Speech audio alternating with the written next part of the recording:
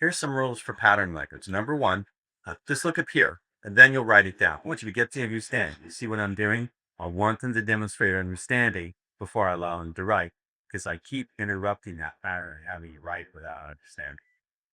They want to write so they can memorize later. I want them to pay attention and understand so they don't have to memorize ever. Because when you memorize, when you understand, you don't need to remember the exact words. You could always write it out in your own words. But if you're looking at your notes, writing word for word, you can't understand. So look up here first. Yes. One of the rules for patterns is that they have to use the right thing. Remember what I said? If you can put it on a chart or graph or prospectus, it's the wrong thing. So they have to use the right thing. So you can write that down. It uses the right thing. The right pops, the right thing.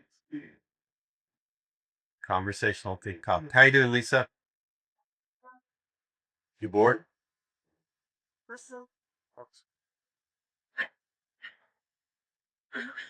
I need to start teaching this to women because I'd rather have a room full of 50 women. Sorry, guys. See, 10 in the morning. Are we enjoying this? This is not bad for the first evening, is it? That was very good. Okay, so you have to have the right thing, the right coffin. Another element is patterns should address the emotional processes and states and subjective experiences that you want her to go through. So with feelings, feel attraction, feel whatever. So they should address feelings and the states of mind and the emotions that you want her to undergo. Does that make sense? Mm-hmm. Yes. Yes. Patterns should also be. Does that make sense? Yes, I heard you. Look up here when you finish writing that. Patterns should also be delivery vehicles for suggestions and commands. Yes. Patterns should be delivery vehicles for suggestions and commands that use weasel phrases and that use ambiguity as to who's being referred to. Look up here and don't write. Get the understand. Patterns should also be delivery vehicles. You can write in a moment. So when I see that their heads go down in their writing before they could possibly understand it, I bring their attention back out. Patterns are also delivery vehicles for suggestions and commands and ambiguity as to who's being spoken about. And suggestions, commands take the form of feel that, do that, feel that happening. Recognize that's how. Feel, do, recognize, realize. Demands. Feel that, do that, recognize, feel that grow, feel that happening. And suggestions take the form of that's what's happening. That's what's happening. That's taking place. That's what's taking place now. You understand? And I also said ambiguity is the who you're referring to. So you say, it's like, you realize that's happened. Well, does that mean it's happening to the people you describe it or between you and the person? Understand? So good pattern also uses ambiguities. Who are you referring to? Are you referring to the people you're telling the story about or what's going on between you and the wall? Do you understand that ambiguity? Yes. Yes. Look here before you write. See, so they don't totally get it yet.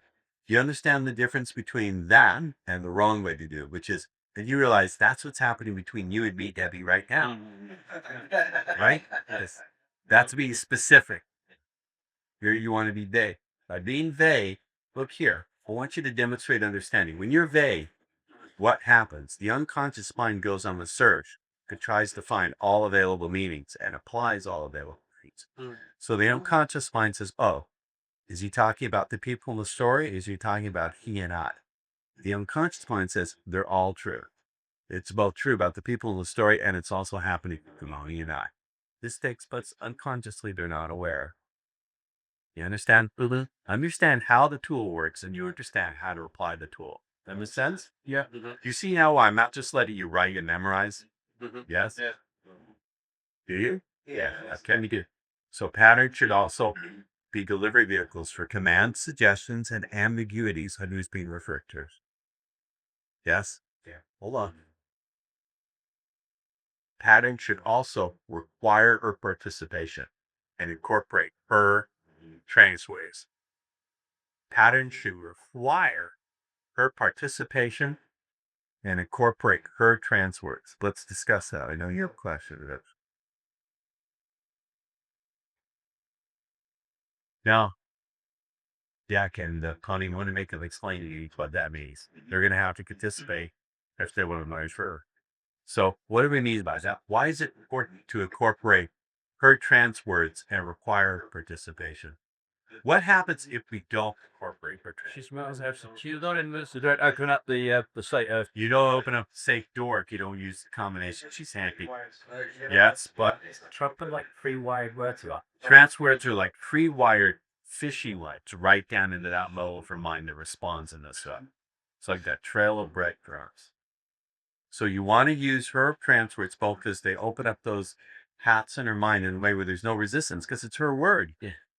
You're feeding her word back. So how can it be resistant? It's like you're mentally throwing your voice into her head. Ross, Mental head focus. you're saying therefore you should also, in terms of rapport, say that the speech you say it, deliver it how she's saying it. So a I word, don't want to create that. You don't have to even go there. Just use her words. just so you know. I use her words now online. Yeah. How did you understand me? Well, I read your profile, picked out your trans words, and fed them back to you. Yeah. It took me 1 minute and 30 seconds.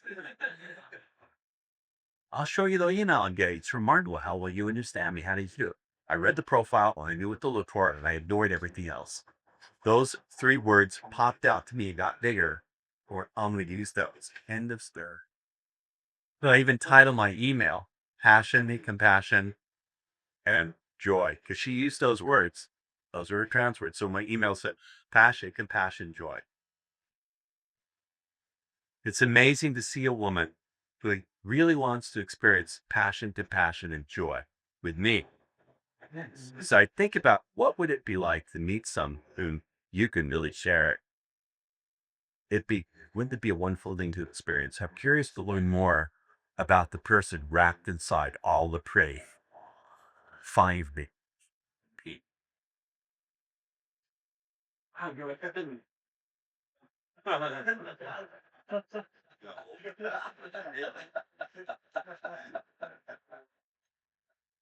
Is this fair?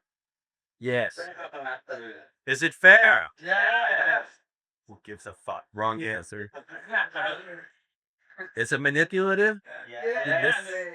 Of course it is. Because just look at my picture, they would never give you a second look. They would.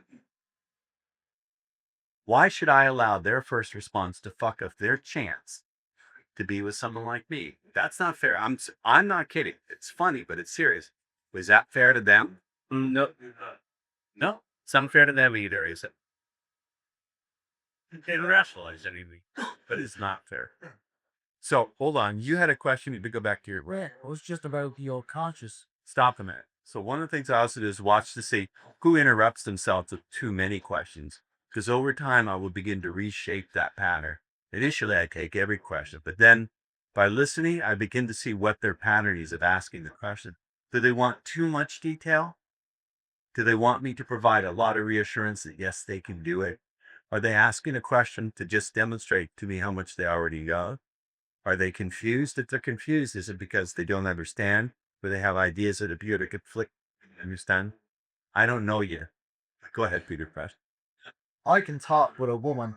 I'm sitting down, and I can say, "This man or woman over here," talking about how good they may be with. Stas. I'm not describing, I'm talking about something I saw 2 weeks ago.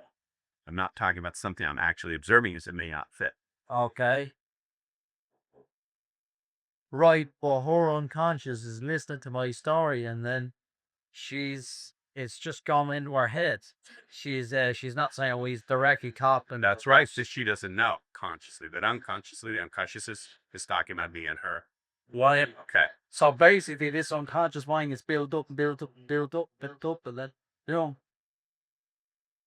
I don't know if it's about built up and built up and built up and built up, but yes, you're understanding. You are understanding. Okay. Yes. So all these patterns, does it require that you are alone with her? Let's say there is a fire or there are people interrupting. No, because once you start communicating with her like this, you may as well be alone with her because no one else will matter.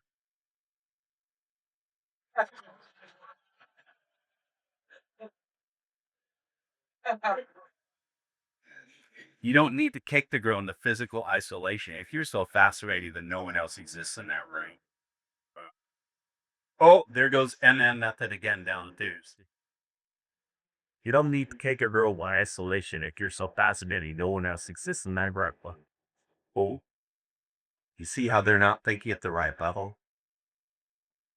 Yes, Eric. Yes. How's your farming going? Oh, coming out in 3 weeks. Huh? Going 2. Good. Coming out in 3 weeks. Good. You said play fun game, and then you just followed that by going into a deeper, Yeah. something more meaningful. Then you said about fractionating that. Yes. Now, a good pattern, hold on. A good pattern, so it requires her investment and involvement. Because if we get her invested, then she's getting, first of all, it's more real to her. But second, she's going to be getting us words that we can feed back, right? So a good pattern gets her to invest and incorporates her answers, right? You got that? A good pattern also fractionates back and forth between. A good pattern should be preceded and followed by something that fractionates around, usually something not so serious. We got it? These are the basic hold on building blocks. Yes. So if you're doing like that kind of touring, we say, oh, when people like gets it, then if she interrupts you and starts spouting up about something, would you then try to perform? Well, it's not an interruption. Usually it's her wanting to participate. Would you bet? Well, what? Stop. This is an example if you didn't hear my answer because he's got his head. So you got to be able to teach it to see there. It's not an interruption. It's her participating, giving you information flowing out of that deep part of her mind. That's not an interruption. That's her feeding you the answers because her unconscious likes the way you think. So it's not an interruption, usually. You're talking about her changing the topic completely. What do you mean by interruption? Basically she interrupts you and sort of changing the topic as well. I mean, would you try to recover? I've never had it happen. Okay. Not once. I've had women show no interest in the topic to begin with. I've had women not participate, so it's like pulling teeth, so I walk away. I've had women show a bad attitude, so I go, they're not worth playing with me. Goodbye. I'm not of a mind to give a gift to someone who's not of a mind to eagerly, gratefully accept it. Okay. Yes, sir. Still about the fractionating. Yeah. I think, was that when you brought up the example with the candy as a girl? Or could it be anything you said from the 3 other levels of the mind, something less personal? Yeah. Yeah. A good pattern is preceded and followed by a fractionation of something that's lighter in tone. Are there The good pattern, usually, not always, is preceded by something that's lighter in tone, and it's followed by something that's light. Does everyone know what I word can mean by the word receive? And it's come before. Yeah. Good pattern has something before it that's lighter in tone, and it's followed usually by something after it that's lighter in tone. Because we're fractionating back and forth overall. These are the elements of a good pattern. You gotta have the right topic. So there's connections. Another topic. That's just one topic. I haven't given you the other 5, have I? There's 5 more. So I've got a big overall loop. Big overall loop is topics, themes. And within that, I have to work with their understanding. I have to answer their question. I have to get them participating, demonstrating, and understand what that's doing. Yeah. What is your name, sir? DJ. EJ. So you do suggest really the topic of a fractionation pattern one pattern to pattern is it what you suggest? He says, do I suggest pattern 1, fractionation? Pattern 2, fractionation. Yes, but pattern 2 is all. Pattern 1, fractionation, then pattern 2. Yes, but fractionation is a pattern of seduction, even though it does require a lot of language. Anything that moves the transaction along is a pattern. Touch even the right way is a pattern. But language pattern, fractionation, language pattern 2 But language pattern 2 is going to incorporate all responses we got from language pattern 1. We're not just going to leave them behind. Think of the metaphor of an avalanche. To create an avalanche, you don't have to shake the whole mountain. You just have to know the vulnerable spot and make sure the snowball starts from there, so it keeps rolling down the hill. So the next pattern we're going to do is going to incorporate all those juicy responses, verbal and nonverbal, she gave us in the first one, and all the information we gained about her seduction map of the world. You understand? And at each point, we're tugging the safe door. If it's ready to swing open after the first pattern, are we going to keep talking? Yes or no? Yes or no? Yes or no? You're not answering. Yes or no? No. Oh. So remember, one of the metaphors to carry along with you is opening the safe. Opening the safe. Hugging that safe. Ross, should you fractionate, say, 2 or 3 times on each thing? So it's connection you have, or she can fractionate 2 or 3 times on that before you then move on to the next? I can't give you an exact number, but I'm always fractionating. It's how I do it. Be given of himself or fractionate. You can fractionate back and forth between the like a more heavy topic, but it's not heavy, more hypnotic topic by connection, and then doing something ridiculous like, so when you were a little girl, was there some kind of candy that was the king of your candy castle? I'll go into that kind of play. Or fractionating, you could just go, look at those guys over there. I bet you that guy farts a bit.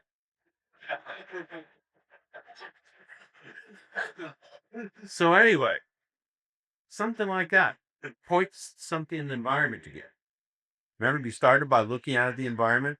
Now you're then take her out and look back at the environment. You can fractionate to the focus of attention. The focus of attention was you and her speaking, then focus outward again. So you can fractionate whether it's paying attention to each other or to the environment, right? You could fractionate among being serious and being funny.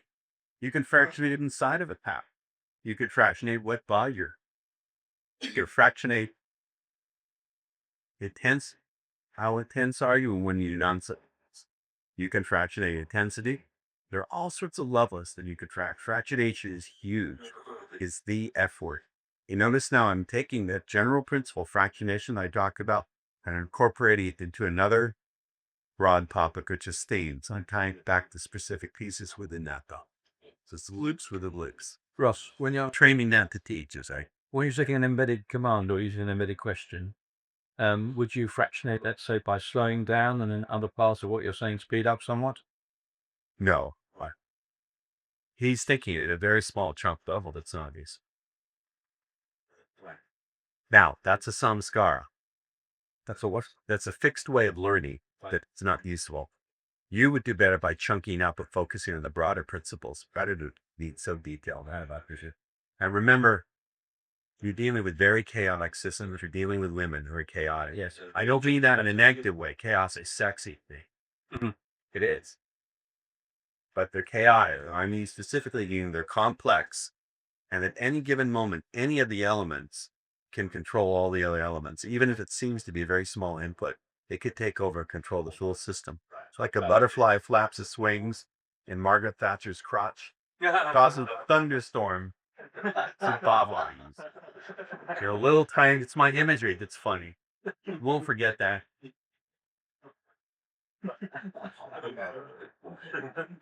Are you getting this? Yes. Yes. Now, before you walked in that door, you'd even know to think about fractionation, most of you. Now you're asking good questions about where do I apply it? What level do I apply it? So it tells me that it's going in. Sorry, yeah. So yeah. Another theme is indulgence. So there's connections, there's indulgence. What kind of things do we indulge? What we like? Indulgence, I lump indulgence, escape, fantasy, and adventure as one theme. So there's another indulgence, escape, fantasy, adventure. To me, they're all a general theme. I plumbed them into one theme category: indulgence, escape, adventure, fantasy. So that's another. You done for the night, mate? I am. Sorry. See ya. Can we go home? See you tomorrow? Yes. Right. Ta-ta. Are you following this? Yes. All right. Indulgence, escape, fantasy, adventure. Would these be useful things to get a woman talking about? Yes, they would.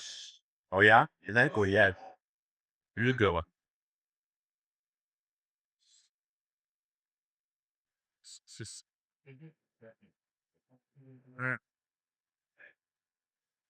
Yeah, that never happens.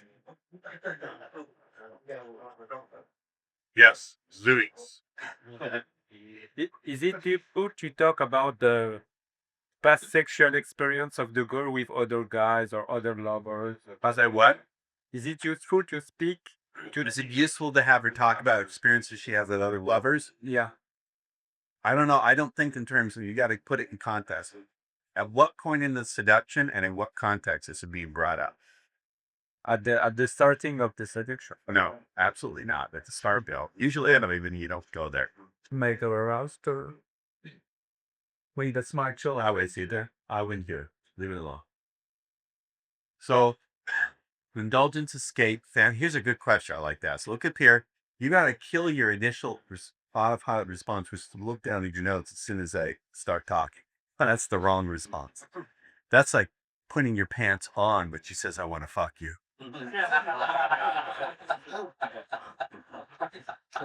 Hey.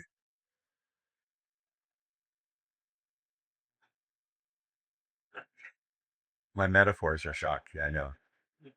All right. Here's a really good question. Someone's going to look down and write.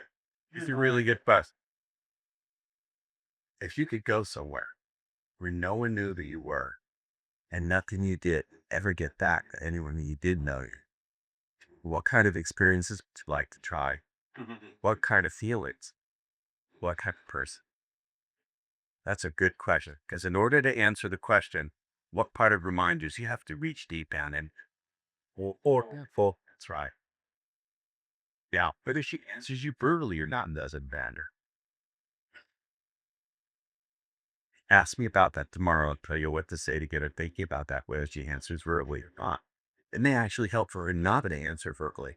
Because if she doesn't answer verbally but starts thinking that way, you can give her suggestions, start booping at it. You could say, I find when I let those thoughts run through your mind, just come seeing the pictures, feeling the feelings, for whatever mysterious reason, your mind moves in a new direction. It's like there's another part you want to take on. Yeah. And now I've got that anchor. So when I want to fire off those looping thoughts, I do that. So she didn't even have to answer me verbally. If she answers me verbally, so much the better. If she gives you a non-verbal response when you've answered that question, then you don't mirror that response from that bigger picture as well. With that kind of thing, the kind of nonverbal responses that I want you to mirror back are the ones she does just before she starts talking. And she goes, Yeah, so as you ask a question, before she starts responding, she may have some kind of dog will. yeah, but I'm saying she doesn't even have it just on her right here. This to work. Because she's going to be thinking about it. Then you can give her commands to loop all this stuff. See, hypnotists in the room, just because she runs the suggestion once doesn't mean it has power. But if you can install a looper, she keeps ruminating on it, then it's got power. But you have to get those commands for her to ruminate on it by saying, I find when I let those thoughts run through your mind. Do you feel that temporary little shift to confusion? I find that when I let my teaching run through your mind, there's like a, whoa, that didn't make this a little shift. There's a little bit of, you have to do that.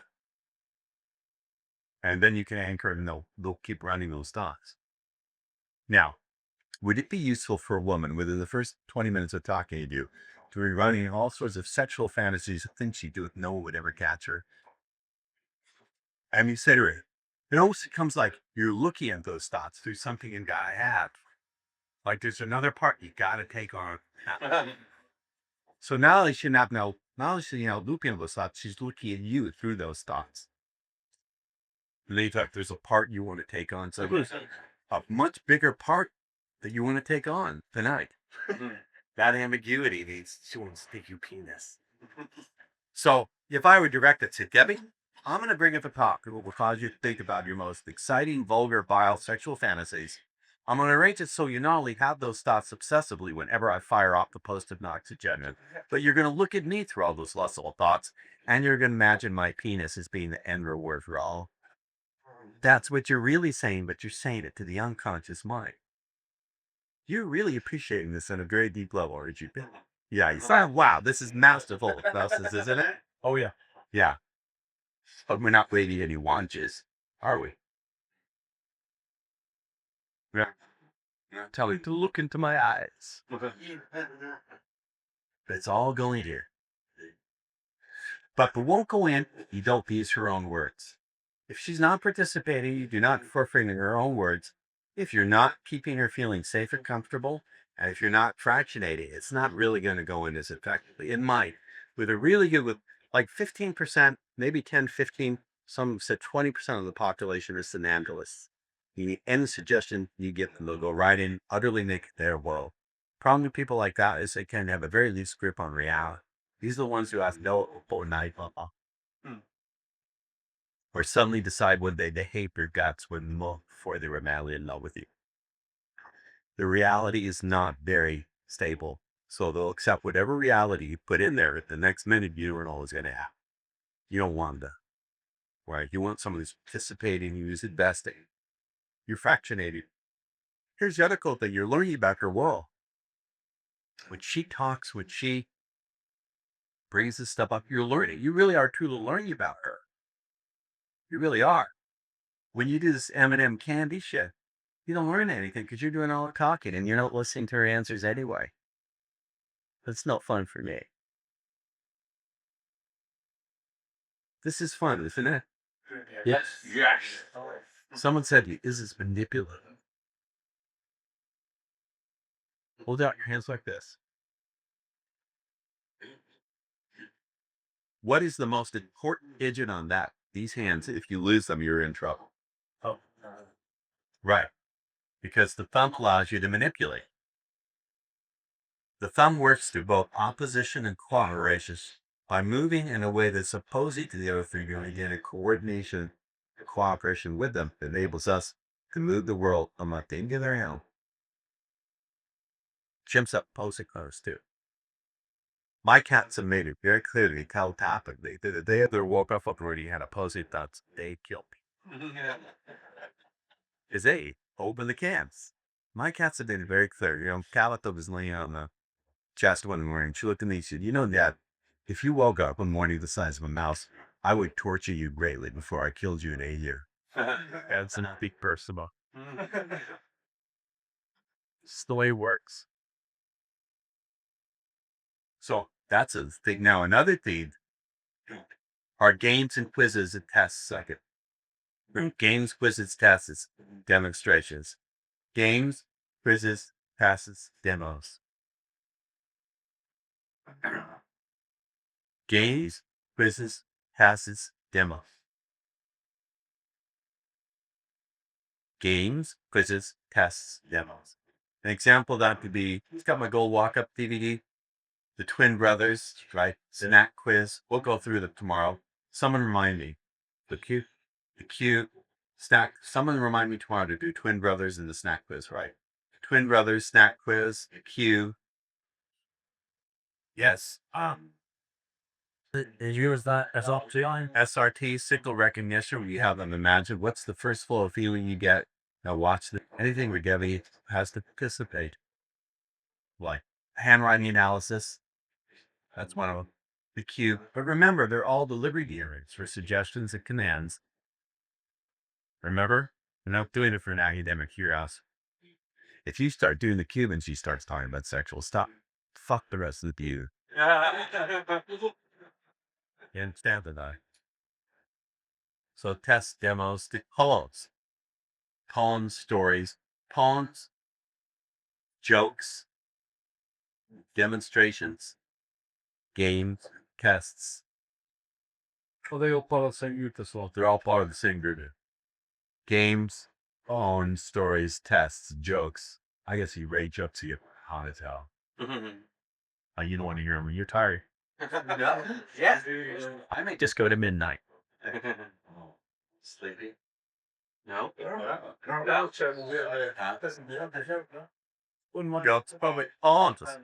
SS Pontus, another example. Pontus. Right. How about if I Artistry? Palmistry. Penny's chick crack.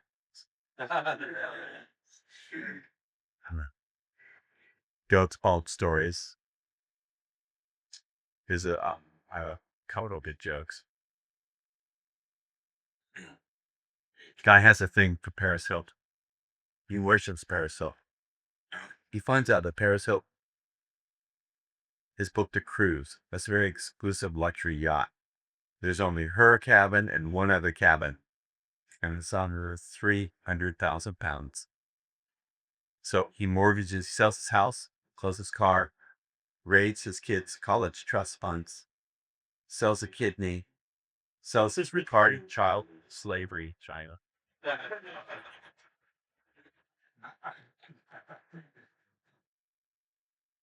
Pays the 300,000 pounds pig, gets that, kept him right next to Paris Hilton. You ever really want something and you work up your appetite for it? You think about how good, but you finally get it. The more you think about before you want it, the more you want to think that. So it's like you start to the evil world. Thoughts. Like there's another part of you. Anyway. So they're on the ship, and it gets tossed by a storm, gets the rocks. The ship sinks. Everyone, or so it seems, dies. He washes up on the shore. Who washes up on the shore? But Paris Hilton, and she's drowning. So he, rips open her shirt, pumps her heart, gives her CPR. She coughs up all the spot and she revives. And she says, "Oh my God, you saved my life. Here we are, there's desert eye, there's no one around. There's no reason at all. We could just drop all inhibitions because nothing we do will ever get back. Hell, we can do anything we want. And things we ever really want to try. Okay, I'll do anything for you if you're my master. What do you want?" So the guy looks at her, he says, "Can I be honest with you?" She says, "You're my master." And he's, "I've never in my life wanted to fuck any the way I want to fuck you. I want to fuck you like you. That's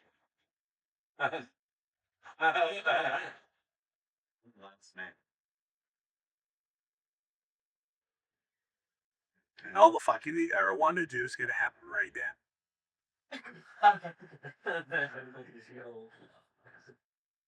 Who am I really talking? You see girls.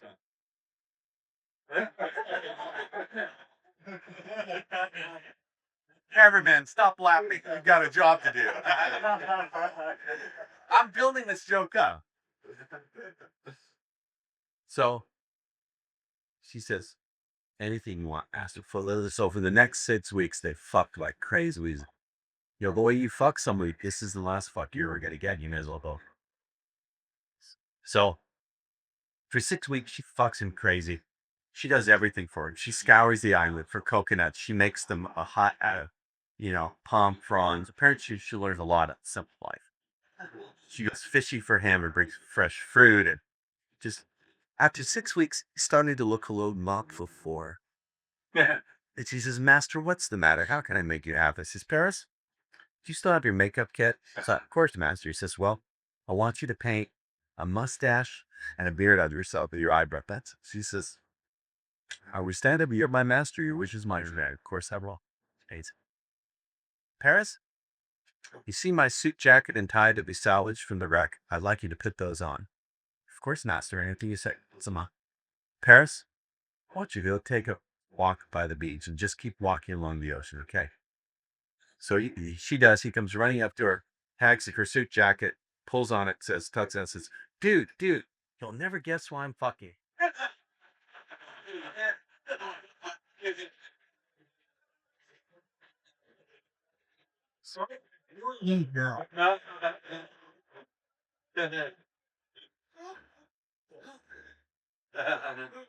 So you can use a joke. Do you see how? So my method is I hear a joke and then I embellish it. I think here's the standard joke. How can I embellish that with verbal commands and suggestions and descriptions that'll get really hot? Right? Could be a joke. Could be a demo. A demo is like SRT or the Blammo pattern. You know my famous Blammo pattern? That's a demo. So joke, stories, poems, demos, quiz. A quiz could be something like, I'll say anything to a girl. And I'll say, it seems like a non-sequitur. I'll say anything and they'll say, so are you a roller, a folder, or a thrower? So I say, what? Okay, we're on vacation. We're going away on your ideal vacation. Our suitcases are open. Do you roll your clothes? Do you fold them? Or just throw them in? Now in America, I say, are you a roller, folder, or a tosser? But I always say, tossy has a different meaning. Good break. Are you a roller, folder, or thrower?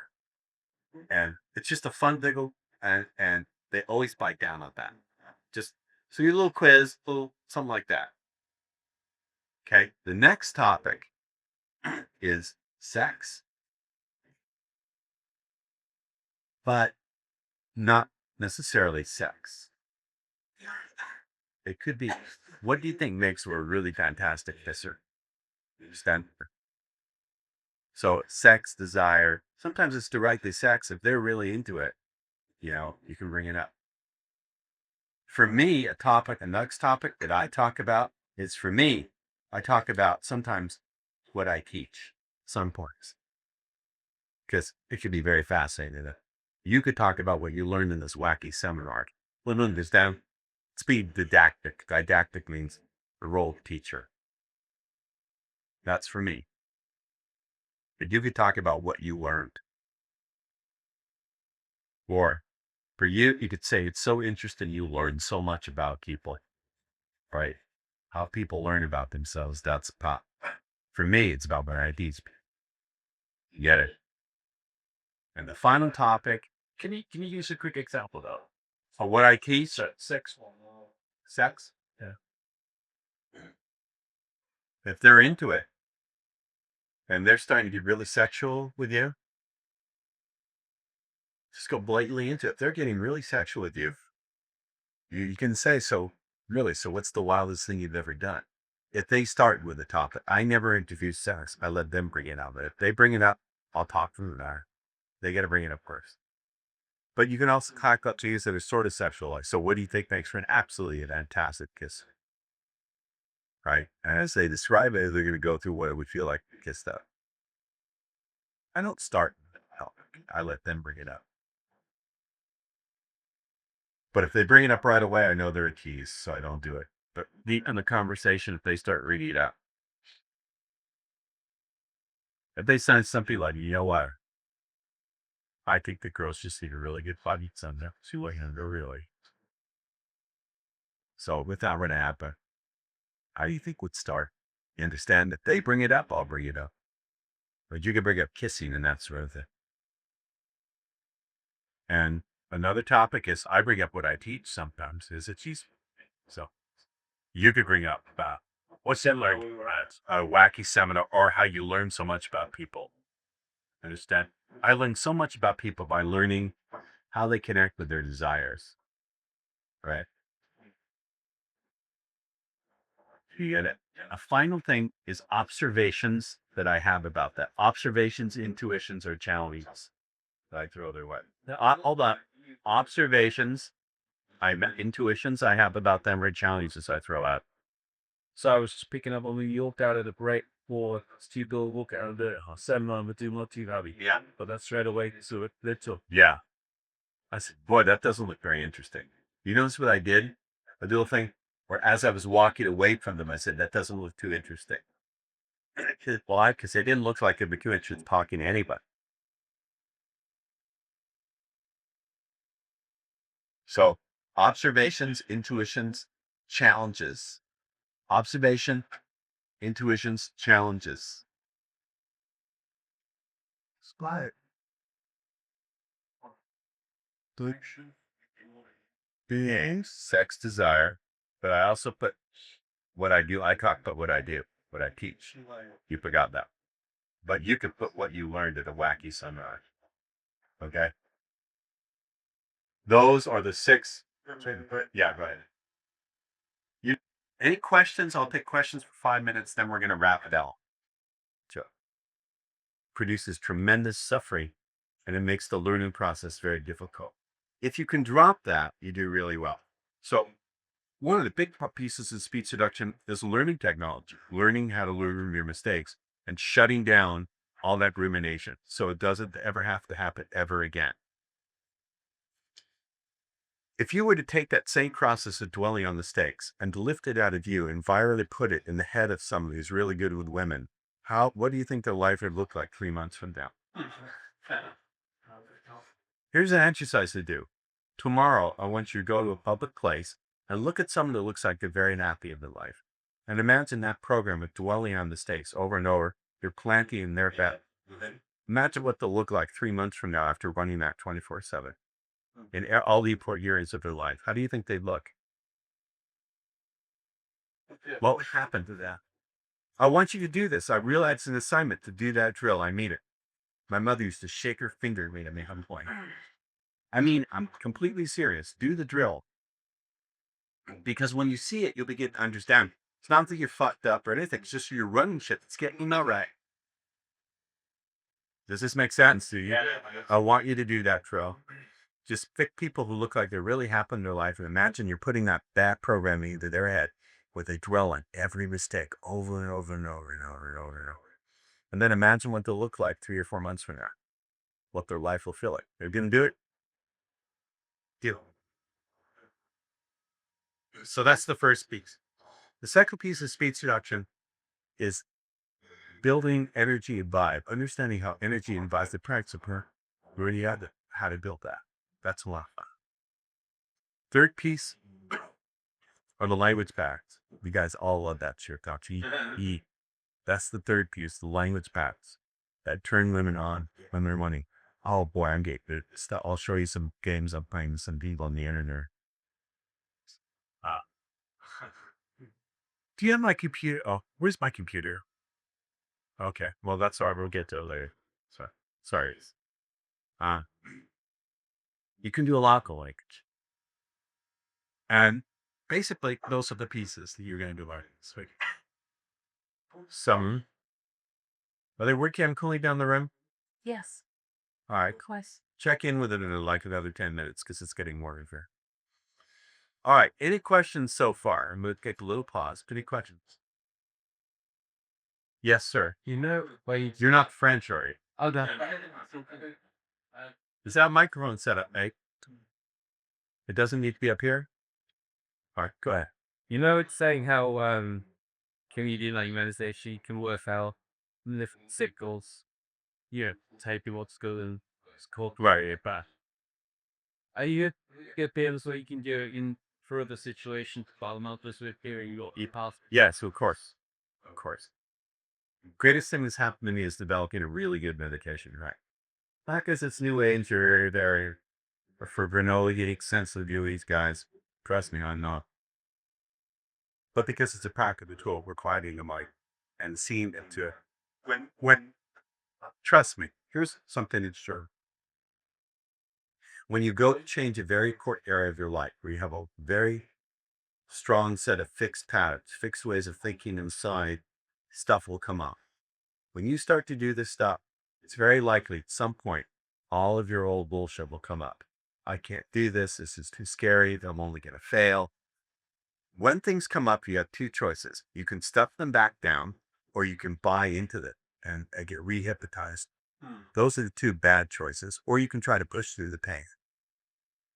So there's 3 bad choices.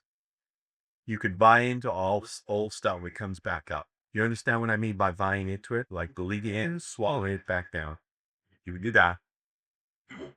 You could suppress it, just push it down. When you push things down, you ever kink a garden hose? You ever take a hose with water and kick it? What happens? It was all good. Pressure. Can we turn that off? Okay. Please turn off your phone. Who is it? He's a sounding back. It's on that cost bag alert there. That's about £40 now. So, or you can push through the pain. Problem is when you push through pain, better than Simia, when you push through pain, you're also pushing the pain out in front of you. And as you're going to learn, women are very sensitive to vibe. Part of peering deep into the mathematics, the code, and how women move through the rows, they're very sensitive to vibe. So if you push through pain, you're pushing that wall of pain out in front of you. Not a good idea. But there's a fourth alternative, which is to be mindful of what comes up, have a full experience of it without buying into it. And a good, proper meditation practice allows you to be aware of all that without buying back into it. If you're aware of it without buying back into it, you can hijack the emotional energy and divert it into actually serving you instead of drawing you. What if all the emotional energy, all the stored emotional energy you've been worked into your system by grinding those gears in your mind? What if all that stored up, pent up, fucked up emotional energy could be diverted, it cleaned up, and purified and refined, and then returned to you as raw power for you to power yourself to go over the go? Would that be the thing? I can't hear you. Sound off like you have it there. Can you hear? Sorry if I got in your frilly pink panties in a bunch. I can't hear you. Yes. Very good. I am Sergeant Major Ross Jeffries. Yes, sir. Now on. The first words out of your filthy gob, and the last words out of your filthy gob will be sir. Is that clear? Sir.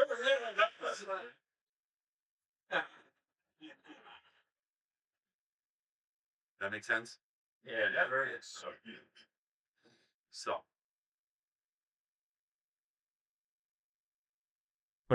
We need to pick on someone. Layer. So let's get started talking about language patterns since you've already vast roots want to learn how they work. Right? Right.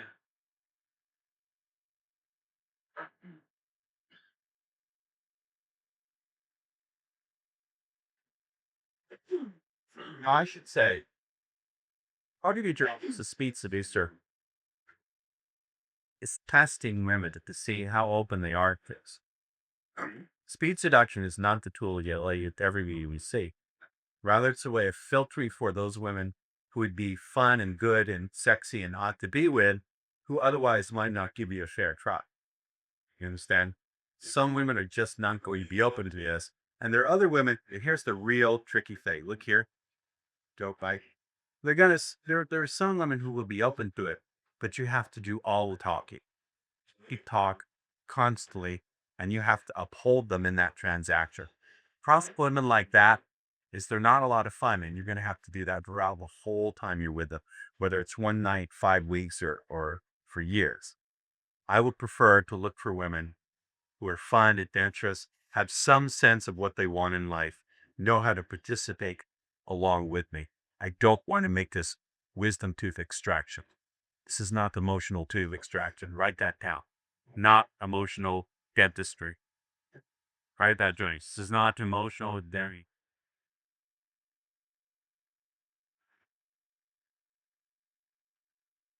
Look at that nice and Swiss person from the shop. I'm sure this is going to be the Bayhall's women out there. You're German? I'm out to city because you were telling you as a sure. No, nice was that first level. I'll be giving you all this chocolate as a you're in the hotel. I'll be quite not sorry. Look here. This is not emotional dentistry. You're not going to use this to pull the emotional wisdom teeth of women who need you to do all the work. When you start to get good at this, you'll be able to screen within a minute whether she's a good candidate or. The joy of this is you're going to get fantastic looking women who are also a lot of fun, who otherwise might not have given you a fair try. You'll be able to get them without having to date. And you'll be able to be reliably consistent, but it's not for every hammer. So this is not emotional dentistry. Clear? So one of the things you should do, don't do it now, but one of the things you should do is make a list of the emotional qualities in the women who you want to use this with. Let's assume, look up here, we'll just assume that they're hot looking. We'll assume that's a gift. Assuming they're hot looking, what are the emotional qualities that you look for? For me, I look for a sharp mind, sense of adventure, someone who's already sexual and is into sex. It's not my job to convert her from being Queen Victoria to Lindsay Lohan. That's not my job. So she's already got to be into sex. She's got to have good knowledge of her body. She's got healthy, adventurous, giving. She's got to be attracted to men who are smart. I have my own list of things. And if they don't fit that, I screen them out. So part of this is learning to screen. Some of you saying, Ross, the only thing I'm screening for is a vagina that's alive and not a direct relative. But like that, my mom's been looking pretty good. And so, but if you can screen, what happens is you become more attractive. The irony is the choosier you are, the more choice you get. You can write that down. The choosier you are, more choice you get. Now that seems utterly paradoxical to those of you who are going through a 5-year Blurt route. Dak, you can give it what you want. Was it the choosier you are? The choosier you are, the more choice you get. Yes, my Pepe, you're from small. You have a point in this. How about sepetition, people high sepetition? I really didn't understand a rich setter and not happen funny. Begin to understand. Eric, we should pray for high self-esteem in the ground. It's French. Actually, if you want to understand self-esteem, what they're trying to say is, first of all, a person has an internal locus of control. They decide how they're going to feel about events and circumstances rather than feeling a certain way because something happened. They have a really good strategy for learning from their mistakes. So they have a lot of confidence because they know if they make a mistake, we'll learn immediately and grow our power. And third, they have a way of finding happiness outside of external circumstances. They have a way of being happy, even if things aren't going their own way. Fourth, they have a vision of where they want to go that's not dependent on external support, but at the same time can take in information so they can adjust. Right? That's what I think they're trying to say, self-esteem. And 5, they have a really good explanatory style. If something happens that they don't like, they don't say it's because they're a loser or like hates them. They just say, well, something happened, I'll figure it out. That's what really high self-esteem is. But the way it's defined, it has no meaning. It doesn't mean anything. It's like saying, I have high orbital morbal wish. Vanilla. So, language. My proposition to you is that when women speak and when women hear language, they process it differently. You read it. Not necessarily better or worse, it's just different. If you take a female brain, the female brain, right?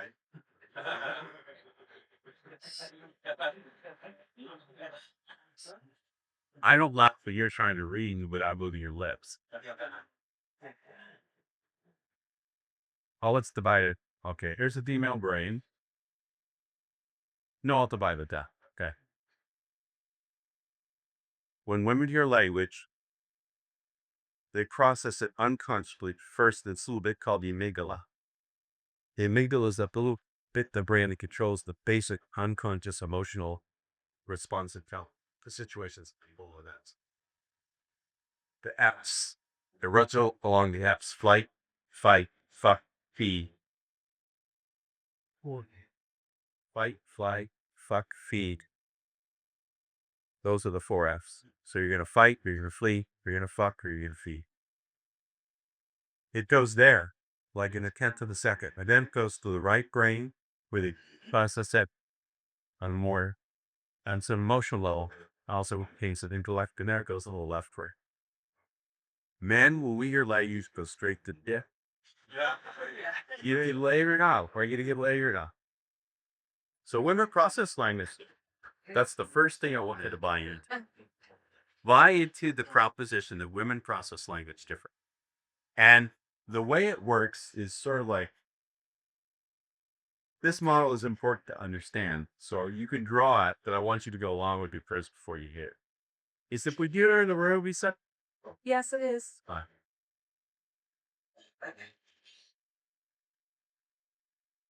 My basic theory is only a model is that women have 4 levels to their mind. It's only a model. I'm not saying it's true, but it's useful. The first level is what I call get it done. This is the get done level. It's very simple. That's where they keep their checklist. All the things they have to get done. Can you have them check again? It's still very warm in here. I literally just called. Okay. So I just. There's the get it done level. We all have this. We're her checklist. I've got to get car washed. I've got to get to school. I've got to balance my checkbook. I've got to cheat on my boyfriend. Dumb. It's all that stuff. You get it done. Make sense? The second level of light is what I call the social programming level.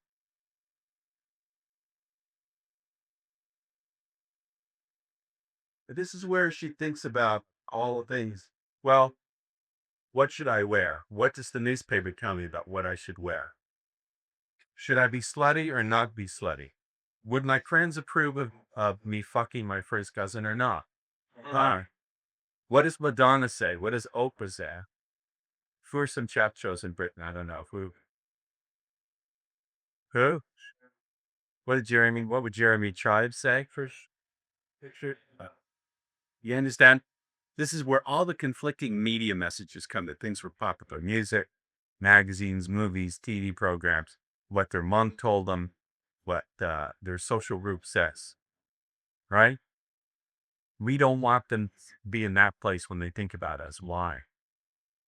Because this is where they keep their checklists. What would my girlfriend approve of? Or what does Cosmopolitan magazine say I should look for in a man? What would my family think? Oh, here's the latest magazine, and this is what a guy should look like. This is where we get con. Because the dating game is all played in there. All of the things from date, like asking her out, girl, all that stuff is trapped there. We don't want to go there. We don't want to go there. Because for most of us, that's a losing game. For most of us, that's like trying to play blackjack against the house. Yeah, we're going to have to count our cards pretty closely or try to cheat. That game. For me, here's my new definition of gambling. You pay for all my bets. I get to pick what cards I draw, throw out ones I don't like, and I get to see your cards before I bet her. That's that game I'll sit down and play. But we gotta win there. Now, there are certain styles of pickup, I won't mention them. They rely on playing the game there. They rely on tweaking yourself to look like the kind of guy that women in that particular social group would approve of. So when those methods do work, I won't mention them, but there's a famous candy. But you ever see those candies?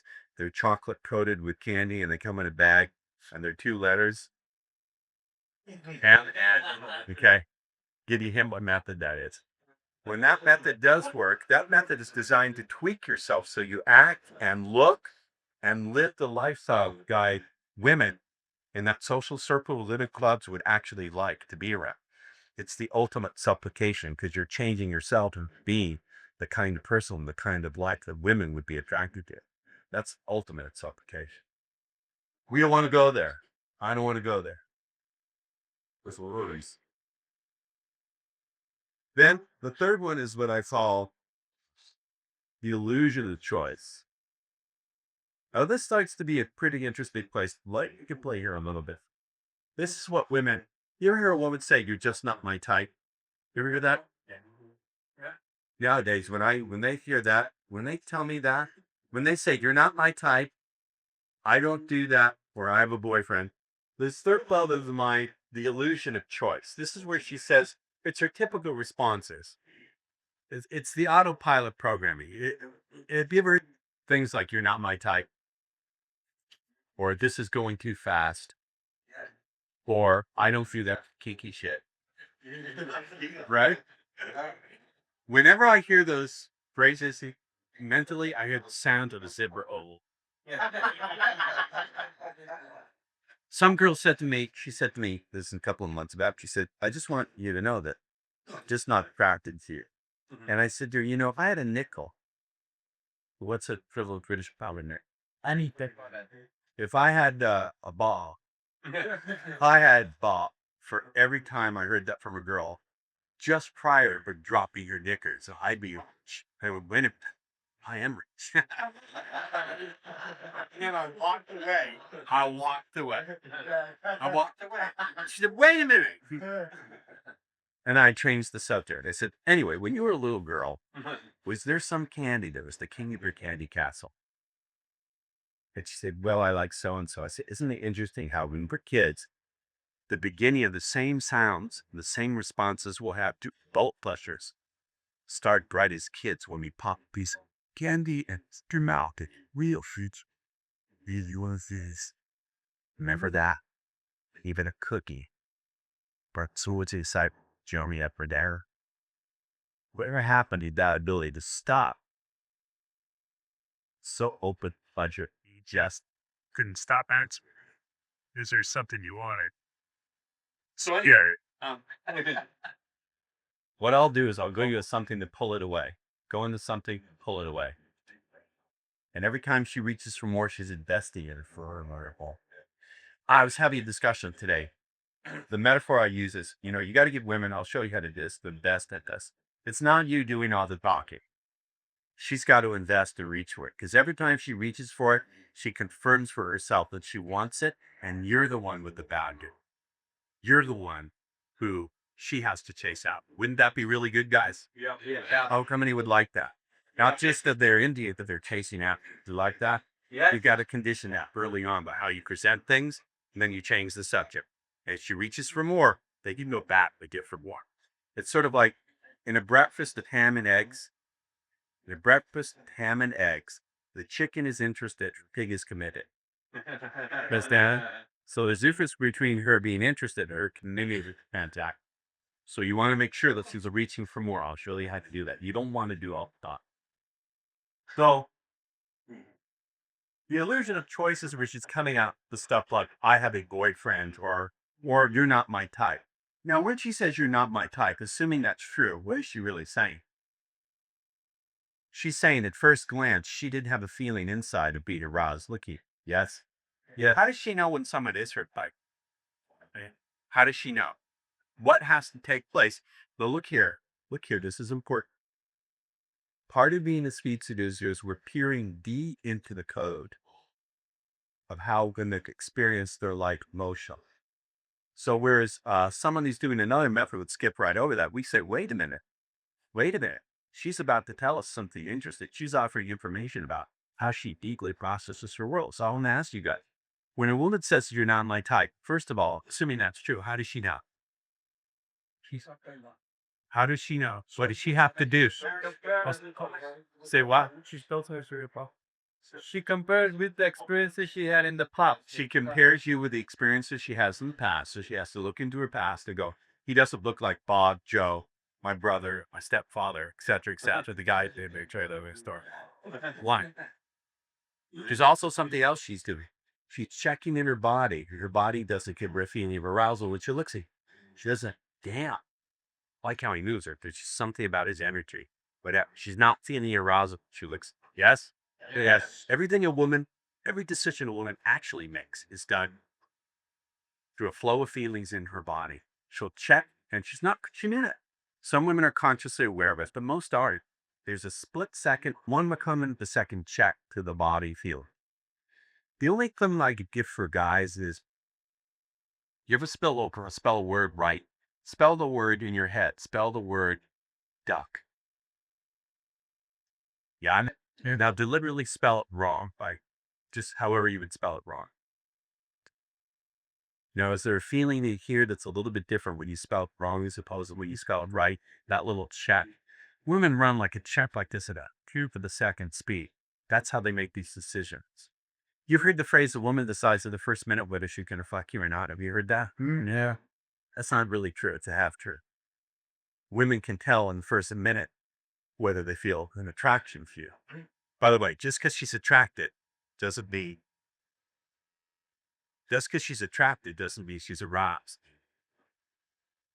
Just because she's attracted doesn't mean she feels desire. Just because she feels desire doesn't mean she's aroused. Just because she's aroused doesn't mean it's on right now. Those states can flash back and forth, and any one of us could drop at any minute. For us guys, attraction, arousal, desire, and it's on are all clumped together by a big tumbleweed, right? They don't work that way. But they can have discrete states and have some overlap. Look here, they're the important thing. Look here, I'm the important thing. You follow that? Just because, so you have to have a little for that. So when she says you're not my type or you are my type, there's some check going on in here. Now, we as speed seducers, remember I said the most important thing is we're peering deep, deep, deep into the code of how women deeply feel their way and emote their way and walk their way through this world. So we have to listen. For other men shut down and don't listen, we have to listen with precision and look with precision and laser-like clarity into that and ask, what's the process? When you hear a woman speak, you have to say, for that to be true, what is the process she has to undergo inside the subjective? So write that down. It's a key thing. In order for a woman to have the experience that she's described with you, what has to be going on for her in the inside? What is she doing with the flow of feelings in her body? What is she doing with how she's imagining and visualizing?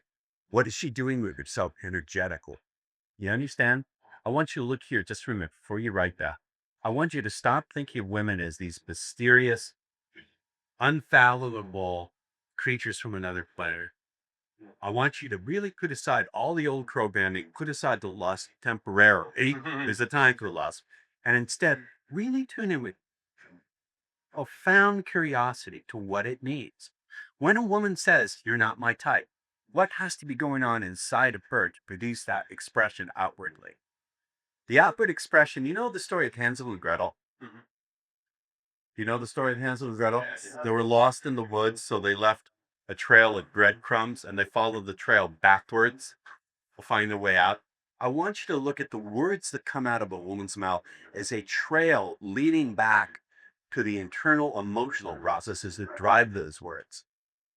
So really, speed seduction fundamentally by being able to peer deeply past surface code that society ignores, you're going to pay attention to what most men ignore, and you're going to ignore what most men consider to be important. Okay. So you're going to ignore all that stuff about dressing like a GQ model, spending lots of money and bullying women and bullshitting women. And instead, you're going to pay attention to things that most people don't even think are important. But to do it, peer into it. So when a woman says you're not my type, the thing to ask herself is, well, what must be going on internally in the flow of feelings in her body and her emotions and her energy, and what part of her mind she's thinking from? Write that down. This is the key. In order for her to be experiencing what she's coming out of her mouth, what is she doing inside? What's going on in flow of feeling initial approach? I'll give you another way to look at this. One of the things that AFCs, average frustrated chunks, and daters and those kind of people is they ask themselves the wrong questions. What are the kind of questions that the typical AFC asks yourself when it comes to dating? Part of speed seduction is asking herself the right questions. Somebody. What should I wear? Where do I take her? Where do we go? What else? I'm sure. Do I have enough money? Am I good enough for her? Will I get lucky? She got a sister. She was. What? She was. a good looking sister. Does she have a good-looking sister? Now, speed seducers ask a different question. First, ask, what are the flows of emotion? What are the emotional states where she's more likely to naturally do the behaviors that I would like her to do? So instead of thinking, how can I get her to fuck me? Or can I get her to, take that call? Instead, we're thinking, well, what are some of the emotional states that would be good for women to experience around us? Do we want a woman, for example, to feel revulsion, anxiety, and disgust? I'm not saying is that what they normally feel, Eric? Yeah? But we say, do we want them to feel that? Yes or no? No. Here's a key for successful women. Look up here. You can write it and you understand it. Instead of focusing on the behaviors you want, getting her to go after you, getting her to fuck you, getting her to blow you, getting her whatever. Instead of focusing on behaviors, instead focus on the flows of emotion and emotional states where it would be natural for her to just do those behaviors, right? Yeah. So what are some of the emotional states? If I could push a button, I'm your magic marker man with emotions. Visualize some thought babe you would like to be, okay? Got it? Mm-hmm. What are the emotional states you would like her to feel around you? What is some lust? Commit this. The ends. They're starting at the ends. Okay, it's best to translate lust. Yes. Call me about. Can I? What? Intrigue. Hold on a minute. Actually, it's lust that she's invested in that's better than lust. It's one thing to create lust, attraction, but it's another to manage her investment in it. If you can manage her investment in her desire for you, her interest in you, then you've got something going. We'll discuss that later. Set that aside. Lust, what else? Fascination. Good one. I go very far with fascination. Fascination is one of my mainstays, particularly very young women. Well, I'm 48 years old. I'll be 49 September 20th. Gifts are accepted. I travel many miles on the fascination airfare ticket because in my age, at 48, I can't. It's unlikely that I could talk to a 22-year-old in a way where I'm going to go for like some kind of strong attraction or desire route. So scare her hands off and like her hands off, but not in that way. Instead, by demonstrating that I deeply understand her world and by showing that I have things that she would like to learn from, I create a lot of fascination very, very. Now, fascination is not necessary, nor is it sufficient, but it's very usable.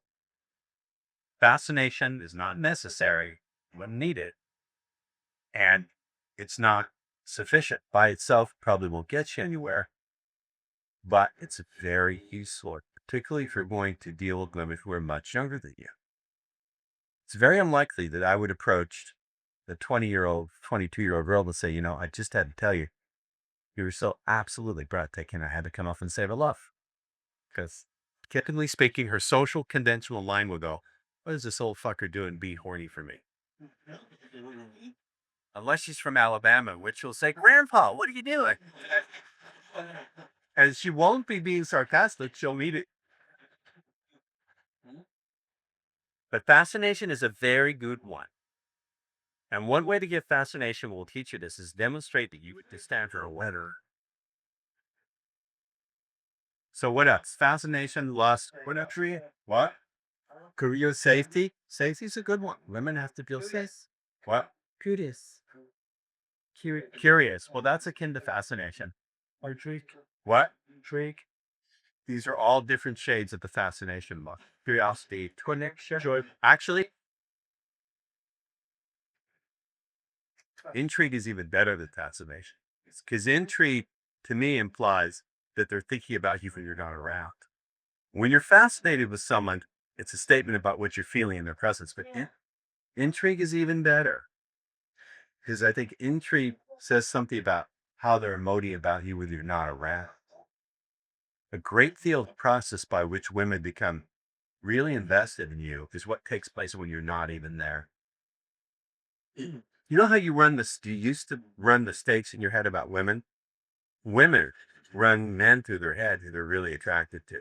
And those men may not even have spoken to them for years. So this is a deep process. We're peering deep into the code. So if by how you present yourself, she starts running you in that way, that's very useful. Do you understand? That makes sense? So I like intrigue. You got me beat. I knock you. Intrigue is actually more useful than fascination. You can move from fascination to intrigue for very good. Excellent answer. You go to lunch. Somebody else. What other emotions? What kind of emotions do women feel around nice guys who are only nice? They always think a guy can be is nice, and that's all his responses are. What does she feel? What emotions? Okay, Joyce. Wait. No. No. Oh, the bullet stop. That's the initial answer. The initial answer without looking deeply is that she'll feel comfort. But it's not true. Here's an understanding. If the only thing you can be is nice, women actually feel distrust. Women actually feel is trusted. The only thing, listen to if the only thing you know how to do is to be nice and agreeable, that's all you do. Women will not trust you because that's not how humans operate. Humans operate. If someone does something that pisses you off, you're going to be pissed off. Being nice all the time doesn't work because it's properly distrusted. Some woman said to me a couple years back, "You are so nice." I said, "Stop. I am not nice. I'm pleasant." Nice means people roll over you and you never speak your truth. You're adored. Pleasant is power held under proper restraint and exercised with absolute precision. And sure.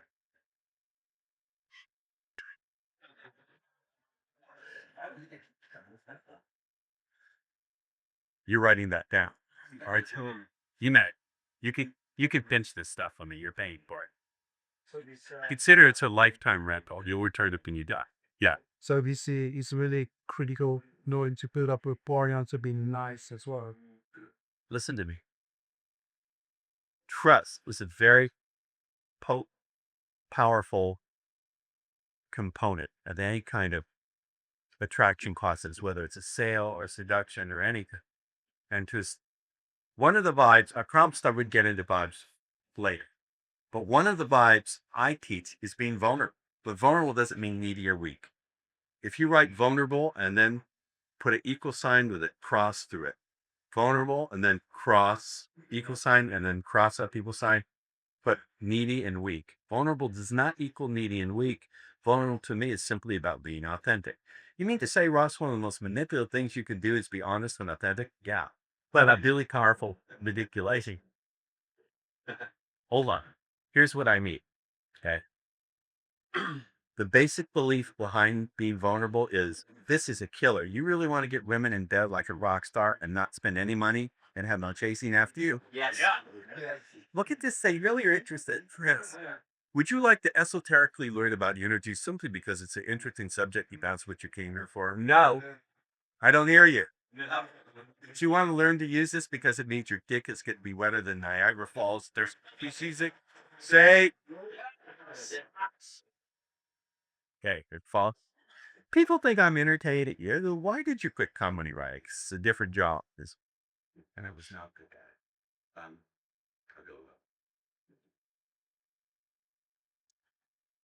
To me, vulnerable is you're not saying it, but fundamentally you're saying without saying it is speaking my truth is more important to me than getting into your pants. Speaking my truth is more important to me than getting in your pants.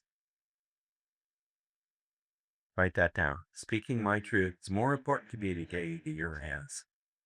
Now, there's an entire energetic vibe. There's a flow of energy in your body that feels different than when your truth does all do anything to get into your pants. It's not only different cognitively, but the flow of energy in your body literally feels different.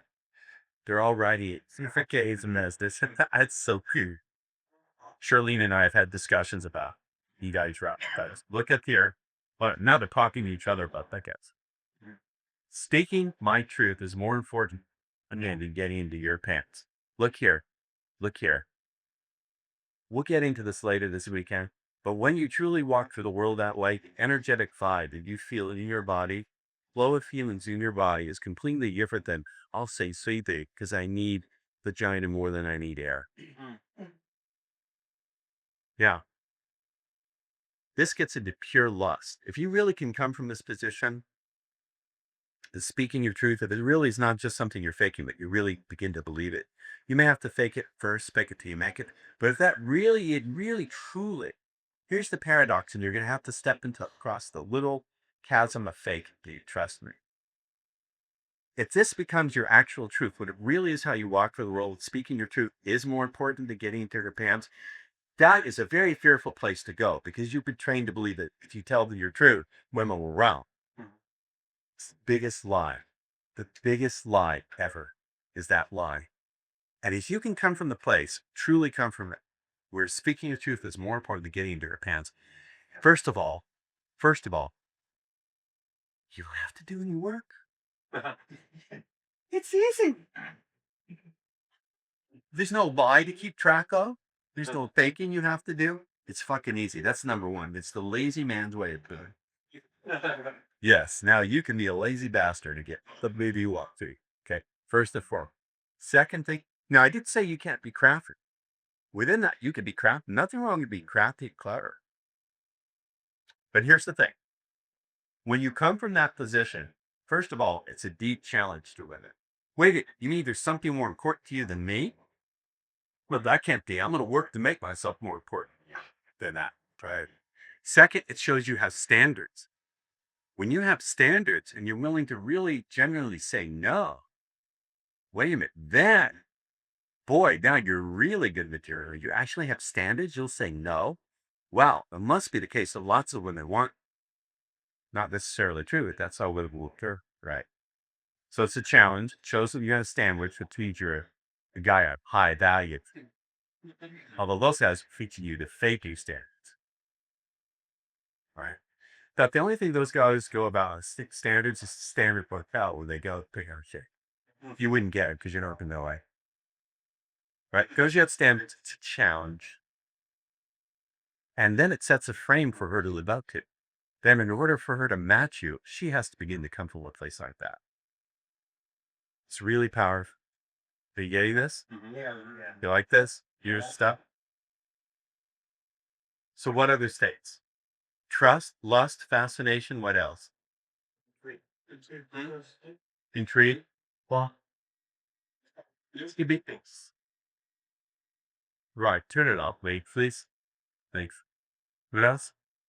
Fun. Shut it. Fun. Being fun, feeling carefree, that's a very word. Yeah, what else? Connection. What? Connection. Connection. Very good. Very good. Magnifique. Connect? Yes, feeling connected. Would that be a good one? Yes, sir.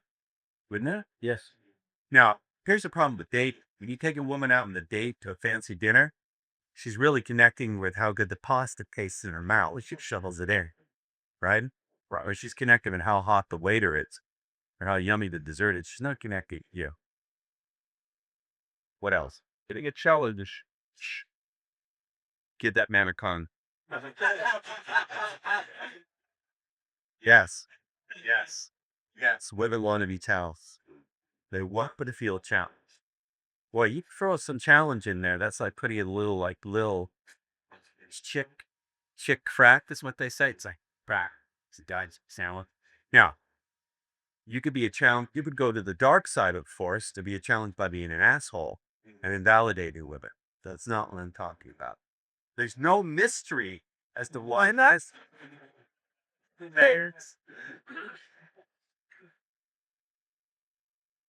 Not talking about. You can be a challenge. First of all, if your attitude really is, hey, speaking my truth is more important to me than getting into your house, that's the ultimate challenge. It's a huge challenge. And it creates a lot of trust because women aren't used to yelling a lot. Like, wait a minute. He just said something that could piss me off. How dare you speak the truth instead of trying to get into my pants? Wait a minute, what's going on here? Like they go, huh? Because they're not used to it. It's what an ex-trainer of mine, I don't take credit for lines for our mine. This is his line. When you come at this way, if you come at women from this way and talk the way that you talk because you really equally understand them, it's like a guy walks into a bar with a talking dog. He says, I bet you 10 pounds my dog could talk. The dog starts reciting Shakespeare. What the fuck? It's like a talking dog. If you actually really were in a pub that someone brought in a German Shepherd and it started talking, you'd freak out. So, did I really just see what I just saw? Right? That's the response women have when you first come at them from this place or come out or whatever. What? I've had women say to me, I can't believe how intuitive you are. It just blows me away. I say, yeah, then I move off the intuitive bit because it's, already through. This is another thing I have to warn you about. It is not your job to be an emotional dentist, remember? But also, it's not your job to get off on doing this. A lot of guys, when they first start doing this, when guys go from getting no attention or getting shunned and suddenly having beautiful women utterly fascinated with them, the power of that gets them really turned on. And now they're focused more on how turned on they're feeling rather than whether they're being effective. So it's also See, I tend to learn at extremes. My way of learning is to take something and push it to the absolute extreme. That's how I learn what works. I'll push it to the absolute extreme, and then I'll start to calm it down to see how I can drop it down until it's still keep it effective. That's me. You don't want to learn my way. Why want to learn? I need it. You don't want to learn at the extremes. So it's also not your job to do this to turn yourself off. It's okay to have a little bit of that. And it's not your job to pop women's heads. Does anyone remember the movie Scanners from years ago? You remember Scanners? Yeah. Where these telepaths could make people's heads explode? You're not there to make her head explode. Right? You want it to be just enough to be effective, but not be worse than that. So yeah, these are really good states of mind. And a really good one, look here, it's a meta state. A meta state is sort of like the raw states, like fear, anger, desire, lust. But a meta state is sort of a state that reflects on the other states. It's more a intellectual thing than a midbrain mammalian response. The other state that you really want is investment. That she's invested in all this. Invest her. No, I don't mean a portfolio. By the way, Patricia Chalene, you're in this. If you're welcome to go. You're welcome to say. Don't feel you have to be here. You will be. All right. But Patricia, did you have fun today out there? Yeah. Yeah, of course. So I list up. That's why I love you guys. I actually hauled my house all the way from California to Canada to go to her wedding. I put on a fucking black tie tuxedo. Wow. How the hell did you do that? And he flew from England. How did you manage to manipulate me like that? Yes, sir. Yeah, just is it necessary that we write every little thing down as we go? No. If you understand, you don't need to take deep notes. Deep understanding trumps lengthy notes. Well, that was a good little portrait, Ricky. Deep understanding trumps lengthy notes. To writing that error. Well, that's the energy of like vulnerability is what personalities. That's how genuine could be with this person. But his question is, how genuine can I be with this person? That's a good one. You get laid lost, don't you? He specializes in virginizing lesbians, right? It's one of his specialities. He does die of long gallery. He does it. This is his best clothing, too. Turn the camera off. I create a lot of laughter in these events because it's a subject that's surrounded by a lot of pain. If I can get you to say you're laughing. If you're laughing, you're learning. So you're opening to new information. When you laugh, you open to a new direction. Well, I know there's a very big new direction. You say, the sky's the limit. Because you're looking for a different, you struggled to be happy. You're looking for a happiness. So you're bats asking yourself the question, but really, there's the things, I had a friend, there are things that enhance them, there are things that wreck them.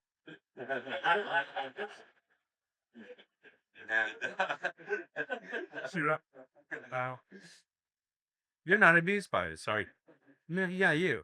Exactly you. You're not enjoying it, sorry. Huh? You're not? Enjoy it? You think I'm full of bullshit, don't you? You're like, you've been to other people's seminars, haven't you? What? We're the principal. Oh, that's what they all say. I'm popping your seminar cherry. Well, I'm the bloody Sheeta. Well, they used to do this in Middle Eastern cultures. They had to hang out the sheet on the wedding night to prove that she really was a virgin. So it was a great black market. It's like little animal where she chilled on the slide. I imagine so. Yes, these are great states. How are we going to create those states? Can I walk up to the party and go, Debbie, in a moment, I'm going to use some speed seduction flumduggery on you. Or can I say, Debbie, I command you to experience fascination with me. And then in short order, you experience desire. Invest in that desire and have absolute lust to the point where you'll feel like you're suffocating and there's air in my balls.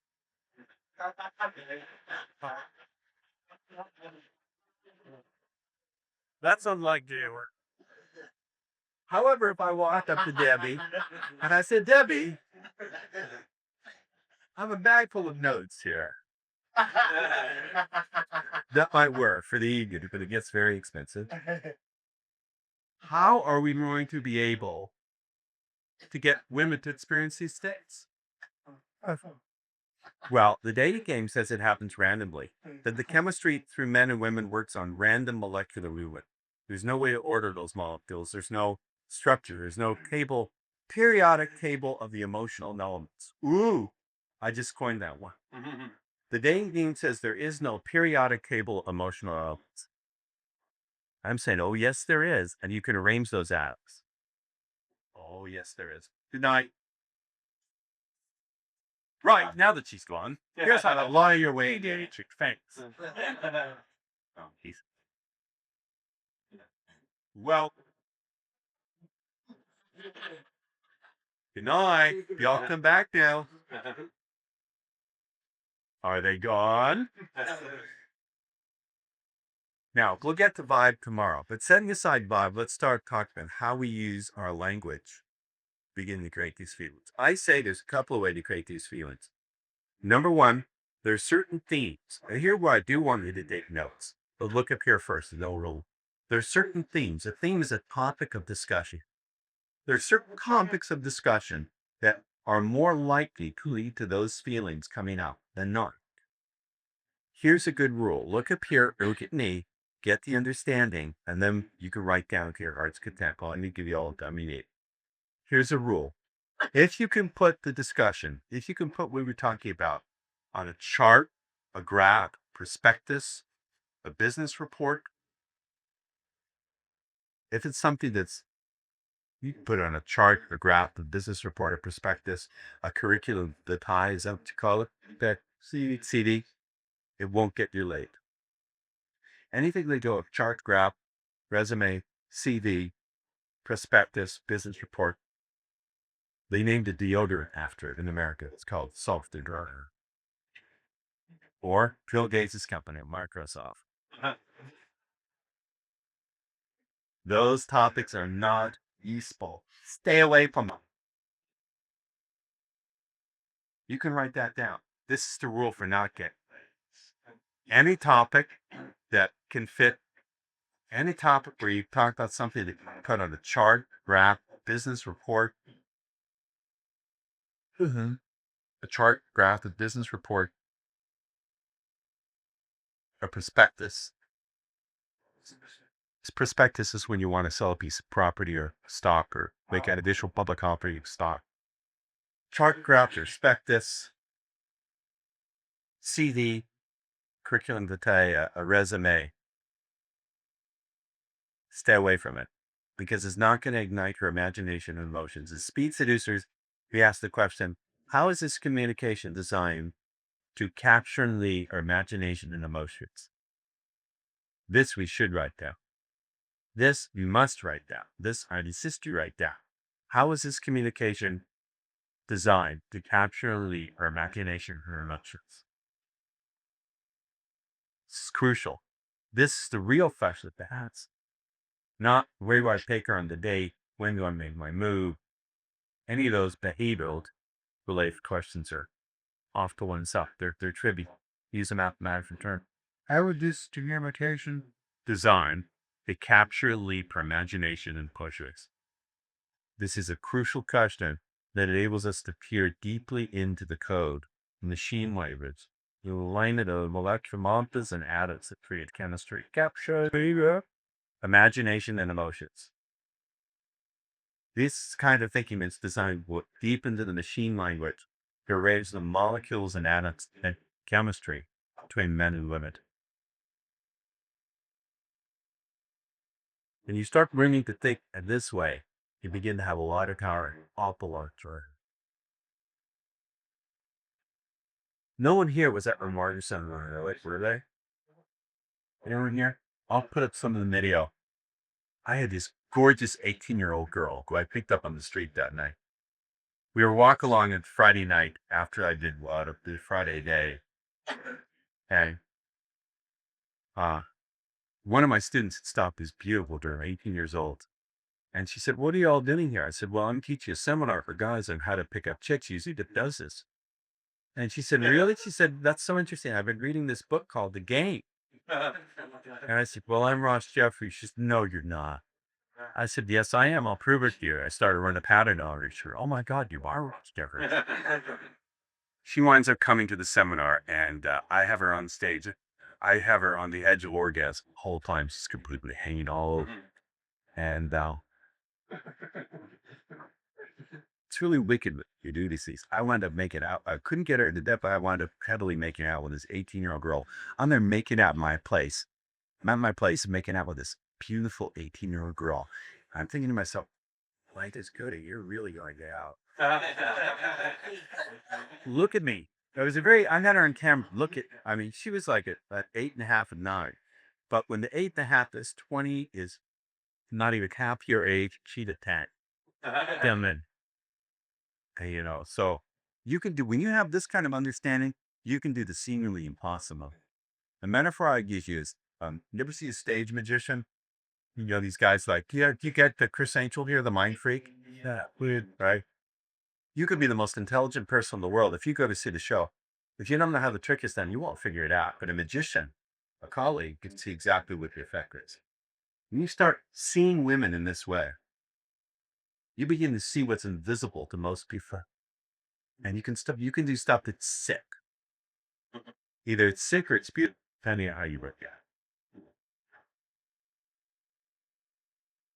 Okay. So there's certain topics of conversation which are more likely to bring these feelings up. Here are some of them. These are my 6 topics. I usually only use 4, and most of the time only use 2. But here they are. There's connections. We'll get to how to bring this up tomorrow. The topic of connections.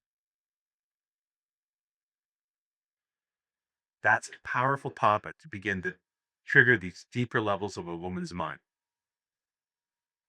It's so interesting how people connect with their desire to escape. If you could go somewhere, remind me of a time with no object, where would you go? What do you think you like the most to enjoy? Or when you really want to couplings and just absolutely indulge yourself, escape, what do you love to do? What's your favorite part? Well, I like to go scuba diving. Well, excuse me, Debbie, but I'll tell you what, take me along with you. I want to understand what your world feels like. So here we are. We're on the boat to go scuba diving. Yes? What time of day is though? She's well, the sunset. Yeah, I said, how's the water temperature of the water? So, okay, so I'm a chicken, right? I'm a chicken. So you got me by the hand. Do we dive? Do we fall backwards onto the boat? Or we jump in? See, we fall backwards. Tell me, how does the water feel? It's going through it. Oh, and this, and that. Now, clues, I'm not telling you. What is that a clue to do? There are many great philosophers who influenced me.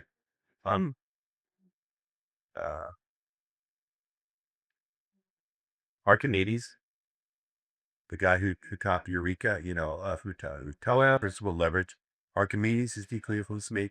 Patanjali, who wrote the Yoga Sutras, deeply influenced me. But what's influenced me a lot in my seduction career is an American philosopher named Snagglepuss. You remember Snagglepuss, the cartoon lion? He used to say, exit, stays left. And he'd run away. If she's not willing to play with you, she goes, well, I'm not going, well. You go, you know what? I can feel my ankle bracelet vibrating. My court-appointed therapist.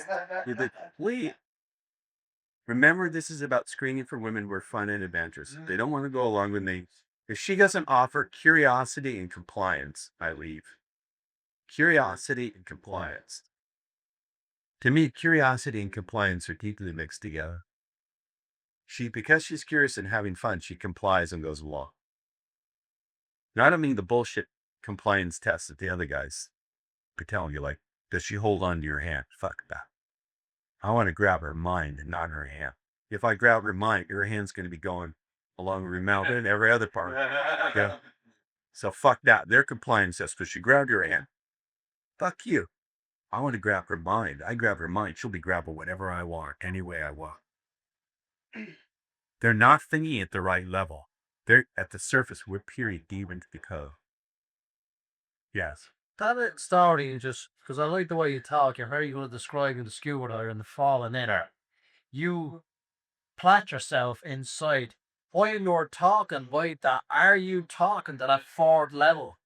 I'm talking in a way where she has to involve me in her fantasy. Which one? Right. So already I've done this, and I'll say, you know what? Now that we've been to Greece on it for a weekend, let's go have a drink. Yeah. But it's a trivial thing now, because now in her mind, I'm in the fantasy with it. But I'm not just talking. I'm asking her. She's describing. She's invested in the interaction by doing the talk. Yeah. Yeah, This is just one example. I was just asking. Am I talking? No, I'm not imagining that for club your mind. No. No, I'm not. But that's what's happening. I see the whole idea. What I'm just wondering is, as you were saying, is it in that fourth pack from but she's already put you in there thinking of these. Yes. Yep. So you're already in there. Just Yep. 5 minutes on the street. Well, yep. So there you go. That's not bad. Yeah, it is fun. Now I don't open up with that. I'll do some things to make her feel comfortable now. Sure. So, how we connect? What are some examples of how we connect? What do we connect with? Anybody? Similar test for food or clothes or We connect with our desires for what we want to buy. What else do we connect? So listen, we can connect with intrapersonal, INTRA, or interpersonal. So there's interpersonal things that we connect, and interpersonal. Interpersonal is how we connect to the stuff outside of us. Nature, universe, other people. Intrapersonal, INTRA, is how we connect with the things that are inside of our skin. Interpersonal, outside our skin. Intrapersonal, inside our skin. Both of those are suitable topics for connection. So what are some of the things we connect with interpersonally, outside of us? Yes, Jan. Huh? How we connect with the challenges in our life. What else? Recent positive experience. Recent positive experience. Positive experiences. Be more specific here. What do you mean? Any experience. How about how we connect with nature, right? You know what's interesting? I find we learn so much about people, about how they connect with things outside themselves that really just make them feel that passy.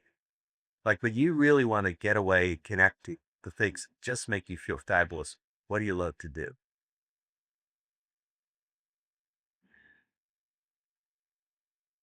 I gave you some juicy custard, didn't I? You see what it drives. Don't. Come on, you guys are like so fucking boring. You're the worst audience. That happens last hour. Wake up, yes. Does it feel uncomfortable to learn this with you? How about Puton, Mitch? Come on, wake up. What else do we connect with? You're connecting. In order to be here, you have to connect with your desire to learn, right? Yes or no? Yeah. Start peering into your own experience. You get answered by other. What else do we connect with? What people? Connect with other people. Holy fucking God. Yes. Alan Puton. Give this man a condom. A used one.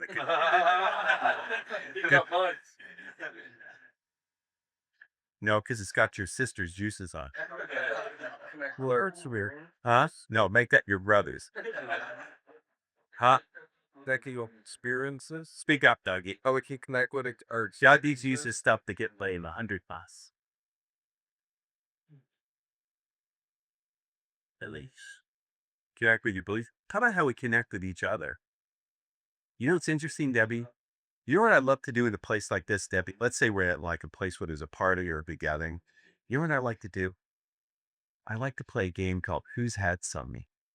I like to look to see who hasn't had any at least a year. Right? And then once I get a lock in, so the other thing I like to do is I like to watch for that moment when two people who are gonna really feel that, that I let her give me the work. Why do I let her give me the work? Just it reflects the on eating first. So the other thing, first I play a fun game with her, right? Then I go, you know what?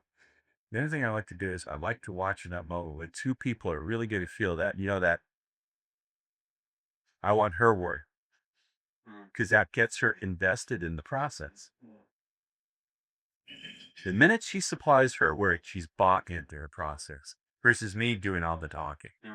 Early model of Speed Seduction prior to like 97. We do all the talking. To which bird?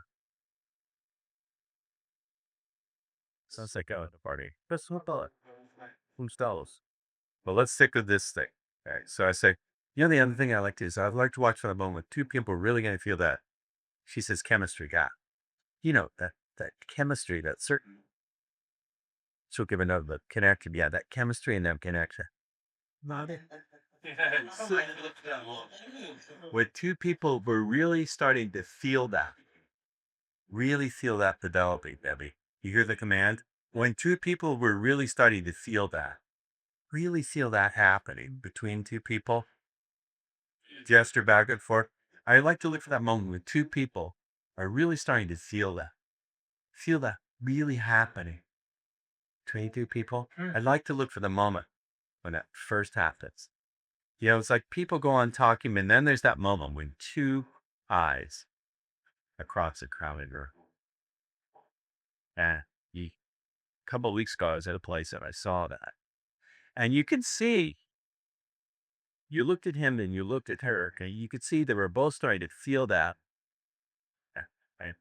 Just because you feel that doesn't mean you also feel it's on a night. But for some reason, you could see it wasn't just that you were feeling this, it was also that they were feeling it's on up there. But that makes, when you surround yourself in a bubble of that with someone, anyway, what happened was he would walk to her. He started to walk towards her, and then at the last minute, you could see she was getting more hope. You know what it's like when you're really attracted to someone and they're getting closer, and the voice says, yes, and then he'd walk away. And oh my God, you could see she was just, it's like you want something to work and you're hoping work, and it doesn't. I want you to take your dirt, guys. We're going to do it. But fuck your back, I'm giving her a great thing, Yeah. And I was noticing, what is it? What has to happen inside a person where they say, fuck it, I'm reaching for this tonight? And if she doesn't have a good answer, what does that tell me?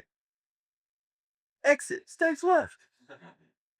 But if she gives me a good answer verbally or non-verbally, I know I'm going all with her that night. You got it?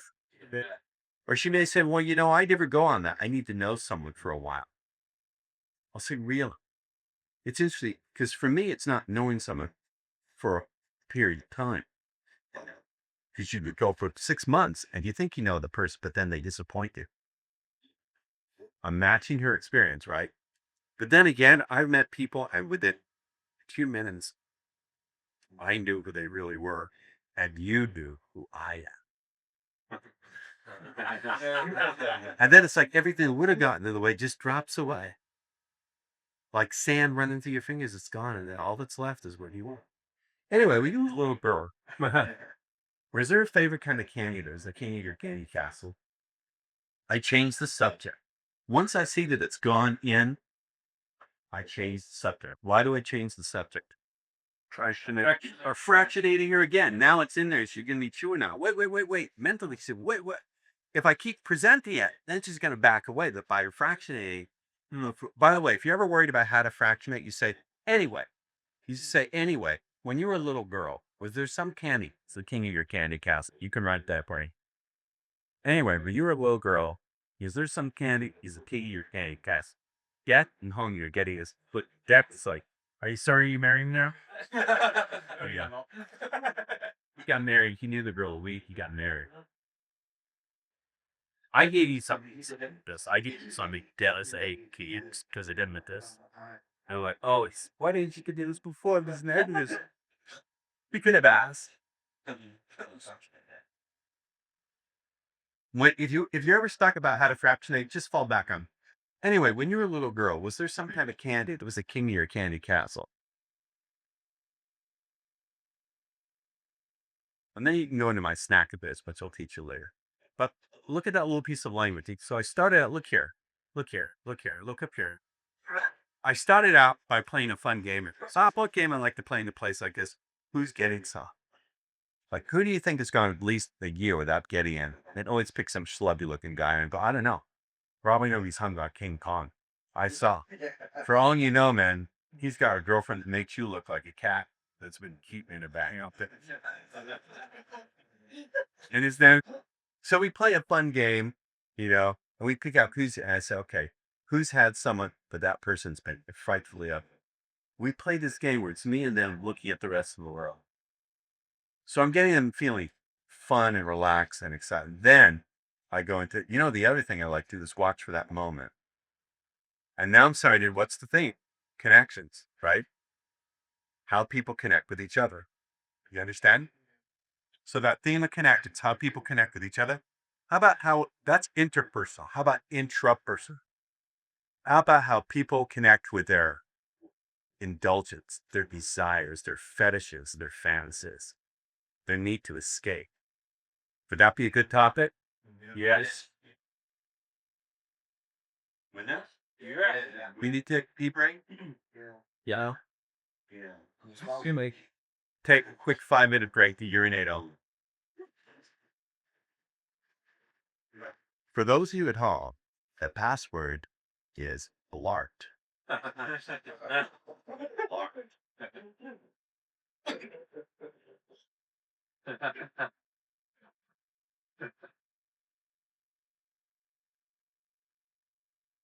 We're talking about themes, right? One of the themes is connections. I gave you an example. Many of you would like that little piece of pattern I did wherever the worth. It should have been good. I would hear it for you. But first, here's the structure. First part of that pattern is just to map it out. I didn't start with that pattern. I started by playing a fun game. Played funds games.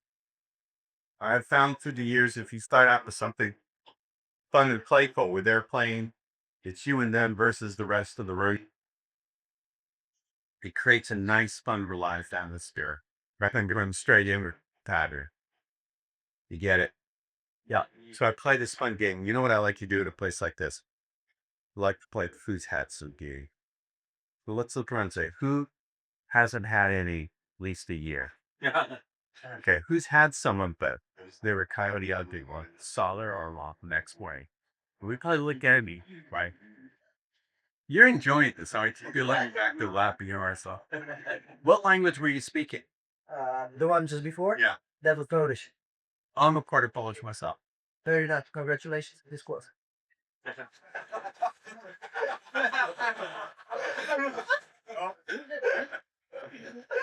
Easy. I haven't done the impotence incontinence pattern.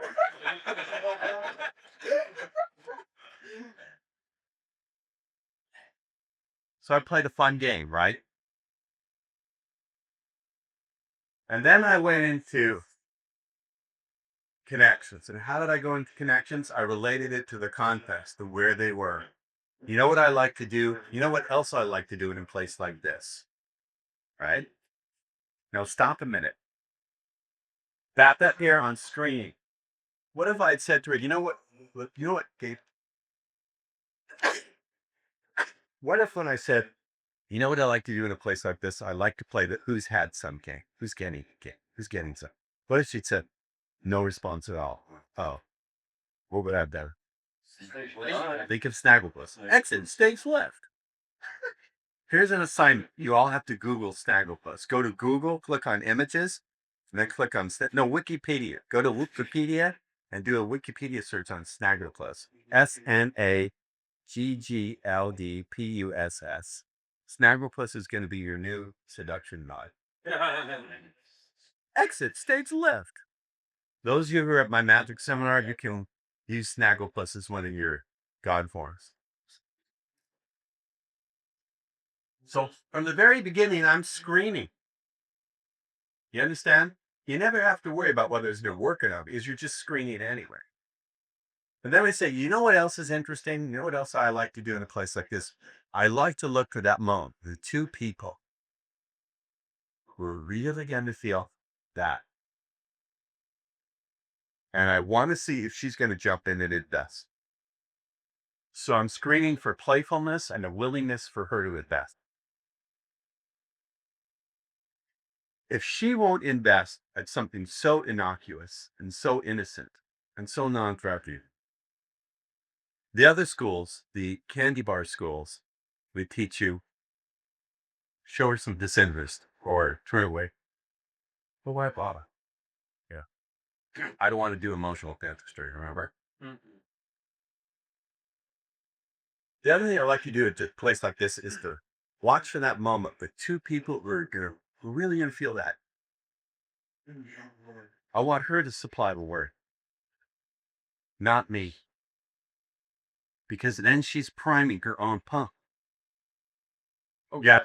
If she says the word, you can remember it. Use that back to her. Yeah. That's the word that she associates with whatever. When she uses those words are like little breadcrumbs back of these deeper levels of her mind. That word, connection or chemistry, that's reflecting whatever word she uses. That's a reflection of what's going on in one of those deep levels of her mind. That word is a code that opens up one of these levels of her mind because she's drawing on those experiences and those feelings to give you that word. So guess what? She's just given the particle combination to safe.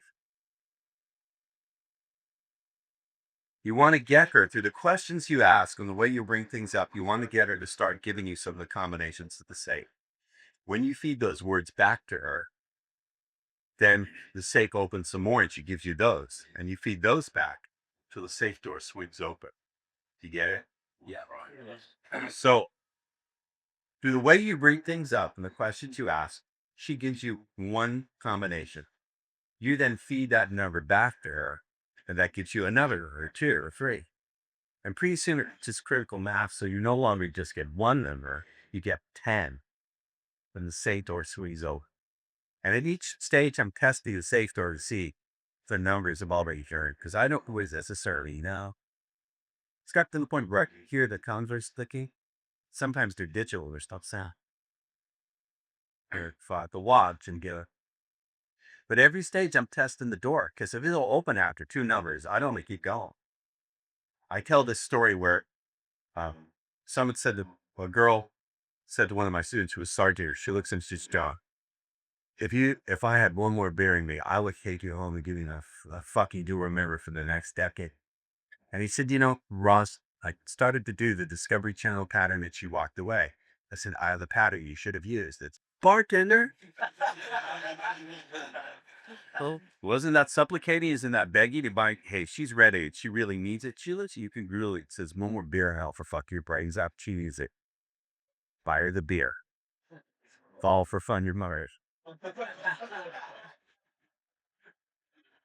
I have a money back guarantee. 100% absolute satisfaction money back guarantee. I mean it. If I'm at 100% satisfied with your money, I'll sit back.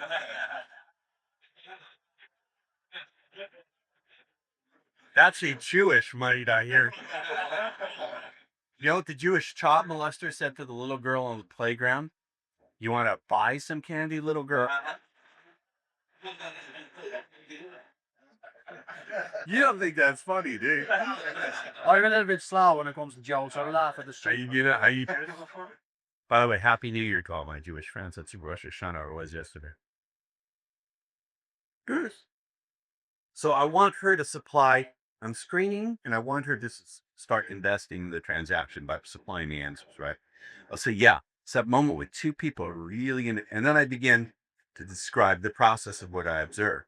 And through describing the process, I involve her. I say, yeah, I was watching them and I could see they started to feel that chemistry growing, Debbie. So I start to embed commands. How do I embed commands? I talk about the other people's experience in a way where I'm giving commands to her. Commands are things like feel this, feel that, experience this, do that. But I don't say directly to Debbie. Debbie, as I describe what other people experience, you're going to feel it. I use this form. I use the form to. I say they started to, or you could see they were starting to. So if I want to give Debbie the command, feel that, or feel that chemistry.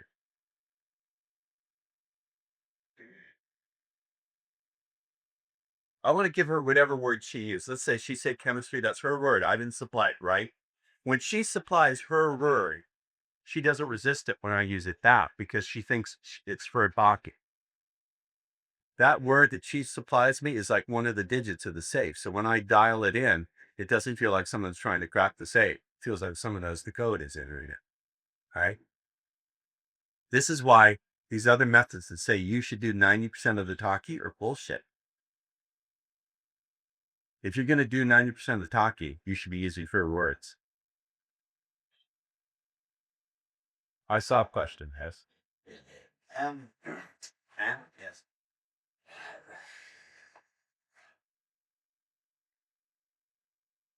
When we are talking with a woman and we're saying, you know that, and she goes, oh yeah, that feel. Then 5 minutes later, and you go, you know, we feel that feel. So you got the word, step out, and then coming back in. Right. No matter. Everything right. That's Got it. Okay. You got it. Spot on.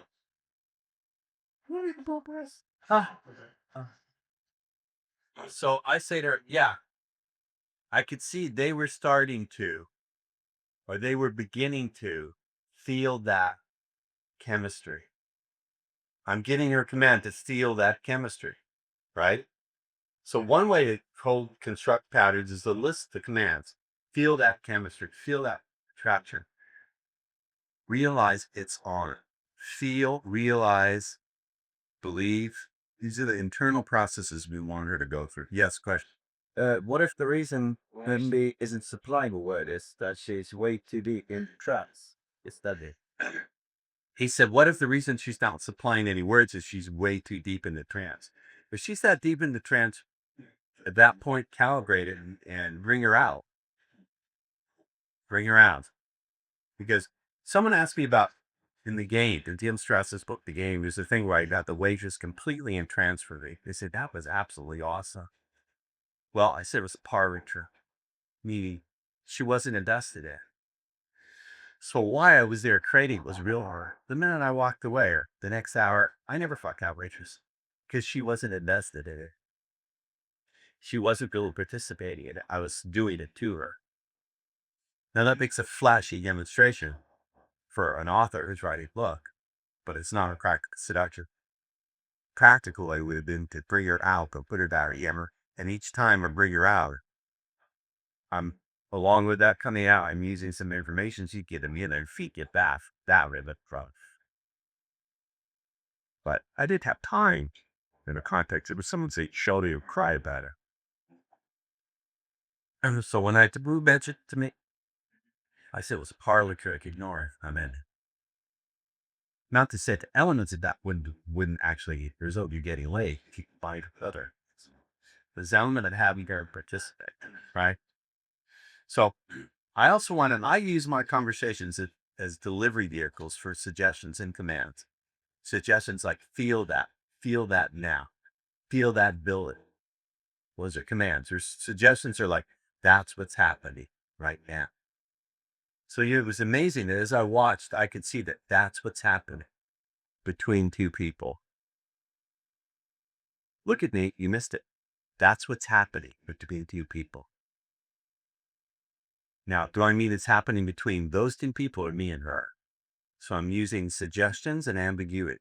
Commands use verbs. Commands are things like take the form of feel that, do that, believe that. Suggestions are more a statement about what's occurring. That's what's happening. And her unconscious says, oh, does he mean that's what's happening with them or that's what's happening with us? And it applies all these. Unconsciously, because it's vague, she applies it to even her. So I said, you could see they were starting to feel that chemistry, really feel that growing, Eddie. And you can see that that's what's happening. That this is on. It's going to happen. And I stirred up. Are those suggestions or are those commands? This is on. Well, it's happening. Suggestions. That's a suggestion. It's on. So I'm not telling her to do anything. I'm giving you the description of what's going on. You understand? So in addition to getting her invested and using her words, I'm giving commands. Feel that. You could see they were starting to feel that. Really feel it growing. And just by looking, you could tell it's on tonight. It's happening. Now I'm pointing back and forth between me and her. So the unconscious mind goes, oh, it's happening between me and this guy. You say, you're going to get caught. They're going to see you doing it. They don't get it. Who here has used this and it's worked like the charm? That, Coney, you use it? Have you ever been caught? I've never been called that. I've done this with clinical psychologists, master NLP trainers.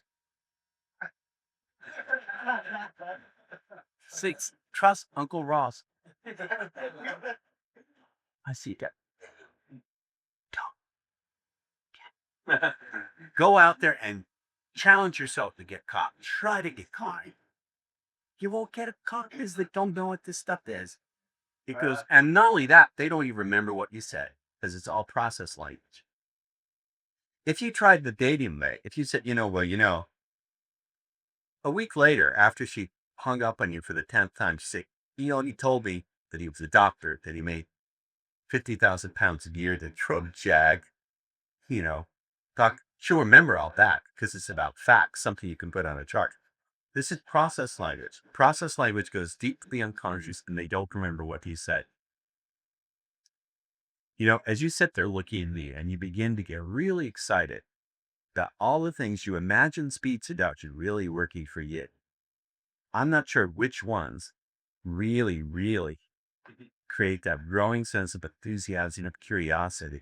But as they continue to run through your mind as we're speaking together, I just want to let you know, the more you focus in on that, the more what it is I say allows you to realize that listening to me is something that's really important, isn't it? Yeah.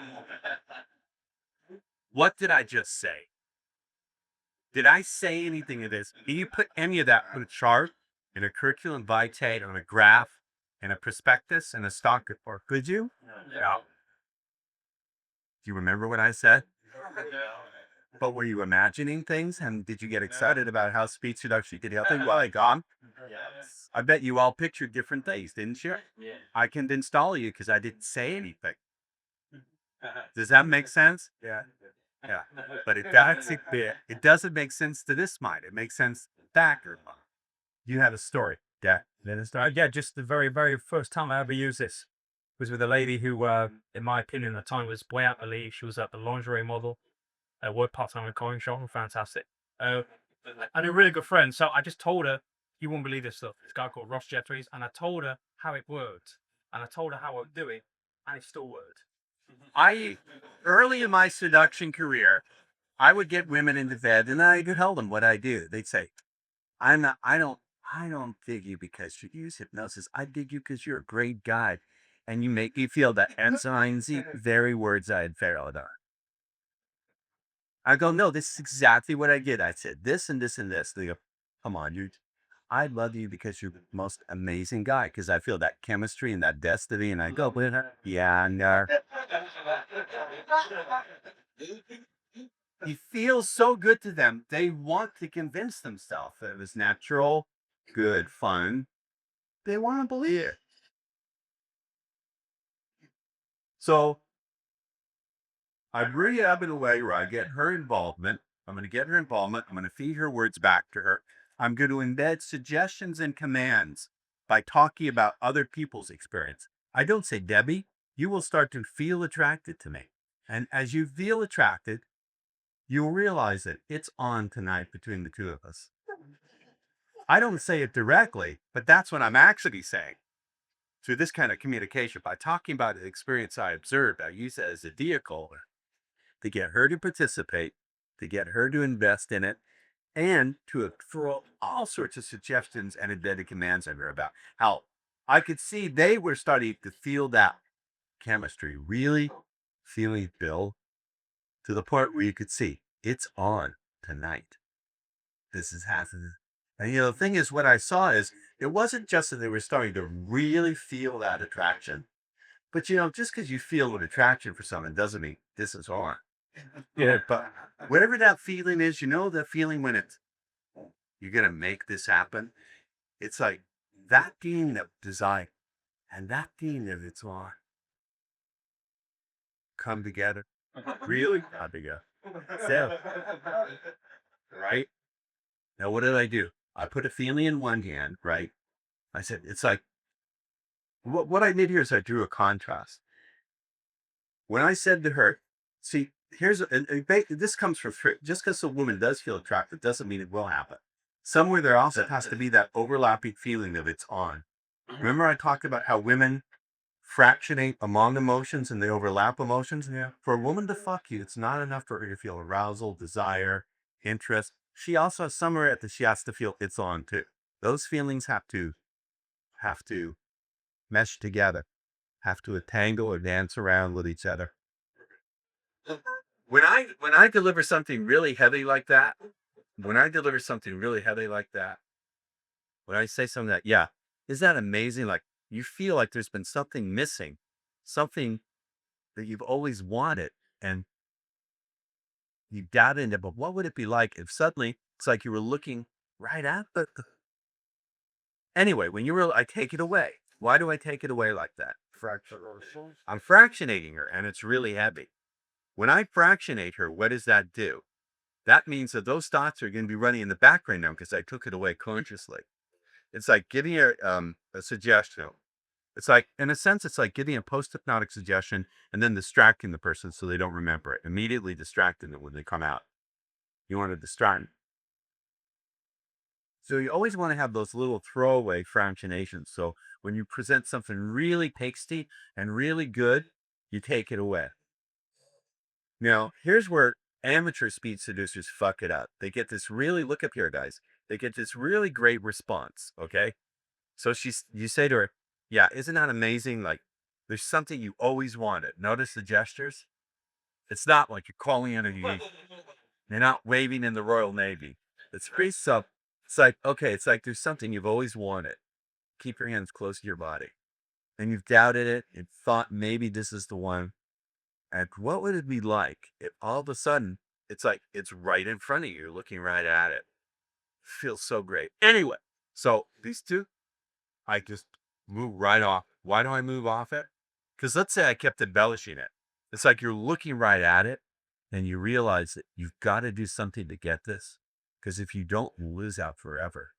It's like my friend was saying, when you feel that, it's just too much. It's like, whoa, whoa, whoa, whoa. They start resisting. But if you present this juicy, it's like, let's say I'm going to use a bad metaphor. Let's say there's a hungry junkyard dog chained up by a rusty chain. And like, you take a big steak, you put it right under the dog's nose. The dog is drooling and salivating, and then you pull it away. This is a little mean, but see, the thing is it's fractionating. If you just throw it to her like that, she may resist it. But by pulling it away a little bit and changing the subject, her natural response is going to be, wait a minute, what about the stuff you were talking about before? So she keeps reaching for it. Do you understand? Now, I know what's going to happen. The first few times you guys try this and it actually works, the first few times you try this, the first 20 times you try this stuff, and like that 10 who's 20 years younger than you is slobbering all over you, your temptation is going to want to keep going to blow her head up. That will work. You're going to have to back off that. Boss? Yeah. It's just really hit you right now. This fractionation thing's a little bit like in the military, where if you keep shooting and somebody's stuck behind a brick wall, they can't hop ahead of. So you have to stop shooting at to then open it. That's a very bad metaphor. That's a very violent bad metaphor. I cannot admit. But it's accurate. It's accurate, but I don't like that. But we're not shooting any. Remember, in this whole process, we're offering the kind of feelings that women want to feel. They want to feel this stuff. You understand? This is what they want to feel. You're thinking about the implications of this. I saw you go. Oh, that's why I fucked it up all these years. Is that what you were thinking? You were thinking that, right? Something along the lines of, damn, that's why I've always fucked it up. And my writer is exactly what you were thinking. Stand up so the cameras don't see you, but say, that's exactly right. Was I exactly right? I read his thought. How did I know exactly what he was thinking? Sit down. How do I know? Because I just know. That's exactly what you go. But the light just turned on for you, didn't? Now what you can do is go back through all those experiences.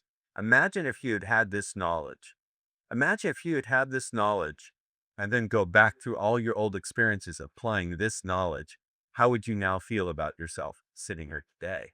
It would seem a lot different, wouldn't it? Yeah. This is what was wrong. All those years when you got your ass kicked in the dating game, all those years when women said, I just don't feel that way about you. Have you ever heard that one? Raise your hand. Oh, you're like my brother. You heard that one? Have you heard this one? Sorry, I just want to be Frank. Oh God, does that hurt or what? It's like a stake right to the heart. Painful. Imagine how all those things would have been different had you had this knowledge and applied these principles. It would have been so different. And it will be different. That already is different. You never go back to the way you were. Sometimes just knowing how to do this is enough. You don't even actually have to do any of it because you're so bleeding fucking confident that they're attracted to you. See, this is how I'm not bluffing or kidding you. This is how I can, within a matter of 20 minutes, have an 18, 19, 20-year-old girl want to fuck you. It's not because of this. Whereas before, I would have heard, you're old enough to be my dad. Occasionally, I still hear that. I hear, you're old enough to be my dad. My response is, tell me about your sick attraction to your father.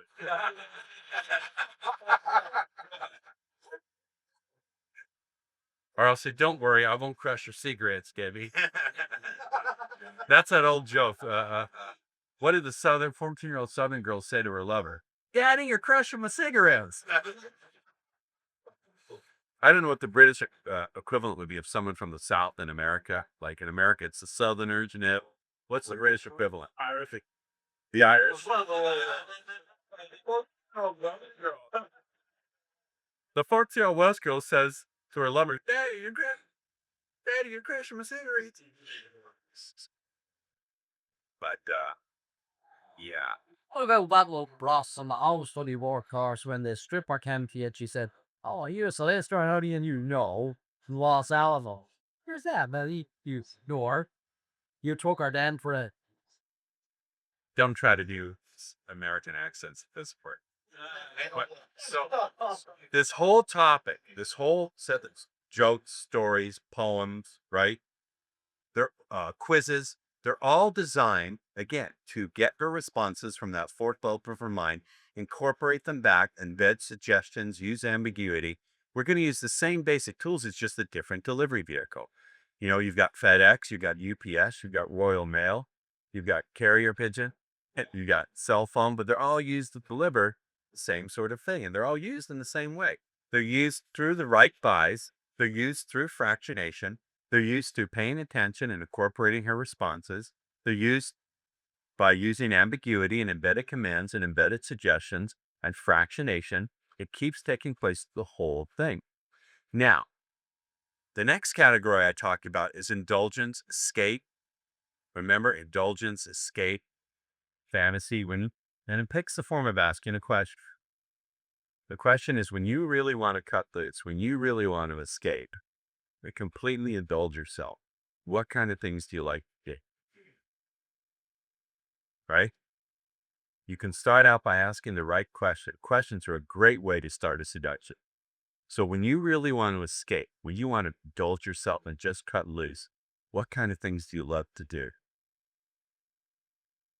Now, in order to answer that question, what part of her mind must she access to answer it?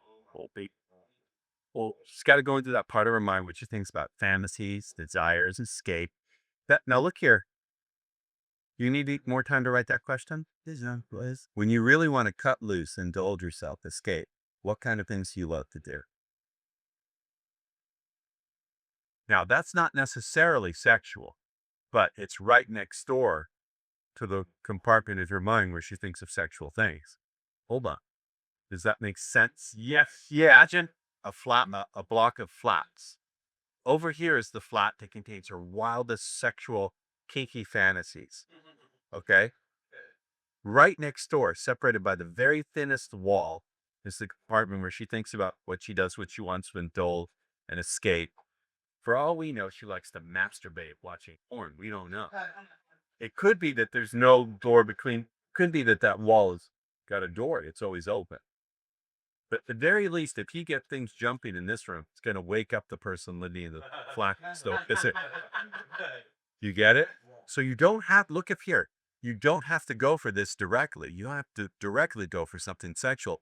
If you get the room next door all agitated and they're woke, notice down. It's going to stir this. Now, with a lot of women, that partition is mighty thin. When women hit their 30s, boy howdy, if a truck goes by, they get horny.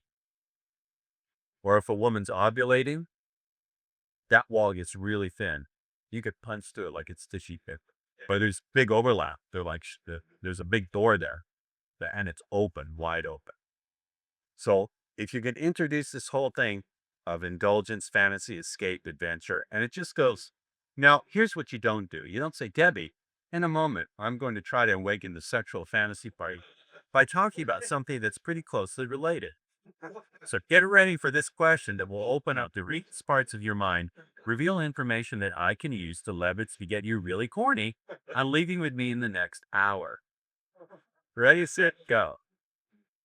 You don't want to do that. Yes. But wouldn't that be a real nice pattern breaker or a, what's it called? Refraction. No, I mean, Pattern interrupts. not interrupt, But what would be a pattern interrupt? what you just did. Yeah, well, if you're going to do a pattern interrupt, here's the key. A pattern interrupt has to get attention in a positive way. You want to do something different that gets attention in a positive way. A pattern interrupt could be me walking up and barfing all over her shoes. That's certainly a pattern interrupt, but it's not going to lead us where we want to go, is it? So the rule for a pattern interrupt is to do something unexpected in a way that leads to her attention flowing to us in a positive direction. You understand? But if you do this as a put on, You're saying go directly up to and say, hi, Debbie. In a moment, I'm going, no, I wouldn't. That's really telegraphing the punch, mate. It's like you're in a boxing match, right? And you say to your opponent, in a moment, I'm going to wind up like this and throw a right hook right to your jaw, and I'm going to knock your ass out. And you're counting on and laughing so hard that it's going to work. No, don't do it. Where was I? That really distracted me to kill companies. Yeah, when you really want to cut loose, indulge, escape, what kind of things do you really like to do? Right? Right. Now, with this horny little 22-year-old, blonde hair, blue eyed, Jewish female college student who still calls me. She called me to wish me a happy Jewish New Year, but that's not what you wanted to talk about. I use that. I said to her, I said, when you really want to escape, indulge yourself, what is it that you really like to do? And she actually answered me different. She said, oh, I'd love to go back to the Mykonos Islands. I said, really? Tell me about the Mykonos Islands. She said, well, I went there. I said, wait a minute. Take me with you. So we arrived at the Mykonos Islands. What time of day is it? She said, sunset. I said, really? Describe the sun. I'm looking at the sun with you. What am I feeling as I feel along with you as we look at the sun? She said, well, we feel this. She bought right into it. And as I had her progressively describe being there, we went on a vacation to the Mykonos Islands. And we experienced all the feelings that she felt together. At one point, we went into this little grotto. We took all our clothes off. We slipped into the water. So that's where I do this. I'm thinking, this is fucking great. Life is really great. You go. So, I'm sorry. Sometimes what I do just touches me right there. So that's a really good question, isn't it? We're going to do seduction questions later in the afternoon. But in the right context, these questions are great because to answer it, to make any sense of the question, she has to go inside, right? You get it? So that's a really good thing. Another way we could bring up indulgence is say, hey, Gabby, do you like chocolate? Do you know where this is going, guys? Here. What's the famous pattern? I can't hear you. Louder, I can't hear you. That's right. For those of you watching this on Channel 4, it's this blowjob.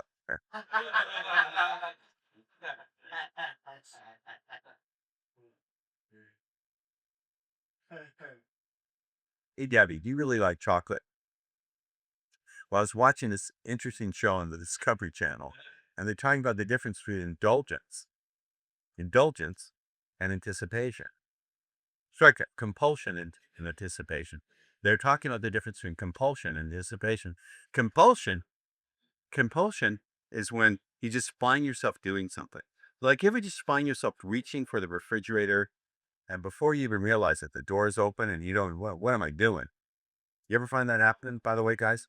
Yes. Like, you ever just find yourself, well, what am I doing here? I didn't even know I was doing it. So that's compulsion, but anticipation is when you think about a pleasure before it actually arrives. Like, you ever come home from a really hard day at work, maybe you've been on the tube all day, See that ambiguity? Been on the tube all day.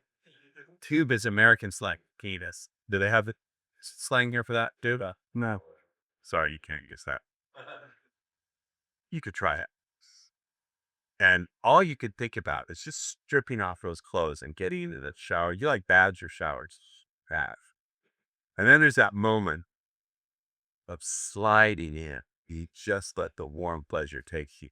Now, when I talk about that moment of sliding in, this is what we call sexual metaphor. This is what's known as an accelerator. In speed seduction, we have certain things called accelerators. Accelerators take that feeling and really ramp it up. And one of the accelerators is sexual metaphor, right? So when I talk about sliding in, what am I talking about? Am I talking about sliding into the water? Am I talking about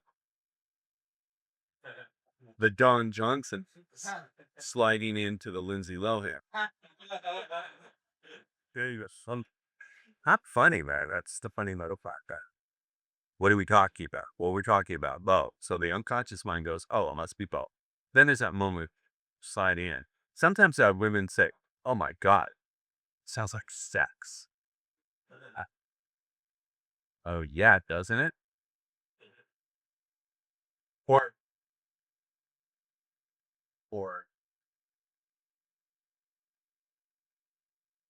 you ever been with someone and you look at them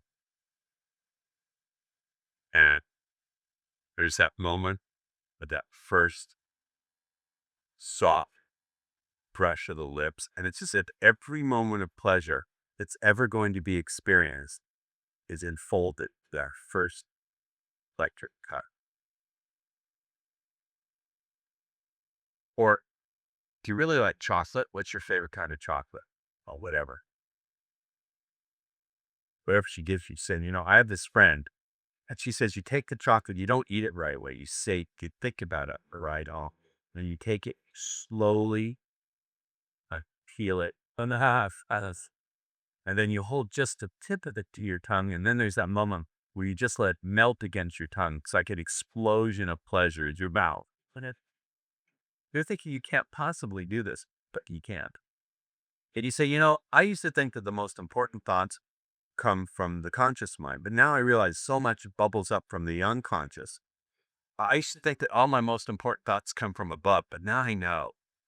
I really know so many important thoughts come from below me, Debbie. You're damn good. Now, the media likes to make fun of this because they think, wait a minute, below me. Out of context, it won't do it. Remember I said that the proper theme gets her talking from the right place in the mind, gets her trance words. But what else does the proper theme do? Speak up. What does it do?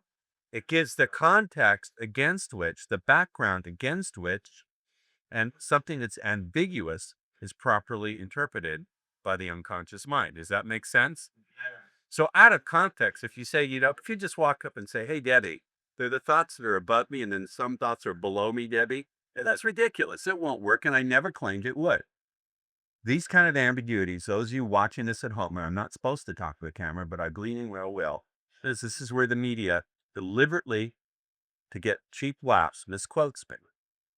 These kind of ambiguities like below me and happiness and all that, I never claim they work out of context and isolation, any more than fire works if it's not connected to the rest of the cup. But in the context of a discussion that provides the overall background or framework to interpret the ambiguity, they do work. Does that make sense? All right, let's stay with 5-minute break.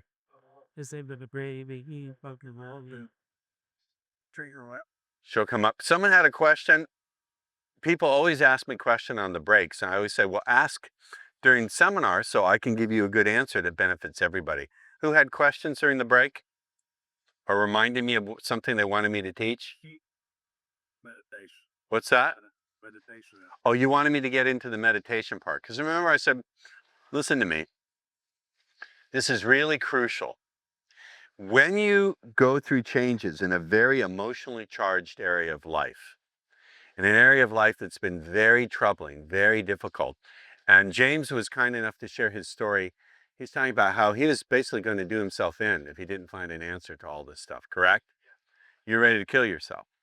In a very emotionally troubling area of life, how can you give yourself a chance to be clean from all of that and to move up a learning curve without carrying all the old stuff with you, without having all that noise in your mind chattering so loudly that you can't even apply the new stuff?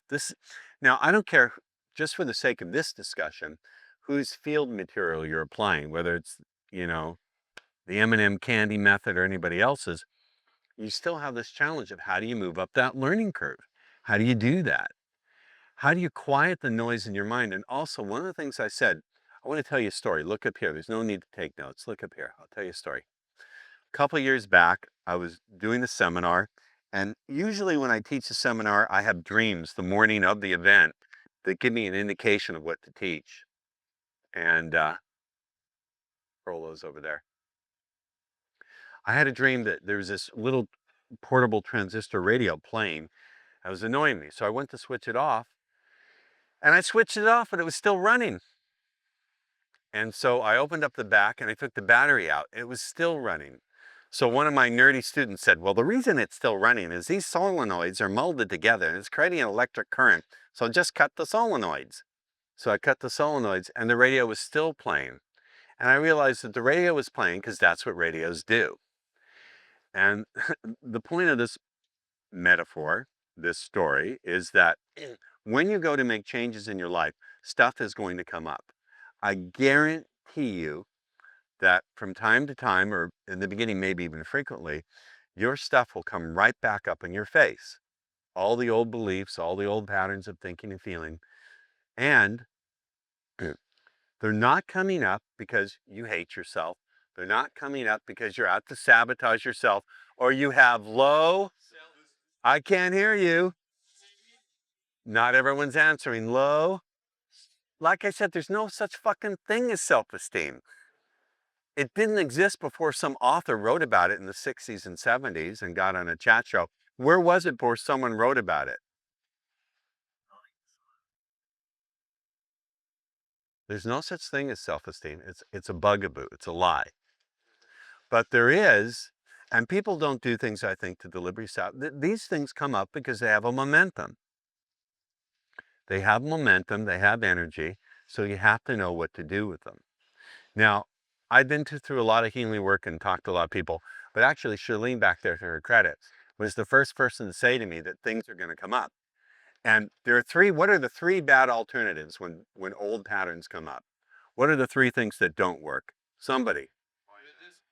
What's that? Okay, if you suppress it, what happens if you suppress all those old ways of thinking, all those old emotions? Why is that not a very useful thing to do?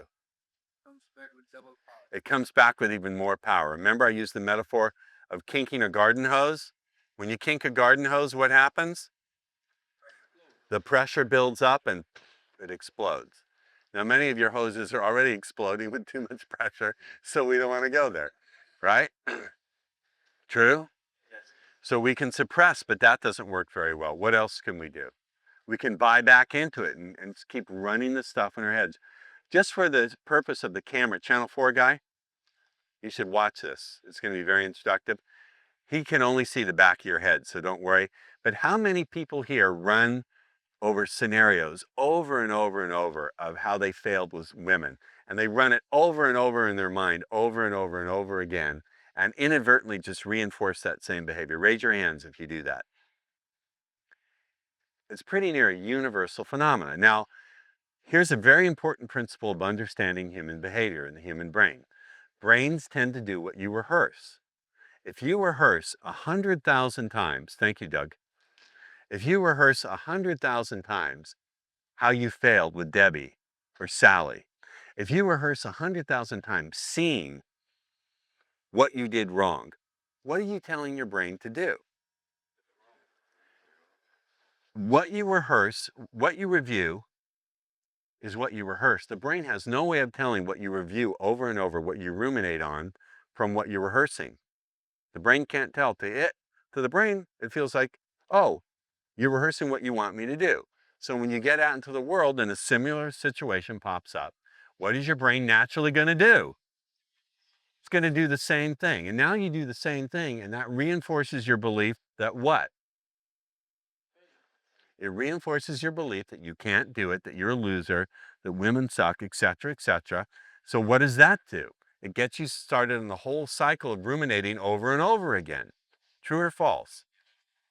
So you have the cycle of rumination where you reinforce the old pattern of behavior and all the limiting beliefs that go with it.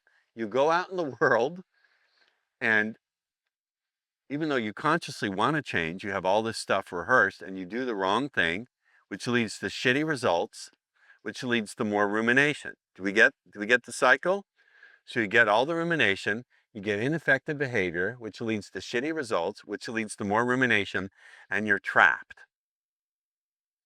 So what do most guys do? Well, most guys suppress it, or they buy back into it, or they try to push through the pain.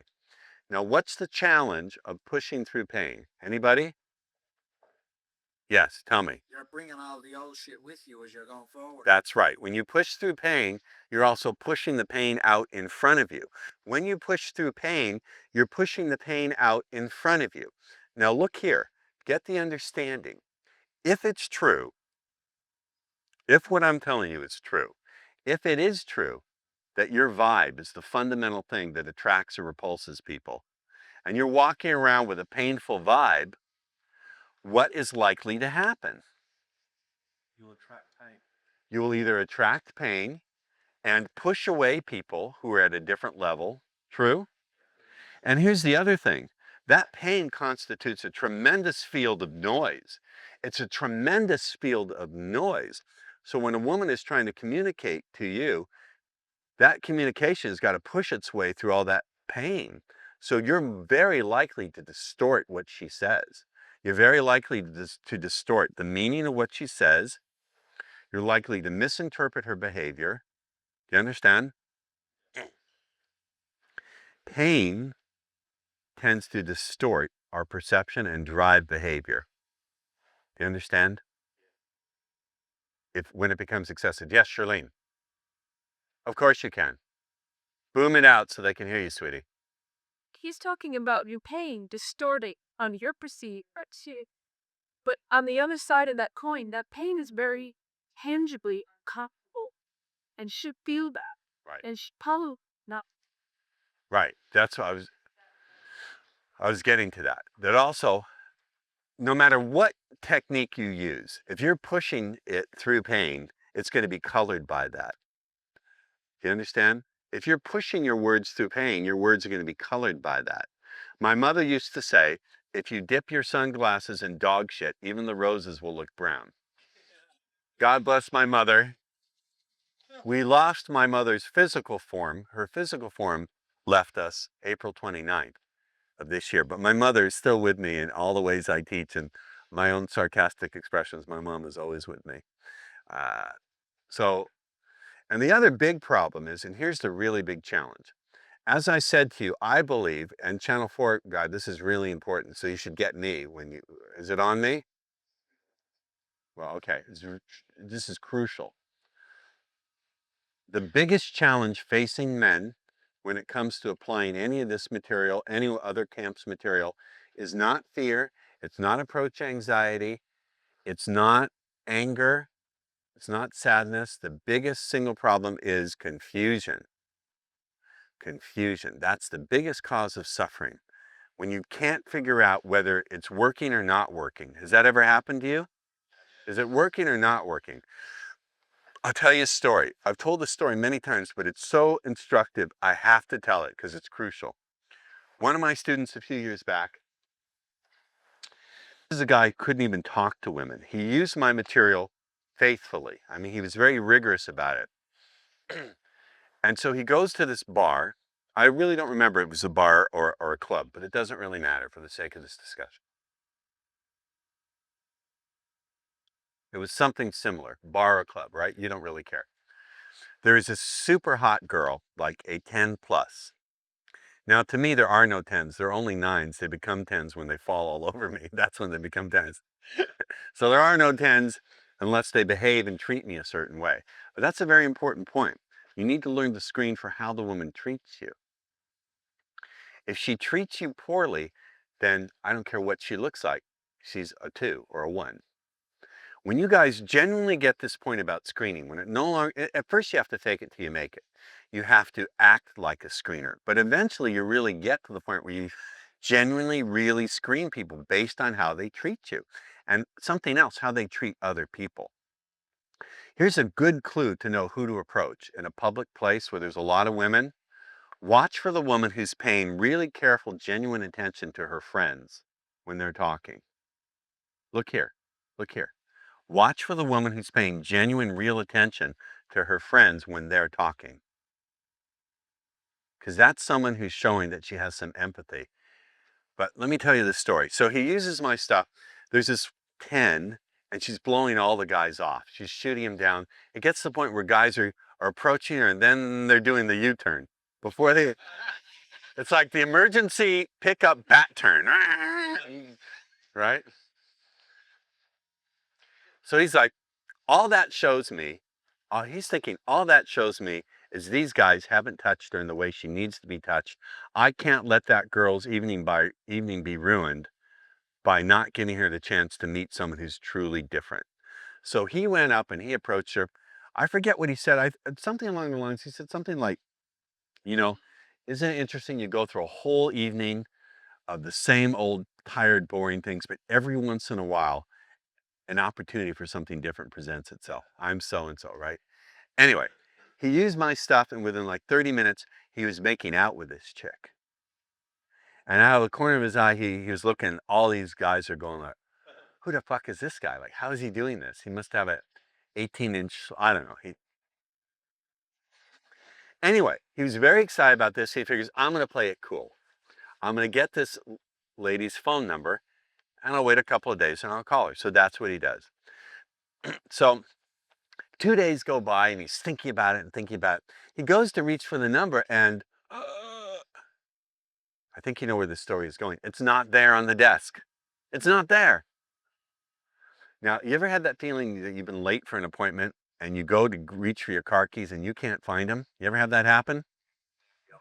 Yeah. Well, he's tossing the apartment, looking everywhere.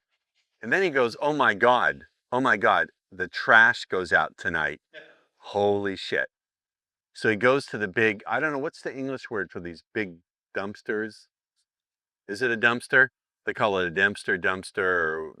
Anyway, he goes diving to the dumpster for the whole apartment complex. And he told me he's down there digging deeper. He's digging deeper and deeper, looking for this thing.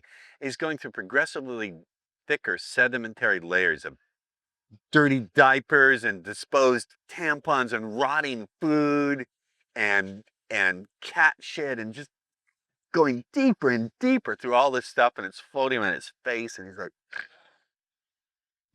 and finally he said after 90 minutes, he comes up for air,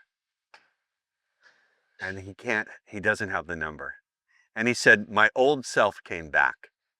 He said, it's been 6 weeks. I've been so depressed, I can't even talk to a girl because my old self came back. And now when people talk, I've learned that their surface language is really an opportunity to peer deeper into the code of how they're processing, to peer much deeper into the code of how they're really processing it, right? And so I thought his old self, well, first of all, when he was talking, guys, I want to quiz you. When he was talking, chatting up that lovely lady in the pub or the bar, whatever it was, where was his old self then? Where was it hiding? You said hiding. Where was it hiding? In the bathroom? Hiding deep in the unconscious? Someone else give me an explanation. Where was his old self then? He wasn't aware of it. He wasn't aware of it? Somebody else. Where was his old self, James? He wasn't focused on the old self. He was focused on the new self. Somebody else. Where was his old self? That camera stays on me. Be very careful with the angles. Okay? All right. Where was his old self? Where did it go? What? It was suppressed? I think it went to Pismo Beach to play in the Bugs Bunny Golf Open.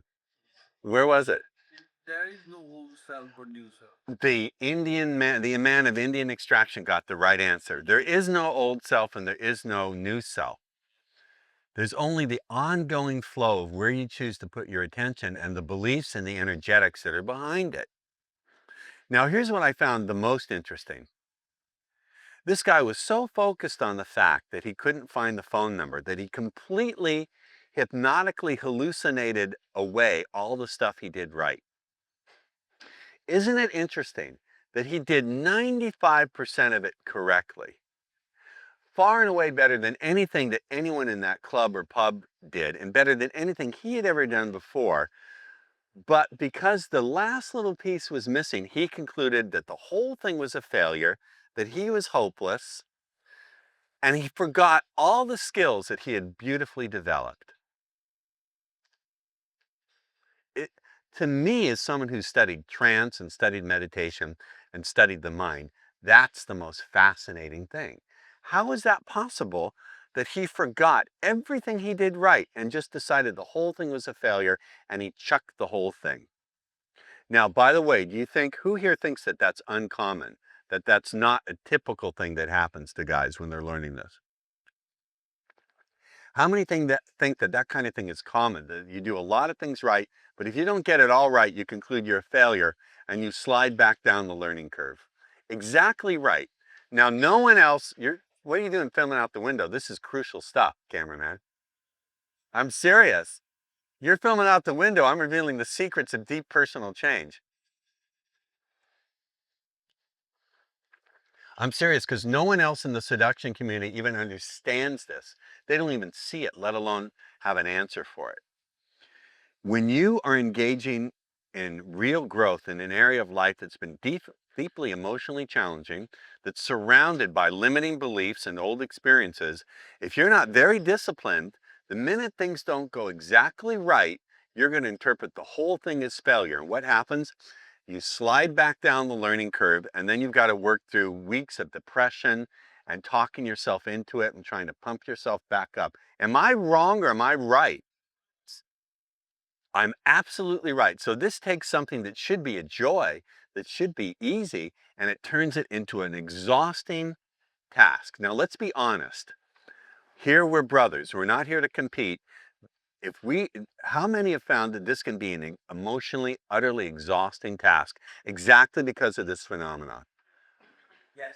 Now, how many times can men come together in a room and admit that things have emotionally exhausted them, that we share a pain? Now, did this guy do this because he wanted to sabotage himself? No. Did he do this because he had low self-esteem? Did he? He did this because he never trained himself how to separate from those emotions, how to have an experience of them without the beliefs, how to transmute that emotional energy into pure motivation for his peace of mind, his balance, his centering, his happiness independent of conditions, his vision of who he's already every day more and more becoming. He had no way of separating out the raw emotion from the story. He had no beliefs for looking at the experience through which he could actually see what works. What if he had, I said, you know how I solved this problem for him? Would you like to know the answer I gave him? Sir, can I ask you just to stop fussing about with that? We can wait till later. It's very distracting to me as a teacher. Thank you. Do you know what I said to him? I said, wait a minute. Here's the problem. You're viewing what you did with that woman as an accident rather than as a result of the skills that you exercised. You're looking at it as a fluke. What if you were to stop, remember all the skills that you used, and view being able to attract women as a common, everyday part of your life wherever you went? Now, looking at the event through that, how do you feel? Went, oh, my new self is back. I said, Eureka, that'll be 5,000 pounds. No, it's my joy to help people simply, hold on, by simply redirecting them.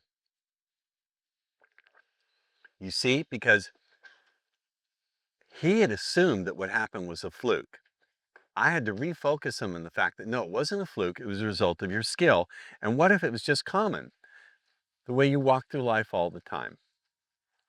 Now, the technical part about what he should have done differently is not the subject of this discussion.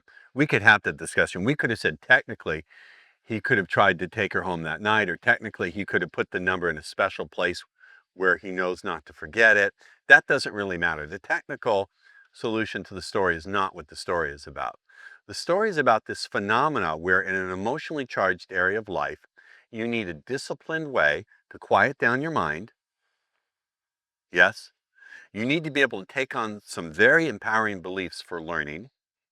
You need to be able, and here's the difference. I didn't give you the alternative. Here's the answer. There's a beautiful alternative to suppressing the emotion, to buying back into the story, or pushing through the pain. The beautiful alternative that's so profoundly powerful, I can't tell you how powerful this is. This is life. I want you guys to really look up here, because sometimes I have such important points to make that my passion as a teacher, I fear that I'm not getting the point across. So I really want you to pay attention with full rigor to me. The ability to experience something without fighting it, with equanimity. Equanimity means you don't fight it or try to change it in any way. With equanimity and with clarity, so you have a complete experience separated out from the story. If you can have an experience of the raw emotional energy without any of the verbal dialogue or the visual imagery, if you can have an experience through equanimity, which means you don't buy into it, but you don't suppress it either. The beautiful alternative is to have the experience with full clarity without buying into it, without trying to change it. That emotional energy transmutes itself into raw power that you can then give back to yourself for peace of mind, for clarity, for grounding, for your belief in your ability to learn anything, for your vision of who you every day are already more and more becoming. Because if you can develop a vision for who you're already becoming that's not dependent on support from the external environment. In other words, you don't need people to support you in that vision. You don't need women to say, oh yes, you're attractive, Doug or Bob. At the same time, you're open to feedback from the environment. That's extraordinarily powerful. When you can walk through the world like that, then you lose the fear of uncertainty. See, I know how guys are trapped because I used to be deeply trapped. Many of you are trapped in the following loop. Am I not right about this kind of stuff? I'm willing to bet that 80% of you are trapped in the following loop. You're not willing to actually try this material until you're 100% certain it will work. And there's no way to be certain it will work until you try it. So you wind up never being certain and never trying it. True or false? How many people go through that loop? The rest of you are fucking liars. Look at this. Raise your hand again. How many people go through that loop? How do you break the loop? You break the loop by having absolute equanimity with uncertainty. You don't try to fight the uncertainty. I'm going to show you how. If all I do is give you the principle, but I don't give you the process, I'm a cheat and a liar, and I'm not. So I'm going to give you the process. But if you can have the experience with equanimity, then Look here. Here's what I'm drawing. Here's what I'm aiming at. Here's what I'm moving towards. If you can experience with equanimity what most people fear, if you're totally okay with walking through uncertainty because becomes energy that you can utilize, then that's what I call stealth charisma. That's really sexy, because very few people in this world will take a risk. They want to be certain before they take a step. If you're okay with uncertainty and are perfectly fine with it, that's the kind of confidence that no one can take away from you, because it's totally an internal locus of control. You are the person completely in control. No one can ever take it away from you. It's not dependent on having any social skill at all. You can go out that door right now and have this kind of confidence, because it's not dependent on being slick or smooth or good at what you do. It's incredibly stealthy. No one will ever be able to somehow detect it, because it's coming organically from who you really are. They can't detect it as an act because it's not an act, it's real. And here's the fourth thing. You don't have to be the life of the party. You don't have to be the person who commands the whole room, the alpha dog who's telling all the stories, demonstrating his higher value. I think sometimes those guys are just demonstrating that they've got to be high to talk that way. You don't have to do any of that, because by virtue of how you're stepping through your world, you're attractive, because you're no longer afraid. You're no longer tightening up and tensing against all those things everyone else is tense about. You're relaxed. And I'll show you, here's the thing. You don't even have to be comfortable with yourself. You just have to have equanimity with your discomfort. You just have to be able to experience the discomfort without buying into the stories surrounding it and not fighting it. And that will translate into a different kind of comfort. See, there's different kinds of confidence. This is really crucial you get this. Get the understanding, and then you can write it down. There's performance confidence. You've done something right 1,000 times, so 1,001 makes sense that you'd be sure you can do it right, right? There's performance confidence. There's rehearsal confidence. Now, I teach rehearsal confidence, and rehearsal confidence is good once you've shut off all that rumination. If you do all this rehearsal confidence, imagining yourself 40 feet tall, imagining how you want to sound and how you look, it's great. I believe in it. I teach it. I will teach it to you. However, if you do that while all this other stuff is still running, you're going to create an internal civil war. How many here who do that rumination also do some positive programming? And how many still feel like you're being pulled apart? Because sometimes, occasionally you go with the positive programming. Most of the time you go with what you've been ruminating on. Raise your hand. So again, the process of personal change becomes exhausting. And you figure, I'll just go to someone else's seminar, or I'll buy some more tapes. God knows I want you to buy more tapes, but not for that reason. I want you to buy more of my stuff because you see, wait a minute, this is revolutionary. He's seen much deeper into the fundamentals of this. I want to learn more, not because of that reason. You get it? So there's rehearsal confidence.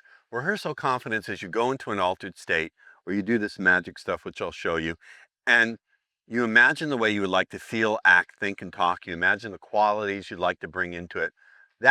I love that stuff. I teach it. I'll teach it to the day I die. It works, but it only works at the right part in the sequence. You only do that after you've handled all the rumination, so that way you're not fighting yourself. Does that make sense? So there's rehearsal confidence, there's performance confidence, there's acceptance confidence. Acceptance confidence, and I'm going to show you how to do this. I'm not just going to explain it. I'm going to give you drills so you can learn to actually take this on and walk the world like this. Acceptance confidence is you have complete equanimity with all these emotions that have been troubling you. You don't buy into the story, and you don't tense up or turn away. And they just turn into a flow of energy. They turn into like effervescent bubbles, and you can just surf right across it. What if your former worst fears and anxiety could just turn into pure energy that you could surf across to do all the attracting you wanted to do? Would that be great? Yes or no? Who would like that? I can't hear you. Do you believe that they want that, Charlene? Yeah, I believe that too. Right? So that's acceptance confidence. But guess what? There's a fourth kind of confidence. Now, if you think I've been stretching your ability to follow and believe me up until now, now I'm really going to stretch your ability to believe me. I'm going to sound, at first, when you don't listen, I may sound like one of those new age tree-hugging granola guys in the woods who's been there. Believe me, I'm far from a new ager. I think the people who teach the secret should be boiled alive in their own excrement after their shriveled little testes are slit open and they're fed their own sperm. I hate that shit because it's so fucking stupid. It's just, it is, it's fucking stupid. The secret teaches you that the universe is your wishing well. It's all here, everything that's here, all the time that existed before you were born, that eternity of time that existed before you were born, and the eternity of time that will exist after you're taken out. All of it is there, and everything, all the globular clusters, the black holes, the galaxies, the whole thing was created just so you could get the lard off your ass, get that Jaguar you've always wanted, get that raise, have that perfect lover. It's all put here for you. It's all your wishing well. And you know, those kids who are starving to death in Zimbabwe, and those pesky Indians who are dying on the streets, and the next war that George Bush is about to launch on who knows what fucking pretext. Some Iranian farted on the border and disturbed our surge. All that doesn't matter because it's all put here so you could have whatever you want. The universe is your wishing well. I don't think it works that way. I don't think everything was put here so humans could be happy the way humans define it. Humans define happiness as the body is comfortable or feeling pleasure, the mind has answers, and you're getting what you want. That's the human definition of happiness.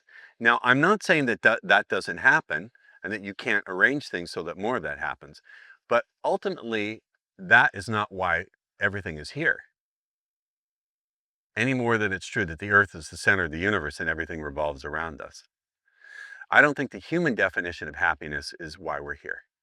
But I think there is another definition of happiness that has nothing to do with those things. So anyway, here it comes. So we've gone through performance confidence. Do we understand that? Yeah. We've gone through acceptance confidence. We've gone through rehearsal confidence. Does that make sense? By the way, you're seeing a big piece of Speed Seduction here, Channel 4, is how we learn to manage our own emotions, how we learn to teach ourselves to learn. This is a huge piece of it. More and more, this is what it's about. The final form of confidence, which it's subtle, but it's extraordinarily powerful. It's the confidence I was able to show when that woman screamed at me. Right. Remember I told the story about coming out of the restaurant and the women were waiting for the taxi and that woman was just lambasting me and I was okay with it. I had another experience about 6 weeks ago. I was at a Starbucks and there was this drop-dead beautiful black woman throwing things into the dumpster. And I said, it looks like you're moving house. And she got really, she said to me, fuck you, motherfucker. I don't fucking need your comments. I don't fucking want to talk to you. Fuck off. And she was really angry to the point where I thought, and it wasn't like I felt upset that I had to like ground or anything. I was okay. I instantly knew you know what my thought was? I thought, that person's in pain. She's hurting. I thought for someone to have that much anger at me for something so innocuous, underneath the anger was enormous suffering. Something must have happened to her to put her through tremendous pain. Either she had very bad experiences with men or she was and my response to her was, I said, you know, nothing I said to you merited that kind of response. So whoever you're angry at, it's not me.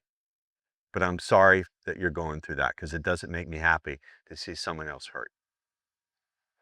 Now, what was her response? Fuck you, I don't fucking need your sympathy. Get the fuck out of my face. I went, okay. And I walked. She didn't take it. She couldn't hear it, but that's okay. The fourth kind of confidence is what I call compassion confidence. You can write that down, compassion confidence.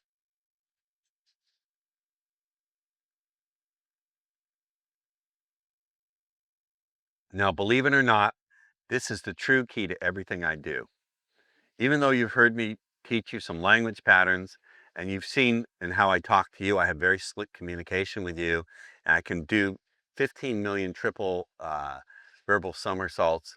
The real key to what I've been doing lately is this one. And I owe my teacher, Shinzen Young. By the way, Shinzen is doing a retreat in California, in Southern California, October 29th through November 4th.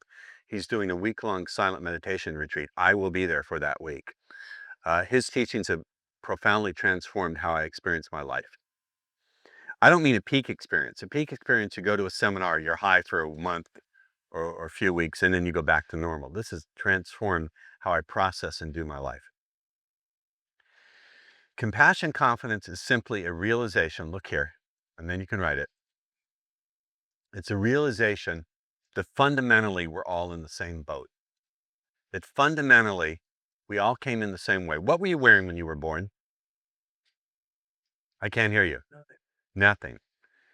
Okay. What were you wearing when you were born? Nothing.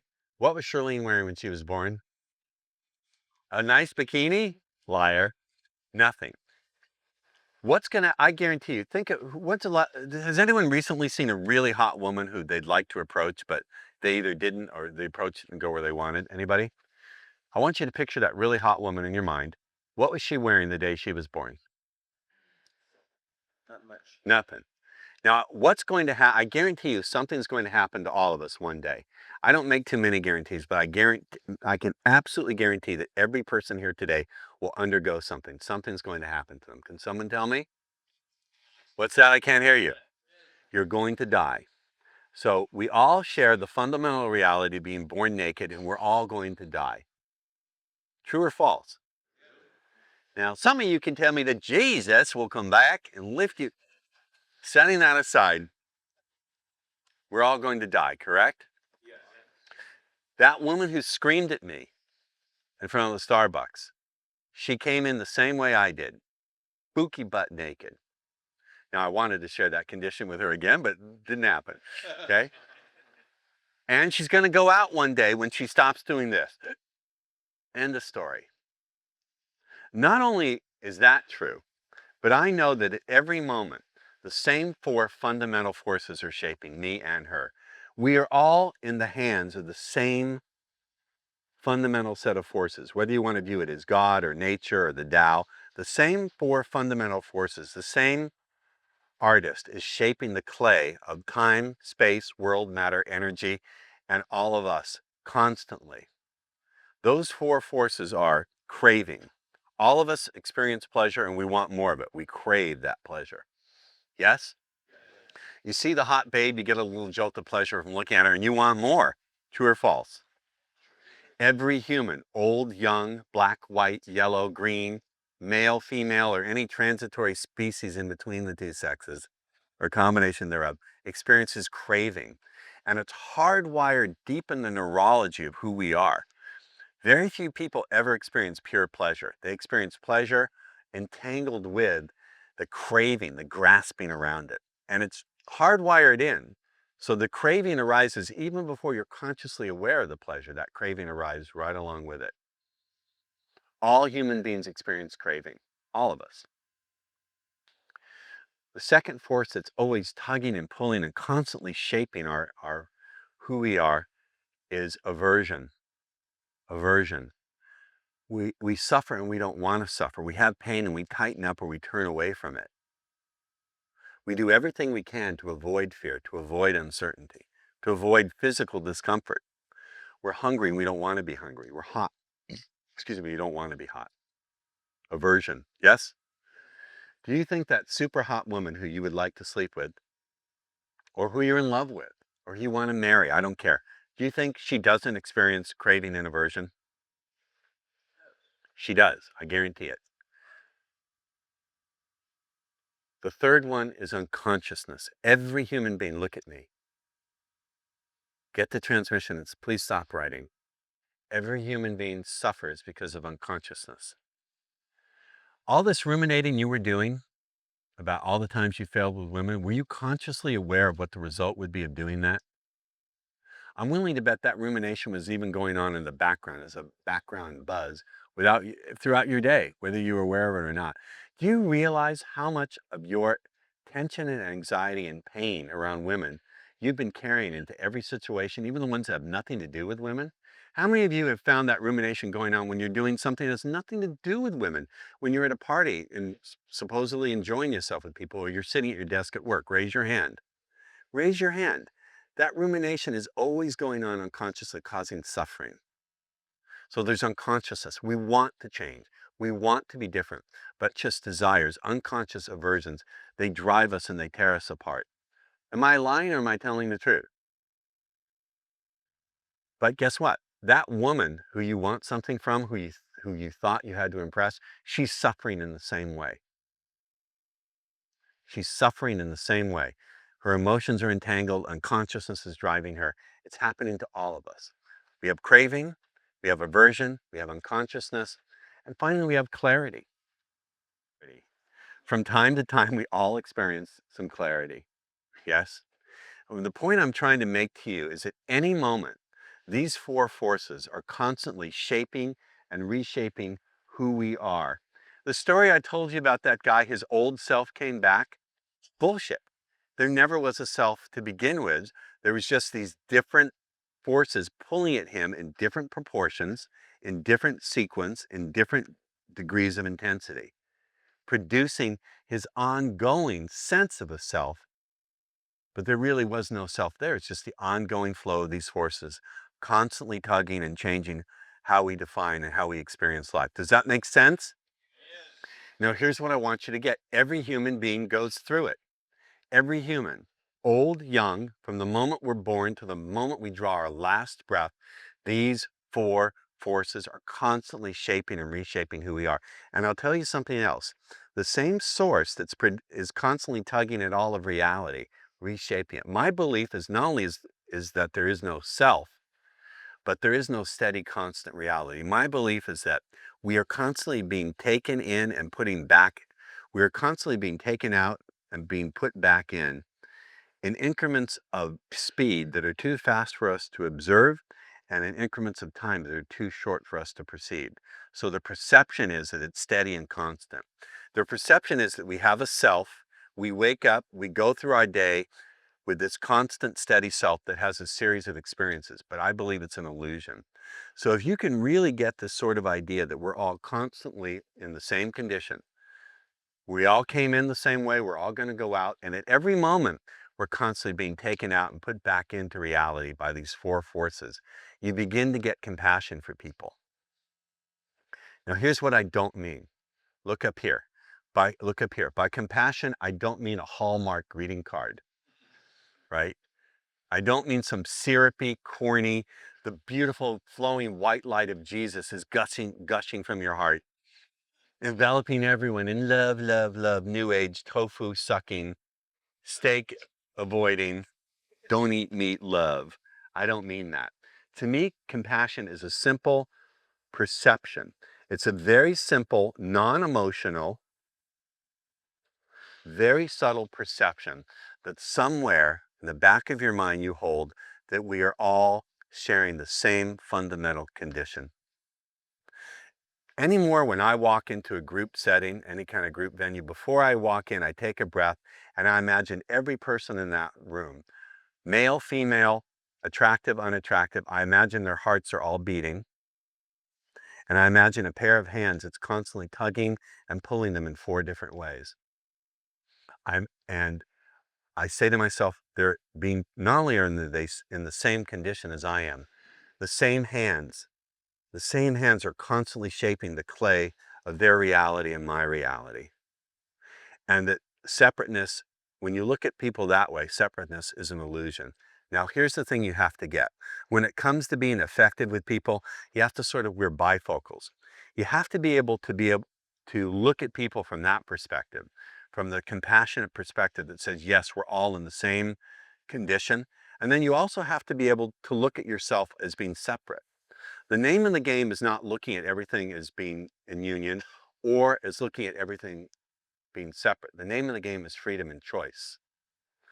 So if somewhere humming in the background of your mind when you're going to attract, when you're going to seduce, if somewhere in the very background, in a very subtle level, you can just hold the thought that we're all in the same condition, then how can you be afraid of someone who's being created by the same thing as you are every moment? How can you feel separate or afraid of someone who's being produced by the same fundamental forces, who's being upheld at every moment by the same thing that's upholding you? How can you be afraid or feel separate from someone when you see them as fundamentally being produced by the same thing as you are? I challenge you to feel afraid if that's how you view people. It becomes impossible. You can't, because you get that fundamentally we really are not separate from each other. I believe there's two ways to look at human beings. Each can be valid from its own framework. By the way, who knows something at all about physics? I don't mean like quantum psychology physics that you read in the back of your weekly throwaway newspaper. I mean the real thing. Who here knows anything about Newton's laws of motion? Anybody, right? You can use Newton's laws of motion to predict the path of an artillery shell, correct? Yes. Even though Einstein came along, Newton's laws of motion, do they work at speeds approaching the speed of light? No, they don't. Do they work at subatomic levels to predict quantum events? Can you predict quantum events or describe them using Newton's laws of motion? I can't hear you. No. Does that mean that they're completely invalid? From a certain frame of reference, they work. Even though Einstein came along, you can still use Newton's laws to accurately predict the path of a bullet, true or false. So depending on your frame of reference, they're true or not true. They're usable or not usable. I believe there's two ways to look at human beings. You can look at humans as basically bags of chemicals. We're basically chemical biological machines. We're moving through a cause and effect world. Time flows in a linear fashion, past, present, and future. Yes? We're all separate from each other. That can be a useful perspective. When you go to do your taxes, you have to view yourself as a separate thing, and you better view yourself that way. Yeah? God forbid, if any of you ever gets into a car accident, cracks up on the M5 motorway, you don't want them to rush you to a Chinese herbalist, right? Or an acupuncturist. I want to be taken to the best Western trauma clinic to have them pump me full of blood and reset my bones and do whatever they need to do. However, there's another view of humans that says, fundamentally, you can view humans as patterns of information. Yes? That, in fact, the future can influence the past, that time can flow in a lot of different directions, that we're always connected with each other anyway, that information can travel, information located without ever actually having to travel. You understand? You can look at humans in either of those two ways. So the language patterns that I'm giving you, that's sort of like the more cause and effect level. But this energetic stuff I'm giving you is looking at people from a totally different perspective. Which one is right? Which one works? They both do, according to how you view people. Does that make sense? But here's the thing. This stuff I'm giving you trumps all the language patterns.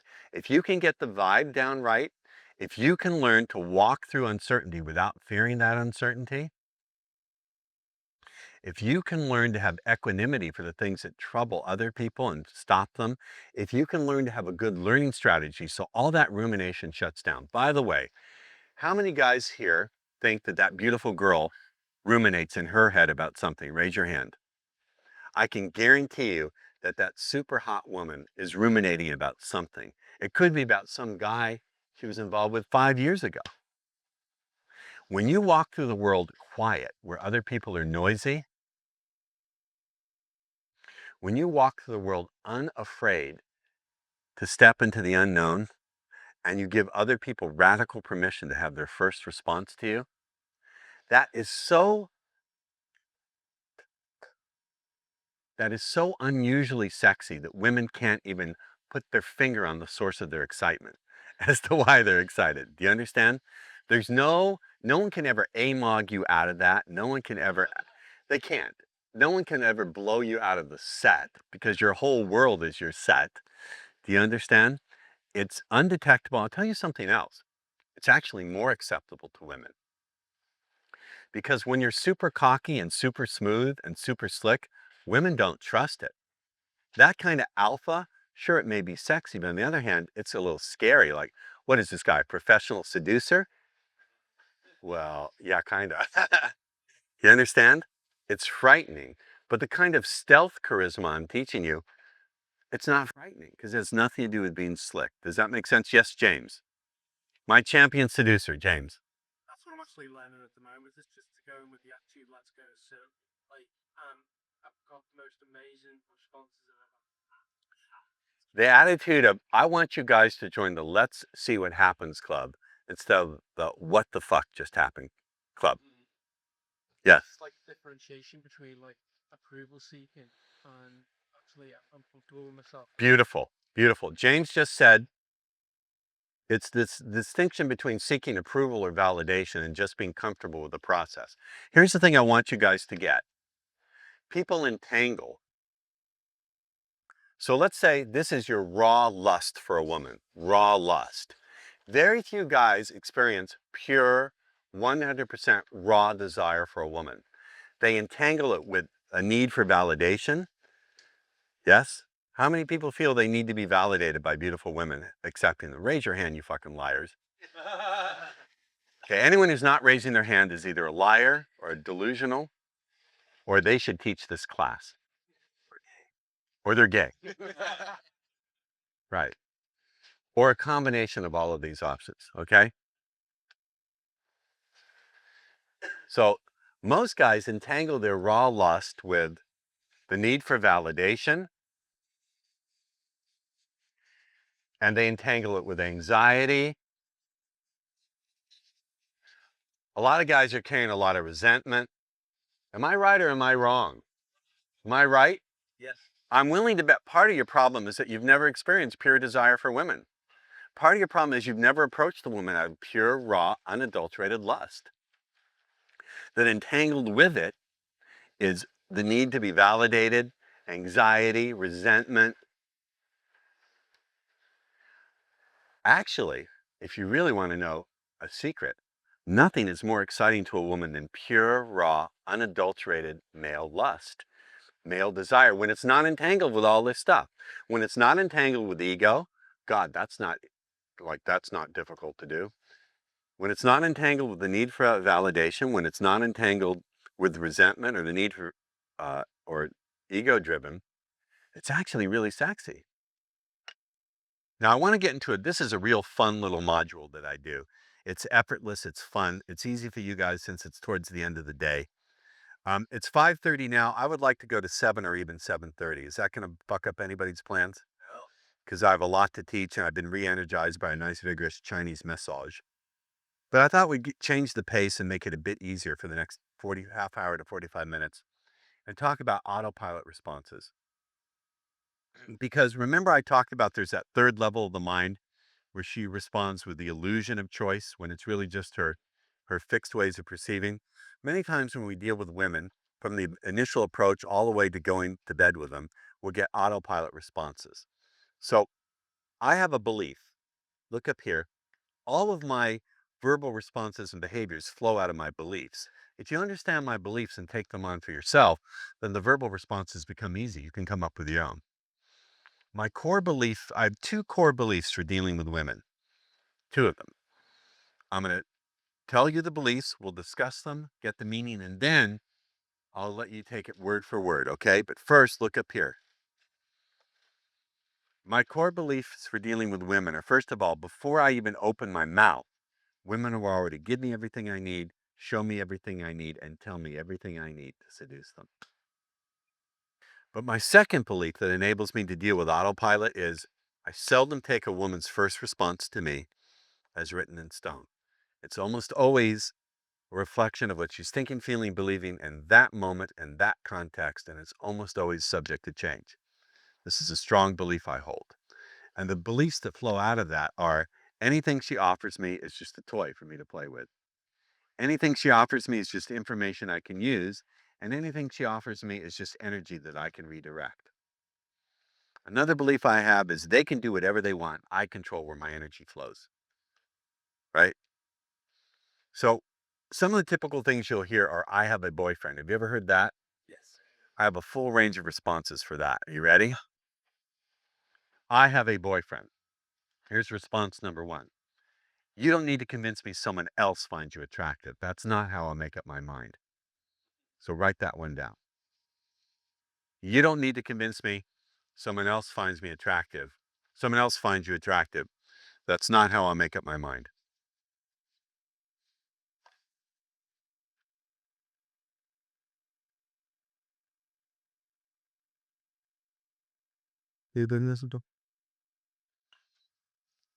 Now, what's the presupposition of that belief? The presupposition of that belief is telling me she has a boyfriend is not a way of shutting me down. She's telling me she has a boyfriend because she wants me to like her more. I'm deliberately misinterpreting the meaning of her objection and switching the frame around to say to her, hey, quit trying to convince me that I should like you. You understand? We're switching the frame on her.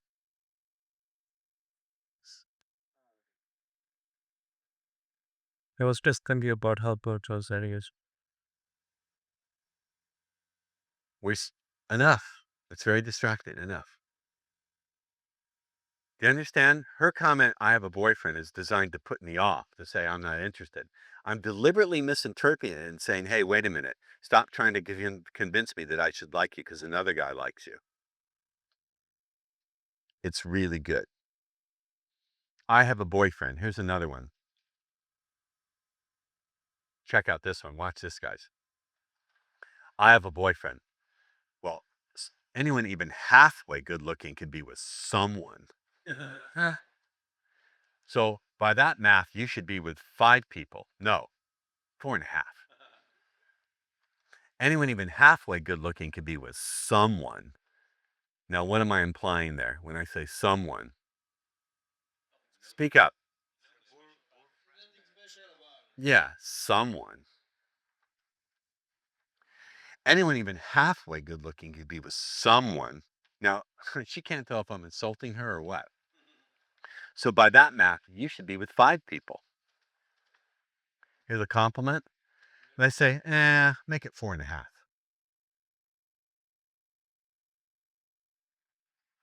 Halfway good looking can be with someone. I didn't say good. Anyone even halfway good looking can be with someone.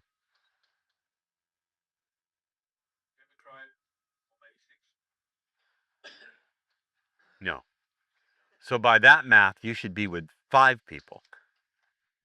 That's saying she's really good looking, right? Nah, make it 4.5. And then they always like punch me in the arm and say, you punk, or you're cheeky. The equivalent of you're cheeky. You get it? Anyone even halfway good looking could be with someone. So by that math, you should be with 5 people. Now make it 4.5.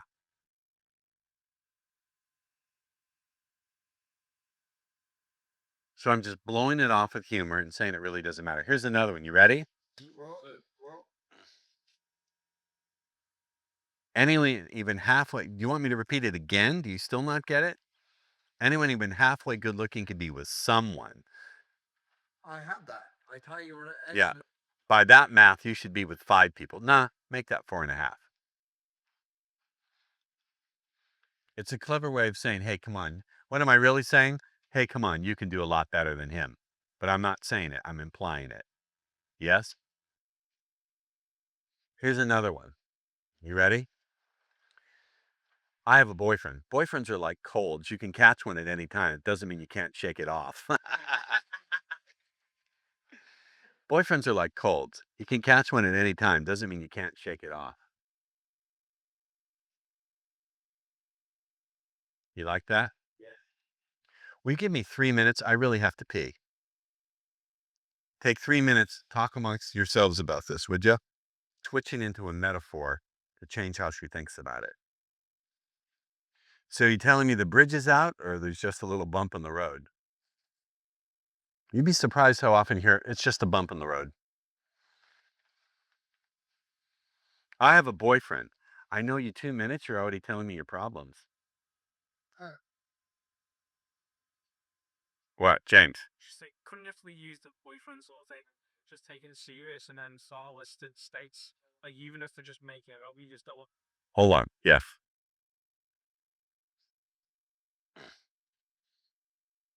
I only know you 2 minutes, you're already telling me your problems.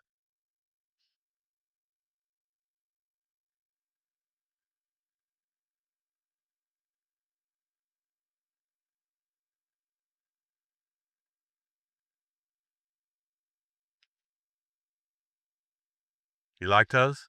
Yes, yes. Now, I should say, when a woman says she has a boyfriend, oftentimes it's just a bullshit autopilot response. And for a lot of women are what I call monkey branchers. You know what a monkey brancher is? You ever watch a monkey swing from branch to branch in the zoo? It doesn't fully let go of one branch until it's got its arm on the other one. It doesn't really jump from branch to branch. Some monkeys do, but most monkeys, they got to grab hold of the next branch before they'll fully let go of the other one, right? Most women are monkey branchers. The boyfriend is just filling time, and it doesn't mean anything. I had this, like 5 years back, I had a fling with this 22-year-old waitress from California Pizza Kitchen. She'd come over to my house, we'd fuck, and then she'd say things like, can you drive me back to my place? My boyfriend is taking you to the movies in half an hour. She wouldn't be seen with me in public. She wouldn't go to the movies with me or go to dinner with me, but she'd come over and fuck. Does that make sense? Yeah. It really doesn't conventionally make sense, but in reality, it makes sense. The other problem with boyfriends is a lot of boyfriends are stuck up sicky bits and they're not willing to experiment with wild, crazy, kinky sexual shit. Or the boyfriend may be fulfilling her very nicely when it comes to that social level of the mind, but he's not really pushing the other buttons. So what? I used to have a student named Doc Dave. He sort of looked like you, but 60 more pounds glued to his belly. And his specialty was fucking chicks he picked up in the gym, but they would never be seen with him in public. They wouldn't go out with him. They wouldn't introduce him to their friends. They would just fuck him. Poor bastard.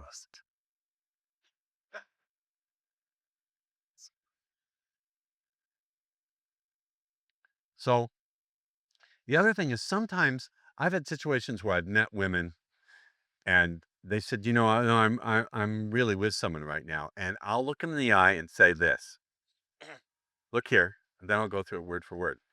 I'll say, well, if you should discover he's not with you in the way you truly want him to be, maybe we owe it to ourselves to talk. Listen to that. I say, if you discover he's not with you in the way you truly want him to be, maybe we owe it to ourselves to talk. Now, this is an example where I want you to write it down word for word, all right? If they say, no, seriously, I'm really seeing someone, or I really am, I've just started to date someone, I want to see if it works out. This is an instant where I want you to write word for word, guys. You say the following, well, if you should discover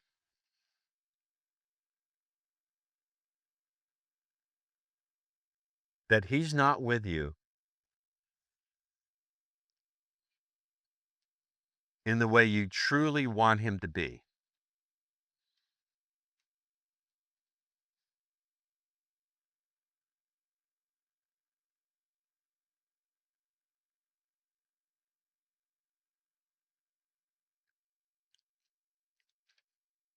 maybe we owe it to ourselves to talk.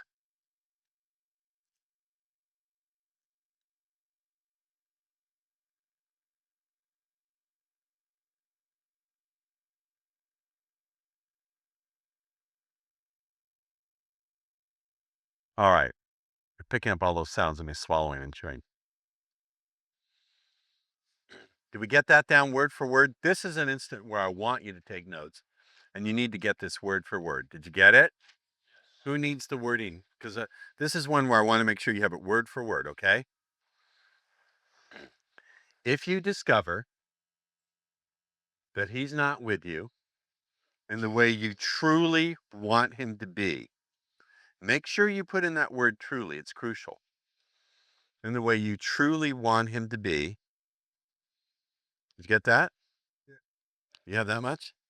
Yeah. Maybe we owe it to ourselves to talk. And then you give her your number.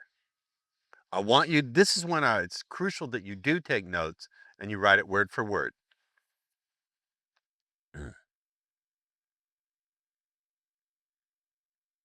Did you get that word for word? Do we all have it word for word? Now look up here and let's get, yes. You know what I want to say? It's very similar to. Yeah, I know which one you're thinking. Asking Yeah, I know. Now, let's parse this out. If you should discover, I don't say how she should discover it, or when she should discover it, or in what manner the discovery should come to her mind, do I? Did I say this is an example of being what? Vague. I didn't say if, as you're laying there one day after making love to him, it pops into your mind that he's a lousy lover, and you think about the kind of fucking you'd really like. I didn't say that, did I? Why? Specific. Too specific. If you should discover, discover is very vague, leaves it broadly wide open. Excuse me. If you should discover, did I say he's a bastard, or he's a rotten guy, or he's a poor lover, or he doesn't listen to you, or he's bad among your friends? Did I say any of those things? Did I? Look up here. It's crucial that you get this. Knowing when to be specific and when to be vague and how to fractionate back and forth is extraordinarily powerful in persuading people.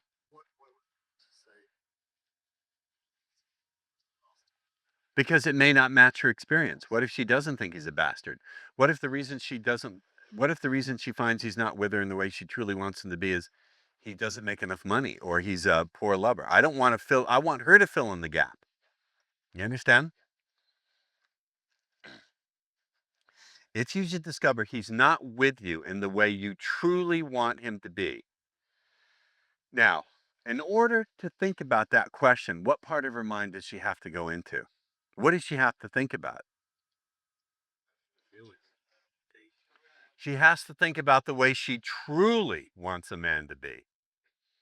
There's a big distinction here. If I said, if you discover he's not with you in the way you want him to be, but by saying truly want him to be, the implication of that adjective is that there's another level of satisfaction that she hasn't been thinking about, isn't there? Well, we already have a supplier for our copying machines. Well, if you should discover they're not meeting your needs in the way you truly want them to, maybe we owe it to each other to talk. Understand? If he's not with you the way you truly want him to be, where does she have to go in her mind to even contemplate that? She has to go into the part of her mind where she thinks about the things that would most deeply really fulfill her. Yes? Maybe, so it's a softener, we owe it to ourselves to talk. Now, what does that mean? Owe it to ourselves to talk. First of all, saying ourselves implies that we have a relationship, doesn't it? I didn't say maybe you owe it to yourself to call me. Why? Because that would come off as arrogant, right? I say maybe we owe it to ourselves to talk. Now, in what way do we owe it to ourselves? According to who do we owe it to ourselves? How should it occur to her that we owe it to ourselves? What do you mean ourselves? And talk in which way? Talk about what? Talk when? Talk how? Talk where? It's so fucking vague. It's like taking a jellyfish, coating it with grease, and sliding it down a tube slicked with sex lube. There's no resistance to push back against. She can't push against any of this because I'm not saying anything specific. And yet, at the same time, another reason it's powerful, look here, it's not just powerful because it's vague. It's powerful because it demonstrates understanding in a woman's world. It demonstrates the fact that women are always, look here, women are always reevaluating the relationship. Even if they're happy with a guy, some part of them is always thinking, is he really the one? Do I really want to be with him? They're constantly discussing you with their girlfriends. So I'm actually pacing her reality. I'm demonstrating that I understand her deeper processes, because women do that. They'll be with a guy and they'll think, is he really the one I want to be with? Women love playing this game with themselves. It's part of how they fractionate their interest in a guy. They love him, and then they pop out of it and go, do I really love him? Then they pop back into it. Every time you understand? But oftentimes, what happens is they go, I really don't. Now, by making, what am I really doing? This is setting off a time bomb in her mind. It really is. She's going to go home and look at him with a much more critical eye. Because now she's not looking at him with the eye of, he's my boyfriend. She's looking at him with the eye going, is he who I really want to be with? And then she's going to start doubting everything he does. And pretty soon she's going to go, I need to give that guy a call. Is that fair? I can't hear you. This is a ticking little time release capsule.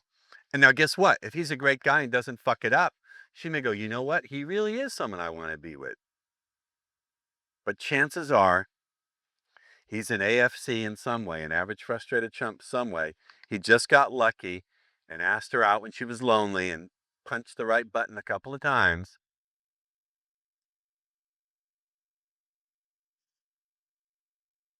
Now, what would most guys do? Well, yeah, you have a boyfriend, but I bet he's not really. Tell me, give me 5 reasons why you love him. Or so what?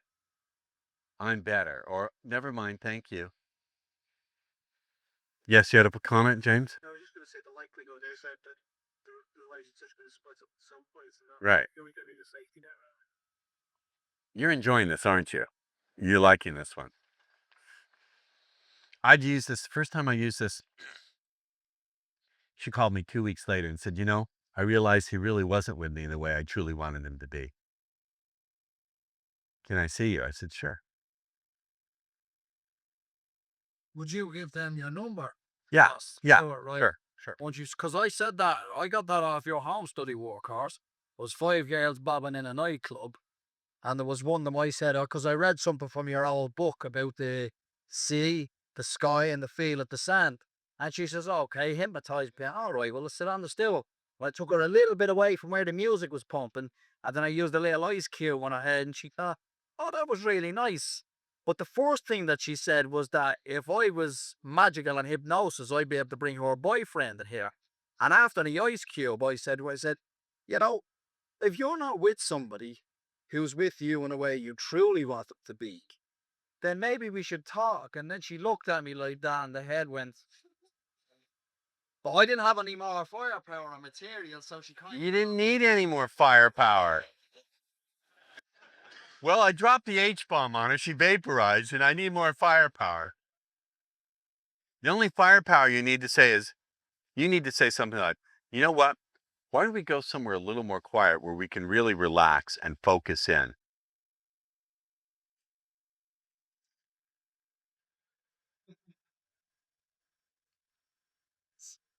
That's what?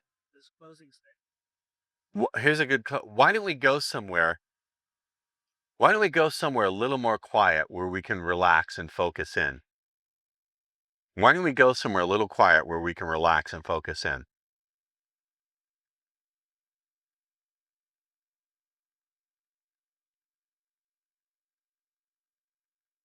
And how do you ease with buyer's remorse? How you deal with buyer's remorse? You're not going to get buyer's remorse if every step of the way she's reaching for more. It can be a lot longer. You won't get buyer's remorse if you're fractionating, challenging her, feeding back her own language, and making her reach for it at every moment. Sometimes I'll say to a woman, on a scale of 1 to 10, how good does this feel? And she'll say 10. I'll say, if and only if you want better feeling, say more, please. I'll make her say more, please. Flat out, say more, please. Now, if a woman is reaching for something and she's actually verbally saying more, how can she resist it? Because she's convincing herself at every step of the way she's investing in it, remember? So you won't get buyer's remorse. You may get token resistance, but that's not the same. Does that make sense? Yes. But you see, it's the same principles operating, demonstrating authority in her world, being vague, getting her to think from a certain level of the mind. They're the same principles no matter what part of the sarge you're in. Yes.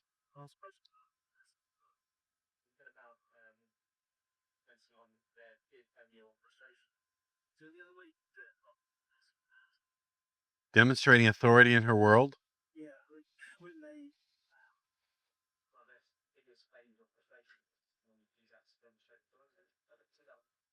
Well, there's different ways you can demonstrate authority. Now, I want to get into it. This is a real fun little module that I do. It's effortless. It's fun. It's easy for you guys since it's towards the end of the day.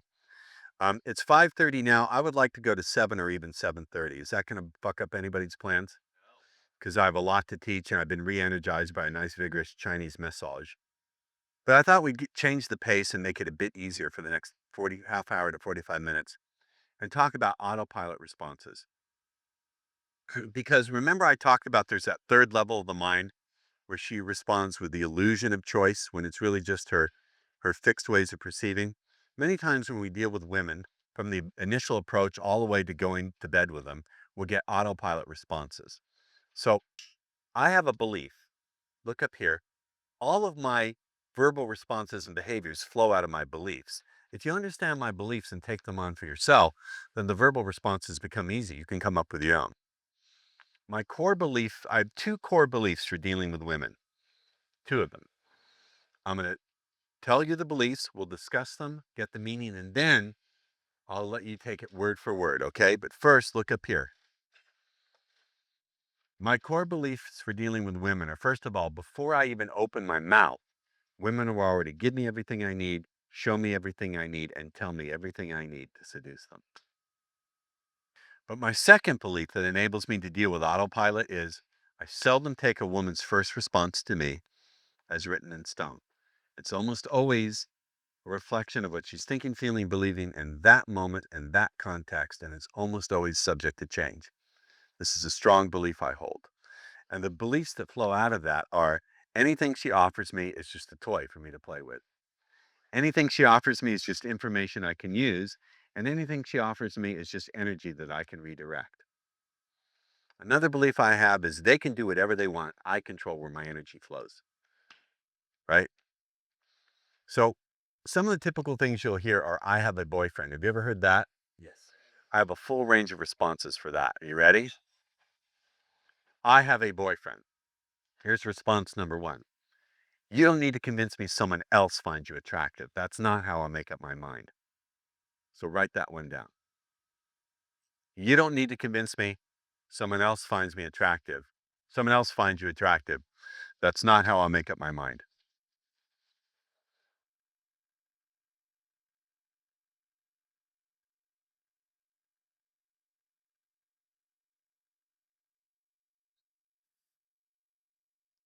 Now, what's the presupposition of that belief?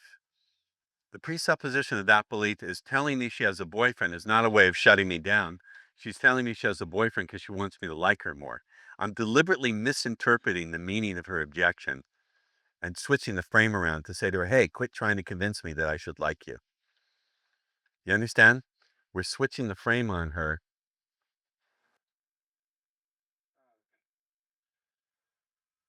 I was just thinking about how much was that age. Enough. It's very distracting. Enough. Do you understand? Her comment, I have a boyfriend, is designed to put me off, to say I'm not interested. I'm deliberately misinterpreting it and saying, hey, wait a minute. Stop trying to convince me that I should like you because another guy likes you. It's really good. I have a boyfriend. Here's another one. Check out this one. Watch this, guys. I have a boyfriend. Well, anyone even halfway good looking can be with someone. So by that math, you should be with 5 people. No, 4.5. Anyone even halfway good looking can be with someone. Now, what am I implying there when I say someone? Speak up. Yeah, someone. Anyone even halfway good looking could be with someone. Now, she can't tell if I'm insulting her or what. So by that math, you should be with 5 people. Here's a compliment. They say, make it 4.5.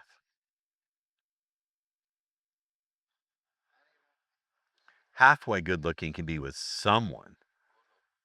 I didn't say good. Anyone even halfway good looking can be with someone.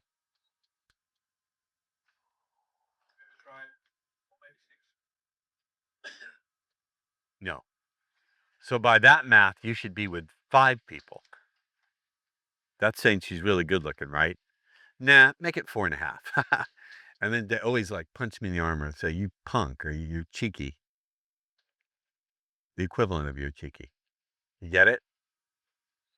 Anyone even halfway good looking can be with someone. So by that math, you should be with 5 people. Now make it 4.5.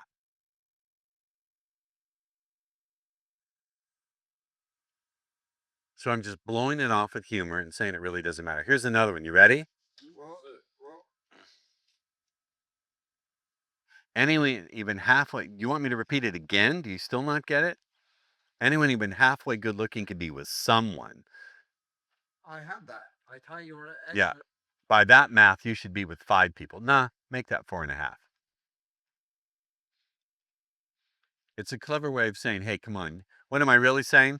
Hey, come on, you can do a lot better than him. But I'm not saying it, I'm implying it. Yes? Here's another one. You ready? I have a boyfriend. Boyfriends are like colds. You can catch one at any time. It doesn't mean you can't shake it off. Boyfriends are like colds. You can catch one at any time. Doesn't mean you can't shake it off. You like that? Yeah. Will you give me 3 minutes? I really have to pee. Take 3 minutes. Talk amongst yourselves about this, would you? Twitching into a metaphor to change how she thinks about it. So you're telling me the bridge is out, or there's just a little bump in the road? You'd be surprised how often you hear it's just a bump in the road. I have a boyfriend. I know you 2 minutes, you're already telling me your problems. Huh. What, James? I was just like, couldn't you actually use the boyfriend sort of thing and just take it serious and then start a list of the states? Like, even if they're just making it up, you just do it. Hold on. Yes.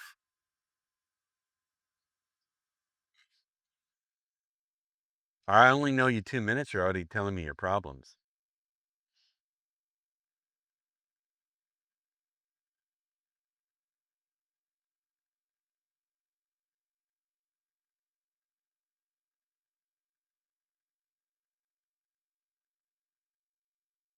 You like those? Yeah.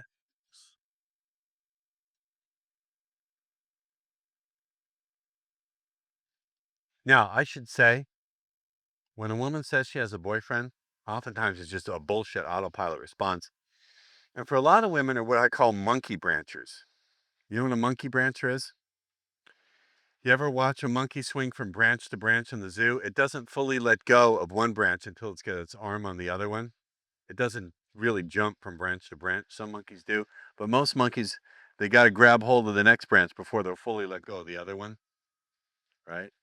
Most women are monkey branchers. The boyfriend is just filling time, and it doesn't mean anything. I had this, like 5 years back, I had a fling with this 22-year-old waitress from California Pizza Kitchen. She'd come over to my house, we'd fuck, and then she'd say things like, can you drive me back to my place? My boyfriend is taking me to the movies in half an hour. She wouldn't be seen with me in public. She wouldn't go to the movies with me or go to dinner with me, but she'd come over and fuck. Does that make sense? Yeah. It really doesn't conventionally make sense, but in reality, it makes sense. The other problem with boyfriends is a lot of boyfriends are stuck up sticky bits and they're not willing to experiment with wild, crazy, kinky sexual shit. Or the boyfriend may be fulfilling her very nicely when it comes to that social level of the mind, but he's not really pushing the other buttons. So what? I used to have a student named Doc Dave. He sort of looked like you, but 60 more pounds glued to his belly. And his specialty was fucking chicks he picked up in the gym, but they would never be seen with him in public. They wouldn't go out with him. They wouldn't introduce him to their friends. They would just fuck him. Poor bastard.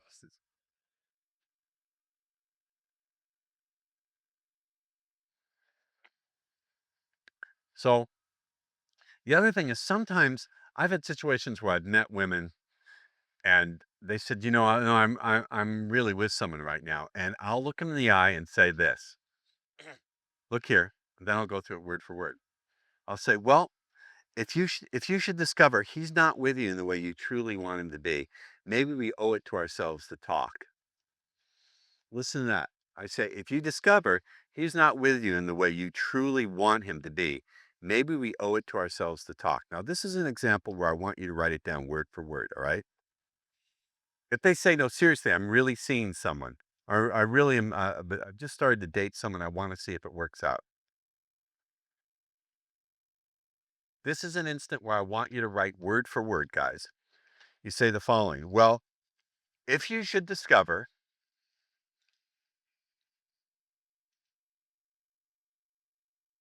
that he's not with you in the way you truly want him to be,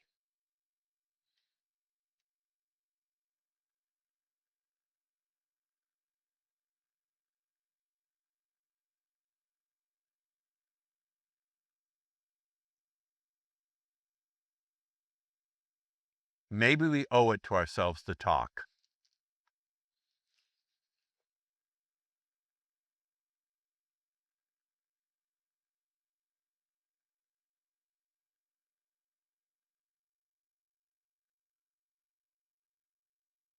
All right. Picking up all those sounds of me swallowing and chewing. Did we get that down word for word? This is an instant where I want you to take notes, and you need to get this word for word. Did you get it? Who needs the wording? Because this is one where I want to make sure you have it word for word, okay? If you discover that he's not with you in the way you truly want him to be, make sure you put in that word truly. It's crucial. In the way you truly want him to be. Did you get that? You have that much? Maybe we owe it to ourselves to talk. And then you give her your number. I want you, this is when it's crucial that you do take notes and you write it word for word.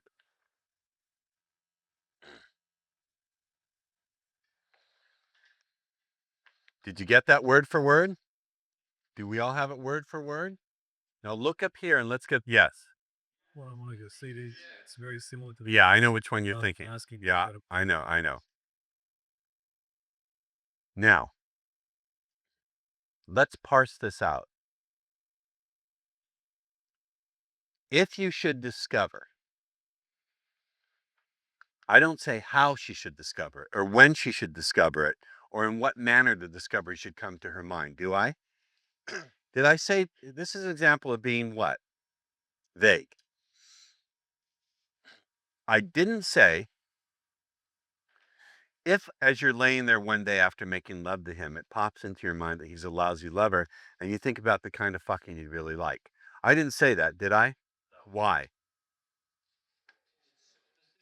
Too specific. If you should discover, discover is very vague, leaves it broadly wide open. Excuse me. If you should discover, did I say he's a bastard, or he's a rotten guy, or he's a poor lover, or he doesn't listen to you, or he's bad among your friends? Did I say any of those things? Did I? Look up here. It's crucial that you get this. Knowing when to be specific and when to be vague and how to fractionate back and forth is extraordinarily powerful in persuading people. Why would you want to say Because it may not match her experience. What if she doesn't think he's a bastard? What if the reason she finds he's not with her in the way she truly wants him to be is he doesn't make enough money, or he's a poor lover? I want her to fill in the gap. You understand? If you should discover he's not with you in the way you truly want him to be. Now, in order to think about that question, what part of her mind does she have to go into? What does she have to think about? really? She has to think about the way she truly wants a man to be. There's a big distinction here. If I said, if you discover he's not with you in the way you want him to be, But by saying truly want him to be, The implication of that adjective is that there's another level of satisfaction that she hasn't been thinking about, isn't there? Well, we already have a supplier for our copy machines. Well, if you should discover they're not meeting your needs in the way you truly want them to, maybe we owe it to each other to talk.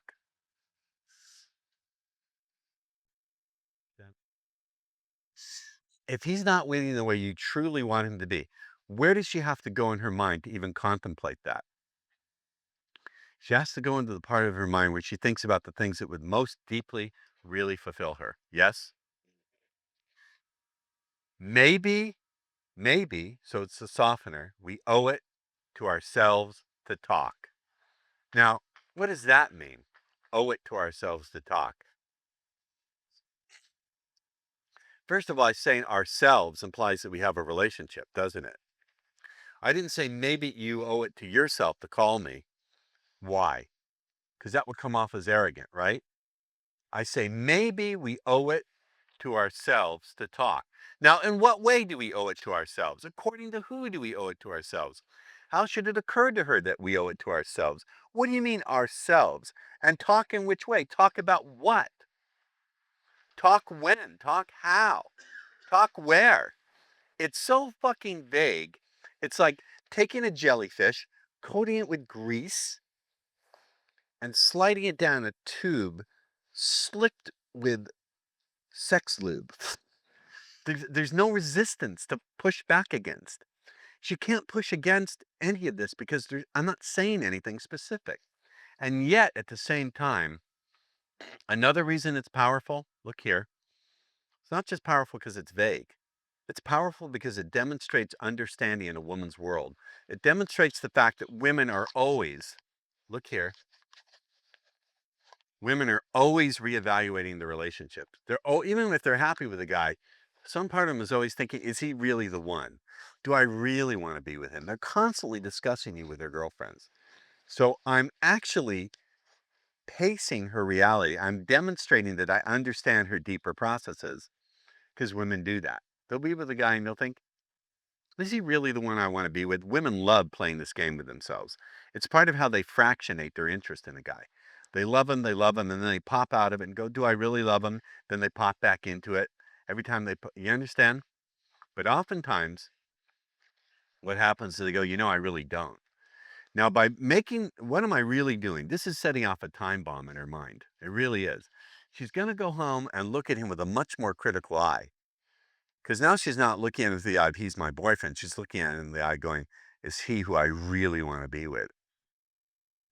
And then she's going to start doubting everything he does.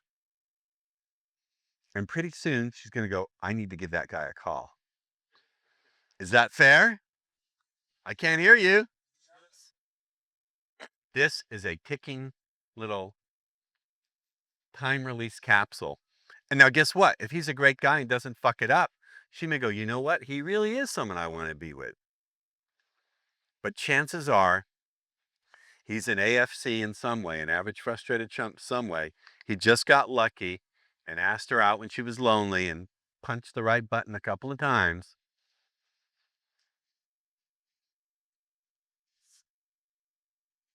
Now, what would most guys do? Well, yeah, you have a boyfriend, but I bet he's not really. Give me 5 reasons why you love him. Or so what? I'm better. Or never mind, thank you. Yes, you had a comment, James? I was just going to say the likelihood is that the relationship's going to split up at some point. And Right. You're going to get your safety net, really. You're enjoying this, aren't you? You're liking this one. I'd use this, first time I used this, she called me 2 weeks later and said, I realized he really wasn't with me the way I truly wanted him to be. Can I see you? I said, sure. Would you give them your number? Yeah. Us, Yeah, store, right? Sure. Would you? Because I said that, I got that off your home study work course. It was 5 girls bobbing in a nightclub. And there was one of them I said, because I read something from your old book about the sea, the sky, and the feel of the sand. And she says, oh, okay, hypnotize me then. All right, well, let's sit on the still. I took her a little bit away from where the music was pumping. And then I used a little ice cube on her head. And she thought, oh, that was really nice. But the first thing that she said was that if I was magical and hypnosis, I'd be able to bring her boyfriend in here. And after the ice cube, I said, you know, if you're not with somebody who's with you in a way you truly want them to be, then maybe we should talk. And then she looked at me like that, and the head went. But I didn't have any more firepower or material, so she kind of. You didn't need any more firepower. Well, I dropped the H-bomb on her. She vaporized, and I need more firepower. The only firepower you need to say is, you need to say something like, you know what? Why don't we go somewhere a little more quiet where we can really relax and focus in?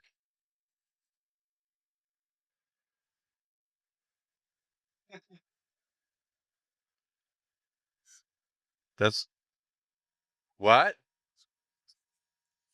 Here's a good. Why don't we go somewhere?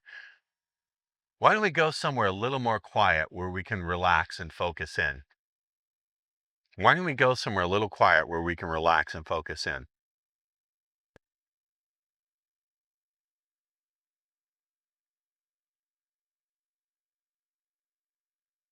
And how do you deal with buyer's remorse?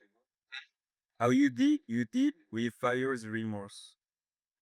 You're not going to get buyer's remorse if every step of the way she's reaching for more. It can be a lot longer. It could be risky. You won't get buyer's remorse if you're fractionating, challenging her, feeding back her own language, and making her reach for it at every moment. Sometimes I'll say to a woman, on a scale of 1 to 10, how good does this feel? And she'll say 10. I'll say, if and only if you want better feeling, say more, please. I'll make her say more, please. Flat out, say more, please. Now, if a woman is reaching for something and she's actually verbally saying more, how can she resist it? Because she's convincing herself at every step of the way she's investing in it, remember? So you won't get buyer's remorse. You may get token resistance, but that's not the same. Does that make sense? But you see, it's the same principles operating, demonstrating authority in her world, being vague, getting her to think from a certain level of the mind. They're the same principles no matter what part of the SARD you're in. Yes? But what about passion that your possession? So the other way to go is Demonstrating authority in her world? Yeah, when they well, there's biggest aims of persuasion. And you use that to Well, there's different ways you can demonstrate authority. You can demonstrate that you understand her ongoing processes by observing what she's doing inside energetically. When our friend was up in front of the room and I noticed what he was thinking as he was thinking that established real expertise, authority in his world, didn't it? Because I was able to observe. You can demonstrate that you understand how women think overall. That statement, if he's not with you in the way you truly want him to be, it's not only vague, it not only requires her to go into the deepest level of her mind to answer it, but it also demonstrates without saying it that you understand how women think, that women are constantly questioning their relationships. The best techniques employ 2 or 3 things simultaneously. So this one is really a good example because you're being vague, so she fills in the blanks and can't resist. You're demonstrating authority in her world because, in fact, women do question their relationships, aren't you? And you're requiring a response from the deepest level of her mind. That's pretty powerful for just, how many words are in that? Maybe 20 words. It's pretty powerful. And it shows you what you can do when you know where to direct this communication instead of willy-nilly tossing things about. Yes? Does that make sense? Wake up. You all right, Doc? Yes. I was walking through. Where are you from? Irish, but I live here in London. You're Irish, oi. I got some jokes for you. Huh? I don't laugh at them anyway because my brain don't pick up on them, you know. Right.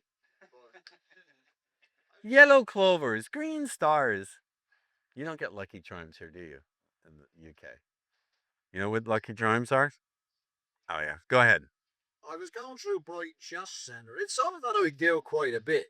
And I'll scan for the eye contact. And if I get a bit of eye contact, I'll drop a smile. And if she goes, I'll hold her there and then. This girl, you could see that 60, 70, nearly 80% of her wanted to side with me. But then another part of her is saying, hang on. The sensible part of her.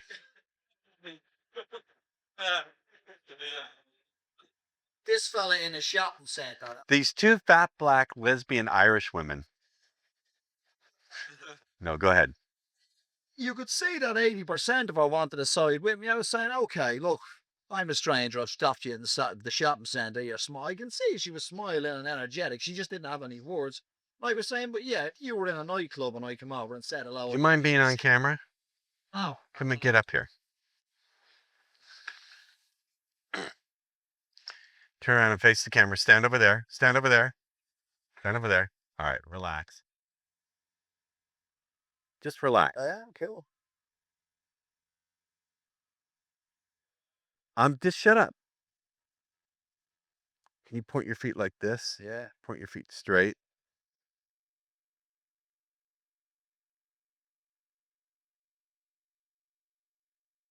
Look up. I want you to do something for me. I want you to hold your attention on your feet. Relax. Relax your body. Smile. Hold your attention on your feet. All right. Hold your attention on your feet. Relax everything. You don't have to go into trance. You can look normally at people. Look around the room, but put a little bit of your attention on your feet. Relax your shoulders. You can change. You don't have to stand there. Just put a little bit of attention on your feet. Keep 10% of your attention on your feet and talk to me. With 10% of your attention on your feet, keep talking. Like I said, you could see that 80% of her. Yeah.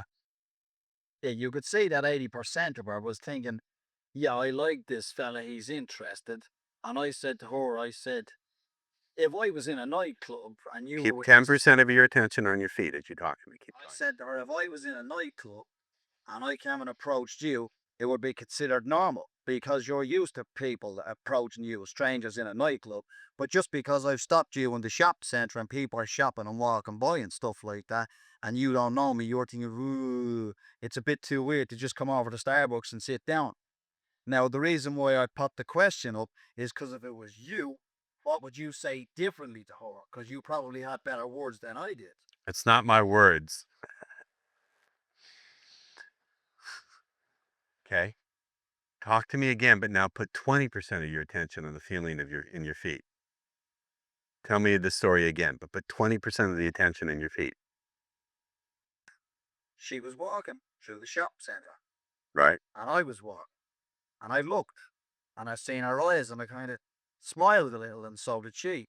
So I cut across and I halted her. And she stopped. And I said to her, I like you. I want to get to know you. And she smiled and said, well, this is a bit random. So what I did was I stepped out of the way. So if she wants to keep walking. Stop right there. Don't say a word. Turn around and look at the camera. Did any of you see the difference in how he presented? What did you notice different that when he put 20%, when he put 20% of his focus on his feet, what did you see was different? Say again. Slower. What else? Less absolutely terrifying because he's not looking like he's a bumblebee on cocaine. You change tape? You can leave it for the day. Your issue, sir, is not what you're saying.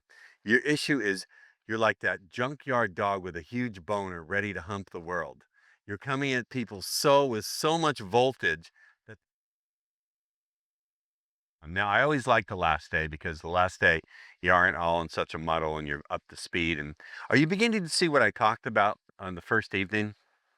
About fractionation and capturing and leading the imagination and getting her to invest and all this other good stuff. Yes? Yes? Now, how many here want more of the mechanics, more of those saucy language patterns to get her dripping wet and basically a camel's yawn? I love these British expressions, camel's yawn, fucking the night. Brilliant. I'm going to bring it back to Southern California and see if I can introduce it to the lexicon. So how many want more of the actual mechanics of the approach, and how many want some more of the energetic stuff and learning stuff we did? Yeah, okay, it's about half. So we're going to jump into some language patterns since the reporters like to hear that stuff and since you guys want it, right? So we've been talking about themes, right? So let's show you how we can spin language patterns. Oh, I'll give you a language pattern that's knocking women out left and right. I mean, this is like, I don't like that expression. So what I mean is it's having a great impact, and it's based absolutely on truth. And I don't even know why it's working, because it's violating pretty much all the traditional rules of language patterns. There's no actual embedded commands in it, but it's working. So you want me to share with you my latest that I'm actually using with devastating effects? Yes. I can't hear you. I can't hear you. Yes. All right, ladies. Now, it's interesting because this doesn't follow any of the rules, and it's based on truth. The fact of the matter is, and I'm not making this up, this is absolutely true. On and off for the past 2 years, I've been having, and I'm not, this is true, on and off for the past 2 years, I've been having dreams about this really awesome woman. I think, God forbid, it could be a dream about me one day getting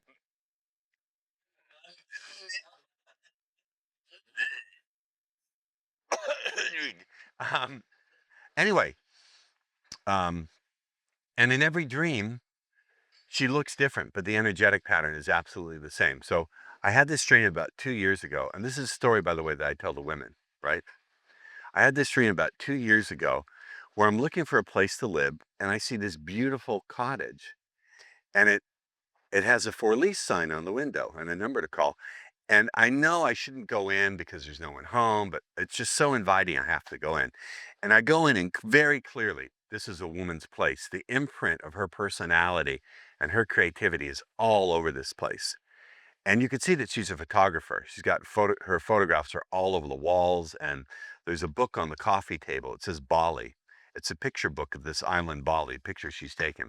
And clearly you can see that this is a person with great passion for their career, great passion for their life, that they have something that they really, really love to do.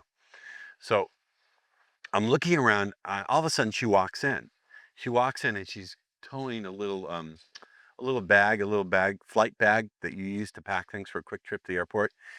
And rather than being angry or upset or shocked or scared that I'm there, she says, "Oh, hello, can I help you?"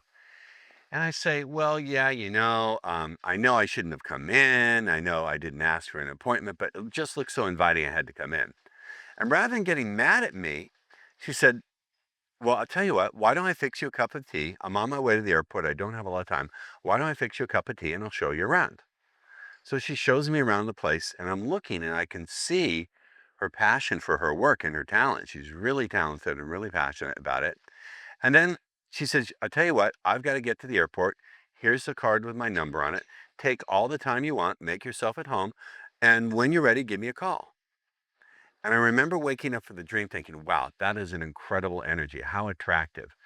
That first of all, she's grounded, that rather than being thrown by the unexpected, she's fine with it. Not only is she not upset that I'm there, even though she's in a hurry, and even though I don't belong there, she wants to make me feel comfortable. She has the presence of mind to make me feel comfortable. She doesn't view making a man feel comfortable as a bad thing. It just comes naturally to her. And then also she's got a passion for her life. She's doing something that she really loves. She's got something that she enjoys doing that makes her life worthwhile. I remember waking up from the dream and thinking, wow, if I ever meet that energy, that's the energy of the woman that I'm really, really going to love. Now, stop right there, guys. I used to just tell that part of the story, and even that would get women like, but I added in a part because it's true. And then I'll tell them, I say, about a month ago, I decided to have the dream from the woman's perspective. I decided, let's imagine I'm the woman dreaming about this. So in the dream, I have this place to lease, and I'm in a hurry. I've got to go to another job. I'm going to the airport. I come home, and there's this guy there. And rather than being upset that this guy is there, the first thing I notice is I notice his innocence. As I come in, he's looking at my work, and I go, wait a minute. this person means no harm. I instantly felt comfortable with him, and I instantly could see his innocence. He was looking at my work, and he was in love with my work. He could see the world. He could see my passion the same way I saw it. And then as I led him about, showing him the place, he wasn't hitting on me at all. I didn't feel any of that. He was really naturally just totally in love with my work, actually really expressing it. And not only that, he was seeing my passion through the same eyes I was. I remember I felt so comfortable with him. I let him stay there. I said, take all the time you want and just call me. But as I was going to the airport, I remember missing him. As soon as I left him, I thought, oh my God, I miss this man. I want to see him. This man is going to be so special in my life. Now, guys, I finished telling the story, and these girls are. Now, see, the thing is I guess that is got some. You want to go through it and see where it's a pattern? Because it works. I mean, I'm not traditionally giving her any commands or anything, but I guess it's in there because it's really working. I mean, this is working almost better than anything I've ever done since 1988. Okay. So there's something going on here that we should look at together, don't you think? Now, the first thing I should say is this pattern is true. I really did have that dream. And the fact of the matter is that woman has appeared in my many different dreams. She always looks different. She really always looks different, but it's the same energy. The same energetic pattern is there. So let me wheel this closer.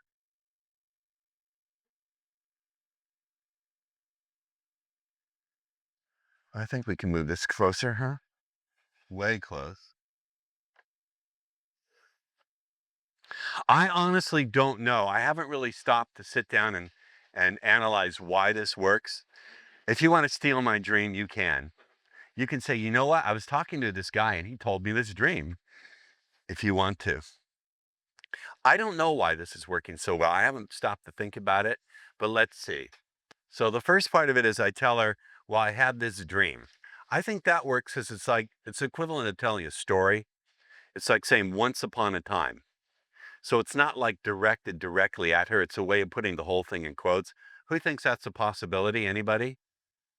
Anybody have another idea and disagree with that? I haven't really even analyzed it. I've just been enjoying the results. Anybody? When you're saying you've got a dream, is it you're willing to share something quite personal? That's good. That's good too. He said, when you say I had a dream, it's like you're sharing something really personal. So maybe it's creating a bond that way. Yes. By saying, well, yeah, it's putting it in quotes. It's taking a step back. It's like saying once upon a time. I think these are really good. So the first aspect is by saying it's a dream, which it was, it's putting the whole thing in quotes. Creates intrigue because dreams are intriguing in and of itself. I guess the topic of dreams is a great topic because dreams deal with that part of the mind that fantasizes, right? Dreams are, I think, a part of that topic of fantasy, escape, because dreams are escape fantasies in a sense. So You could also demonstrate expertise by saying that you are into dream interpretation. this is good too. It presents me sort of as an expert because I'm going to, it implies that I pay attention to my dreams. So it sort of shows that I have some depth. So, you know, it's interesting. It puts me in a good light. It's quotes, it's intrigue. Yes, back there.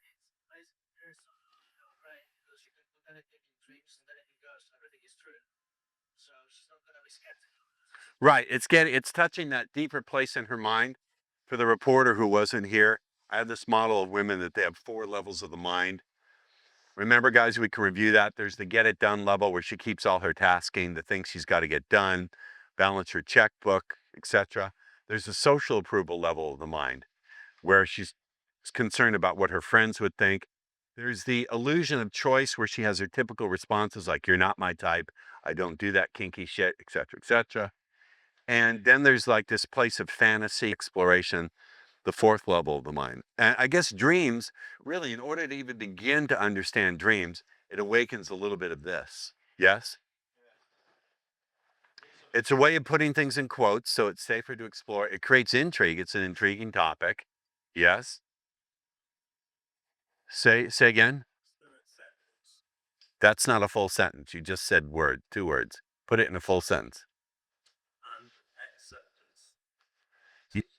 Yes, trust and acceptance is not a full sentence. Give me a sentence with a, I'm not making fun of you, but what are you saying? That this creates trust and acceptance? Huh? Same with the test stuff. No, but that's I think you want to hear it all. That I trust you sufficiently. Oh, I'm saying it's demonstrating vulnerability, isn't it? I'm sharing something that's deeply vulnerable. I'm sharing a dream. And the dream is about a woman who I'm going to love, right? I've been dreaming about this woman who I'm really going to fall deeply in love with, right? So it's demonstrating vulnerability, right? Remember one of the vibes? And I think it creates a challenge. Wait a minute. He's talking about the energy of a woman he's going to love. Do I fit into that? Do I not fit into that? So it's also throwing out a challenge, isn't it? Yeah? With the challenge was all the elements anticipated about dreams. Oh, there's a sense of participation too, because there's a sense in which I'm telling her this to try to get her opinion, right? So there's a little element of participation. I really have not stopped to analyze this at all. This is sort of a learning on the fly. Yes. So could it also be seen as a connection? Because when you're describing this, you'll say, that you're dreaming about this person you really want to be with. They're very much likely to do the same thing. So you can connect with people on that level. They're likely to dream about. Yeah, that's true. It's sort of like creating a connection in the sense that I'm sure she's dreamed of at some point, either dreamed of the man she's wanted to meet or dreamed of dreaming of the man she's wanted to meet. So that's good too. It's loaded with stuff, isn't it? So it starts out by me telling her that that I've been having these dreams about a woman and she's the same energy, but she looks different in every dream. But here's how it started. I had this dream where I'm looking for a place to live. I know you don't have to write it down word for word. I want to get your understanding about why you think it's working. I had this dream where I'm looking for a place to live. I guess that's a situation that people can identify with, right? And it's a metaphor for looking for a home emotionally. I don't know. And it says for lease. And I know I shouldn't go in, but it was just so inviting I couldn't wait. So that's a good, talking about how something's so inviting that you couldn't wait. And I go in there and obviously the place a woman has lived there. It's got the imprint of all that female energy. And she's a person with great passion. She's got these photographs and it's clear from the dream that she's a photographer and she's really good at her work. She loves what she does. So why would that be appealing to women? It's discussing the topic of passion. Good. It brings up the idea of passion. And also, I think it's hitting the challenge buttons, right? Oh, he wants a woman who's got a passion for her life. It's sort of, in a sense, it's like a giant, this whole dream, the first part of it is like a giant screening mechanism, where in effect, I'm saying that deep down in my soul, I'm looking for certain things in a woman that have nothing to do with her physical appearance. I think that's the essence of it right there, guys. I think the essence of it is the dream is saying essentially the implied message is that I'm a person with standards, and the woman I'm really going to deeply love, it's got nothing to do with her looks, because I don't mention her looks in the dream, do I? It's just the qualities of energy. So it shows that, oh, deep in this guy's heart, he's screening, and he's also open to true love. So I'm open to true love, which makes me appealing, and I'm screening for non-physical things, which makes me a challenge, and it shows I have standards. Does that make sense? And then I talk about how I begin to say the things that I like about her. That first of all, she's not startled by something that's unknown. Instead, she's completely cool with it. She's grounded and the unknown, the unexpected doesn't throw her. She's fine with it. And then I say, she's got a passion for her life. And even though she's clearly in a hurry, and I don't belong there, she makes the time to make me feel welcome. That's an embedded command. When I say she makes the time to make me feel welcome, she's the kind of woman who sees that making this guy feel good is very feminine and appealing. That's it. So I am giving commands and suggestions, aren't I? Make this guy feel welcome. And am I saying who the guy is? Right? Yeah. No, but I'm not saying it directly. I said this guy. She knows so I'm setting a standard for her and I'm giving her a command to follow the standard. So I'm setting a standard and I'm giving commands and suggestions to follow that standard. See, this just rolled out of my head. I really did have this dream. I'm not making it up at all. Also, reframe the the command by talking about the fact that she should be accepting. You get to her, That's brilliant. I didn't think of that. That's true. In the dream, she's completely accepting of the fact that I've entered her inner world. There's a symbolic thing going on here as well, because her home represents her inner world, her deepest emotions, her private place. And while at first glance it seems that I don't belong there, she's actually completely comfortable with me being there, to the point where she makes me want to feel even more comfortable. So that's a good metaphor. There's a metaphor in it too. Metaphorically, the metaphor of me entering into her home that belongs to her, the place where her passion is everywhere. And in fact, I've entered her place of deepest passions, even though she wasn't expecting it, and she feels okay with it and wants to make me even more welcome there. And in fact says I can stay as long as I like without any commitment, because I call her when I want to. And oh, Jesus Christ, this is good. I hadn't thought. You're good. Yeah, there's a metaphor there that's very attractive, isn't there? I hadn't even thought of that. I really hadn't. So the metaphor is attractive. Yes. So if you're to add it, stay as long as you like, eat when you wish. But that's what she says. Stay as long as you like, and call me. Call me. It's available. She said in the dream, stay as long as you like. It's available for you. Just call me and let me know what you like to do. That's perfect. Eat when you wish. I'm not going to even. Why would I bring up leave? Why would I even suggest it? No. Why would I even want to suggest the possibility of my no longer wanting to be there? No. Doesn't work. I'm just telling you what I did dream. I'm not asking for suggestions on embellishing. I appreciate that. We're just analyzing why what I present works. So it's a good metaphor too. That's very true. Because in the dream, I'm there in her most private place, and she totally wants me to feel comfortable. I can stay as long as I like without any commitment. I call her when I want to, and that's great. That's really good. Is it possible that she's against some of the things, like somebody entering her house? It's totally against her belief system, and she was it. No, because it's a dream. It's presented as a dream where it's all safe.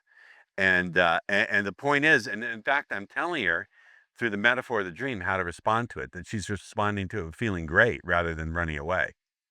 And in fact, she makes me comfortable by making a cup of tea. And I think talking about passion, she's got this passion in her life. You could tell she's really good at her passion. She takes great pride in what she does. That's setting challenge. That's a challenge. It's setting standards. Remember? Yes. How do we think, like if I'm talking with a girl saying, oh, I have this. Let's stick with this. Is it related to this right here? Analyzing why this works. Go ahead then. I just want to think in a way where the right kind of machine language and words will come into my head as I'm describing this dream. Right. I got you. I've got you. We'll get there. We'll get there. But there are some embedded commands in here and suggestions, aren't there? I hadn't thought about in the way I convey it. The dream itself doesn't contain them. It's the way I describe it. And what else do I say in the dream? So she says, well, stay as long as you like, and she makes me the cup of tea to make me feel comfortable. What else? Linked to the pre-framing of her acceptance of your inner world, by giving you the cup of tea, she has to also demonstrate that she's accepting as well. She doesn't have to. That's true. That's true. In the dream, she takes some action to demonstrate her acceptance of me. So in effect, it's giving her sort of a metaphorical suggestion to show that she accepts me. And the cup of tea could be symbolic for her. Yes, but the cup of tea could, he's not my cup of tea. He is my cup of tea. You ever heard that expression? Oh yeah, he's my cup of tea. Right?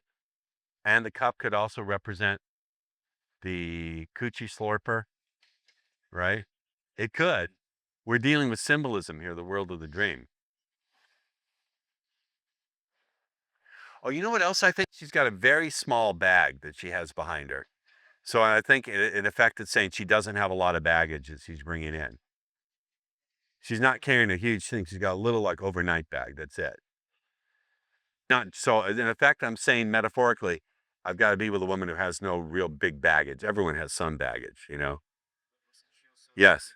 So could you say, because somebody else, if you walk to somebody else, they'll be screaming, get out, Right. Obviously, for some weird reason, she feels totally safe with me. So it's a suggestion to feel completely safe with me being in her deepest inner sanctum to the point where she wants him to stay, and it is motivated to feel comfortable. Now, I know some of this also clearly, at least to me, the fact that she feels good making a man feel welcome, that makes her feel more feminine, not less, is setting like it's in effect, it's setting a hoop for her to jump through, saying, hey, I want to be with a woman who has no problem making a man feel welcome. To her, that makes her feel more feminine, more powerful. So we're setting standards and offering suggestions how she should behave. Yes. The book on it, What's that? the Bali book. What's that about? I don't know that book of photography about Bali. I guess it represents an exotic location. It represents escape, right? It represents Bali. You know, she's got a book of photographs that she took in Bali. I guess it represents she's successful, but also Bali, I guess. What comes to your mind? The island of Bali. It's romantic. Yes. What else? James Bond, was he in Bali? I don't know, but it's an exotic location, right? Escape. It represents escape. It's romantic. I mean, it didn't say, well, there's a book of, and the book had photographs of Newcastle. Sorry for you people from Newcastle, but I heard it's not the prettiest place. It's like Elizabeth, New Jersey. You like this? Okay. So, and then I used to just tell that, but then here's the truth of it. I really did. Like a month ago, I figured, why don't I imagine I'm having the dream from the woman's perspective? Now, I think when I say to women, I say, but then I decide, you know what? I decided about a month ago, let's have the dream from the woman's perspective. Imagine I'm the woman having the dream. Now, I think as a hypnotist, you would see, I think that creates a dissociation. Now I'm telling a story about imagining having a dream from someone else's perspective. It creates a hypnotic dissociation. You understand what I'm saying? Like, are you the kind of person who can imagine listening to the story I'm about to tell? What? Are you the kind of person who can imagine listening to the story I'm about to tell? In effect, I think it creates sort of a hypnotic dissociation. Do you think you're a hypnotist? So at that, well, when you create a hypnotic dissociation, there's a really deep trance and there's no resistance to anything that you say. Can we write it word by word? That's just like a quote then, isn't it? Well, it's deeper than a quote. A quote just backs off the communication. A hypnotic dissociation backs off the person. So they're now, like if I said to you, can you imagine being 3 feet behind your head listening to what I'm about to say? So it creates, you're a hypnotist. How would you explain a hypnotic dissociation? Rather than actually being a quote, you're imagining being the person saying the quote, being the person who actually thought of the quote in the first place. So it's kind of like a step behind the step, like you were saying. Yeah, it creates a much more suggestible state. I hadn't thought of that. For me, when I did this, when I imagined having the dream perspective, I wanted to get more into that energy, the kind of woman who I would really deeply love, to assist me in more readily picking up that energy when I walked around. That's why I did it. And I'm not making this up. I really did all this. I really did have this dream, and I really did do this bit I'm about to describe. The beautiful thing about this pattern, it's 10,000% true. Not a word of it is made up. So when you give the dream perspective from the woman's point of view, you're reframing this perspective of that dream from a female point of view. Right. So that's Right. reinforcing her feelings that she's totally safe and then you understand her and you get it. It could be, he's got another more subtle point. He's saying when I reframe it and imagine I'm having the dream from the woman's point of view, it's not just a dissociation hypnotically, but it's also showing that I understand how women feel about things. So it creates more trust. That's wicked. If in effect, at the same time I'm deeply hypnotically dissociating her, I'm also doing it in a way where it creates even more a sense that she can trust that I'm a sensitive guy. That's really good. I hadn't thought about any of this. I didn't plan any of this. This was not pre-structured. It just rolled out of my head. And again, I'm not making any of this up. Every word of this is true. I really did have that dream, and I really did do this next bit. I'm not kidding. It's all true. Every word of it. Yes. Yeah, sorry, with the hypnotic dissociation. So not only now have I got to imagine picture Ross's dream in my own head, I've now got to picture Ross's imagination of himself as a woman having a dream in my own head. Yeah. So it takes any. So what it effectively does is any aspect of the skeptical mind that would have been there is like 10 million miles away on Mars, looking for water, while the open mind's going, yeah, yeah, yeah, give me more. The So- other thing is, as she's following along, she then becomes the woman. Right. As she's following along, she has to become what I describe and imagine and feel what I'm describing. That's right. Boy, I had no idea. My God, this is rolled out of my head. Here's the thing. I was not in any way consciously being crafty. I really did have this dream on my cat's tails, I swear to you. And my cats are sacred to me. And I really did imagine the dream. So I say, okay. And then I imagine I'm the woman having the dream. So in my dream, I'm in a hurry. I'm coming back briefly because I have to go back to the airport. And I have this place released, and I walk in the door, and there's this guy there. And rather than being frightened that this guy who wasn't even invited is there, I immediately feel comfortable. In fact, the first thing I notice is his innocence. I walk in, and he's looking at my art, and he's totally transfixed. And the first thing I get is the sense of this person's innocence. He's looking at it with the complete innocent eyes of a child. I think, oh my God, this is a totally innocent person. And then as I talk to him and I show him around, I just feel this need to take care of him. I want to make him feel welcome in my home. So I fix him a cup of tea. And as I'm showing him around, he's really genuinely looking at my artwork. I don't get the sense that he's not hitting on me in any way. There's none of that at all. Like none of it. He's genuinely in love with my work, and he sees it exactly the way I see it. He totally gets my art from my perspective, exactly as I create it from my own passion. It's like this guy totally gets me. He gets what's most important to me, and he gets it exactly right. And he's not even trying. And I can't believe how comfortable I feel with him. Now that's pretty obvious. I'm giving her pretty much suggestions about feel comfortable with this guy. And I'm describing what it would be like if a guy saw your deepest passions from your perspective and totally understood what moves you most in your life. What would that feel like? You understand? I guess through telling it metaphorically from that position, it's safe for her to begin to imagine that, right? Ross, you're saying it from your own position as if you're the woman. Yes. So you're saying I, so you're not actually doing an IU shift. Right. It's even deeper. It's like, wait a minute, I'm describing, she's sort of like now going along completely. And in order to understand the story, she has to imagine having the dream about me being in there and feeling totally comfortable with me and getting that I get her passion from the deepest level. And She's actually investing more energy. she's investing a lot of energy. Yes. So if you never analyzed it before, how did you come up with it in the first place? My unconscious mind dreamed it. I dreamed it. I swear on my mother's sacred memory, who passed on April 29th, I'm not kidding, and on my cat's lives and on my ball sack. And if I'm in any way making this up, may I never have sex again, even with my own hand. I mean it. I'm telling you the absolute truth. I absolutely had that dream. And I think I had that dream because it reflects the wish of my heart. I think that's the kind of woman who I would really deeply fall in love with. I'm not kidding. Now, switching it, and I really did in my mind switch to imagine having the dream from her perspective. It's a Gestalt therapy thing that I've done for a long time. I'm very much into my dreams, and I will often take on the different perspectives of different characters in my dream. Because my belief is that everything in your dream is just a split off, reflect part of you that you've dissociated from. So I do this anyway with dreams. So I think by talking about the dream from the perspective of the woman in my dream, I'm now having the dream from the perspective of the woman in my dream, which is I think that's a triple dissociation. Ross, Yeah. are you therefore saying that instead of doing an IU shift, that is invariably more powerful? This is, in order to understand this story, she has to imagine being a woman, having this dream from the perspective of a woman. In effect, she has to imagine dreaming about me coming into her deepest place and feeling totally comfortable and wanting to welcome me there. And she also has to imagine what would it be like to encounter a man who sees her deepest passions exactly as she does, from a place of pure innocence, right? So I think part of the thing is, as I talk about it, is I'm describing what it would feel like from a woman's perspective to fall in love with me and why she should fall in love with me and what to notice about me that would make her fall in love with me. I'm directing her to experience me the way the woman in the dream experiences me.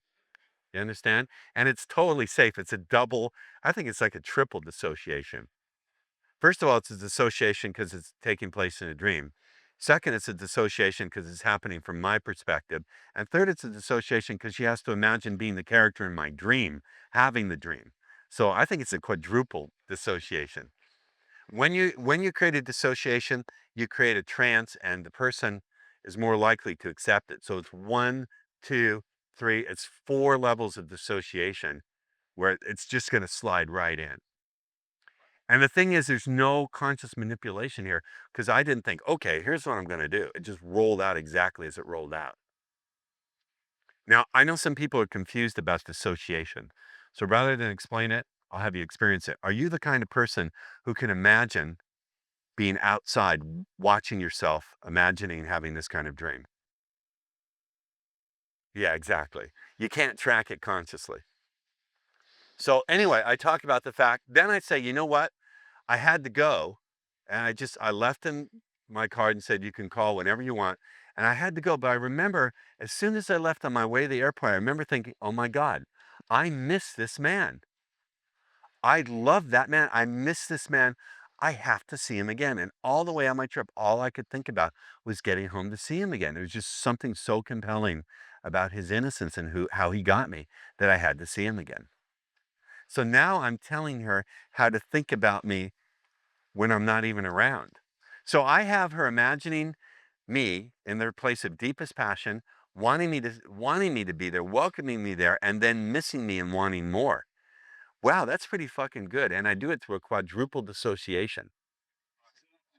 Yeah. The ultimate embedded command, because Which is the ultimate embedded command. thinking about you getting her to think about you, because in her mind says this guy really gets me.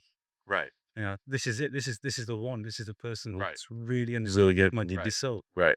So from that point of view, dreaming it from her point of view, it's enforcing that. Wow, this guy's not only had a dream about the story about going to house, but he's also had it from my point of view. Yeah, that's my whole point. Yeah, there's no resistance to it. Yes. Just stepping back a bit, where you say, Andy's not even hitting on me. Yeah, that's good too. In the dream, there's no sense of me hitting on her because I'm not in the dream. So any thought in the back of her mind that I'm hitting on her through this drops completely. That's really wicked, isn't it? Huge. It's hugely wicked. You know, saying I miss this. Wait. That's very good. Hold on. I want to get to you. But that element where I say, hey, I don't get any sense that he's hitting on me. He's just completely innocently loving my passion. That's fantastic because it depotentiates any desire on her part. Any response she may have had, like, yeah, this is a bullshit story, is completely depotentiated and drops. Because I'm telling her essentially, I'm saying, look, quadruple dissociate yourself, dream the dream from the perspective of a woman dreaming about me. So dream the dream from the perspective of a woman dreaming about me, and here's all the responses you should have. You're filled with admiration as a professional hypnotist. Are you not?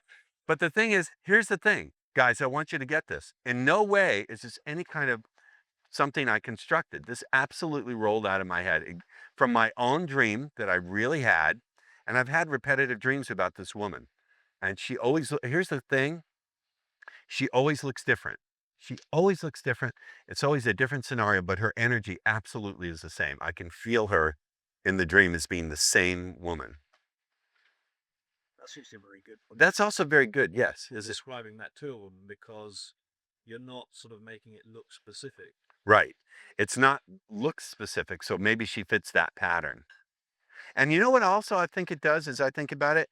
It touches, remember we talked about yesterday, that boyfriend destroyer, where you say, well, if you discover he's not with you in the way you truly want him to be. This, I think, is also touching that place in her mind where she thinks about how a guy would be with her in the way she truly would want a guy to be. It's in fact, it's a dream from that part of me that dreams about what it would be like if I were with a woman in the way I truly want her to be. So to match it, she has to like call deep into that place in her mind where she thinks about how she would like a man to truly be with her. So if there's a man in her life, I think it acts as a quadruply dissociated boyfriend destroyer. This is like back, it used to be in the era of nuclear missiles, they would only have one warhead, but then they came up with multiple independently targeted reentry vehicles where one missile could carry 10 hydrogen bombs, and they could all, once it was in orbit, It would drop them in different locations all over the country. So I think it's like a ICBM with a MERV warhead. Also say, because By the way, your answers are fantastic. It shows you're really understanding. Had I presented this at the opening evening, you wouldn't have gotten it. Yes. because there's a man in that picture, it shows that you're comfortable around her being with other men. No, that's not what it says. And then you say that there's a man in that picture, In which picture? in her dream. So there's a man. Oh, it's No. you. So you. I'm the man. Oh, I'm the man. I am the man. Yes, more contributions. I like this. See, this is mutual learning because I'm learning this as I go. I've never, up until this moment, stopped to even analyze this. I've just been using it. Yes, back there. I think it's also generally a very romantic way of teaching someone. Yeah, it is kind of romantic, isn't it? That's true. It's an unexpected meeting. It's sort of like something in a movie. It's not like you go out on a date. It's like, here she is. She's going about her life. She probably is like coming from the airport, coming home briefly to pick something up and going back to the airport. She's busy with her life. And what happens? She walks in and there's love right under her nose. You're right. It is deeply romantic, the whole thing, isn't it? Jesus Christ, I am a genius. Yes. I'd say when You guys are all really awake today. Give yourself a hand. I'm deeply proud of all. He's looking at me like I'm somewhere between Darth Vader, Hitler, and a giant turd.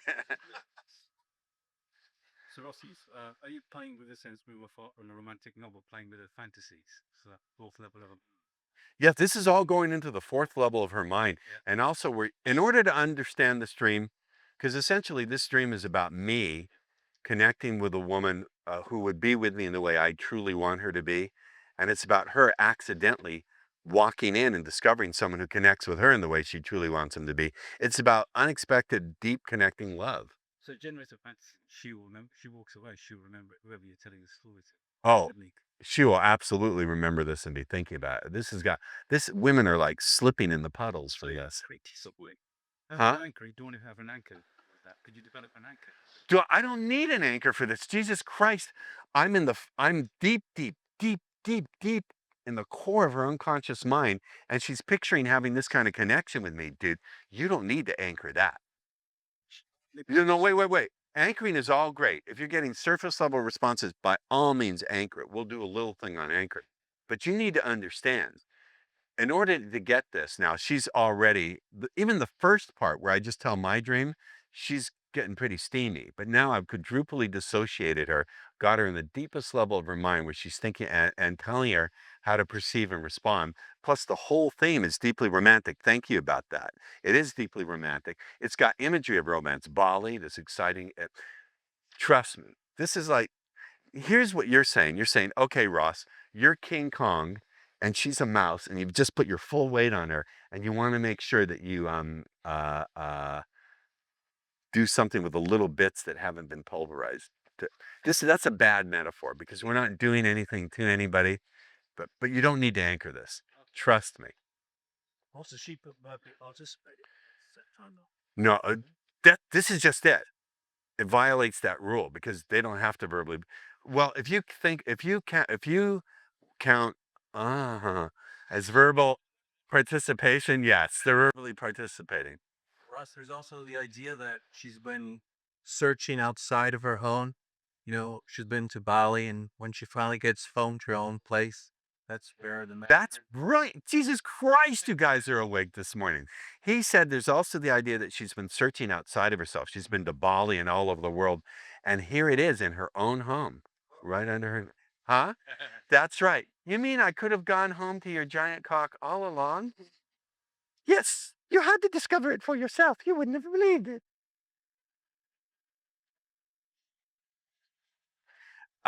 Wow. Yeah. God damn, you guys are teaching me. You really are. You guys are teaching me, and I'm thrilled. What a group. See, now, had I presented this Friday evening, would you have been able to participate? But look how much you actually understand as opposed to what you thought. Look how much you're really getting it. These are excellent answers. Excellent answers. I'd say, Yes. when you're saying, when I miss this person, would that be an idea at that point when you're in rapport to break rapport and say, well, when I feel his presence again, and then come back? No. You don't need to gild this lily.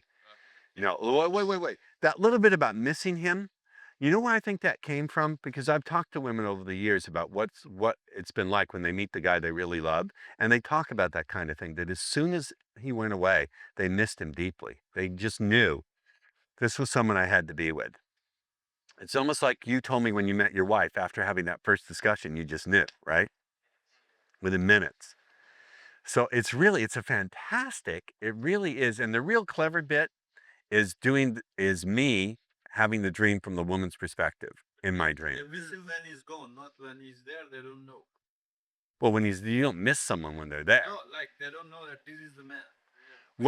Well, no. In the dream, from her perspective, she's saying, "I noticed his innocence, and that he was seeing my passion completely as I got it." Gone then. They miss him, yeah. So I just say this is working like crazy. It's working better than anything I've ever done. And I started experimenting with this in 1988, so that's nearly 20 years. So I guess we need to pay attention. But one of the elements that's in here that we haven't talked about is metaphor. Because when I talk about that Bali book on the table, it's a metaphor for adventure and discovery and excitement, isn't it? And it really is. And so is the home. The home that contains her passion, the home of her passion. What is the home of her passion? Well, it's her heart and her pussy. So that's a metaphor provided by my unconscious mind. When you dream, it's all presented in metaphor. The unconscious can't directly say what it's about. Yes. So can you flow from talking with her about this dream into, oh yeah, by the way, a friend of mine was telling me this joke about Paris Hilton. No, you don't want to go to Paris. Look, you're not getting this. You're not getting this. I can smell them lubricating after doing this. They are lubricating from this. When their lower lip gets really big and their nipples are jutting out like Mount Olympus, and you can see the lubrication on their jeans or you can smell it, you don't need to do anything more, but you take my hand, you go, let's walk over here where it's a little quieter. Or you know what? Why don't we go somewhere where we could focus in and really enjoy ourselves? End the story. You don't need to go talking about the joke about Paris. You're so cute. You're like one of my favorite students. Really, because you're so fucking funny. Did you guys hold on? I'm sure the answer is yes, but did you get the Beavis and Butthead cartoon series in England? Did you get Beavis and Butthead? Was it popular here? Jonathan, was it popular here, Beavis and Butthead? Huh? Well, you remember, I think it was, oh, hey, Butthead. Well, hey, Beavis. It was Beavis. Which was the guy with the blonde hair? Beavis. You know how Beavis would do, Butthead, huh? Beavis would do cornholio. Remember, he would drink coffee and turn into cornholio. You're sort of like an Irish cornholio. I want a bit of whiskey. You're like the Irish cornholio. I love you, dude. You're one of my favorites. Yes. Yes. But imagine to fractionate after the story and just go back, let her find a topic or talk. Oh, you can fractionate after you tell the story. First of all, they're like, I must drink semen to survive. Not me, them. You're liking this, cameraman, aren't you? Like, this is the best job you've ever had. Yes. Yeah, with the fractionation. Don't you have to catch a coach? Yeah, well, that's 2 minutes. Yeah, the whole fractionation thing, as Ross was intimating there, this is the deal closer. Well, hold on. What would your train fare be if you both wanted to go back one way by train? No idea. 50 quid for one way? Are you sure? Oh yeah, yeah. On the day it is. On the day? Okay. What were you going to say? But But at this point, your fractionation's down. what does that mean? Down, down, down. You need to tell them what that is. You're going deeper and deeper and deeper. You've got metaphors within metaphors here. You know, you stepped inside a cottage. You're looking at this photo book of Bali. That's a metaphor in itself. And then you're disassociating here and going into someone else's dream. You're going deeper, deeper, deeper. So you fractionate it in and out, in and out, in and out. Then boom, that's it. Game over for her, really. Seriously. No, game starts with her. Game on. Bless her heart. Now, here's the thing. Here's the other thing. If a woman is not open to these kind of connections and she just wants to get banged and treated like a piece of meat, she won't respond to this. She'll sit there and go, eh. So it's a good screen. If you do this thing and she's like, eh, then walk away from her or send her to mystery method because those guys teach swimmer. Okay? Because they're dealing with women who aren't open to this shit and want to be abused. So if she doesn't respond well to this, it means she doesn't really, that part of her is just shut down and closed, and she's looking for someone to treat her badly. So walk away from her. We don't deal with women. We want women who are really open. And this is a good screen too. Yes. Okay, there's the part where you walk into this cottage. Right. At first she's not, Right. and then you look around. Right. Now, what does she do when she enters the room? What happens? When she walks in, she's not like shocked or angry or scared. She goes, "Oh, can I help you?" Like she's completely okay with it. She doesn't miss a beat. She's grounded in herself and is not scared. Guys, it's been an absolute pleasure. Thank you for being on course. We'll talk to you soon. Give those guys a hand. They're going to be teaching. Yeah. I know. See, Declan, he's a professional hypnotist. He's going to be on that coach going, fuck. I know people who practice for years that train hypnotists as well. They don't get any of this. You guys are ahead and most professionals. That this sort of elegant communication, and that's what it is. Seriously. Awesome. Thank you. Thank you. Have fun. Have fun with your wife. He got married after like a week of knowing her. You know what else I think about this dream is it has its own momentum. It's like it's irresistible and it's inevitable. In the dream, there's an element of inevitability. Like she's not like she can control it. It's just happened, So I think that all the elements come together here, real powerful. The only thing that's not here is she's not verbally participating. She's not answering back or saying it. Yes. Someone raised their hand. Yes, sir. What?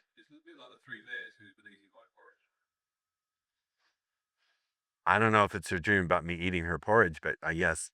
Yeah, it is. Like,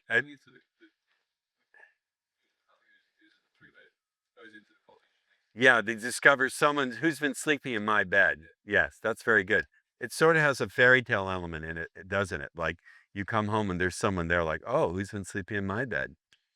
That's very true. Yes. Although she isn't actually verbally coming back to you or buying into it, she is buying into it inside what she's thinking, what you're telling her. Right.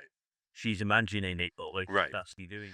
Now, I'm not going to whip this out yes, very true, very good. I'm not going to whip this out the first minute I'm talking to her. But you could how would you introduce this? Do you believe in dreams or do you think dreams are interesting? I had this I was listening to this guy who told me about this dream he had, and it goes like this. And then you could actually put the whole thing in quotes. So now you've got a quintuple dissociation. Ross, you're like the fractionation. You're not actually fractionating her. You're really going in it. But I am fractionating her. Here's how I fractionate her. Because in a sense, yes, I am fractionating her because I'm fractionating her among different perspectives. It's another way to fractionate. If you can get someone to imagine something from their perspective, and then from your perspective, and then from the perspective of a third party, that's fractionating because you're going back and forth between what view they're taking of it. That's a different form of fractionation. You understand? Yeah. I mean, you got somebody who's over there. Are you paying attention to your feet? 20%? Did anyone remind him last night? Who reminded him? Keep doing it. When you're getting somebody that's open and willing to talk with you on these topics, you get instant rapport. You don't have to build it up with them because they're already with you on this. Well, at least I don't confuse curiosity with rapport. They're not the same. Someone could be curious and not in rapport with you. Someone could be in rapport with you and not be curious. Rapport is just a sense of an unconscious connection. It's an unconscious feeling of unconscious connection, that the unconscious minds of the two people are resonant together. You can have rapport with someone and not like them. And they could be actively disliking you and still be in rapport. So this fractionation, what exactly is it? Fractionation is moving back and forth between two or more things. You can fractionate different vibes. You can fractionate different visual perspectives. You can fractionate whether you're paying attention or not paying attention. I'm trying to get you to learn to fractionate your communication. Your communication is all 100%. Did you guys see Spinal Tap? This is Spinal Tap. And in the movie, this is Spinal Tap. Their amplifiers go to 11, right? Ours go to 11. Well, why don't you just go to 10 and make 10 louder? Because ours go to 11. You're like Spinal Tap. Your amplifier, your intensity amplifier is always on 11. I would like to teach you to fractionate the intensity with which you communicate. Sometimes communicate at 11, but other times communicate at 5 or 1. To go back and forth between levels of intensity would be the ultimate fractionation for you. Do you get me? And also fractionate the speed at which you process life. You're processing so quickly that you can't possibly extract maximum information because everything's flying by. So you could try to speed up the world to match you, or you could fucking slow down. And I know how to slow down. Like, you can bring the 20% and go 30. That's right. That will do more for you than any specific language pattern will do, because it's your major issue in terms of understanding the people you're talking to, because you're spinning so quickly in your head, you're not picking up the information. And also you're speaking so quickly with so much intensity, you're literally overloading their ability to want to listen to you. Now I'm able to handle you because I'm a professional. I know how to like shunt it off to the side and extract out what you really need to know. But unless you're talking to someone who's taught thousands of people and is deeply trained in meditation, NLP, hypnosis, and other things you won't discuss, you're not going to do too well with people. That explains why skill, career, everything. I was on the outside, now wanted kind of has just been hard and energy. Well, no, that's because you're an asshole and no one likes you.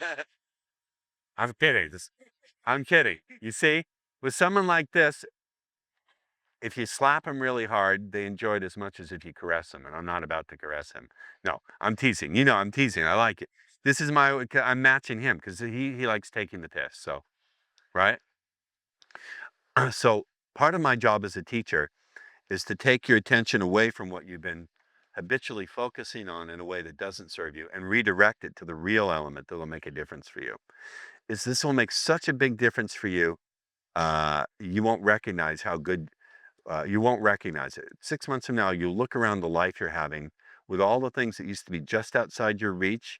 Because I know you're the kind of person who gets in situations where it's just within your grasp and it seems to be either pulled away or you slip at the last moment or it slips outside your fingers. Is that true? Yeah.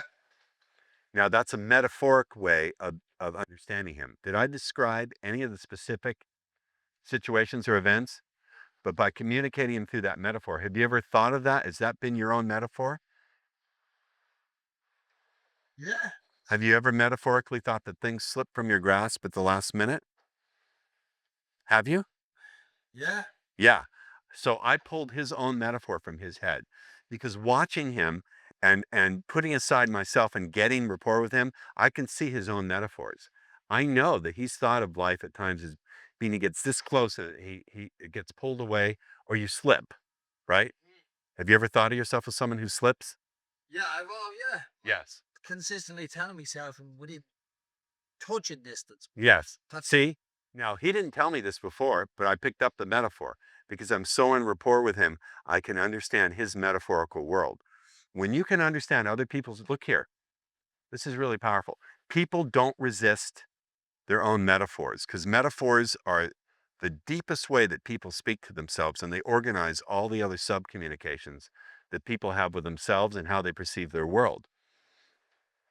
So if you can pick up on other people's metaphors, then it's an incredibly powerful personal tool. Now, often, if you pay attention, you can pick up the metaphor. He didn't say it. I picked it up because I've trained myself to do it. But if you read, for example, women's online profiles, they'll give you their metaphors. And I've given you some of my personal metaphors, but you haven't listened. You haven't listened. One way to detect people's metaphors is what they speak about over and over again with a lot of enthusiasm. They will tend to organize other elements of their lives around that metaphor. Now, what have I spoken about to you all weekend? Cats. That's right. If you could talk to me about cats or couch things, if you said, Ross, I don't know if you could strut along this fence when you strut along the fence of this idea, or um, if you could somehow weave. When you think about cats, what are some of the images and words that come to your mind? Somebody. Furry. What? Well, milk. What else? Furry. What else? Purring. Playing with string. Mouse. Hairballs. Who said smelly? You're right out. Out. My loves are cats, aviation, right? If you could say, I don't know if, let me give you an idea. See if you can bring it in for a landing. I would go, what is it? Forget it, because I'm forewarned is forearmed. But you understand? So in his case, I just know. Also, there's something in his movements that told me that something, I don't know how I knew, but I picked it up. So one of the things in this dream that makes it powerful is there's a lot of metaphors in it. The home, where she has her passions, the place of her passions, that represents the heart and the vagina. The cup of tea, oh, he's my cup of tea. Have you ever heard that expression? Common folk sayings like a stitch in time saves nine, that's a metaphor for something. They're not really talking about needles and stitches, right? So one way to learn about metaphor is to write down common slogans. Do you have this one in Britain? If it looks like a duck and walks like a duck and quacks like a duck, it's a duck, right? What does that really mean? Is it about ducks? Can someone tell me what that means?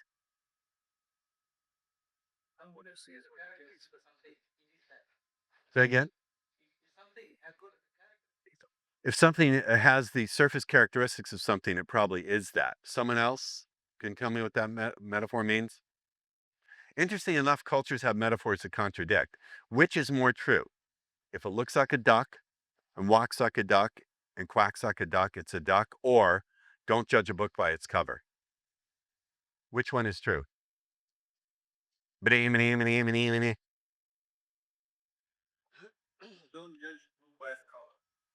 But if it looks like a duck and walks like a duck and quacks like a duck, it's a duck.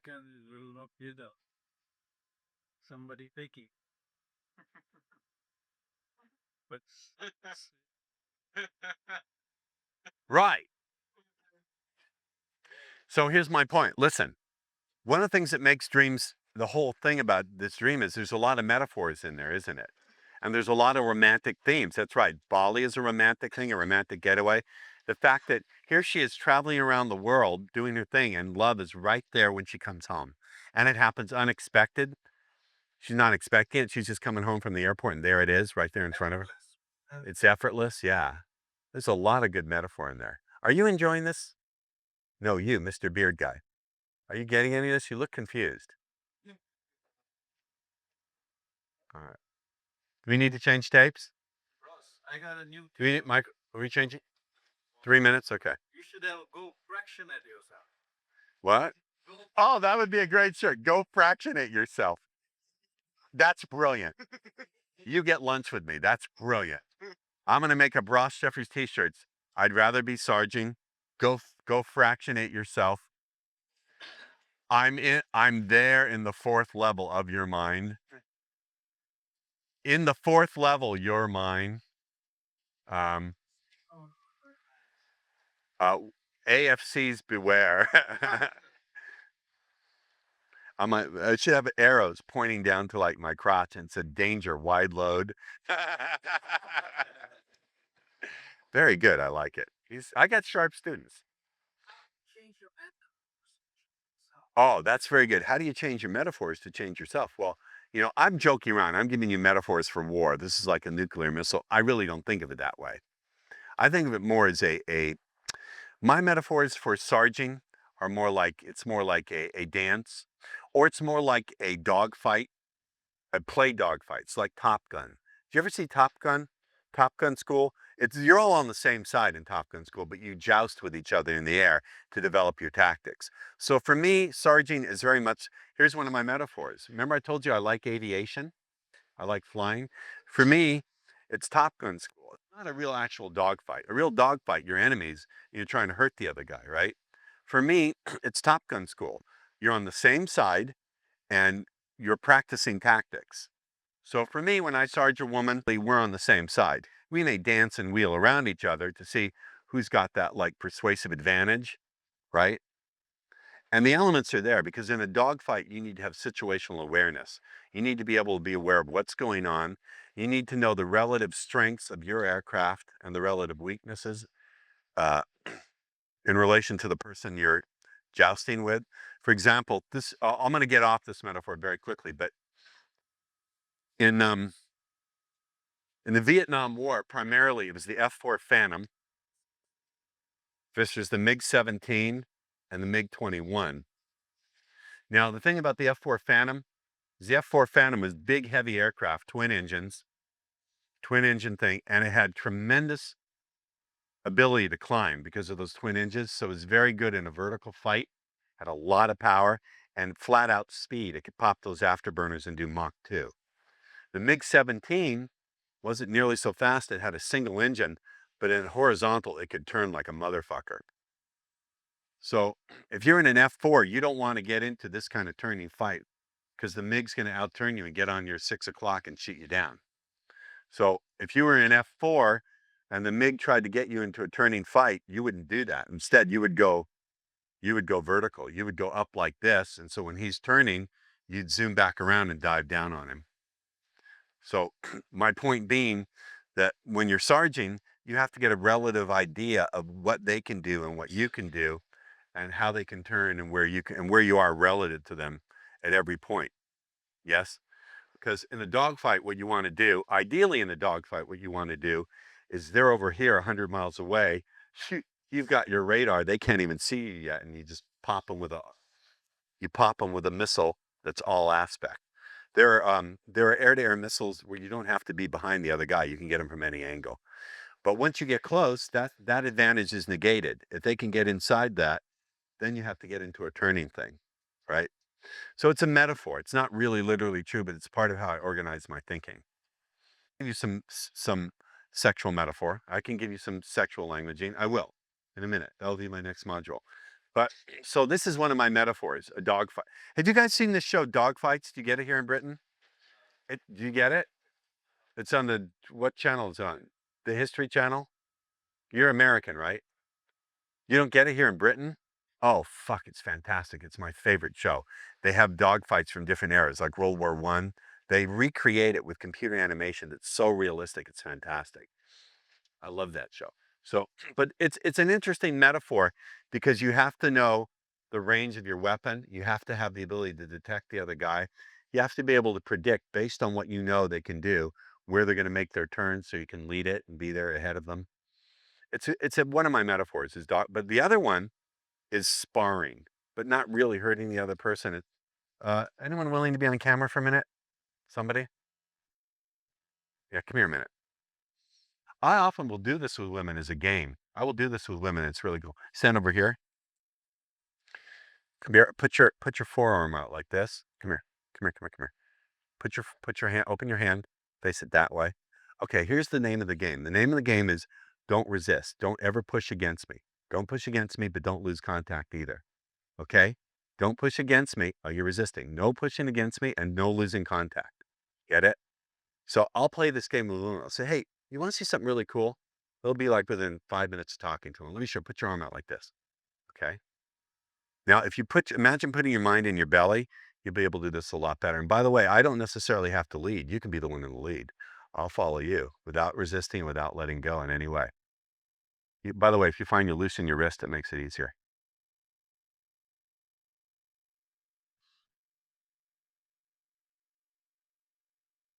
And when you start doing this with someone, you begin to develop a rhythm with them, right? Because there's no resistance. I'm not pushing against them, but I'm not resisting either. Are you feeling any resistance from me when you push? You can do the leading push. I let for some moments. What? And you also get an idea of where the person's on balance and off balance. See?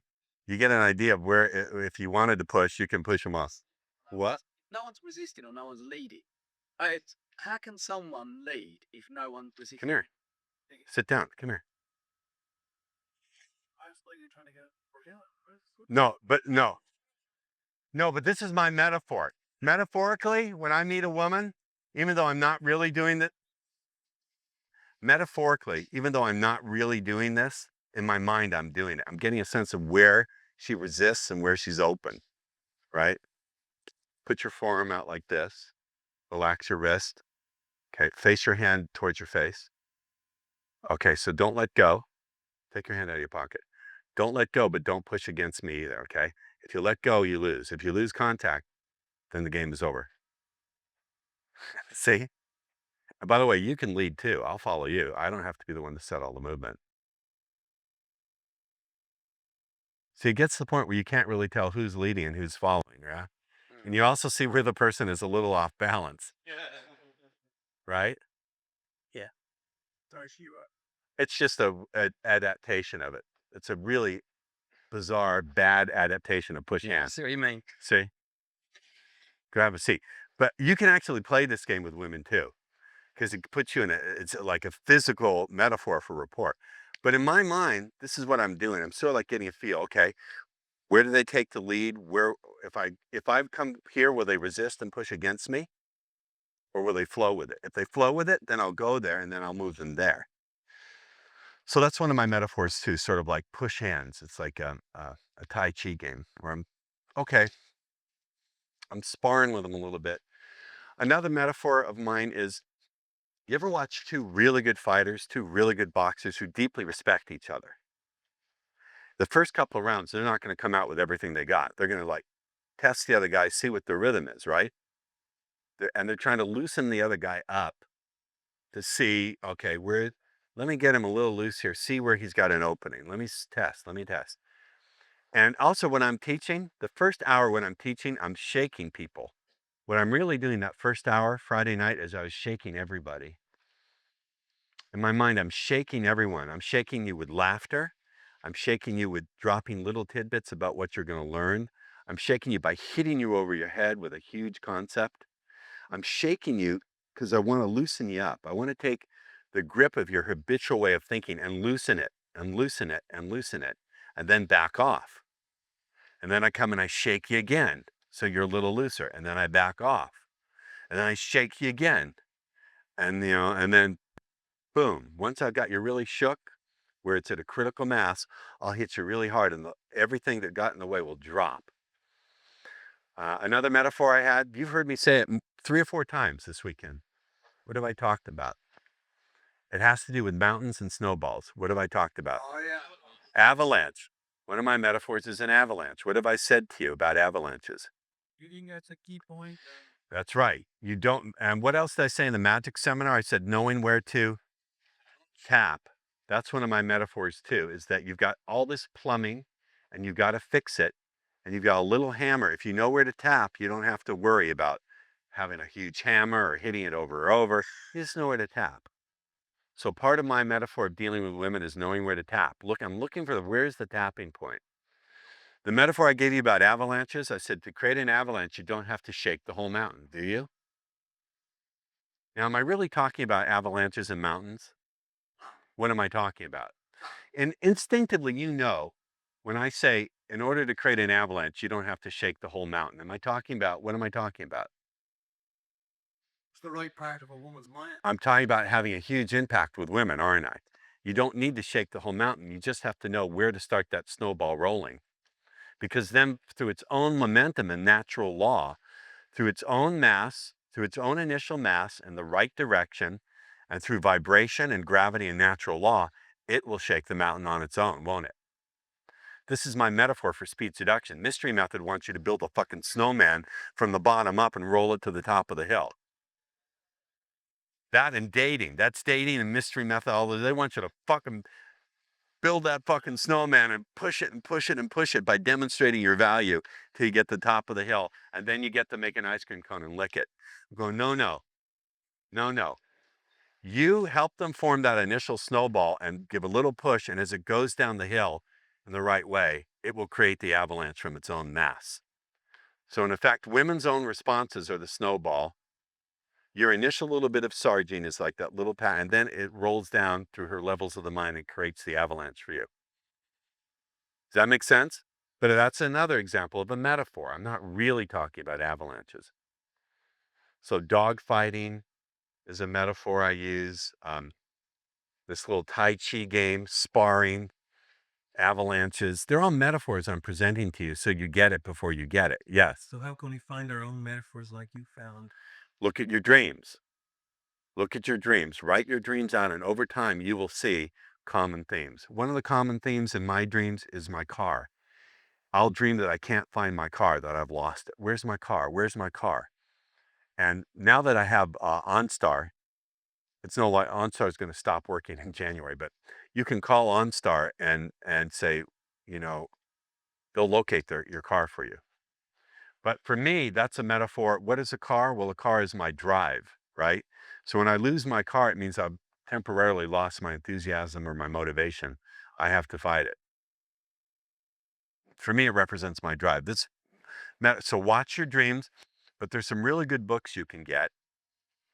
I recommend a book called Phoenix, The Therapeutic Patterns of Milton Erickson. Phoenix, The Therapeutic Patterns of Milton Erickson by David Gordon. It's not about metaphor per se, but you can see Erickson's metaphors at work. Phoenix, The Therapeutic Patterns of Milton Erickson. It's by David Gordon. And David Gordon also has a book called Therapeutic Metaphors. So I recommend that book. I also recommend a book, because it does deal with metaphors. There's a book called Hypnosis and the Treatment of Depression by Michael Yapko. He would be appalled to hear me mention his name at one of my seminars, but YAPKO. So the first book is Phoenix, The Therapeutic Patterns of Milton Erickson by David Gordon. The second book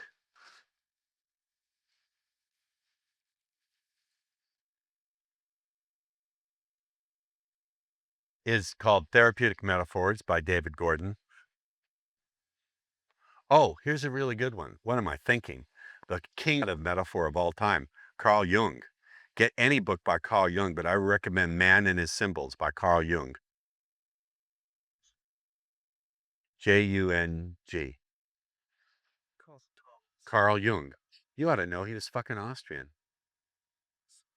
Swiss, was he? Carl Jung. Hold on, slow down. Man and His Symbols by Carl Jung. But Carl Jung had plenty of books on symbology, and his whole thing was about what did he call it? The collective unconscious. Any book on mythology. Get any book you want on mythology. Get Joseph Campbell's books on myth and mythology. Anything by Anything by Joseph Campbell, his books on myth, man and his myth, any books by Joseph Campbell, because when you look at myth, those are essentially metaphors. They come from the deep unconscious. Yes. Is there anything you can recommend if you can't remember it, please? Hold on, wait. Let me stay on this. So the books are Yapko is Hypnosis and the Treatment of Depression. I only say that because a lot of his trance inductions contain metaphors for healing, and he talks about those metaphors. And more entry model per year is the direct for learners. Say again? Memories meets a collection by Payo. He says Jung wrote a book called Memories. Memories or metaphors? Memories, Dreams, and Reflections by Carl Jung. It's an easy entry mode. Oh yeah, that's it. Who would ever thought that you would teach guys about Jung and mythology and the collective unconscious to get laid? But it's quite powerful.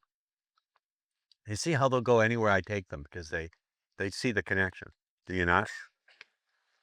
Now, I'm quite happy with this because this is the perfect thing to show you this morning as an example of real powerful patterning that doesn't quite exactly fit the model I presented to you and that required no effort. It just rolled out of my head. Now, some of you, did you get all those titles? The last one. Carl Jung?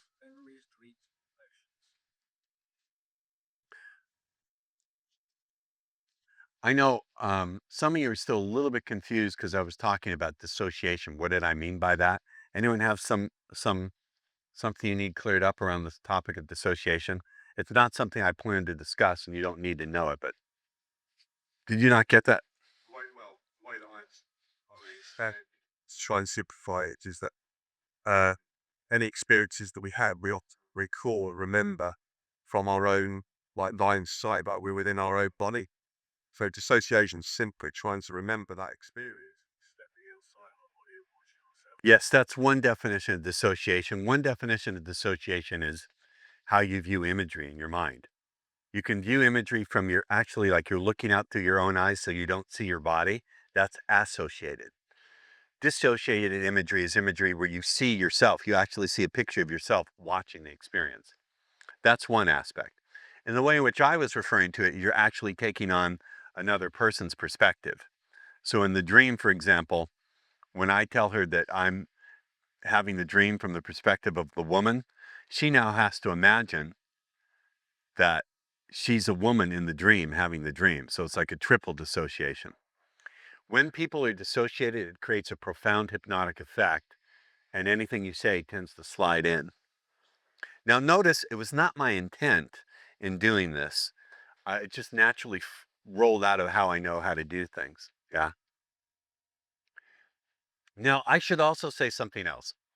I opened up this seminar by telling a story about a bear. Remember the two granola loving guys in the woods and the bear? And I said, you don't need to outrun the bear. That this is an extreme example of patterning, very extreme. I tend to learn at the extremes, and I tend to explore at the extremes. I want to push the envelope. One of my favorite movies. Here's another way you can find out people's metaphors. Say, well, give me 3 of your favorite movies. What were 3 of your favorite movies? And invariably, they're not just favorite movies because they like the action. Whether they know it or not, those movies have metaphors that deeply touch them. Star Wars is loaded with mythology and metaphor. But one of my favorite movies is The Right Stuff. Did anybody see The Right Stuff? It was a movie about test pilots. And one of the things they talked about constantly in that movie is push the envelope. Push the envelope. The envelope is the flight performance it describes what the aircraft can do. They're always pushing the envelope. Now, this is an example of pushing the envelope to the extreme. It's taking that aircraft to the bare limits right before its wings will tear off. You don't need to do this. Like I said, all you have to do is just be a little bit more. All you have to do is know how to fractionate among the vibes. We're going to get into some vibes and patterns this afternoon. All you have to do is know how to control your energy and know a little bit more than the average guy, and you'll do really well. You don't need to clonk them over the head with my quadruple dissociative dream pattern. Just, I was reading recently when you say my tempo is up at 11.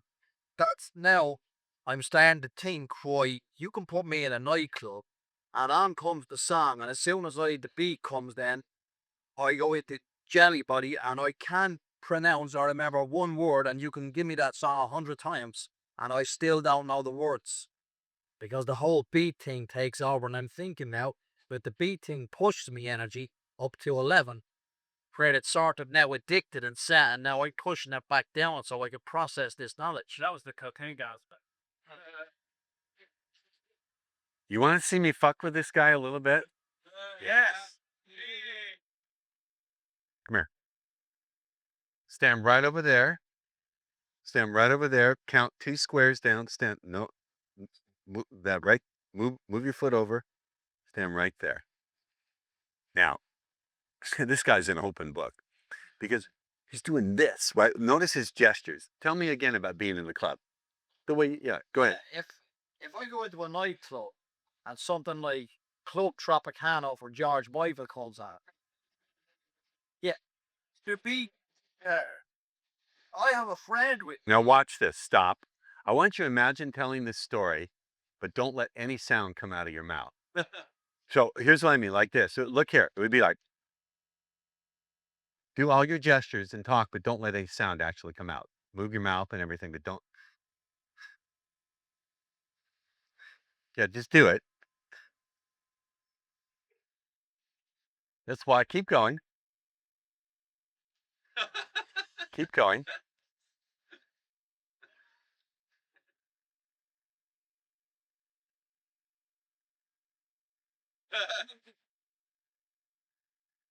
Now, you know where he'd have a great job? As an interpreter for the deaf. Just he's so fucking expressive.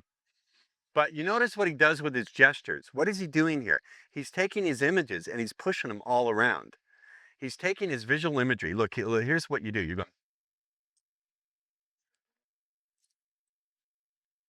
You got all these images and you're pushing them all fucking over the place. And it's confusing other people because unconsciously they're in rapport with you and they're trying to follow all your pictures going, and pretty soon they're, oh, I feel nauseous. Blah. So watch. I'm not making fun of you. I'm trying to. No, no, I'm enjoying it. Yeah, I know.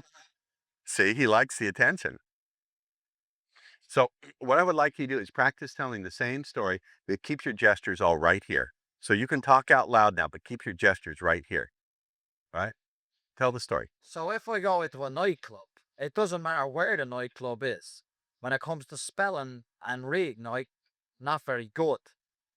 So when music comes on that I like, I can never ring up the radio station and tell the DJ to replay the song because I don't really know the words in the song because the energy and the beat takes over and it hits me heart and me feelings and me emotions and I switch into autopilot mode.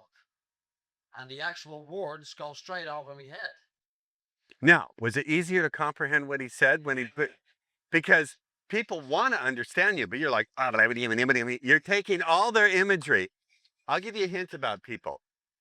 People don't just have their images in their head. People subjectively, whether they're aware of it or not, project their imagery out here. So when they're trying to follow you, you're inadvertently grabbing their images and scrambling their ability to follow you.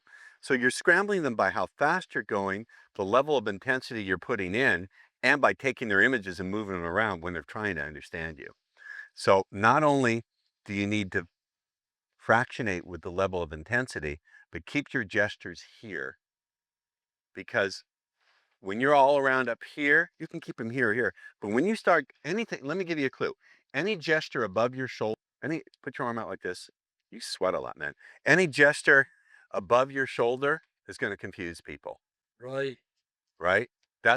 So tell the story again as much as you like, but keep your gestures no higher than your shoulders. Tell it again. Like I say, the story is basic. Even from school as a little boy, the teacher can talk, but there's other stuff going on in my head. It might be music, it might be a new me. And again, if I'm at home listening to the radio and a good tune comes on and I like it and I would love to hear that song again because it really gets me going. But the actual words in the song and the name of it are gone over my head. It's even easy to understand him, right?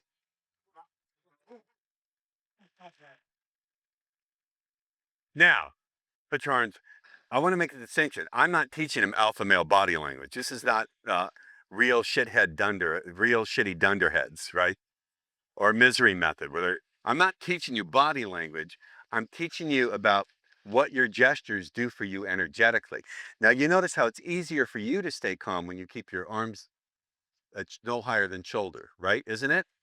Because the minute you raise them up here, it actually takes your energy out from the rest of your body and puts it up into your head. Watch.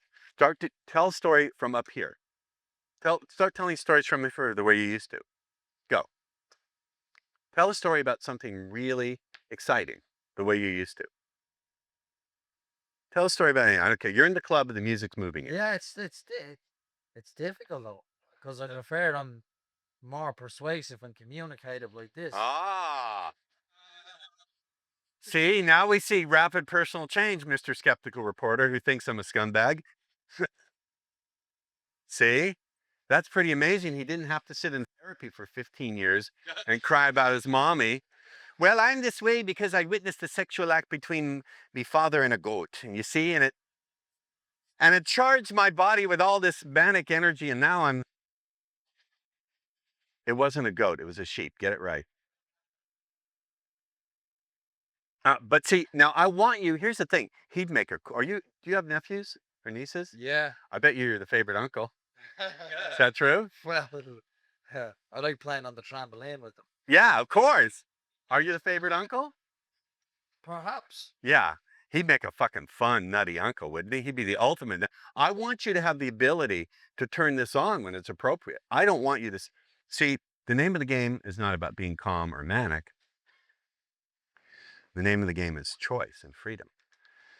So I want you, truly, seriously, I'm not kidding, as on my word as a teacher, I want you to have the choice to be up in here and crazy. When you're dancing, I don't want you to be here. I want you to be crazy and a spastic. You know, that's why we love you, you know, our little Irish spaz.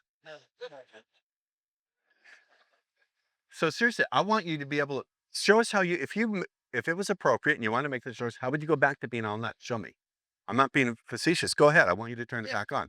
If before I identify this stuff, I'd go out and I'd be just talking with my hands, I'd be kind of like Tony Montana and Scarface. I'd be just like, she says to me, she says, you know, we can be friends. I'm just like, this is my hand, no fucking way. No fucking way. I want more. That. I pop fast, but I can feel like the killer bees and calabash in his head. There he goes. He's starting to speed up. See? See? See? Now, I don't want to take his choice away because his energy is delightful. You're the kind of person who could walk into a crowded room and light up the party. Why in the world would I want to take that away? It would be like defacing a Da Vinci. I don't want to do that. But I want to give you the choice when you want to persuade people and make a connection to be here. Do you understand? So show me how you talk from here. Yeah, so like I say, when some girl says, she says, we friends, or something like that, I'll just say, no, I want more. Because friendship has no real meaning. 4 or 5 years down the line, where is she? Well, yeah, the night that you're gonna have Blurt and her friend, I'll treason is gone. Now, that's perfectly. Now, he just went from being utterly incomprehensible and completely a whirlwind of confusion generation to being perfectly persuasive. Did you get what he said? He's actually charming and witty and utterly persuasive when he controls it. Now, that's fractionation for you. The ability to fractionate your speed and your intensity so you can speed it up when you want to and slow down when you want to. That alone, see, I know as a teacher that oftentimes what people come in and ask for is not what they really need. Because what they're asking for is being conditioned by the stuck way they're seeing the problem in the first place.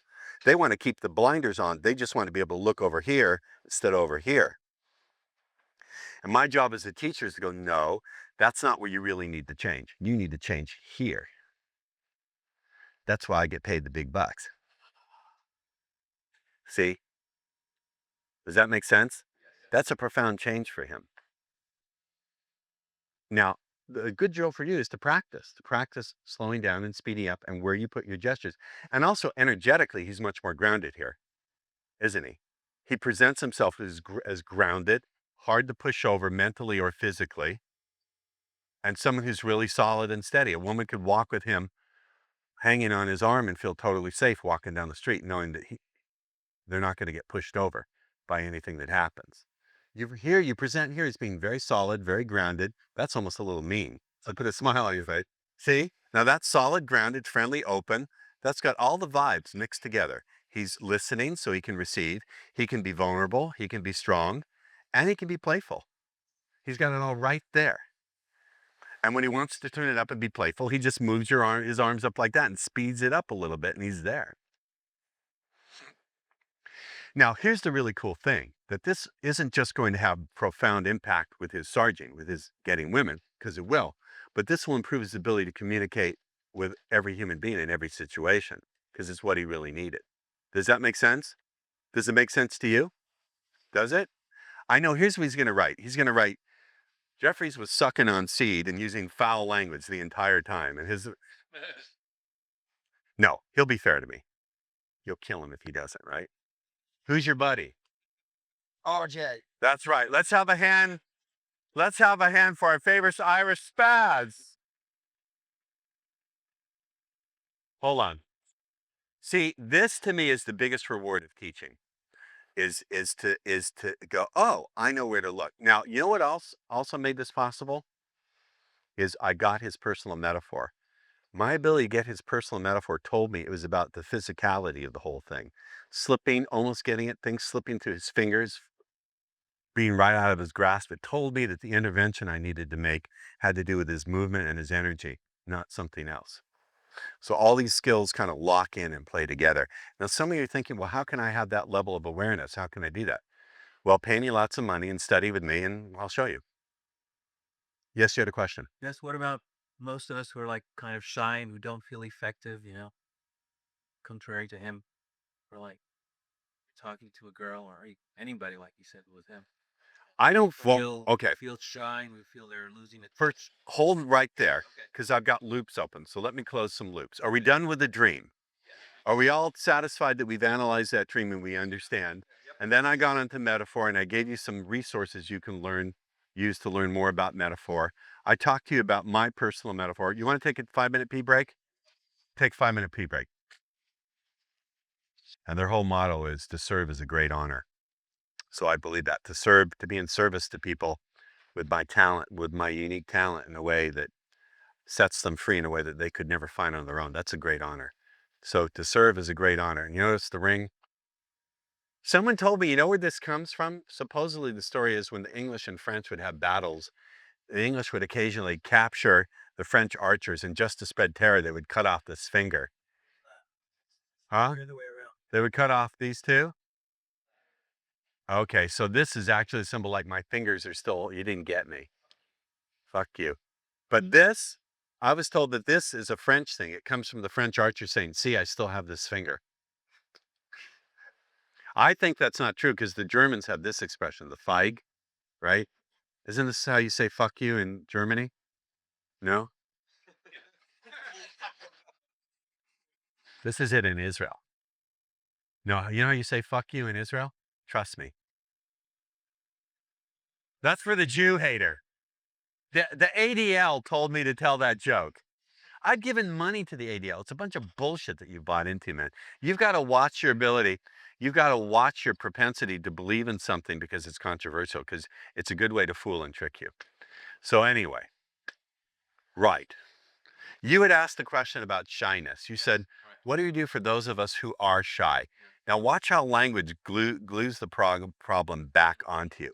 It is not that you are shy, but that through the way you process that, you're recreating it in every moment. Do you understand? So just through doing this drill, we'll go back through it later in the day because they're still hungry for language and I'm going to give it to them, is through going back through that drill, you can learn to have equanimity and full, complete awareness of that experience. It will cease to be anything that blocks you. So then it's simply a matter of going out and talking and having some idea of where to steer the conversation, and you're done. Actually, usually it's I lose what do you call trust in myself being effective. I think people are gonna. Then you're focusing on the wrong thing. You're gonna wander. Stop.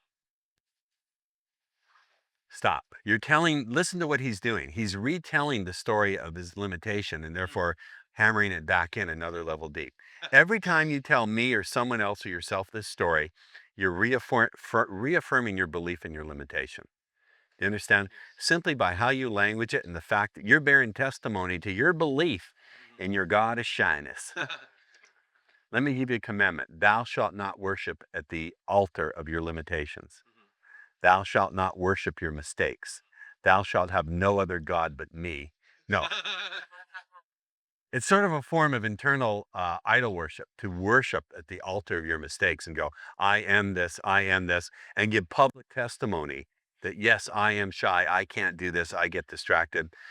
Instead, if you want to language it, you can say, up until now, it has been my experience that I. Watch how you language it, because if you language it wrong, you just glue it back to yourself. And this kind of languaging goes on all the time when you talk to yourself about it. How many times have you had an internal, watch this, reporter, how many times have you had an internal conversation with yourself about these limitations you have with women? All the time? All the time. So would you say 5,000 times? Maybe 500,000. 500,000 times. So 500,000 times you repeated the mantra, I am shy, I am shy, I am shy. And now do you wonder why you act shy and you feel shy? Well, fuck, you programmed it in, dumbass. But the fact of the matter is, this is how human consciousness works all the time. We're always chattering to ourselves. That beautiful woman, I guarantee you, she's having a conversation about something that's been going on for years. Right. So when you get quiet in your mind, or listen, the name of the game is not always being quiet in your mind. The name of the game is having the freedom, choice, and ability to go there when you want to. So if you have the choice and the ability to get quiet in your mind, when everyone else around you is noisy, who do you think will have the advantage in terms of picking up the right information? You. Speak it. Me. That's right. So this is why all of you, some of you have been complaining, I didn't come here for the meditation stuff. Well, learning to have the choice to get your mind quiet when you want to be enables you to see things that are invisible to other people because they're just too noisy to pay attention to them. 90% of what I'm doing is knowing where to pay attention and what to ignore. That's it. The language is impressive and the language is powerful. Don't get me wrong. I am not knocking language. Language is the naughty key to all that naughty sauce. It's great, but it's really only a 20%. If you imagine the world of speed seduction to be like a big globe, Antarctica would be the language patterns, or maybe South America and Antarctica. There's other bits, controlling your energy, knowing what to pay attention to, knowing how to be quiet in your mind, knowing what to ignore, knowing how to utilize what she says. Those are the bigger pieces. Well, thank you. One person wasn't raised by wolves.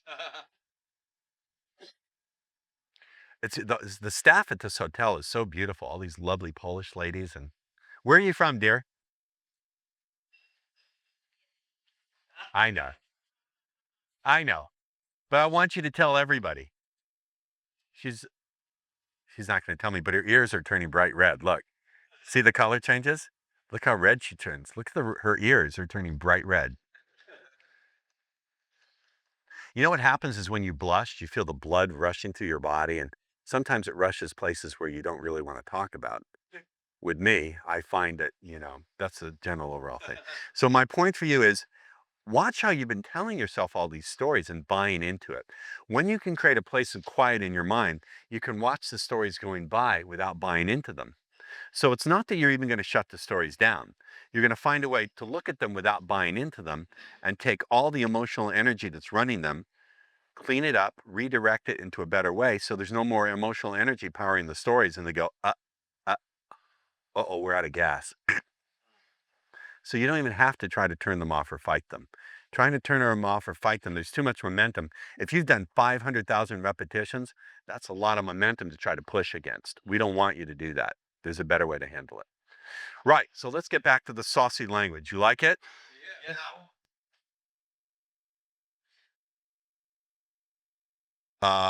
Important items yet to cover. Who got laid last night? He did. You did. Who else? You did. Raise your hands. The little aces who got laid. You did. You did. You did. James, you're dressed nicely today. Your booze look better. You can see this guy doesn't have a camera, so you can talk to him and give him another name and tell him your stories. Okay?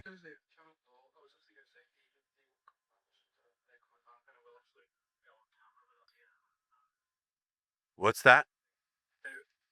They're not going to come back. They did their gig. Right. Someone told me he told someone the Paris Hilton joke, and she said, "Really? I didn't know that Paris Hilton was in a boat wreck." She didn't. Who is that? Who did that happen to? Well, that's called a dumbass chick.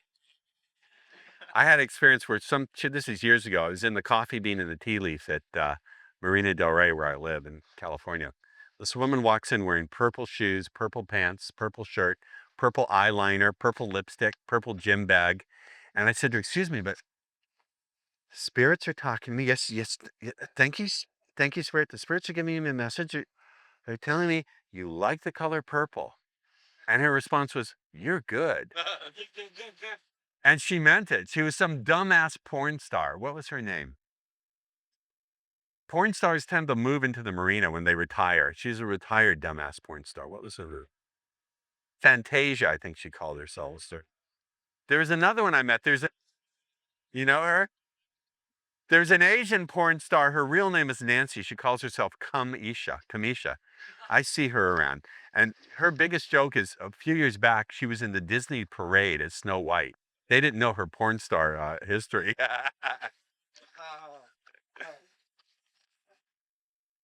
Items yet to cover. Why Ross Jeffries is the world's best genius? Why? How to get a 14-inch penis like you, Ross? Okay, examples of patterns. Blammo, blowjob, discovery channel, cube. You want some more pattern examples? Yes? That wasn't very enthusiastic. You don't care. No, I mean yes. Boss, Yeah. do the victims come back today? Will I have victims back today? God. You know what I need to do is I left my phone in my room. At lunchtime, I'll call Lily and see if she's going to come in. She's really cute. Openers, yes. Yeah, we should do openers. SRT? SR, well, we'll see. Examples of how to use observations and intuitions, examples of accelerators, total from relationship, shock pattern, anchoring states, examples of pattern, blammo, blowjob, discovery channel. You guys want to hear the discovery channel pattern? Yeah. No, that enthusiasm solely. That's off. No, seriously, yes. The gay approach? Yeah, I'll show you the gay approach. Blammo, cube. Okay, let me address a few of these. So he's asking here about the cube. Well, the cube is an example, first of all, before we take notes, the cube is an example of a game, story, quiz, demo. It belongs to that miscellaneous category: joke, stories, poems, games. The point of the cube is, first of all, the cube, by nature of how you discuss it, we'll get into it in a minute, creates a trance. It's a series of visualizations where you get a woman to visualize. But the very act of visualizing is creating something of a trance.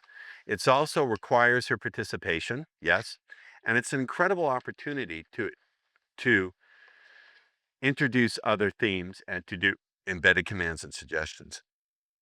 And one of the things about any of these tools, whether it's the cube, whether it's the Discovery Channel is not a demo, but whether it's the cube or a joke or a story or the blammo pattern or handwriting analysis or, oh, Jesus, anything like that you're doing, the whole point is to start generating these states. If, for example, you're doing something like the cube and you see she's starting to get really sexual and talk about sexual topics, don't go on to other things. Develop that response. See? Don't get stuck in the formalism. Don't get stuck in the formalism of the equation. If the safe is already swinging open, don't worry that by theory you need 10. If the theory says you need to have 10 different digits in that combination, but you see that the safe door is open after 2, fuck the theory. Look, always deal with what's right in front of you. And so with any of these things, don't feel that you ever have to complete any of these demonstrations. If you're doing the twin brothers scenario, which we did yesterday, and today what I need to do is put it in context and show you when to do twin brothers and what to follow it up with. So today, rather than doing too many more individual patterns, we'll do 1 or 2. I want to start putting things in a flow chart so you see where and when to do them and in what context. Would that be useful? That's exactly what I'm going to do. And I know that's what you're wanting. Had I done that Monday night, you wouldn't have seen the value. Listen to me. Shh. You Germans are constantly interrupting. Stop it.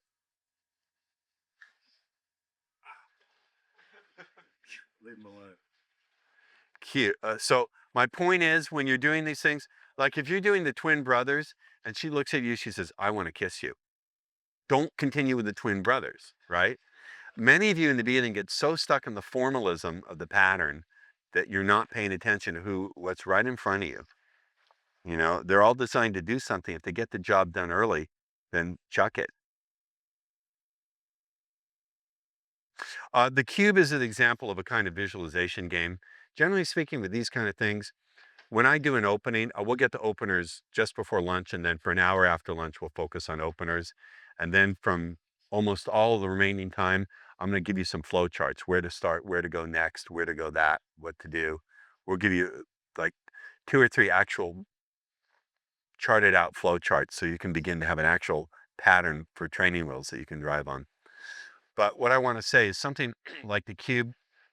Typically, I will do the cube on the second day. So let's say I meet someone, we have a nice conversation, blah, blah, blah, and we arrange to meet a second time. almost always I will meet at a Starbucks first.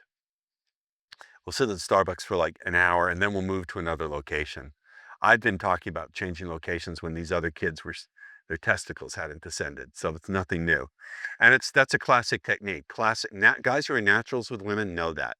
Move a woman among different locations very quickly. And it gives her the sense that she spent much more time with you than she actually has. Creates comfort. But with something like the cube, I will generally save it for like the second meeting.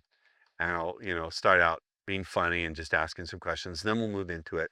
And with any of these things, like the cube, that's a more formal sit down kind of thing, you say, well, I've got this really cool visualization game. It's a real fun way to get to know people. And so if you're interested in learning about yourself, I'd like to play this with you. So I have that little qualifier. If you're interested in learning about yourself, she sort of has to, in a sense, not really, but metaphorically sort of raise her hand and go, yeah, I'm interested in learning about myself. And the cube, rather than me go through it with any kind of detail, I want you to get the purpose of it. It's a really fun game. It's a fun little quiz that gets her to participate. It's a way to loosen her up, to learn about her, and it also requires that she visualize. And in the process of her visualizing, it will reveal it's actually pretty accurate when you learn to do it, but it also enables you to introduce some interesting themes, you see, and to move in some interesting sexual directions. So basically, the cube works like this. First of all, there's a book you can get called Secrets of the Cube. You can get it, I think you can download it online illegally, which I don't recommend.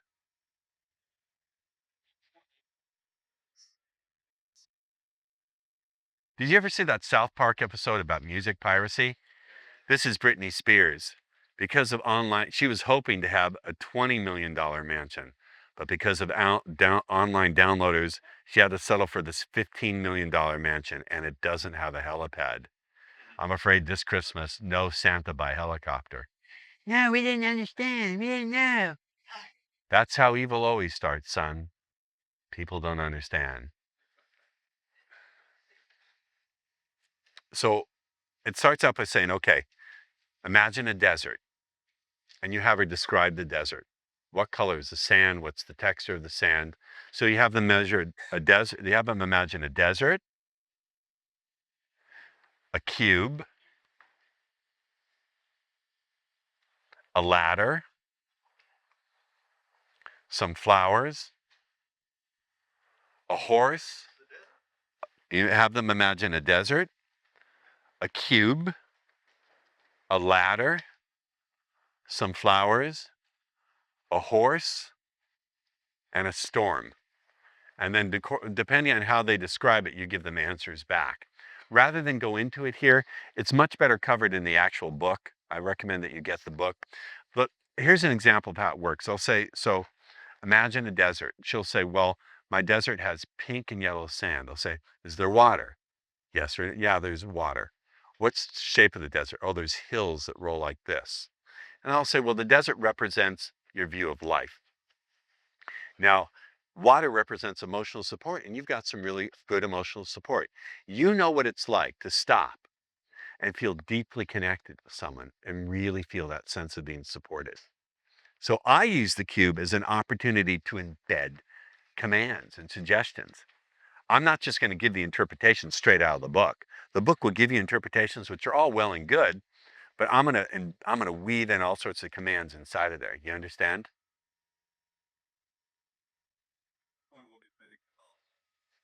Well, when you become interested in what would it be like to feel excited about learning embedded commands, you might realize that that learning process is taking place. Do you understand? Don't you? Been vague. It's been vague. You're with her. Well, Either, okay? Hands here. yeah. Yes, James. Two really good embedded commands go quite well together. It's like Boom them out. when people picture their ideal lover, my face doesn't automatically spring to mind, and Oh, that's good. When people picture your ideal lover, it doesn't automatically spring to mind. my face doesn't automatically to mind. Oh, that's good. When people picture your dream lover, my face doesn't automatically spring to mind. was that. It was on this girl who was she was a complete lesbian and she was actually. Oh. You need to speak up. Can you hear him in the back? James, yell. I give you permission to yell like you're at a soccer match. First time I came up with this on the flight, and it was a girl who was an absolute devout lesbian, and she sat there, and I literally saw her pick in her mind to see her going into trance, picturing her ideal lover, because she was talking about her girlfriend at the time, and it cut in my face right there, and her exact response was, I don't know, and she was literally picturing my face, and you could do it with all sorts of things like that. So when people picture your ideal lover, my face doesn't automatically spring to mind. And then you know what you do? Here's what I would do. I would say when people picture your ideal lover, my face doesn't automatically spring to mind. But bring them together. You got that immediately. Bring them together. You know, when you picture the wildest night of sex, I don't spring to mind. But sometimes people just think things differently, you know? Did you wind up banging her? No, I didn't. That one, I did not like the contest. But you have banged lesbians. Well, I mean, one of them, the one that did was it was just absolute wrong because she wanted me to tie her to the bed. And I mean, seriously, I couldn't say. Are you getting this, reporter? He banged a lesbian. She wanted you to tie her to the bed, and did she give you the ropes? Duct tape. Excuse me a minute. Yes, you too can be a lesbian banger and have her demand that you duct tape her to the bed when you go to www.speedseduction.biz. Can you say it with me? www.speedseduction.biz. That's right. And I want to tell you about my 100% absolute satisfaction money back guarantee. If I'm not 100% absolutely satisfied with your money, I'll send it back, guaranteed. And now we're back to our program. That's good. So we were at the point where she's bookie butt naked and wanting to be duct taped to the bed. It was in the bar playing around with us. I was in the bar playing around with her, and it was using sort of connection patterns and then lust patterns. And this was on New Year's Eve, and she said, "I show you something." And I go, "Yeah, sure." She had a skirt, and she lifted the skirt, and she had these black knickers on. She said, "See that tattoo there?" And it was like a little tiger, and I said, "Yeah, that's pussy eating pussy." And I'm like, "Right." And then I swear to God, she pulled back the knickers, and it was dripping. I was like, I was gone. I was like, "What the fuck?" But there was things you. Are we getting his voice on tape? If not his, can you hear his voice? Yeah. So even though we're not seeing his face, we just Tracing what it feels like. I think it was before that. I traced what it feels like. You know, when she's having an orgasm and stuff like that. before that. Yeah, just before she was doing stuff like that, and then she started. You know what we need to do? We need to do an interview with him from the back of his head for the testimonial. Would you be willing to do this from the back of your head? Yeah. Okay. Yeah. Okay. All right. So she's dripping wet. She shows you she's dripping wet. Yeah, she was dripping wet, and then she started saying because I was acting like a best friend, you know, and I was talking like it was just like two girls talking about different sexual fantasies. Two girls talking. Yeah, right. Except one of them has a Woody that could like wreck a builder. And she said, "Well," and we started talking about sexual fantasies and stuff, and I was used to. Hold on a minute, Eric. Yes. Do you think you're as good looking as he is? Not quite. Not quite? Are you serious? I mean, do you think he's got a better body than you? The jeans he was wearing were £3 pair of Asda jeans. I don't want to see, but I'll tell you what. Lift your shirt and show him. I'm serious. Just lift your shirt and show him. Show him. No. Show him. I'm turning to stone. No, show him. Show him. No. No, not me.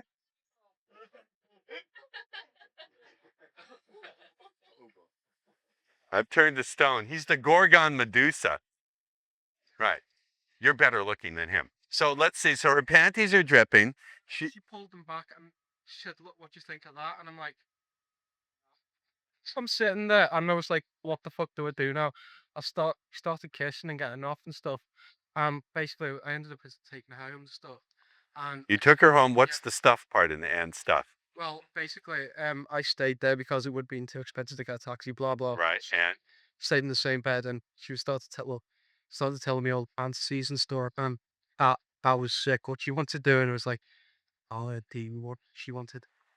Not R-A-P, it's R-A-P-E. Yeah.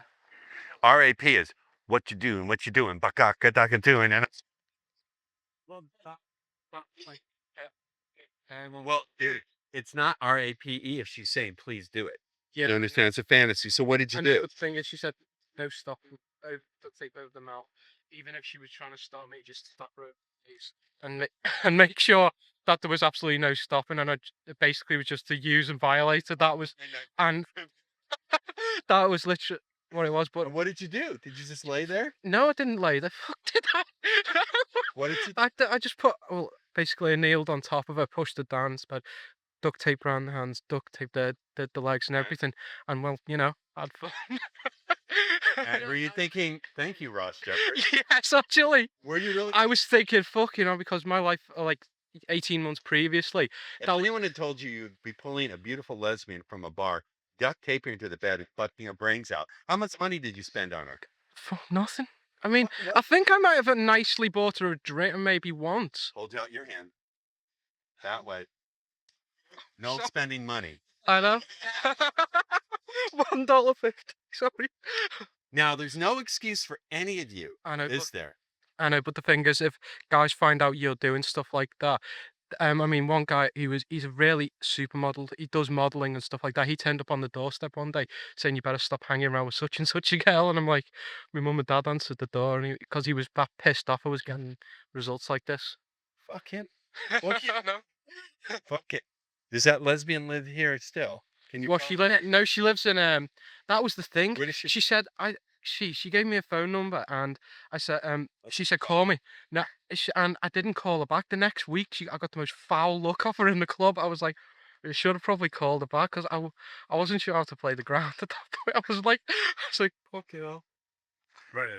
I thought most doing. Now, you see, other people are dentists and accountants. I turn virgins into duct taping lesbian bangers.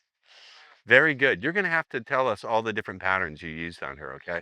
Not now, but would you like to hear his story and so have him tell you word for word how he pulled this lesbian in the bar?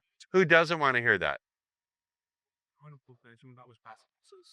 Say again. When you pulled the virgin, it was what? When I pulled a virgin, that was really quite funny actually, because I was online and she'd had a boyfriend who was 6 months and he was pestering her for, come on, let's sleep together, and she wouldn't do it. But with one of the patterns that I developed called the naughty girl versus the good girl, where, you know, they get to, do you know that line? So there's like that little line in between, do you know, the good girl and the naughty girl, and that's the line of temptation. um, I said, you never think of, you know, you're a good girl. And she goes, oh yeah, I know. I said, but you never think about doing the naughty stuff. You know, your mother would never, the stuff your mother would never approve of. The things your mum and dad will never find out about. I know that isn't running through your mind. I know that isn't, I know you're not even feeling how good it'd be. I know. He's using negation. He's saying, I know that's not the case. I know you're not feeling that. I know you don't think about those naughty dogs that mom and dad, you never want them to know about you. Yeah, and I know you're a fucking liar as well. Yeah, and she was like, and You said you're a fucking liar. I said to her she was a fucking, and I said you're a friggin' liar, aren't you? And she was like, well, but that led into phone sex sort of thing. But when I met up with her, within an hour, we were in a hotel room, and we ended up doing it, and I popped the cherry in an hour, and some guy had to spend like 6 months. I was like, how the fuck? I just sometimes I don't understand why every guy isn't doing this to a girl. She was 19, 20, around about that age. I think she was 20. And how old are you? I'm 22. So you're a youngster kid. How much money did you spend on her? None. I didn't pay for the hotel room. Who paid for the hotel room? No, no. Paid for the hotel room? I was going to, but I didn't pay for it. I ran off on the hotel. Who paid for it then? Well, I didn't pay. So, well, you ran out? Send us. Do you want to see the text? Sir, no, congratulations. Do you want to see the text? Wait, History for the hold on. Sit down. So he de-virginized a teenager and didn't pay for the road. Let's have a standing ovation.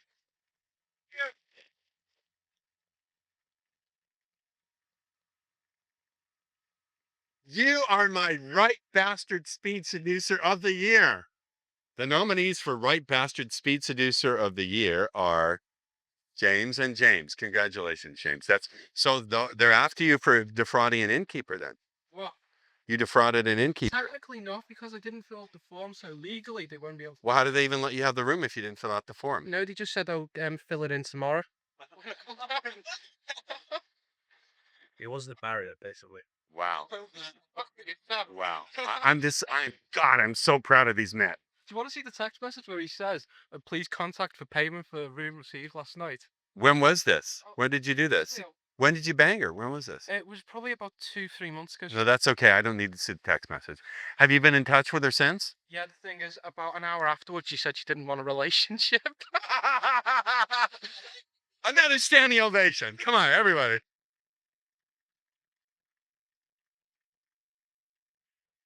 See, now you would help my business tremendously if you would be willing to show your face on camera and give that testimony. Thank fuck it. We just made $1 million. Thank you. We're going to get that separately. Huh? Yeah, I'll give you a little cut right across your face with my straight razor. Motherfucker. So, who here thinks that James did it on his looks? You're all a mean, right bunch of soddy bastards. Who thinks, no, seriously, who thinks they're not good looking enough to do this? Do you really objectively think that James is better looking? Come on. Is he better dressed than you? Yeah, he's got that sleek, smooth. I'm getting sleeker myself, aren't I? So you're a good living example. Oh God, don't show me those hairy arms. I will put up my breakfast and also my dinner from last night and the lining of my stomach. All right, you want me to move on here, but I'm having fun. I will move on. So when you do something like the cube, you want to use it as an opportunity to embed commands and suggestions. I like that. You know, when you think of someone you want to have wild sex with, my face doesn't pop right to mind. However, sometimes women have told me, sometimes things will come up in a way that make them just think things differently, you know? But let me bring up a couple other things off the top. Let me give you something off the top of my head. You guys missed it. Let me give you something off the top of my head. You're asleep. I think you need to eat. So when you do something like the cube, you use it as a vehicle to embed suggestions and embed commands. He had asked what embedded commands were, and I demonstrated.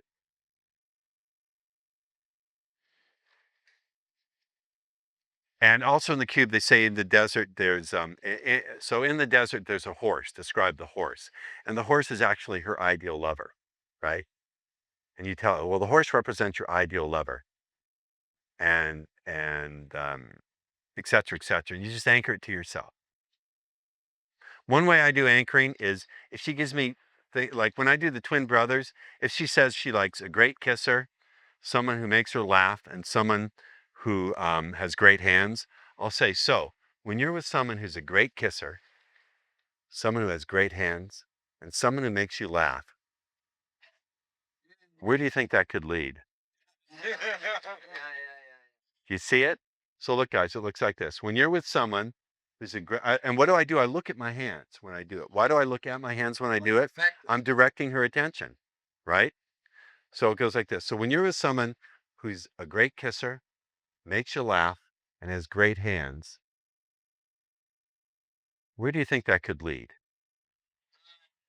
I'm taking all the feelings, I'm stacking them on my thumb, then I'm putting my thumb down the center line of my body. She doesn't pick up on that. They never get it. Look me in the eyes, they don't get it consciously. Have you used that? Does it work? 100%. Have you ever been caught? Never. Has anyone ever said, what are you doing? In fact, I've gone one step beyond. I said, and this person's right in front of you. That's, they don't get it. You at home, they don't get it. They don't get it. Try to get caught.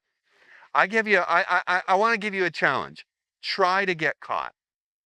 So it goes like this. So when you're with someone, here, do it with me. So when you're with someone who's a great dancer, great kisser, makes you laugh, where do you think that could lead? You're stacking, here's how it works. You're stacking all of those good feelings on your thumb, and then you're putting the thumb down your body. So you're transferring all the feelings, and you can even hang your thumb in your belt like this. And later on during the evening, you say, you know, I'm having a great time. Is this fair? I can't hear you. Now, Do you see how easily he's able to learn when you slow down? You remembered what I said. You were able to put it together in your mind and come up with a beautiful application because you slowed down. Do you see the power of it? It almost gives me a Woody. I'm such a good teacher. You know what else? I know somebody used to do this. So he would be at a bar and he'd be talking to girls and he'd say, so what you're really saying is if you can meet a guy who's like who makes you feel connected and makes you feel that sense of destiny to the point where you go, that would be incredible, wouldn't it? Then he sits down in the chair, right? So then it's all anchored. You get it? Anchoring is really simple. You don't need to take a course in it.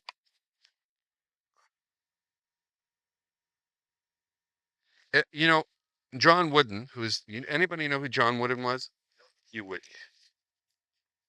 But damn it. UCLA, my school where I went to, had the world's best basketball team. When John Wooden was a coach for like 30 years, they won the NCAA championship like 28 years out of that 30. He was arguably the greatest college basketball coach in the world. And John Wooden only had one play. He had one defensive play, which was man on man. He had one offensive play, which was the fast break. His players were drilled over and over again in taking one kind of shot, which is a 15-foot shot from basically the free throw line. He trained his players that when they would get the ball, they didn't do any fancy stuff. They would always stop at the free throw line and pass the ball effectively. And UCLA's opponents, there was no point in their opponents ever scouting UCLA to find out what their plays were because they were obvious. There was only one, but they drilled them over and over and over again so they did them to perfection. So you don't need to have 20 different ways to anchor people. You just need one or two. You can anchor by stacking things on your thumb and doing this. You can put things in your hands. That's another way. You know, when you think about someone you want to have wild sex with, I know my face doesn't immediately pop into mind. But you know, you can put things in your hands and imagine they're there in your hands. That's another way to anchor. It's very simple. You can anchor things to an object, to a chair. Here's another wicked one. I've done this. Right? So you're talking to the girl, you've got your drink here, and she's telling you about the things that turn you on. So you say, so what you're really saying is, so if you could be with someone who's a great kisser, towards are whatever qualities she likes, whatever it is, you say, so, and you look at your hand. So look at your hand, guys. Practice with me. Look at your hand. Why do I look at her hand? Because I want to direct her attention to what I'm doing, right? So if you could be with someone who makes you, makes you really laugh, has great hands, and is a scandalous kisser, where do you think that could lead? They don't get it. How many times have you done this? 35, 40 times. How many times has it actually worked to get a strong response? It's always worked. It's worked 100%. Have you ever been caught? No. There you go. One time a guy repeated it. A guy repeated it? What do you mean? Oh, repeated it? Good. She's putting it in. The challenge you put on it as well. I say,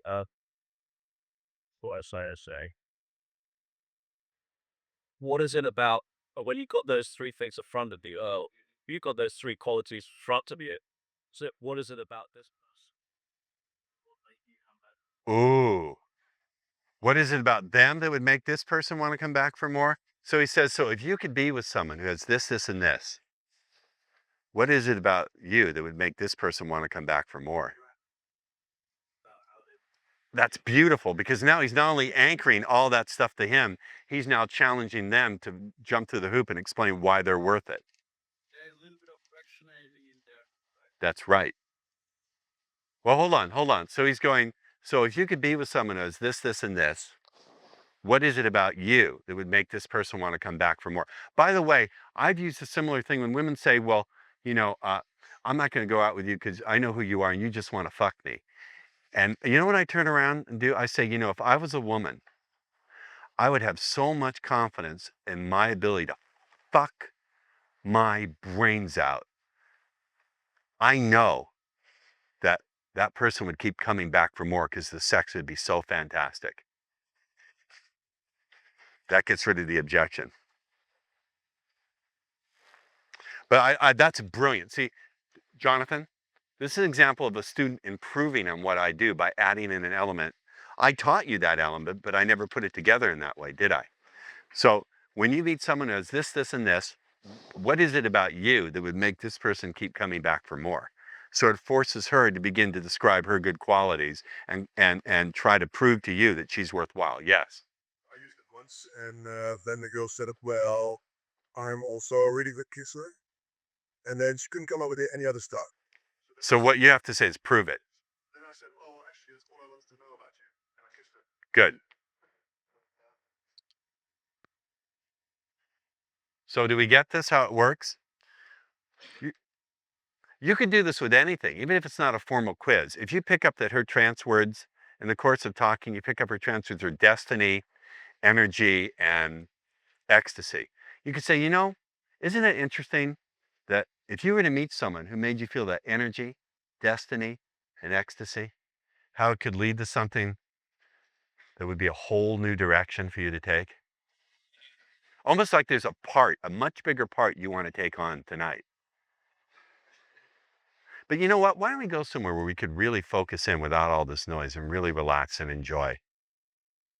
Now, notice that part where we could really relax and enjoy. Enjoy what? I don't say. So it keeps it safe, and it also gets her to imagine it.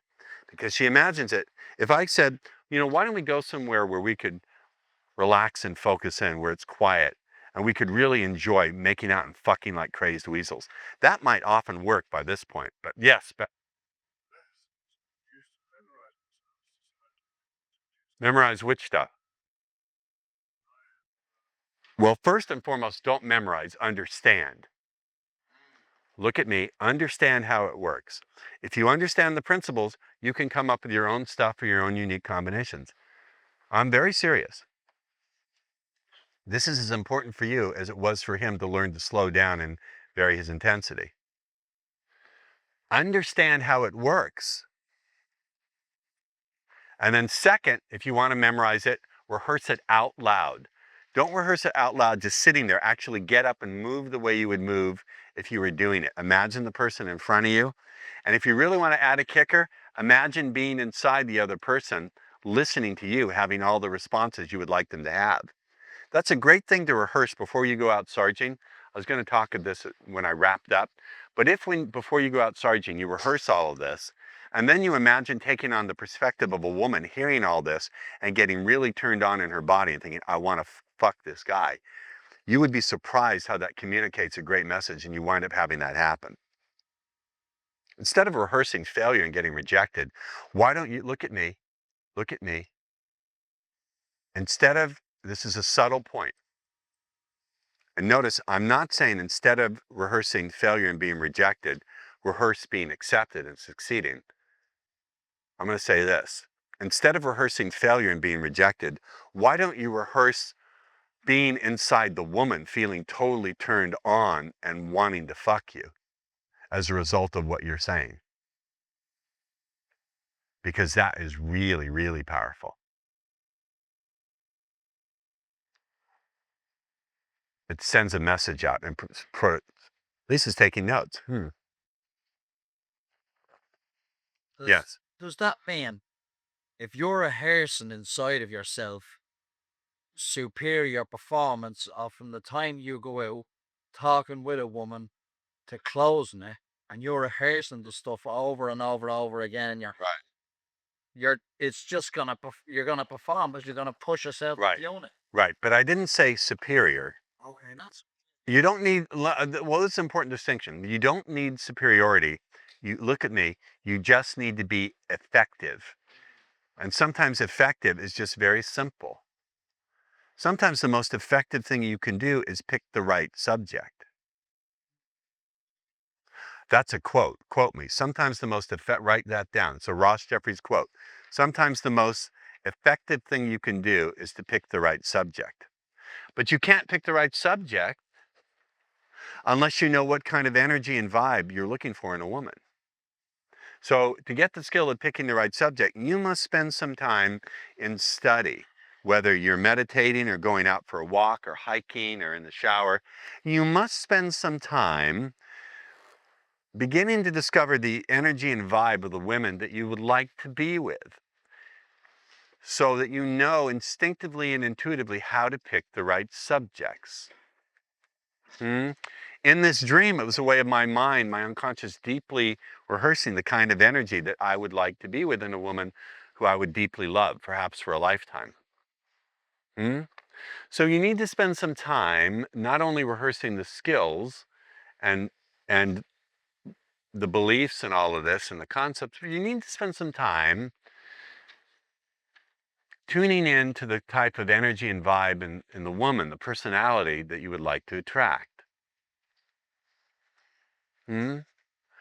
Because certainly what I don't want is someone who needs to be persuaded to have sex with anyone at all. Someone who doesn't enjoy sex, it's not my job to take a cold, sexually turned off or freaked out woman and try to make her open to life. That's not my job. It's not my job to take someone who's terrified of taking any kind of step and making her into an adventurous person. It's not my job to take someone who's a selfish person and make her into a giver. Hold on. It's not my job to take an angry, enraged person and make them into a happy, open person. This is not my job. All the things I've said to you notwithstanding about people have their first responses, if people really have these patterns, I'm not out to teach them. I'm out to teach you guys.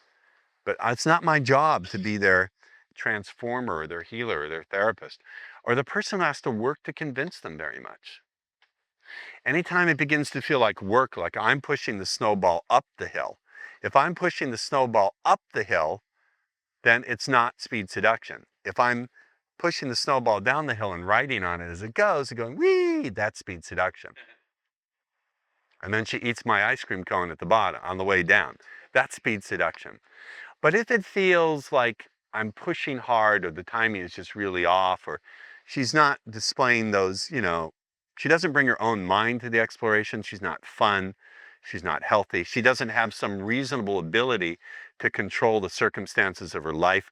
Many women who are flaky are not flaky because they don't like you. It's just their life is totally chaotic and out of control. Their parole officer tried to rape them and walked in on them shooting heroin with their twin brother, who's cheating on them with their mother. This whole Jerry, you don't get Jerry Springer here, do you? I was on that show 3 times, by the way. And before it was violent. So for this, I love a kung fu lesbian teenage Siamese twin vampire who lives in a trailer park on the Dole. No, for teaching this, I've been talking about this for a long time. So you need to decide and you need to explore for yourself in different ways what is the vibe and the type of women you want to attract. And sometimes you can only do that by having many experiences and seeing what you like and what you don't. Now, certainly a lesbian who has you duct tape her to the bed and fulfill her rape fantasies, did she want you to slap her and choke her while you were fucking her? Yeah. Certainly that's someone who would be fun, but I don't know if you'd want to take her home to family supper.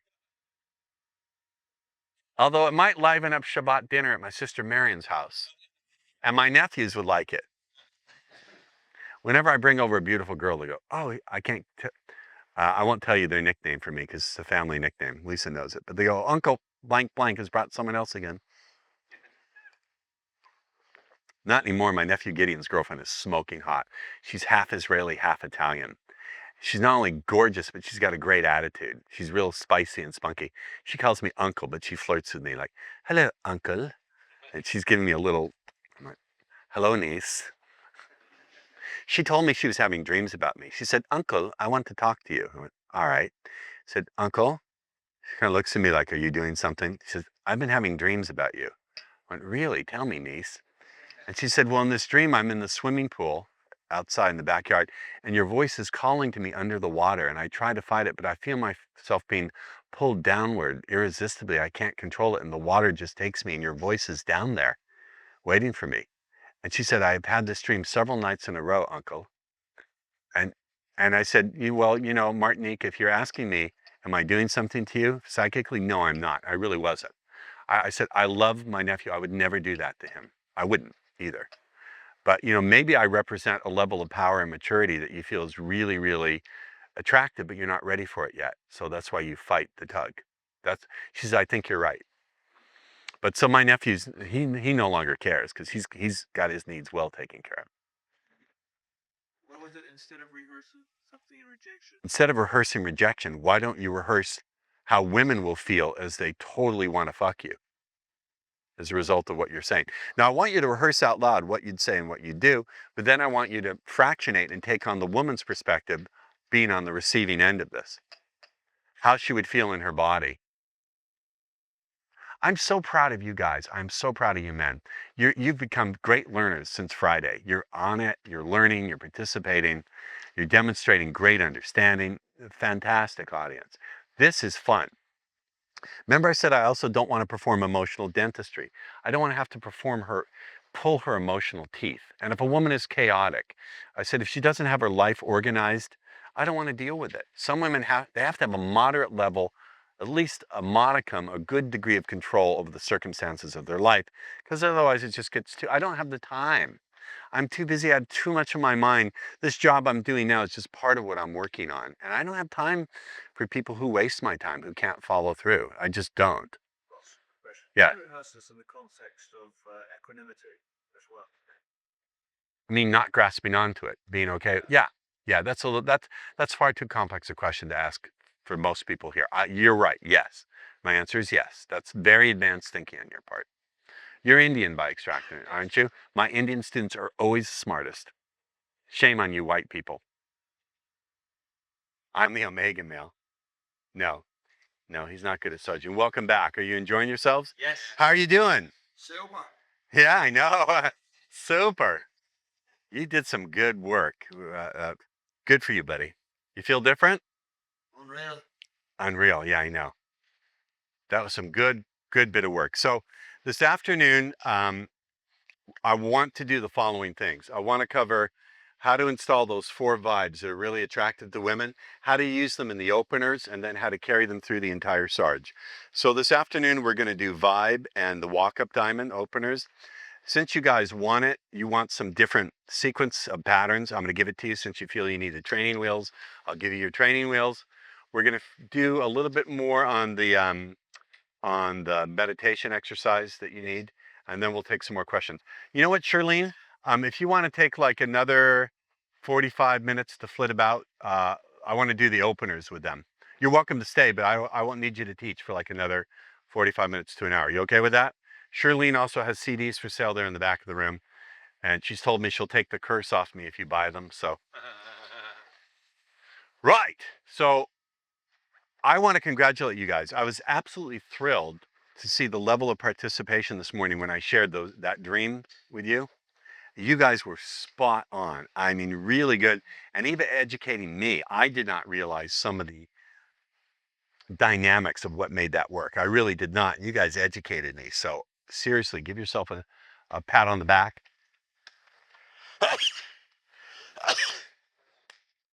Right. So one thing I want to show you, and this is something I do want you to take notes on after you understand it. Because this afternoon, we're going to get into the vibe and openers, and then we're going to show you sequences, a couple of examples of what would make for a successful Sarge, because you want that, right? You guys need some sense of a roadmap, some kind of training wheels that you can run on before you take off the wheels and just go. And I understand that. I've been promising that to you. I had to lay the groundwork first, because now you have a good working understanding of how this stuff works. Now, when I show it to you, you won't be scratching your ass, sticking your thumb in your rectum and going, bleh, bleh, bleh, bleh. Well, maybe the Germans will. I was picking on the French, but now I've been picking on you guys. At least he doesn't talk like, I know what you're doing. You're planning to take the Sudetenland. Yeah. Okay. Aren't you? Now, this is really, really interesting. I came up with this back in like right around Christmas time this past year. I was really thinking about this whole program of nailing your inner game. People have asked about those DVDs and CDs. That's my bad. I'm still working on it. We have your names and addresses. Eventually we'll get them to you. So be patient with me. I will send you updating emails. But I've been working on this idea of, okay, let's say you get guys to stop doing all that reinforcing and all that ruminating. That's all gone. And you give them beliefs for learning. How are you going to teach them what to pay attention to and what to ignore? Because when you set out and you do a Sarge, as I said, one of the most challenging things is confusion. You're not quite sure what worked or what went wrong. In James's case, he got good positive feedback. When that lesbian lifted her skirt, pulled aside her panties and showed him and said, "Look, it's dripping." And right, and then she took him home and said, "Duct tape me, please, and fuck my brains out." There was no ambiguity there. No ambiguity. And there's no uncertainty in your mind that you had a 100% successful outcome, right? The first time I did it was a different story. The first time you did it? Oh, First, like, first time I ever used a pattern.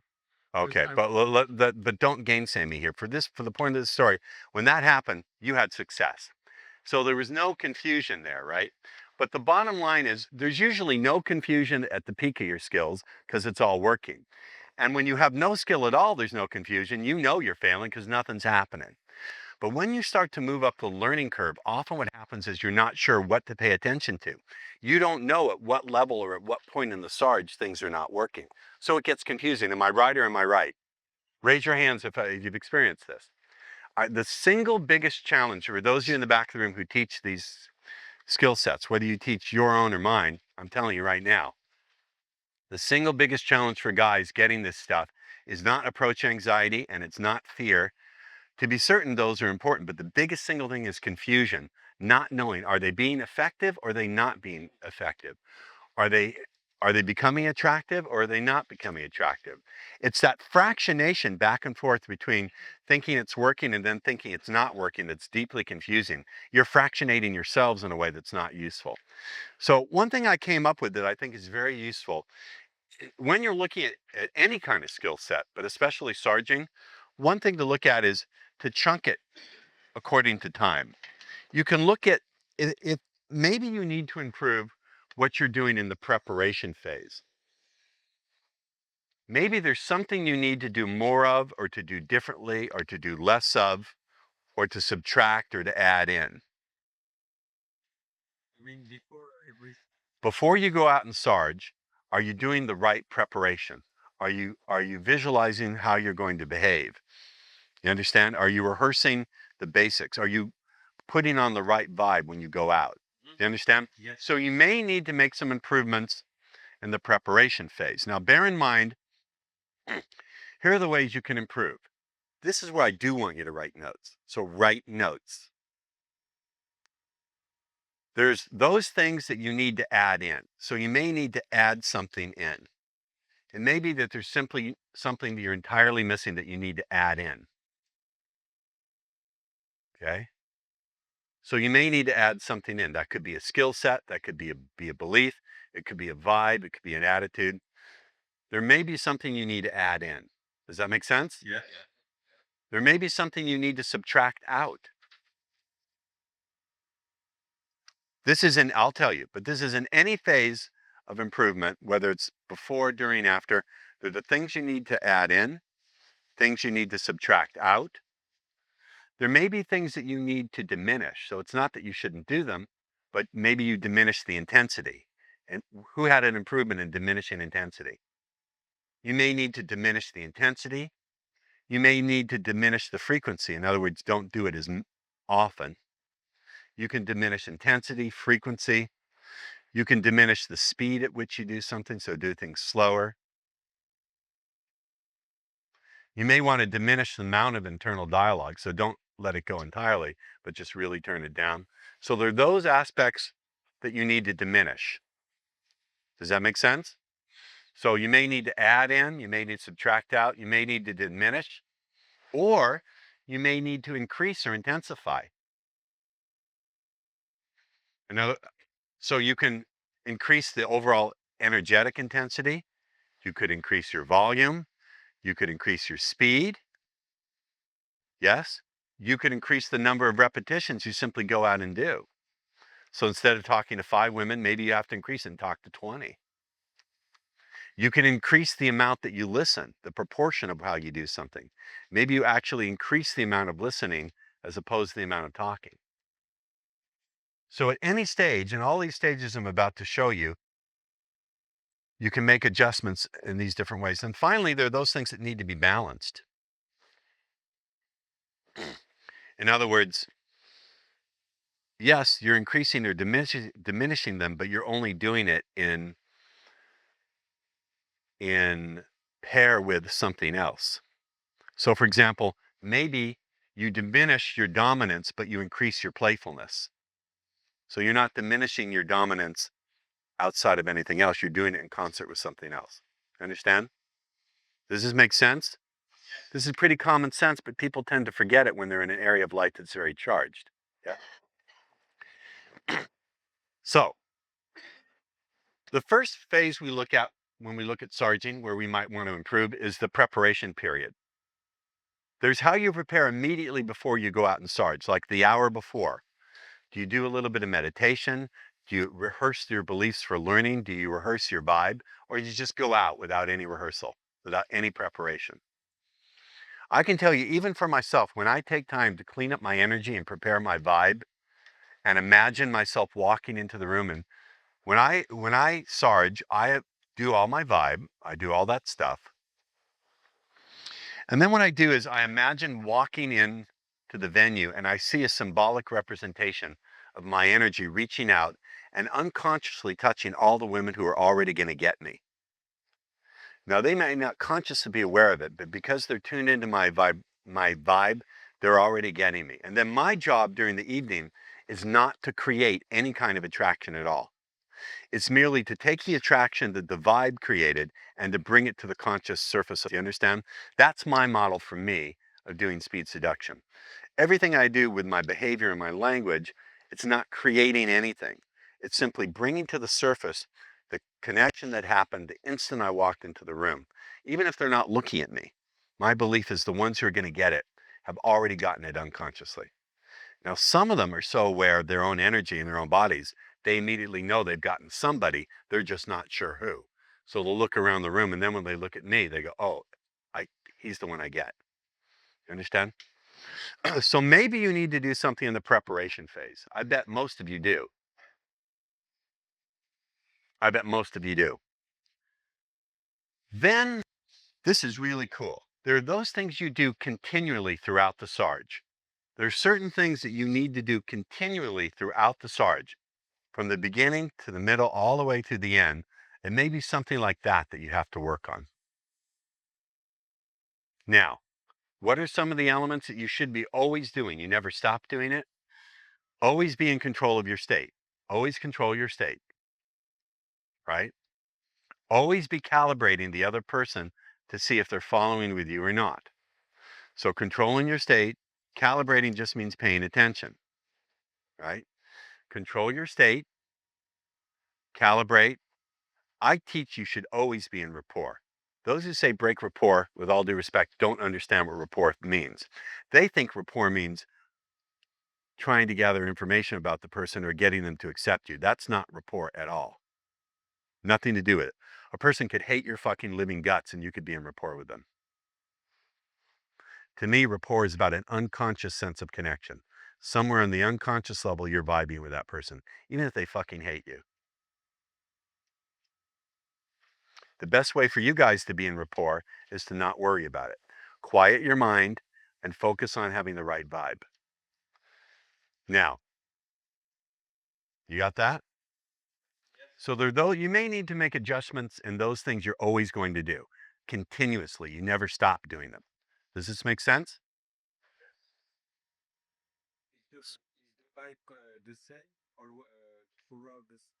You're going to be changing your vibe throughout the sarge, but you're always paying attention to you on some level to your vibe.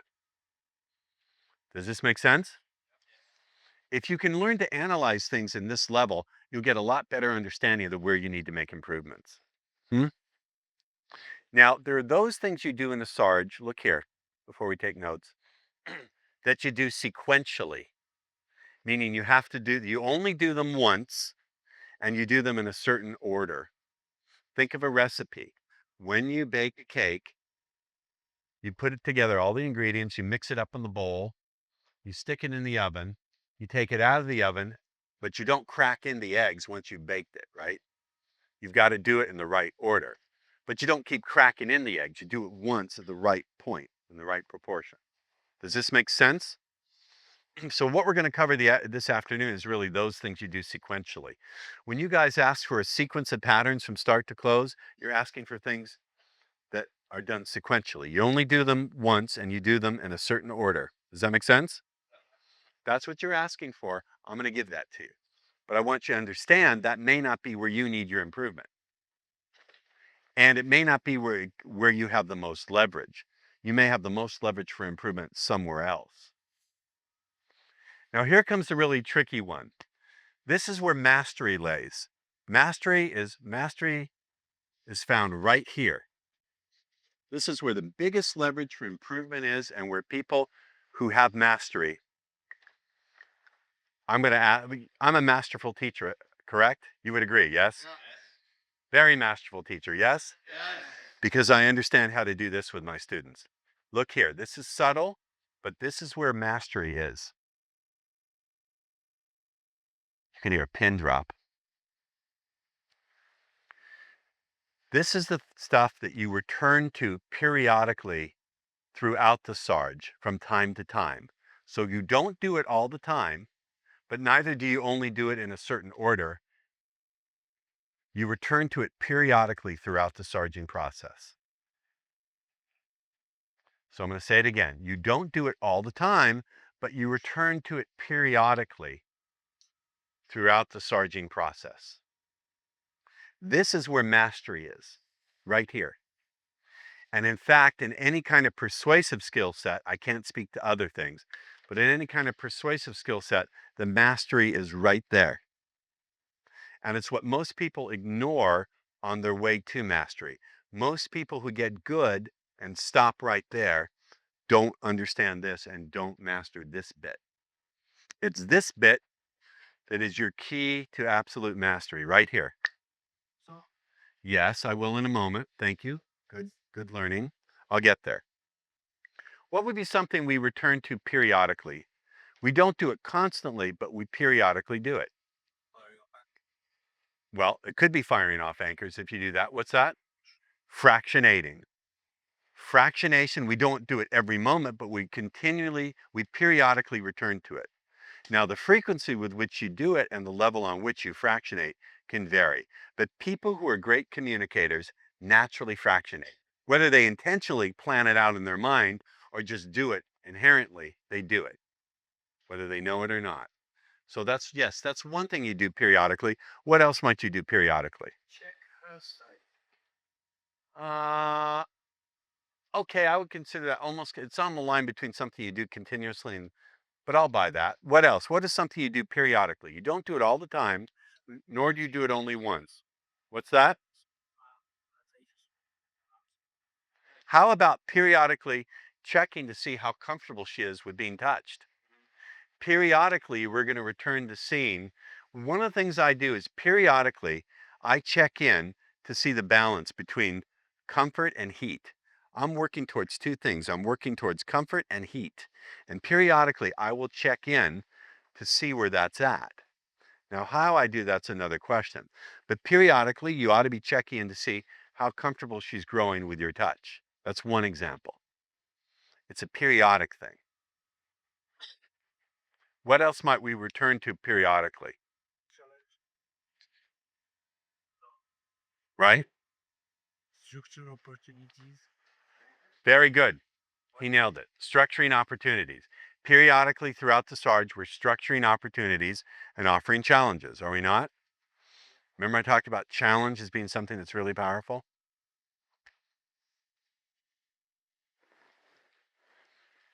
Periodically, we're testing for readiness. We're testing to see where she's at. Remember I said, if a lady is giving you every signal that she's totally turned on by you, wants to be with you, and is absolutely ready, don't go piling on more stuff.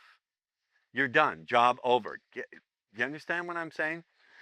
And in the beginning, many of you What I know you're going to do is you're going to get so excited about these tools working, you're going to go crazy with them.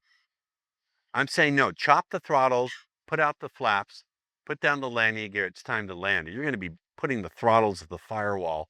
I want you to go 800 miles an hour. This is key. Also, utilizing her responses. Remember I told you about that?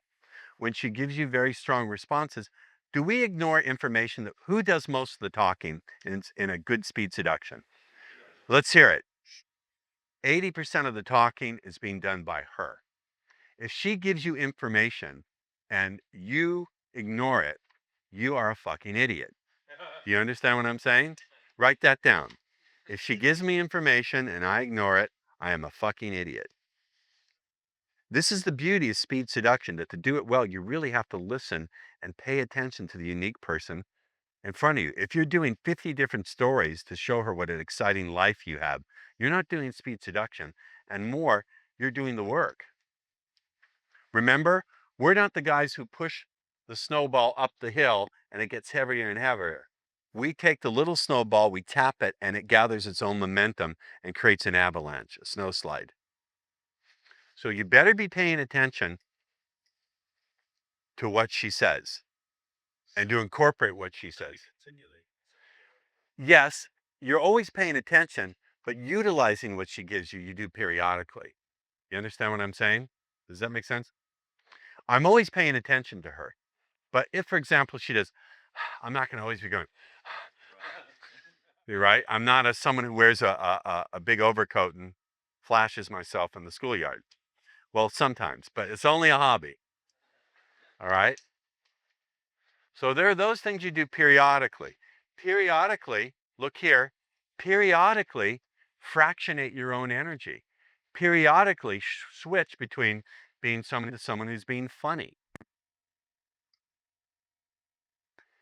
Periodically check in with your physical body. Periodically, from time to time, check in and feel your feet on the ground. So you remember you're actually there, present in a human body, not flitting around in the stratosphere. Does that make sense? Do any of these ladies want to play with me on stage? Or are they still shy? Oh, look at that. They're afraid of me. No. Hey, no bullying.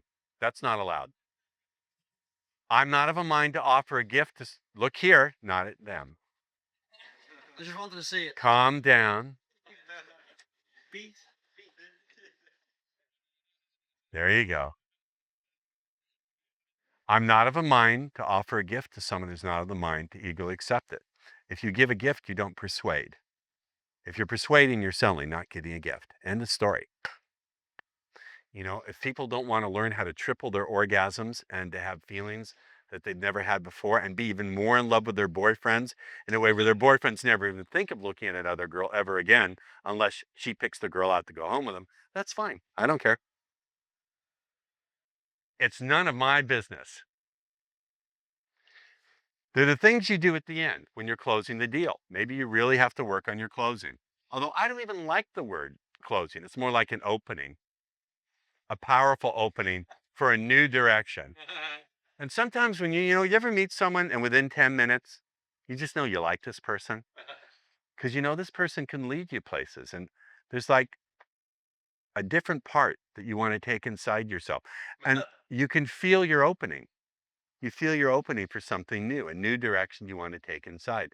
And even though people may laugh and friends may not approve, and I get that, you may even feel a little strange about it at first, still at the same time, you also can find a place in your mind where you set that aside, where you just can see yourself stripping away completely from anything that would have blocked your own pleasure, right? It's a place where you want to succeed. Yes, you all want to succeed. You can see yourself succeeding in a new direction, right? Right, boys? Right. Okay. There's stuff you do at the very end. Yes? You're closing. Although, now, there's a sense in which that's a mistake. That's also a mistake. I don't believe that closing is a discrete part of the process. I believe the moment I approach someone, the way I interact with them energetically has already begun the close. Anything that moves us further along in a mutually enjoyable exploration is part of the close. If you look at the close as something that's completely separate, then you're making an error in your thinking because it's not. It's not really separate. So for the sake of the diagnostic, yes. But in reality, it's not really a separate thing. The story I told you about my nephew Gabe is 18 years old. He's a virgin. So cute. 18-year-old girl who's hanging out with him. She clearly has a crush on this kid. They went to meet me for pancakes. I was sitting at this diner in the farmer's market, and she had read the game, so she wanted to meet me. So she and another guy and my nephew Gabe show up, and she's on one side, Gabe's on the other, and I'm talking to her about the game, and suddenly I look at her and I say, so, do you have a thing for my nephew? Now, women do this thing where the real answer will flash across their face for a tenth of a second before they hide it. She went, and then she hit it. And I went, aha. And she and Gabe both turned the same shade of beet red. And they're looking at each other. I went, aha, very nice. So later he says to me, he says to me, I almost gave away my nickname. Ixnay on the Nuncle Akake, right? Or your Ired Fay. My nieces and nephews have a nickname for me that they're not allowed to say. Or call me by. That's for them only. That's right. Good girls. So he said to me, I almost said it again. He said, Uncle Paul. He said, what do I do with what's her name? What do I do with Nicole? I mean, I said, have you kissed her? He said, no, I'm not quite, I'm not sure I should. She's my friend. I don't really know. I said, you haven't even made out with her? No. I said, dude, she clearly wants you. He said, yeah, I know. She told me she was a virgin. And then he looks at me, he said, I'm a virgin too. I said, okay, no problem. I'm thinking, you won't be for long, kid. Not with me as your uncle. So, so he says, well, what do I do? See, for him, he's viewing it as a discrete thing that he does at the very end. He's viewing any kind of physical contact with her at all as something he does at the very end to close the deal, and that's a mistake. I said, no, you can't just go from no contact to lunging at her. I said, try this, try play fighting with her, get into a pillow fight with her, wrestle with her, so she gets used to the touching. He went, oh, I get it. And then he said to me, you know what? I met someone even hotter, and she's not a virgin. I went, oh, okay, go for it, kid. But so it could be to view closing as something that's discrete and separate and different is an error. But for the sake of this diagnostic tool, we can think about it that way. And then there's what you do afterwards. How do you review the situation?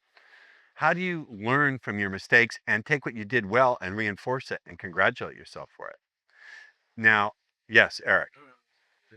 So I'm going to show you this stuff, but what I'm going to show you deals with you had a comment?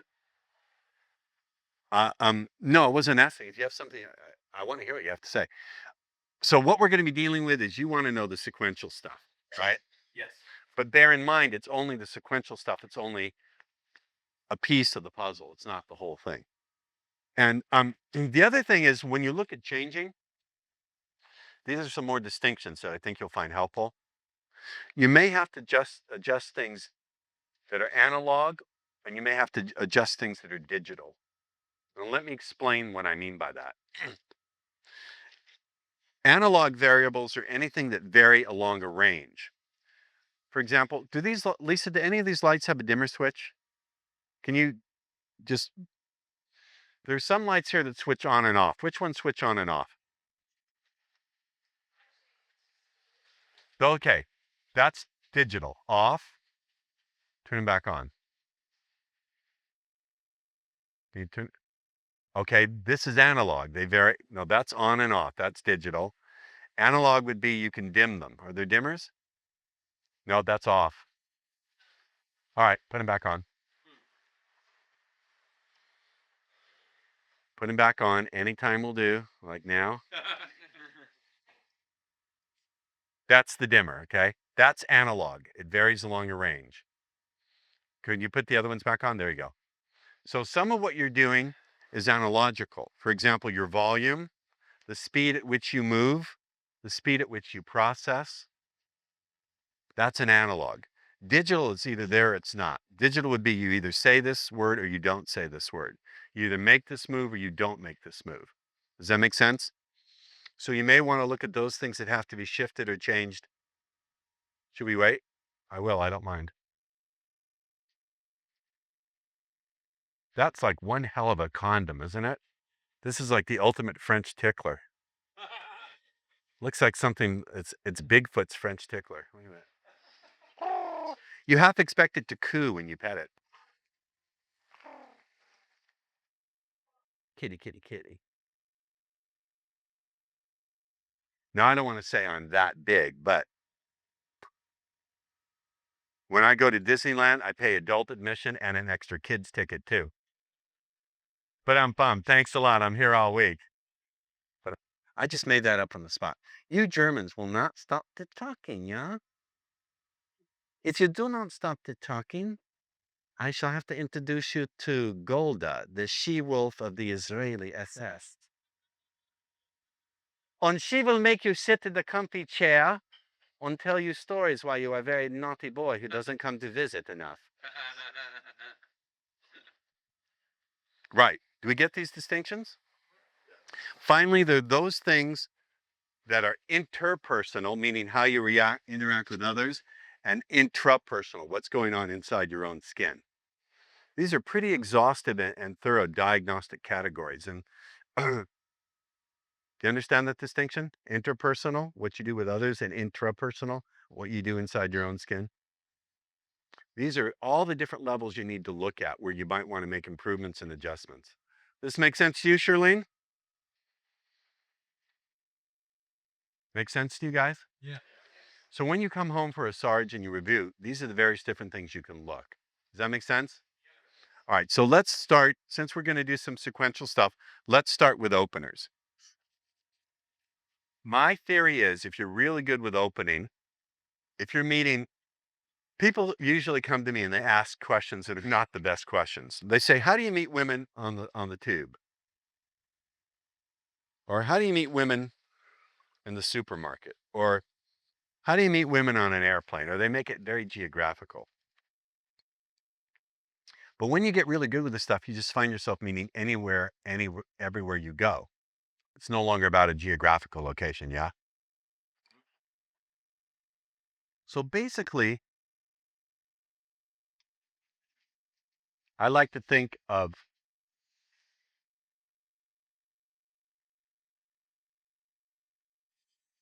my drawing's improving. That's a diamond. Okay? You can draw a diamond on your paper with 4 different positions. Each corner represents a position. Just draw it. Don't worry about Goran.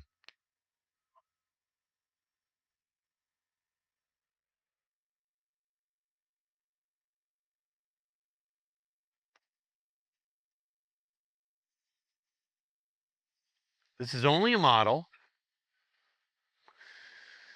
but fundamentally, when you're going to do walk-ups, when you're going to meet women, there are 4 different approach attitudes, approach vibes, approach angles that you can use.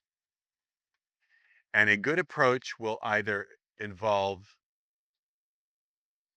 2 of them simultaneously or one fractionating right after the other. So over here I have put-ons. Put-ons are anything that's a joke, that's obviously not meant to be taken seriously, or you're taking the piss out of the person, or you're saying something that is sort of like, it's putting you on. Do you know what having someone on means in Britain? Is that what you say? Oh, you like having us on? It's having someone on. Or it's saying something funny, put-ons. One of the things I stopped doing it, but it was actually pretty effective. Let's say she had a really big bag, and I would say, wow, your bag is great. Sorry, my complimenter is on. Stuck. It gets a big laugh. Fuck y'all. That's an example of a put-on, right? Or another put-on I often use. I was at the Roosevelt Hotel, and they were having a Playmate convention. And I'm walking in the lobby, and I've never seen so many plastic surgery examples in like 9 square feet. These women walk down and they got like collagen lip, and they walk like right in the middle of me. Suddenly I'm in a swarm of them. I look around and I say, I picked the wrong hotel to be gay. And they all laughed and they said, "Oh my God, that gives you a hug. You're coming with us." And they're dragging me along, and I'm talking about men. I'm saying, "So aren't men dicks out here?" And they all start going. And a few of them say, "Who says we're into men?" And they're like, it was a really interesting thing. They were so stupid though, and like I'm thinking, nah, I would rather go talk to the wall than talk to this group. But that's a good one. That's a good opener. Is to say. I picked the wrong X to be gay. X would be wherever you are. So if like you're in the supermarket and this beautiful girl walks by you, you say, I picked the wrong aisle to be gay. Get it? That's a put on. It's not meant to be taken seriously. It opens the door with some laughter. Another put on is the fake stutter, to say, that bag is enormous. And you say, sorry, my complimenter is on stuck. Trust me, it always gets a laugh. You have to be able to deliver it right. So that's an example of a put on. What would be another put on? I've told you some. Well, be acting flamingly gay, which I don't do anymore. I used to.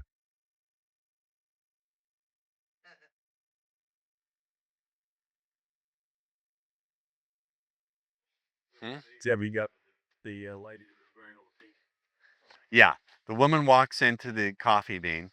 She's got pink eyeliner, pink lipstick, pink cheek blush. Strike that. She's wearing purple. Purple eyeliner, purple lipstick, purple blush. She had purple gym outfit, purple bag, purple nails. I forgot to mention that. She had purple streaks in her hair too. And I said, excuse me, yes, the spirits are telling me, yes, you like the color purple. That was meant to be a put on, but she said, wow, you're good. She dumb as a rock. Okay. Example of a put on. I know what your boyfriend looks like. Oh, I haven't used that in a long time.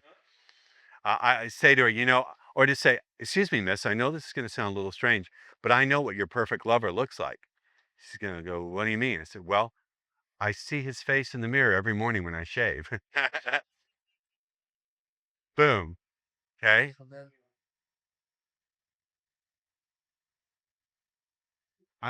I'm forgetting some. I've done a couple others that were really, really ripper funny in my career.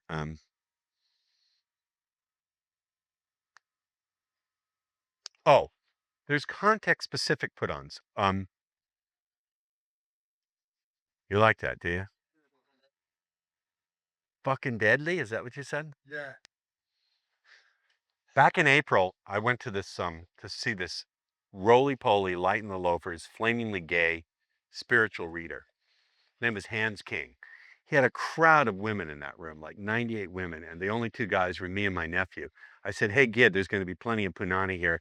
Let's go cruise for chicks. He went, okay, uncle. So this guy is a complete retard. Well, he was. He was talking about how, did you know the universe wants you to find that perfect girl or guy? All you have to do is find someone who sees you exactly as you are, without any wanting to change you, and loves you just the way you are. I looked at Gideon and said, why didn't I think of that? Wow, it's really simple. It was ridiculous. But anyway, he kept talking about the spirits will give you lucky numbers, how you could tune into the spirits to get lotto numbers, right? They call it lotto here. Yeah. And so at the break, I saw this hot looking woman at at the literature table. So I said to my nephew, watch this. And I walk up to her, and I have my cell phone in my hand. I say, excuse me, miss, but I know the spirits have been talking to me. Since the spirits are showing me a 10-digit number that is the absolute key to your happiness. I opened up my cell phone. It had the number of the phone on it right there. Now, she said, I'm here with my girlfriend. I said, like I said, the spirits. But that was very context specific, right? You couldn't use that somewhere else, could you? But maybe you're in the betting shop, right? You have, what is it, Ladbrokes? I don't know if you'd want to date a woman who frequents the betting shop, but you get my idea? You get the idea? Here's another put on I love to do. Now I'm waking up. I'm remembering my own put ons. In America, they have a store called Staples. It's office supplies. Do you have that? What do you have here? Staples? Go to your local Staples, find the prettiest girl there who's a customer, and walk up. I swear I've done this and it works. Walk up and say, "Excuse me, but where do you keep the laser printer cartridges?" And they always say, "I don't work here." And you say, "Yeah, I know, but the people who work here are butt ugly and you're really cute."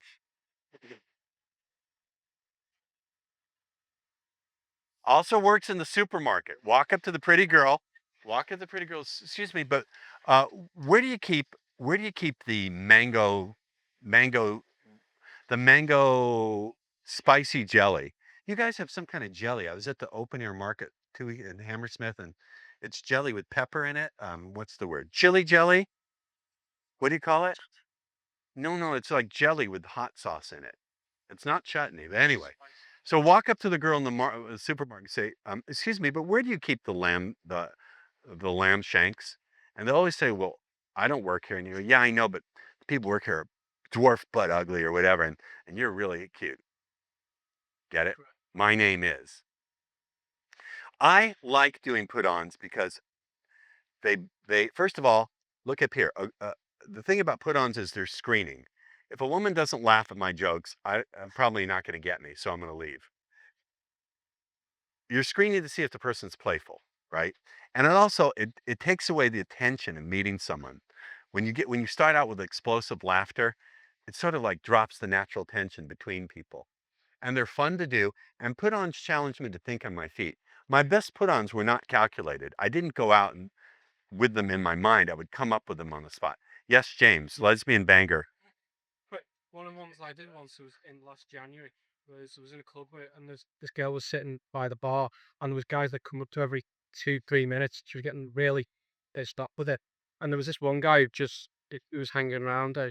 I could tell she was like pissed off with him. Went and said, "You two make such a cute couple," and she said, "Oh, he'd been pestering me all night." So I said, "Yeah, I just have to give him a chance before I came along. I'm an aim." Oh, I like that. I like that. Here's another one. If you see a woman, I've done this. If you see a woman who's blowing guys off left and right, walk up to her and say, "I'm wondering what it is you're doing to keep the guys away because it's not working with me." Or if you see since you guys like to talk about sets, if you see a set and there's no guys around, and walk up and say, "I'm wondering what you're doing to keep the guys away because it's not working on me." Put-ons. So the key thing about a put-on is it's fun.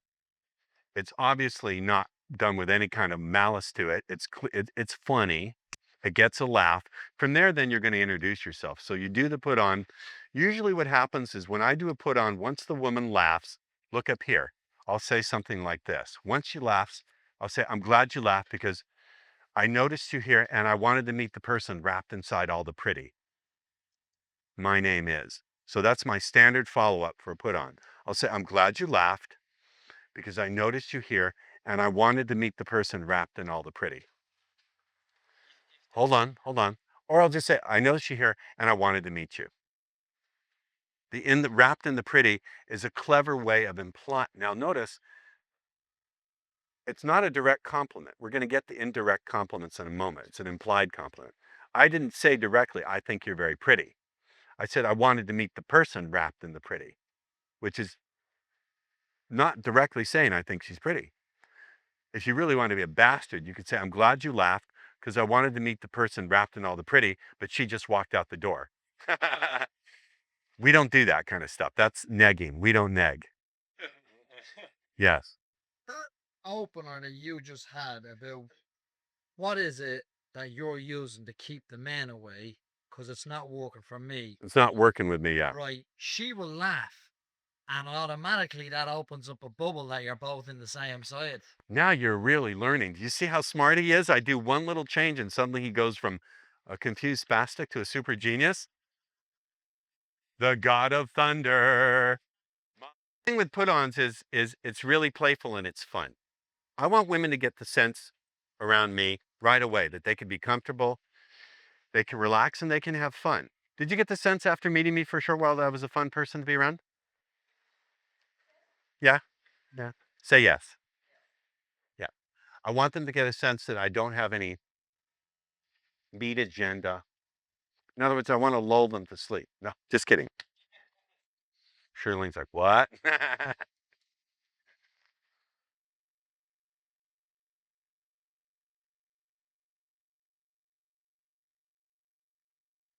You know, something unusual is going on. I can't quite explain it. But up until this year, every seminar I've ever done, my hands are usually marked up with ink of different colors by the first day. I have not had a spot of ink on my hands either weekend. So something weird is going on. But normally that would be a hallmark. I'd walk out and there'd be like ink all over. Nothing. So something weird is going on there. Put-ons. So as soon as she laughs, I want to say, I'm glad you laughed because I noticed you here and I wanted to meet you. So I'm conveying my purpose. I'm not hiding the fact that I wanted to meet her. I'm stating right up front who I am and what I wanted. So that goes to the next vibe, which is being direct and sincere. That is a very attractive vibe. So as soon as I do the put on, I immediately move right over here to being direct and sincere. I want to state my intent. Now, other schools will teach you don't state your intent. Fuck that. Own your intent. It's not like a massive intent, like, oh man, I saw you here and I on my DNA woke up and screamed, replicate with this woman. If she can't handle the genuine, if she can't handle the genuine, oh look, I got a mark, see? Spoke too soon. If she can't handle the genuine, low-key, simple statement that I saw her and wanted to meet her, then, you know, what's the point? So I'm glad you laughed because I saw you here and I wanted to meet you. If you want to doll it up a little bit, you can say, I saw you here and I wanted to meet the person wrapped in all the pretty. For some reason, that phrase, wrapped in all the pretty, it just sounds good. It's a more, I'm sure you've heard you're good looking from guys before that told you you're pretty, yes? Right? But they probably don't say it in quite that clever way. And it's also pointing out something else. It's saying, in effect, that statement is a challenge. Remember I said you should challenge women? The challenge of that statement, first of all, it's an implied compliment. I didn't say directly, I think you're very pretty and I wanted to meet you. I said I wanted to meet the person wrapped in all the pretty. The presupposition is, first of all, I'm seeing the pretty, but I don't think it's who you are. I just see it as something that's an outer garment, right? Second thing it's saying without saying it is, it's only an external covering. What else do you have? It's not coming right out and saying, what else do you have besides your looks? You know, people corrupt my teaching in the most unusual, bizarre ways. This has now worked its way into one of the other schools of pickup where that's one of the things they say. So what else do you have going for you besides your looks? That's so vulgar. That can work. That will work at the right phase, but it's vulgar. It's like a giant pink flamingo on your front lawn. It's like, you guys don't have Chuck E. Cheese in England, do you? Thank God. It's like Dame, who's the one who dresses up like, it's like Dame Edma's sense of fashion. You know, it's vulgar. But this is implying it. When you say, I wanted to meet the person wrapped in the pretty, you're saying a lot of things. First of all, you're saying, yes, you're pretty, but I can see past it and I want to see what you have beyond that. But it's all done through implying rather than stating. You state your intent. You're saying, yes, I wanted to meet you. That's true. You're speaking the truth. Yes? Yes. But also the implication in the way you state, I wanted to meet the person wrapped in all the pretty, is that you see beyond it. Her being pretty is not enough. And what else does she have going for her? It's all stacked within an implication rather than stating it directly. And remember, women use implication all the time with us. So we're simply communicating through the same back channel. We're using the back channel, communicating that way. There's nothing dishonest about it. We're not lying in any way. We're not hiding anything. We're simply being crafty. There's a distinction between being crafty and being dishonest. We're simply getting the message across in a way where it's more easily received. Does that make sense? Yes. So then I'll go, hey, I wanted to meet I'm glad you laughed because I saw you here and I wanted to meet you. I'm glad you laughed. I saw you here and I want to meet the person wrapped in all the pretty. You get it? Yes. So if I start with a put on, I'll immediately go to direct and sincere. If I can also start with being direct and sincere, could I not? I could walk up to the girl who's there in the supermarket and say, excuse me, I saw you shopping here and I wanted to meet you. I like saying it a little bit better. Guys, look up here. Here's a never failed fallback line. If you can't think of what to say and your mind is going flip-a-dip, blah-blah-blah-blah-blah-blah-blah, I guarantee you this will work. You walk up and you say, excuse me, I noticed you here and I realized if I didn't say something, I'd never get to meet you. My name is X. Now, that's a devastatingly simple statement, correct? There's nothing she can argue with in that statement. Excuse me, I saw you here and I realized if I didn't say something, I'd never get to meet you. It's absolutely minimalist pickup artistry. I mean, what can she say? Oh, that's some slick bullshit pickup line? It's about the least amount you could say and still get the message across, right? Yes, sir. I said almost the same thing 12 years ago, and she was my girlfriend for 7 years. Wow. I literally said, if I don't say anything to you now, I will regret the rest of my life. That's a little heavy. That's a little heavy. That's adding some weight. That's a very... Okay, listen. Excuse me, I noticed you here, and I realized if I didn't say something, I'd never get to meet you. Well, I actually had women laugh when I say that. And I say, why are you laughing? They say, because it's so honest. Why that should create a laugh, I don't know, but I've had them laugh. Like, why do you? Because you're so direct, or that's so honest. Women are not expecting, I'll tell you something else. Beautiful women are not used and not expecting to a direct, honest approach without any bullshit. Because they're so used, ladies, you don't have to be on camera. You don't have to come up here, but please help with at least some participation. Have you not been bullshitted over and over and over again and heard everything come out of a male mouth? Yes or no? Yes? You'll go that far and help me out there. Yes? That's true, right? So how often have you had a guy, other than the fellas you're dating now, how often has a guy just come up to you with no bullshit and said, I saw you here and realized if I didn't say something, I'd never get to meet you? How often does that happen, Suvi? Does it happen often?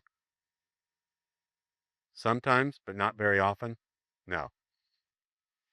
But that kind of approach is impressive simply from the fact that it doesn't aim to impress at all. There's the paradox. In paradox, there's power.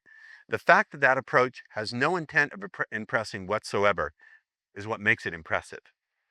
And it's also pretty sexy because you're not begging for attention. You go, here I am. I put my head on the chopping block. Here's the axe. What would you like to do? The ironic thing is it's so disarming that very few people will do anything other than be flattered. Even if she's not really interested or she's with someone, you just made her day. Now, I want to tell you something else. Very rarely in my career have I ever had women get actively nasty with me. Occasionally, as you've heard, it happens. 90% of the time, when it doesn't, I'm not saying it won't work 90% of the time, but when it doesn't work, within that world of things not going the way you want, 90% of the time, the worst that will happen is nothing will happen. 90% of the time, the worst that will happen is nothing will happen. She'll simply show no interest. She'll just stand there or smile or turn away. She's not going to yell at you, make fun of you, laugh at you. 9% of the time, she's not going to tell you to piss off. 90% of the time, can we actually shut off the AC or turn it down? It's a little bit much for me. It's hurting my throat. The dry air.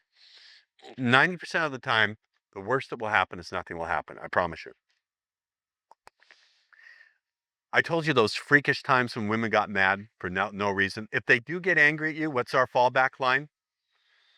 Nothing I did merits that kind of response. So whoever you're angry at, it's not me. Yes, James. I I had a situation like that. I actually handled it in a funny way, but it was a bit of a neg at the same time. When Well, go ahead, tell me. I walked up to this girl. It was outside the club and said, "Excuse me, I just sorry to interrupt you. I just have to tell you that this gorgeous looking woman I've seen tonight." It was just something stupid like that. It was just like a little experiment. And she turned around and just started blah blah blah blah there. So I just turned around and walked away. And my friend decided he would go in and start trying his luck and stuff. I got far enough away and I shouted, "Danny, stop winding up the prostitute. You've only got a fiver and they don't give change." Oh, that's mean.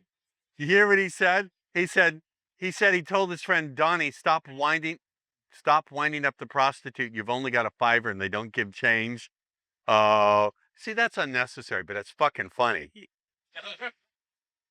All right.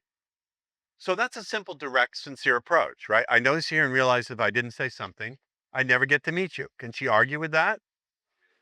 No, can she? So direct and sincere, put on.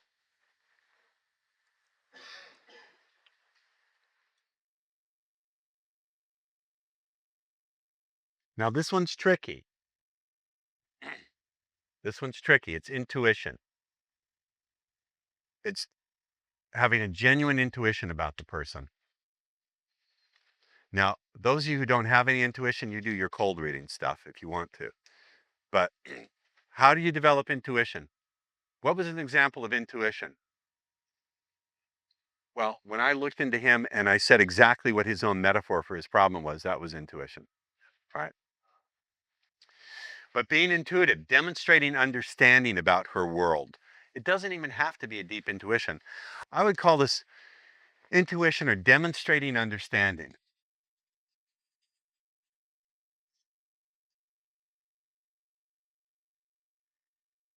Another word is simply pacing, verbal pacing.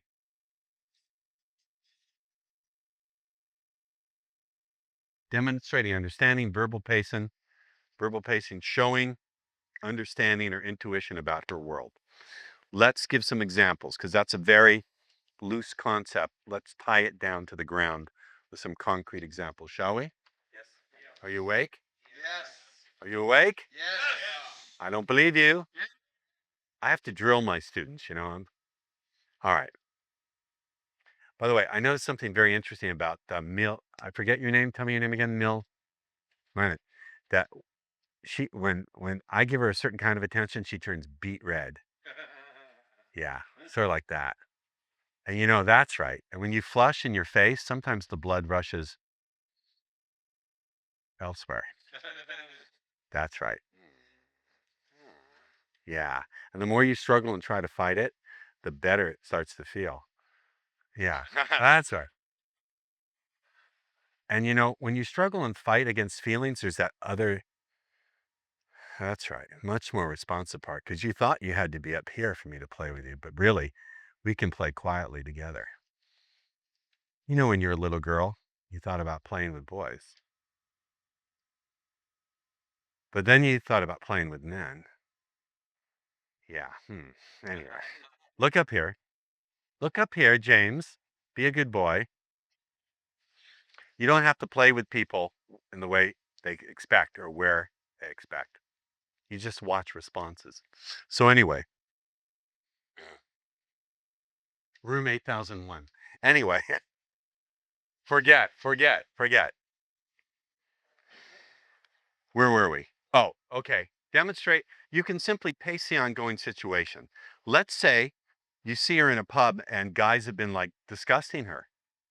They've just been awful. You can walk up and say, "Excuse me, but I'm your reward for the evening that's gone so badly so far. My name is." Now, that's both a put on, but it's also an observation, isn't it? "Excuse me, but I'm your reward for how badly your evening has been going so far. My name is." You like that, don't you, Shirley? You like that? That would work on you, I think. I like it. But it's demonstrating you understand her situation, that all these guys have been hitting on her, right? That's what I did last night at the tube. What's that? I did that last night at the tube station. You were predicting my game. Very good. What did you say? Well, this guy was like quite drunk, was trying to chat this girl up, trying to get a number off her. And it was quite painful. So I was pretending to look at my tube map. Oh, that's right. And then she walked she started walking, I started walking. I just said, that was a really bad pickup he tried on you, wasn't it? She was like, oh yeah. Good opener. That was a really bad pickup he tried on you. So you can demonstrate that you understand what's going on in the context where she's at. So you can demonstrate you understand what's going on in the environment. It can be as simple as I go to Starbucks a lot back home in LA. And if you go at the right hour, you'll see women in line like this. They're waiting for their triple shot there. And I'll say to them, wow, it looks like you have the I can't start brain. It's an observation. I'm demonstrating that I understand what's going on with her. I'm doing it in a funny way. I could come up and say, you look like you really need your coffee. Doesn't have much impact. So in this case, I'm combining it. Do you see how I'm stepping? I sort of have a foot in both vibes. I have a foot in my demonstrating I understand her vibe, but I also have a foot in the funny put on vibe. You understand? I'm kind of like taking this kind of stance. I've told this story many times. I'll tell it again because it's a good story. A couple years back, I was hanging out with my student, Dr. Ken. We were at an NLP event, not one of mine. And I said, let's go take a break. There's a place down the street where all the Asian students from UCLA hang out because Dr. Ken's got an Asia fetish. Now, personally, I don't care. I'm most attracted to women who find me really hot. It doesn't matter.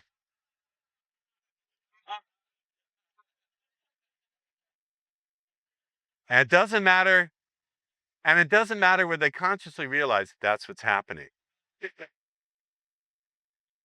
What matters is that they want to respond powerfully. Don't you think? Yeah.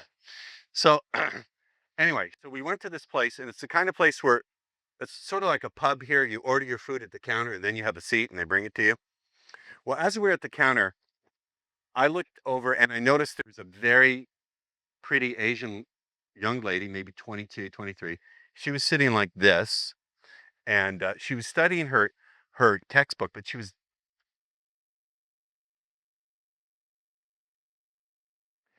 clearly talking to herself inside her head. It didn't take a genius to see it. No, I didn't study. Where'd he go? Sauron, did he walk out of the room? Oh, yeah. No, I didn't study in the Himalayas to be able to see this, right? I'm just observing.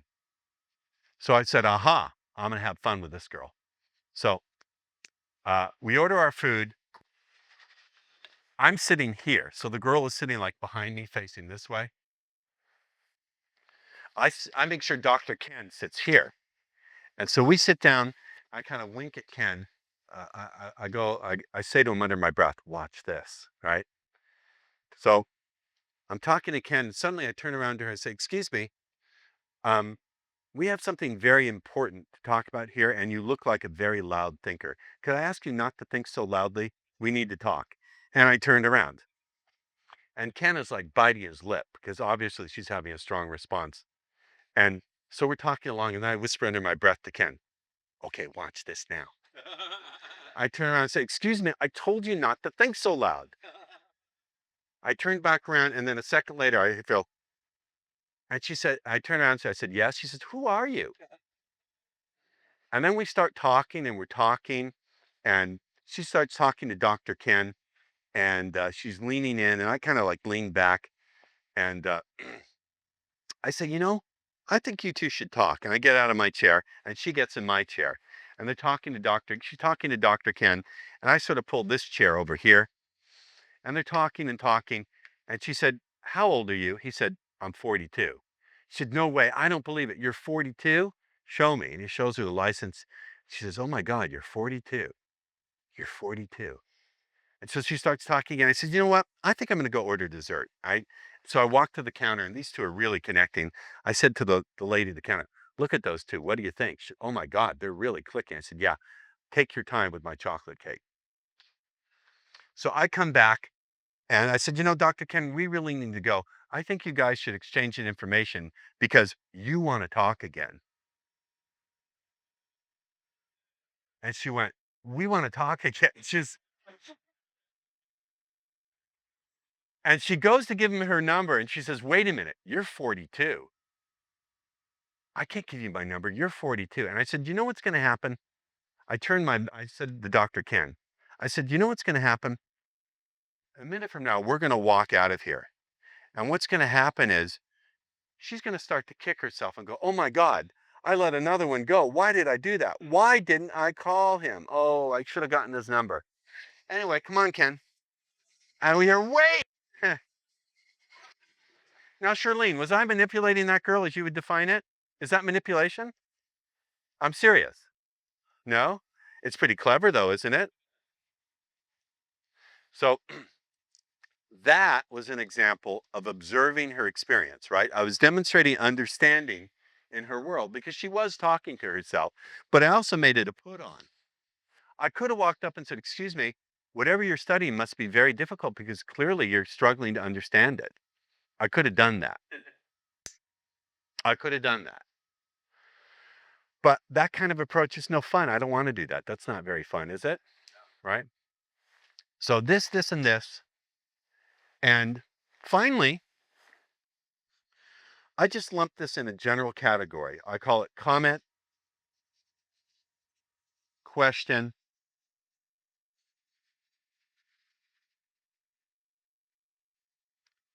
actually strike this, strike that, strike that. Direct and sincere can also include a comment, observation, or question. Yeah, right. Hold on. Yes. Yes. The intuition. I'm so proud of you. You didn't see what he did. He started to do what he used to do, and then he dropped it and came from here. I'm deeply proud of you. The intuition stuff. Is there a way that you could teach us that we can sit back, watch, and see can we kind of step inside of the other person? God, I'm proud of this man. I'm not being funny. Shouldn't be in the previous set. What a fucking great piece of work this was. See what's going on, and then you're watching for about 5 minutes, and your unconscious or your conscious picks something up, and then over you go, break or stay, and off you go. And when the people saw the man sitting in his right mind, clothed next to Jesus, they were sore afraid and begged him to leave their country. Can you believe this question that he's asking so intelligently? Charlene would be the better person to teach you this. I can give you the start of it. The start of it is doing that meditation practice to quiet your mind. That beginning breath meditation I gave you will not only quiet your mind, but trust me, over time, it will open up your intuitive mind. And here's the other point. The more you can observe yourself without buying into it, the more you would then be able to understand other people. The ability to peer into yourself without fear, because you're no longer buying into the old story, frees you to understand yourself. And through that, you'll be able to understand other people. That simple, non-glamorous, unheroic, even boring exercise I gave you has profound implications. Now, we're trained as humans in this culture to look for the heroic, that it's got to be a lightning bolt striking us that has any value. But the spark in the right place is as powerful as the lightning bolt in the myth. And that little spark, that was really good. I'm going to say that again for those of you. I just made that up on the spot. The spark in the right place is more powerful than the lightning bolt in the myth. Do that exercise as a start. All right. I lump into this category also comment, question, observation. So I'll say, excuse me, can I ask you a question? You carry yourself with such discipline and elegance. Do you study yoga or dance? Right? So I'll say, excuse me, can I ask you a question? Do you study yoga or dance? Because you carry yourself with discipline and elegance. Or when I see a woman who seems to have a really good energy, I'll say, excuse me, can I ask you a question? You do some kind of meditative or spiritual practice because you have a lovely energy about you. It's direct and sincere, but it's more like a question and an observation. It doesn't take the form of, excuse me, I noticed you had a great energy. I wanted to meet you. It's, excuse me, do you do some kind of yoga practice or meditation? Often I'll put, I go, excuse me, do you do some kind of yoga practice or meditation? And then when they say, why do you ask? I say, because you have just a beautiful energy about you. So it's sort of like a question and a compliment, or an observation and a compliment. So it's compliment, question, observation in a different combination. No, there's not. Comment, question, observation. One of the ones I like to ask, I'll ask this one. I'll say, excuse me, but can you fight? That's sort of a put on, but it's also, if I notice a woman carries herself really quickly, like she can fight, I'll say, excuse me. No, I'll say, can you fight? And they go, what? They don't know if they're being complimented or insulted, which is not my intent. But if they look like they can fight, I'll ask that. And usually they say, well, if you try to take my purse, sometimes they can fight. If they can fight, they're deeply flattered that you picked it up. Can you fight? Now, one of my favorites is what I call the blurt out. Not the blurt out, but the blurt out.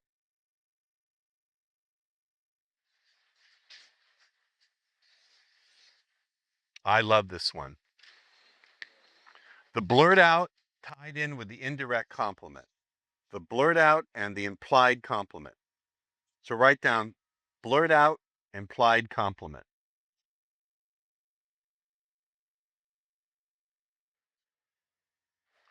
I want you to write down implied compliment, blurt out, and then write out in quotes the phrase, it's just that. It's just that. Trust me on this, guys, okay? Write that down. So write down implied compliment, blurt out, it's just that. Do you trust me on this? Now, throughout this course, I've been talking about the power of implying things, yes? We can imply things by being vague, by leaving things out. The implication is far more powerful. For example, if I said to one of the ladies back there, the reason that you can feel an attraction for me is you notice I'm a great speaker and I have a nice jawline. But inwardly they go, yeah, I don't think so, buddy.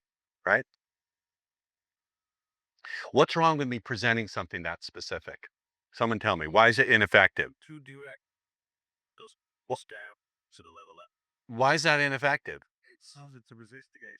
It may not match their experience. They may not see that at all. It may not be the case at all that you see me being very good looking and attractive.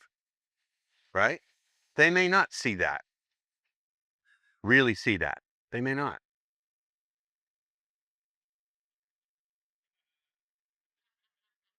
Ah, you got it. See? Ah. I got them here 40 minutes ago. Exit stage left. Okay. But see, that doesn't work because they may not match the experience. But if I say, it's not that uncommon for someone as you sit there to realize that there's just something tickling in the back of your mind where you can't quite put your finger on the attraction. But something. It's just something. Maybe you try to hide it, but anyway, I find when I let those feelings run through your mind, then you start to think about other things. Now, did I say anything? Did I say what it is? Did I? Not at all. When it's implied or vague, it slides in because there's no resistance. So I want to talk about the implied compliment. So you're like describing feeling of energy that's gone through someone. Right, but I'm not saying exactly how it works. Right, because that's been vague. Right. I didn't say it starts in your face and then it swirls around the small of your back, blah, blah. I didn't do that because it may not match their experience. Now, look up here. The indirect compliment. Guys, this is really powerful.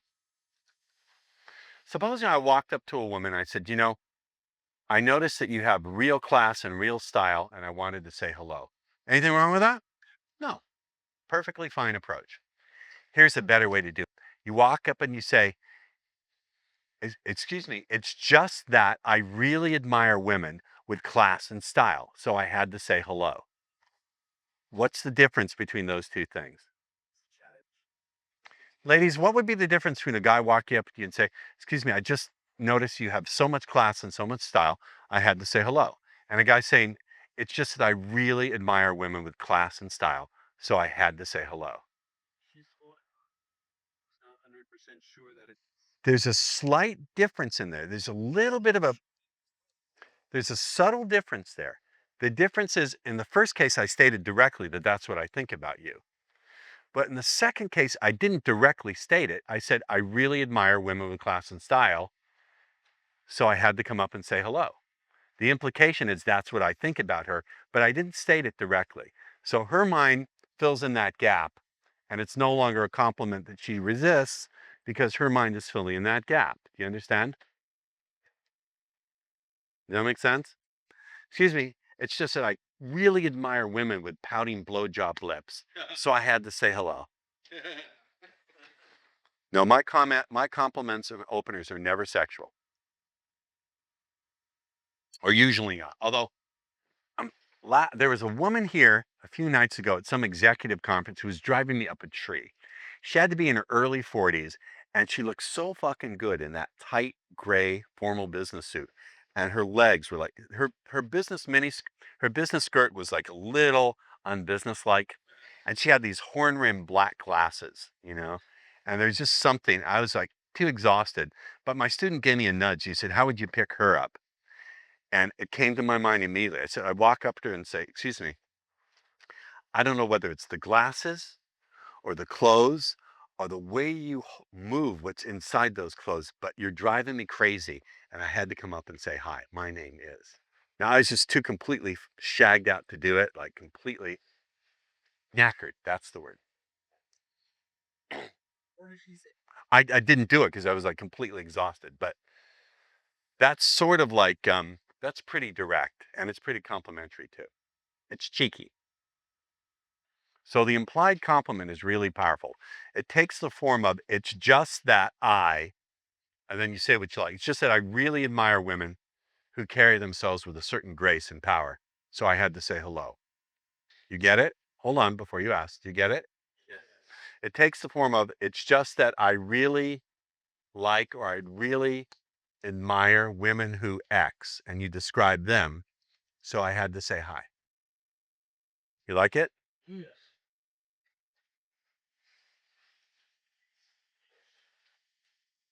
My name is. Now, you get that? Now the blurt out, I've lumped this in with the blurt out because a blurt out works like this. You're walking this way and she's walking this way. Look here. A blurt out works like this. She's moving this way and you're moving this way.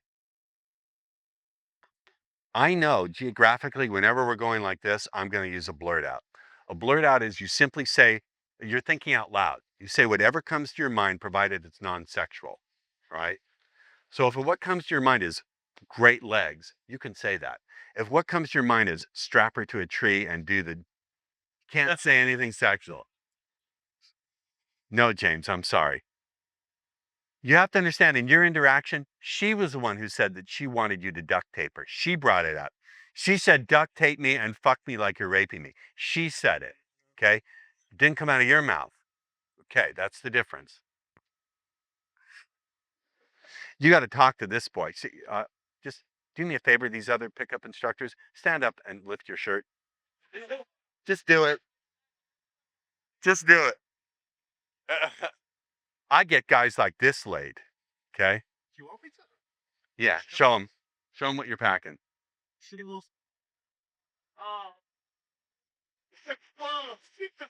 Oh, no, all right, sit down.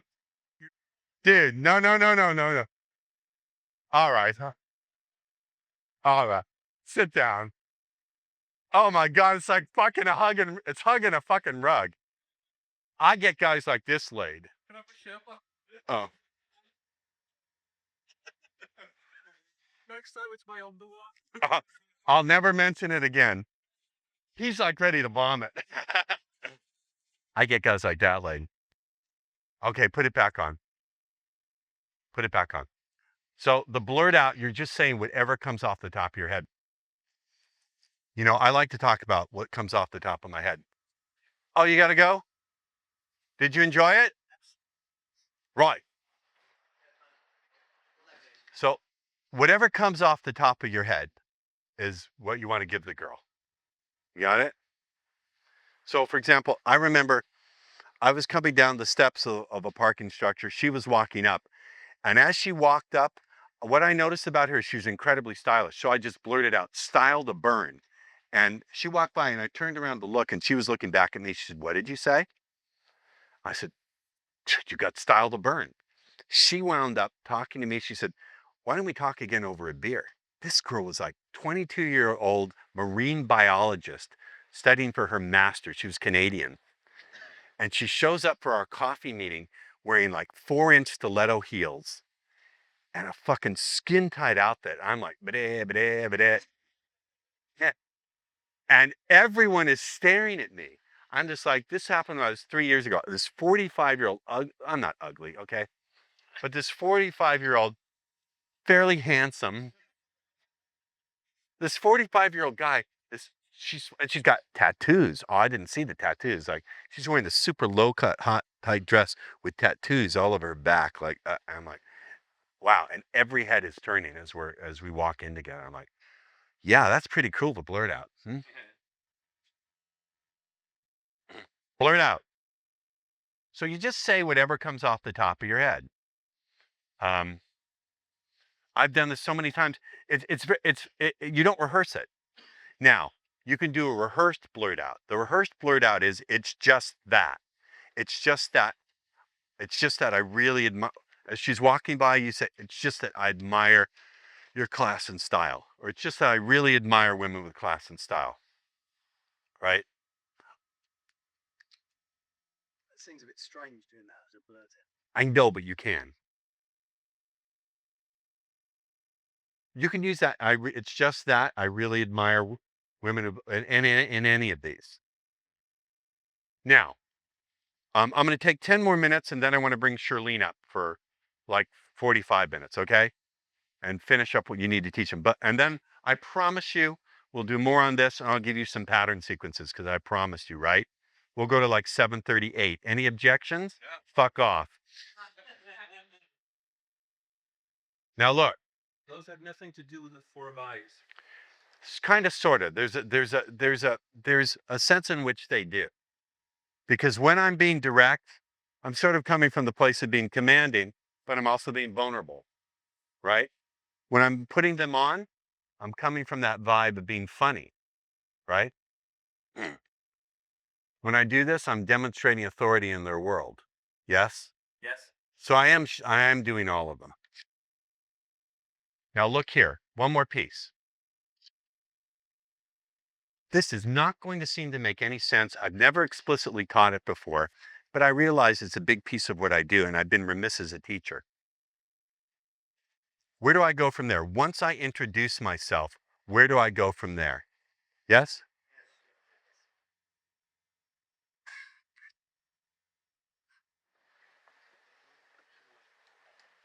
What's that, love? That's for me? Is it ticking?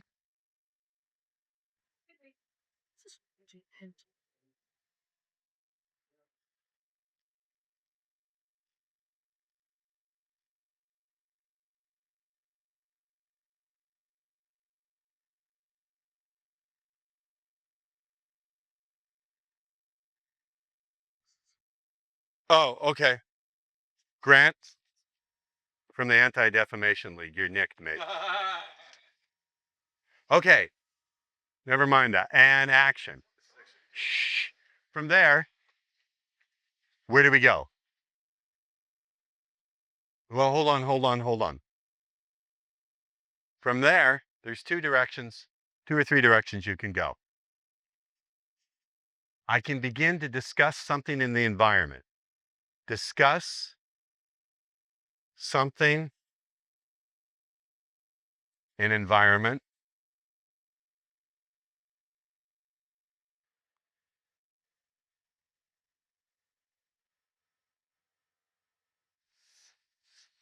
I can discuss something about her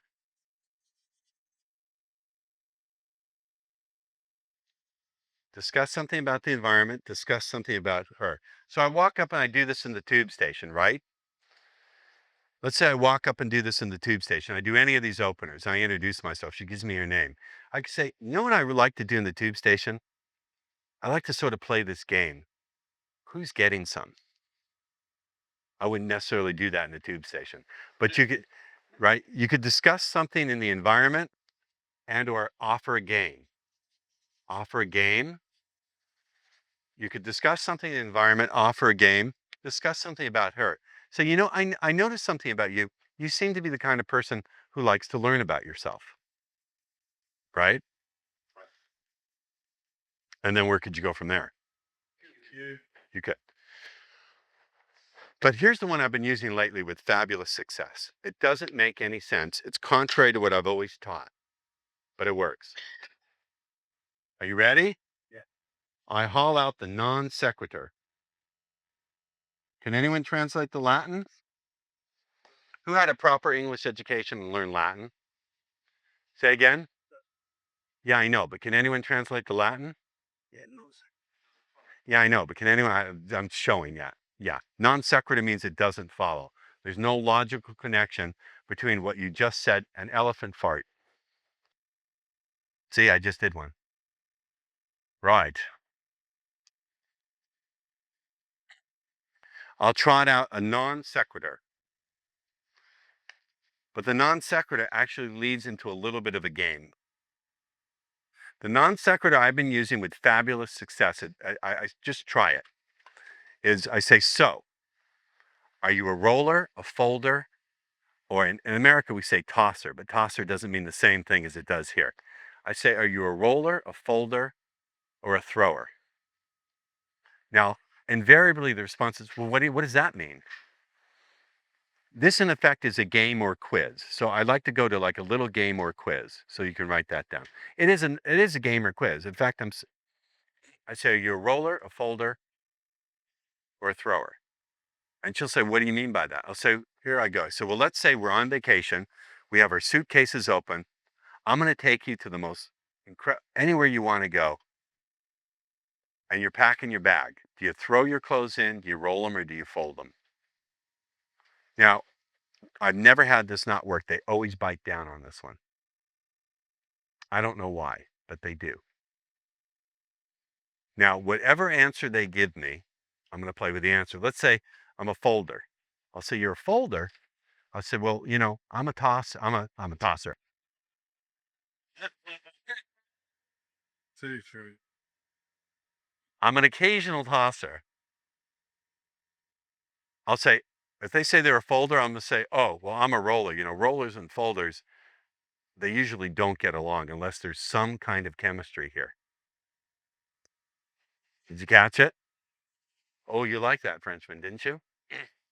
I'll say, if they say they're a folder, I'm going to say, well, I'm a roller. Rollers and folders don't get along unless there's some kind of chemistry here. Do you get the little suggestion just to get the ball rolling a little bit? And then I go, you're not going to believe this, but I go into the following. I say, but you know, when you do like to get away, when you do want to escape and indulge yourself or get away, what do you really love to do? And you'd be surprised how quickly they go right into it. So let's say she says, well, you know what I really love to do? I love to go skiing. You say, I said, really? Well, and tell me about that. As she starts to tell you, you stop her. You go, wait a minute. Take me along with you. So we're there in the Alps. Let's say she says she wants to go ski in the Alps. You go, take me along with you. So we're there in the Alps. What time do we arrive? Well, it's noon. And what's the air feel like? So well, it's really crisp. Okay. And are we dressed for skiing or no, we have to get into our ski clothes. Okay. And so we're there on the slope. What do? Do we have a little something to drink beforehand? She says, well, I like hot chocolate. I say, tell me how your hot chocolate, is it sweet or a little bitter? I have her describe it and say, so I take the cup and sip it from you. Do I like it or do I give it back to you? She's, you like my chocolate. They'll play back with you. Do you understand? Now stop right there. The natural objection is, come on, You mean women will actually play with you like this? Not all of them. The ones that don't play with me like this, guess what I've learned? Who is our favorite philosopher? Is it Socrates? No. Is it Karl Marx? No. Is it Euripides of Euclidean? Is it Euripides of Uranus? Our favorite philosopher is Snagglepuss. And what does Snagglepuss say? Exit, stage left. Right. So I want to screen early on to see, does she have an imagination? Is she playful? And will she engage with me? You're saying, yes, they do this. How do you know? Well, if they don't. I thought maybe you played this game before or something like it. Particular game, No. Right? So I go right into that. And by the time I'm done, within 20 minutes of meeting her, we've already gone on a romantic vacation in the Swiss Alps together. That's not bad for the first 20 minutes of conversation. You're looking at me like that's really wicked. Yeah. Yeah. When I was going home on the tube last, because it was packed, there was a couple of nice saucy Indian girls that got on. Nice, saucy Indian girls. Let's say that. Nice, saucy Indian girls. I love Indian women too. I think they're the most exotically beautiful women in the world. I think they're awesome. But So I moved my way in beside them on the tube, and they were a bit noisy and shouting, and one of their girls' birthday parties, and one of them had to stand beside me. She had no choice. So I take it back. Yes. I started a bit of bullshit about, well, where's the party on tonight and stuff, but then I said to her, I was put the 20% of power per fee, and I said to her, if we could put time and money to one side, what would you like to do, and where would you like to go? And she said, I'd like to go to Italy to see Del Piero play in a stadium and move in the Ferrari. Now I didn't stop her when she started off because we didn't go through this. Yes, Hold on right there. Who did she say she wanted to see? Say again. Del Piero. Who's this? He plays What? football player, soccer. Right there, what I would have done is said, Del Piero. Tell me more about Del Piero. And if you could have an audience with Del Piero, what would it feel like the moment before he opens the door and you know he's about to walk through? Do you understand? Talk to her about her feelings about Del Piero. Bring that up. She's handing you a silver platter, mate. So go ahead. Yeah, it was. She just said maybe and flying around in a Ferrari with him, and I said right, just with all the letter at the letter on the inside of the Ferrari, some music on, flying along the coast when the sun is sinking into the back of the sea. I want to go out with you. Now, stop. Have you ever in your life, before you took course with me, ever even thought of experiencing the world in that way? Did you ever think to yourself in these terms? You never thought in these imaginative, sensory-rich terms, did you? You getting this, reporter? Did you ever think of understanding or looking at women through those sensory-rich, imaginative, romantic terms? No. Did you ever think of talking to women in those sensory-rich, romantic terms? So you get what's going on here, Jonathan? He's actually transforming, in order to understand and do better with women, he's transforming how he thinks about the world. Oh, duh. It's Right. just, when you were on about dreams, something that really was very powerful for me. I went to my friend's about 6 months ago on a Sunday morning, and he was waking up out of bed, and he said, "Oh, you wouldn't believe it. I had a fucking dream last night that I was wrestling this big rat with fucking teeth on it like a tiger." And I could picture it in my head. Hi, I'm Ross Jeffries. Has this ever happened to you? Yes, many people are afflicted with bizarre mentation syndrome. If they're Irish and they're on my course, it's especially likely. Send your donation to Tabitha Cat. Yes, go ahead. Finish up because we got a lot to do. No, it was just that he said to me that he imagined it. He said he had this dream that he was lying in his bed and he was wrestling this big rat. And I laughed at him and thought, that's quite funny, Damo. I can imagine that. And I could. Right. And it was just when you were talking about the dream process, it clicked because I've had these thoughts in my head before without actually being aware of them. About wrestling rats? Never mind. You're good. Be quiet. No, you be quiet too. Shut up. We got to keep moving. I'm going to go for a non-sequitur. From there, I'll invite her to play this imagination game. You understand? Right early on, within the first 3 to 5 minutes, I want to start engaging playfully. I want to start a playful engagement with that woman to see, will she play with me? Now, for example, with these ladies in the back, they will not play with me in front of the room. And I can only play a limited extent with them in the back of the room. But there's a limited extent to which I can play in the back of the room. It's mostly energetic and nonverbal.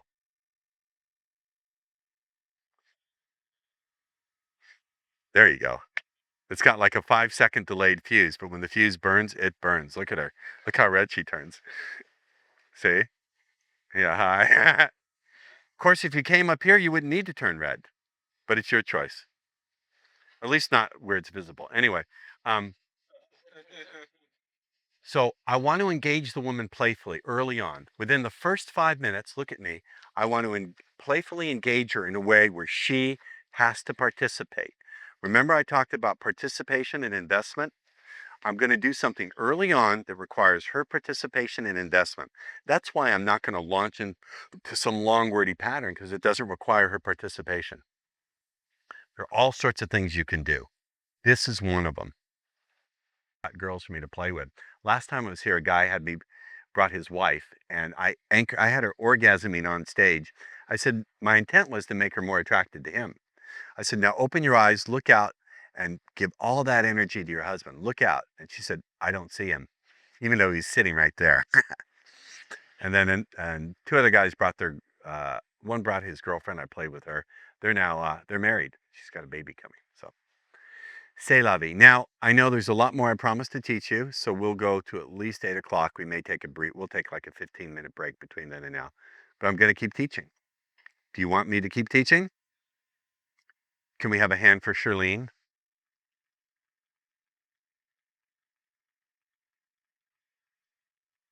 It's good propaganda to have a woman as part of the team because it makes me look better. That's the only reason why you're here. Piss off. All right. So we were going over here to just getting into doing sequences. My preference is once I've made my introduction, I want to go into something that requires their involvement and participation. You understand? Because this is one of the things I'm screening for. So something that would involve there are 2 ways in which you can get a woman to begin to get involved, to require her involvement and her participation. There are 2 basic ways you can go.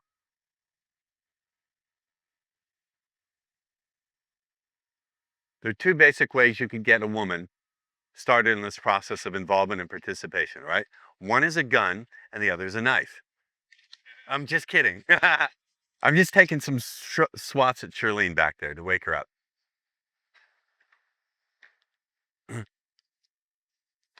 You can ask a question, or you can play a game, quiz.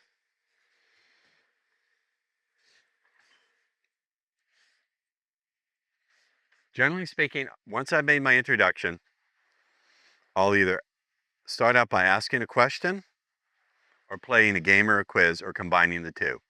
I don't start out with a heavy pattern like Discovery Channel or Blowjob pattern or anything like that. I can go with a game or a quiz or I'll ask a question. So here are some of the games and quizzes I would do and how I would bring them up. So first of all, here's our introduction, our opener. Yes? And then we have a decision tree. We can go one of 2 ways. We can ask a question Or we can go to a game, quiz, demo, something like that. These are our two different pathways we're going to take. Do we understand that splitting off? The early model of speed seduction, which was done before many of you had even reached puberty. Were you even going through, in 1993, were you even, you had not even reached puberty, had you? You weren't even, you were barely out of children's clothes. You were 5 years old. You like to rub that in, don't you? Now, when you rub that kind of thing in, it makes you, is it like, no, never mind. I would like you to rub something in or out. Doesn't matter. In, out, in, out. Rub it in. Now, I can ask a question, or I can go to a game or a quiz or a demo. The early model of speed seductions would go right into a heavy pattern. Like, you know what's interesting is, you ever felt an incredible connection with someone? Like, you know, that kind of click right in there that just I would start with a heavy thing like that. I don't do that anymore for so many reasons I can't even count them. I don't even want to go into the reasons why I don't do it, but I don't do it. This is much more fun, much more easy, much less work, much more incorporating her participation. First and foremost, the thing I'm screening for is I want to see, will the woman playfully participate with me? You see, 50% of this is picking the right person to play with. You could use the word subject if you want for the purposes of this discussion. I really mean it. I want to find out in the first 3 to 5 minutes, is there any chance energetically that she and I are going to connect and enjoy each other? And so in a sense, remember I gave you the metaphor of shaking you guys? The first evening, I'm shaking you. I'm shaking you with laughter. I'm shaking you by presenting you with the most unlikely example of success, James. I love you, James. You're great. You're going to give me that testimonial, right? Okay. Can you imagine if you tune into the internet and you see this guy on the internet saying, "Hi, I'm James," and he tells the story of how he got a super hot lesbian to show him her dripping wet knickers and then took her home and duct taped her to the bed and banged her silly and gave out my website address. That might get some traffic, don't you think? That's quite a condenser. Huh? The Forbes list? I don't know. Never mind. Just never you mind. So anyway, so I want to ask a question, or I want to offer a game, quiz, or because I want to see if she's going to participate. It's almost like, and I don't mean this in any kind of violent or mean or intrusive or violative sense, but it's like I'm connecting with her energetic field and I'm shaking it a little bit. I'm shaking it and then I'm letting go, because I want to hear, is there resonance? Is it resonating in response to my shaking? Or is it going crack? Is there stress? You understand? It's almost like I'm striking a gong and I want to feel, is there resonance to what the energy I'm presenting?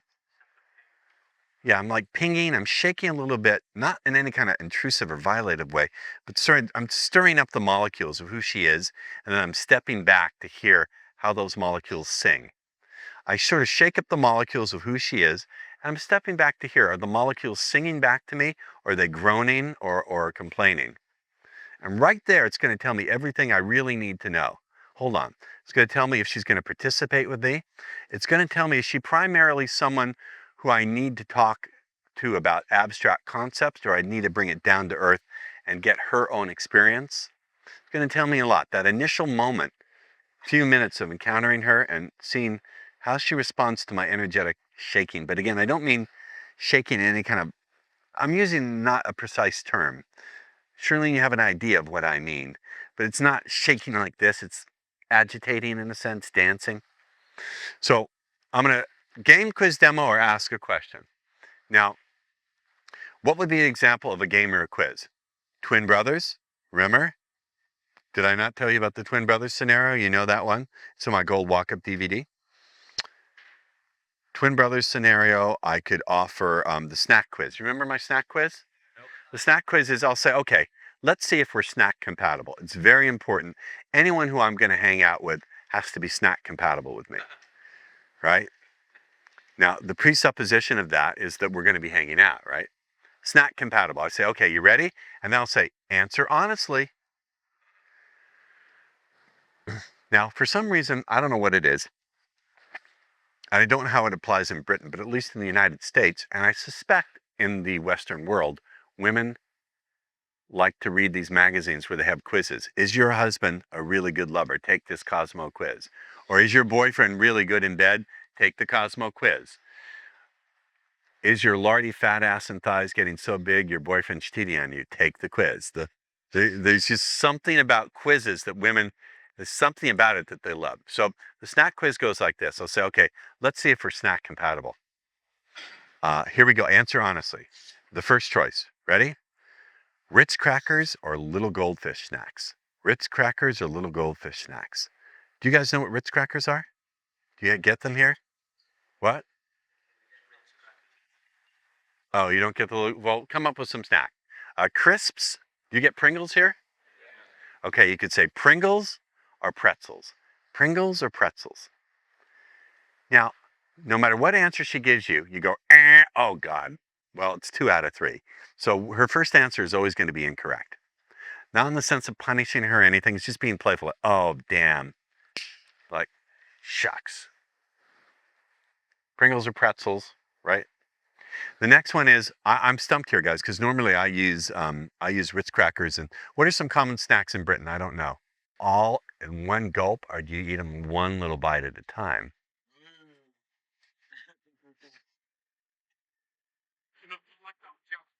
Huh? Yeah, do you eat it all at once? Do you eat the whole pack? How many come in a pack? Okay, do you eat like, are you the kind of person who has a lot, who has no self-control, or can you eat just one? And that doesn't have to be Jaffa cakes. That can be your favorite stuff. Just use. Now you're speeding up again. Yeah, that's right. You're okay. I approve of you. You don't have to keep talking. You get it? So she says, if she says Jaffa cake, no matter what her answer is, you go, absolutely, you go, right. You got that one. And you say, can you eat just, do you have to eat the whole thing? And can you eat just one? You could even go into a little bit of blowjob pattern. You could say, I have this friend who loves Jaffa cakes, but she doesn't eat them right away. She thinks about them all day long. And she says there comes that moment where she's ready, when you're ready to indulge yourself, and she like undresses that Jaffa's cake, and she just holds it against her tongue. And she says it's like an explosion of pleasure in your mouth. She says it's like an explosion of pleasure in her mouth. She says it's like an explosion of pleasure in your mouth. Now, you're kind of doing it tongue in cheek, right? To see how she responds, you're playing. Then you do the final one. In the States, I say, now listen, it's a trick question, so listen carefully. This is a trick question. Reese's Cups. Do you get Reese's Cups here? They're peanut butter cups. Do you get chocolate-covered peanut butter cups here? You don't have chocolate-covered peanut butter cups here? You fucking primitives. Do you have them? What do they call them? Reese's? Reese's Cups or s'mores? Do you have s'mores here? You fucking primitive animals. You don't have s'mores? S'mores are what you do with a s'more is you take a graham cracker coated with chocolate, and then you take marshmallows and melt it in between, and it's like a chocolate marshmallow sandwich. There's the kind that's pre-made, but then there's the kind that you actually make. You melt the chocolate like in a saucepan, and you toast the marshmallows and melt them, and then you pour the chocolate over the graham crackers and take the melted marshmallow, and you have like a little sandwich. It's super sugary sweet. Well, do you have anything like that? I'm gonna open a homemade s'mores stand and make a fortune here in Hammersmith. What would be the equivalent?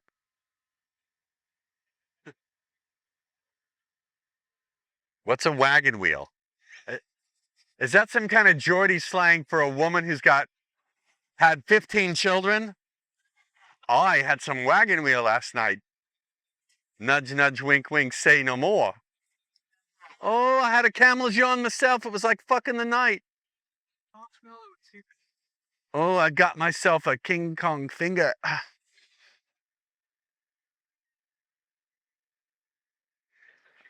So I would say Reese's Cups or s'mores. And then whatever she says, it's the right answer, right? I'll say, see, we're snack compatible. It's just a cute little game, but listen, it's not a typical, because there are other schools that pick up, that teach little games like this, but there's a difference here. What is the topic we're already starting in on? Within the first 3 minutes, what is the theme here? What?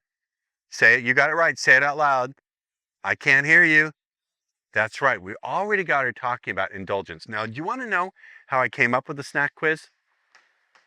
I swear this is true. I was in a car wash in Venice, and these two girls, one girl was eating snacks, and the other girl was eating some other kind of snacks.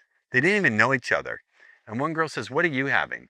She says, oh, I'm having this. She says, oh, I quite like these, but these are even better. And they started talking about all the snacks they like to eat. And then they were talking about the snacks they like to eat before they go to sleep in bed. And I swear, I almost heard the obligatory porno background music, like in my mind, like here comes the obligatory gratuitous lesbian scene at the car wash. But I thought, hey, that's really good. This is what women talk about amongst themselves. And they were sort of like salivating, talking about their various treats. And it involves oral pleasure, right? Doesn't it? Run with it. So you see that early on, right on, within the first 3 minutes, we're very kind of subtly introducing a very interesting theme, which is indulgence. Do you get it? So you could go to a game or quiz. Another game I quite like that works really well with waitresses, bartenders, that sort of thing.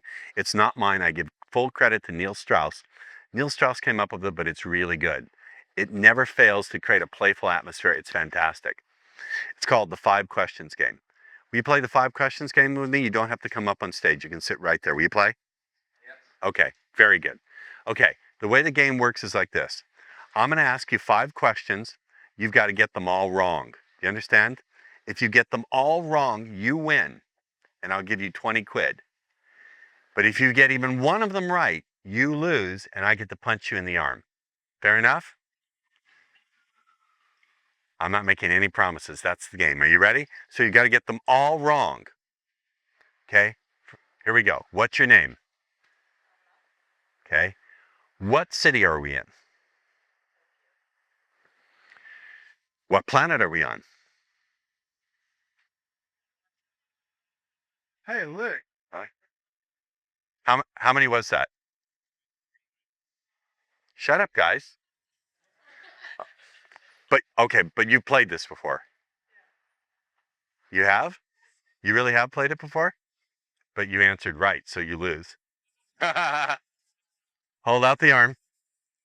Hold out the arm. No, I'm not going to hit you. I'm not going to. Yes, I will. That's the game. It's just a cute little fun game. There's no serious intent. It's just like, it's fun. It creates a fun little thing that it's you and her having a nice little talk. I've used it. I give full credit to Neil. It's not mine. One of the special funny version of the third question, I go like, am I the greatest, best looking guy in the world? If she says no, I'm like, well, thank you. She says, yeah. I'm like, you mean? But Oh, that's good. yeah, but it produces some, how am I told? It's like an interruption in the game because I can play with that. Ausgezeichnet. Very good. Good. Okay. She's more distracted. I appreciate it, but we're in a hurry tonight, okay? Okay, it's just a fun little game. You remember my twin brothers thing? You could play that, yes? My little non-sequitur. Are you a roller, a folder, or a thrower? They always get talking. I say, so, okay, so we're going on vacation, right? Would you roll your clothes, do you fold them, or do you throw them? She answers, and you go, oh, we're not compatible. Go, but, that just for fun, I heard this question at the party. If you could go somewhere where money and time were no object, where would you go, and what would you enjoy the most? And as soon as she starts answering, you go, wait a minute. Take me along with you. So we're there at the Alps. So you can go right to that. You understand?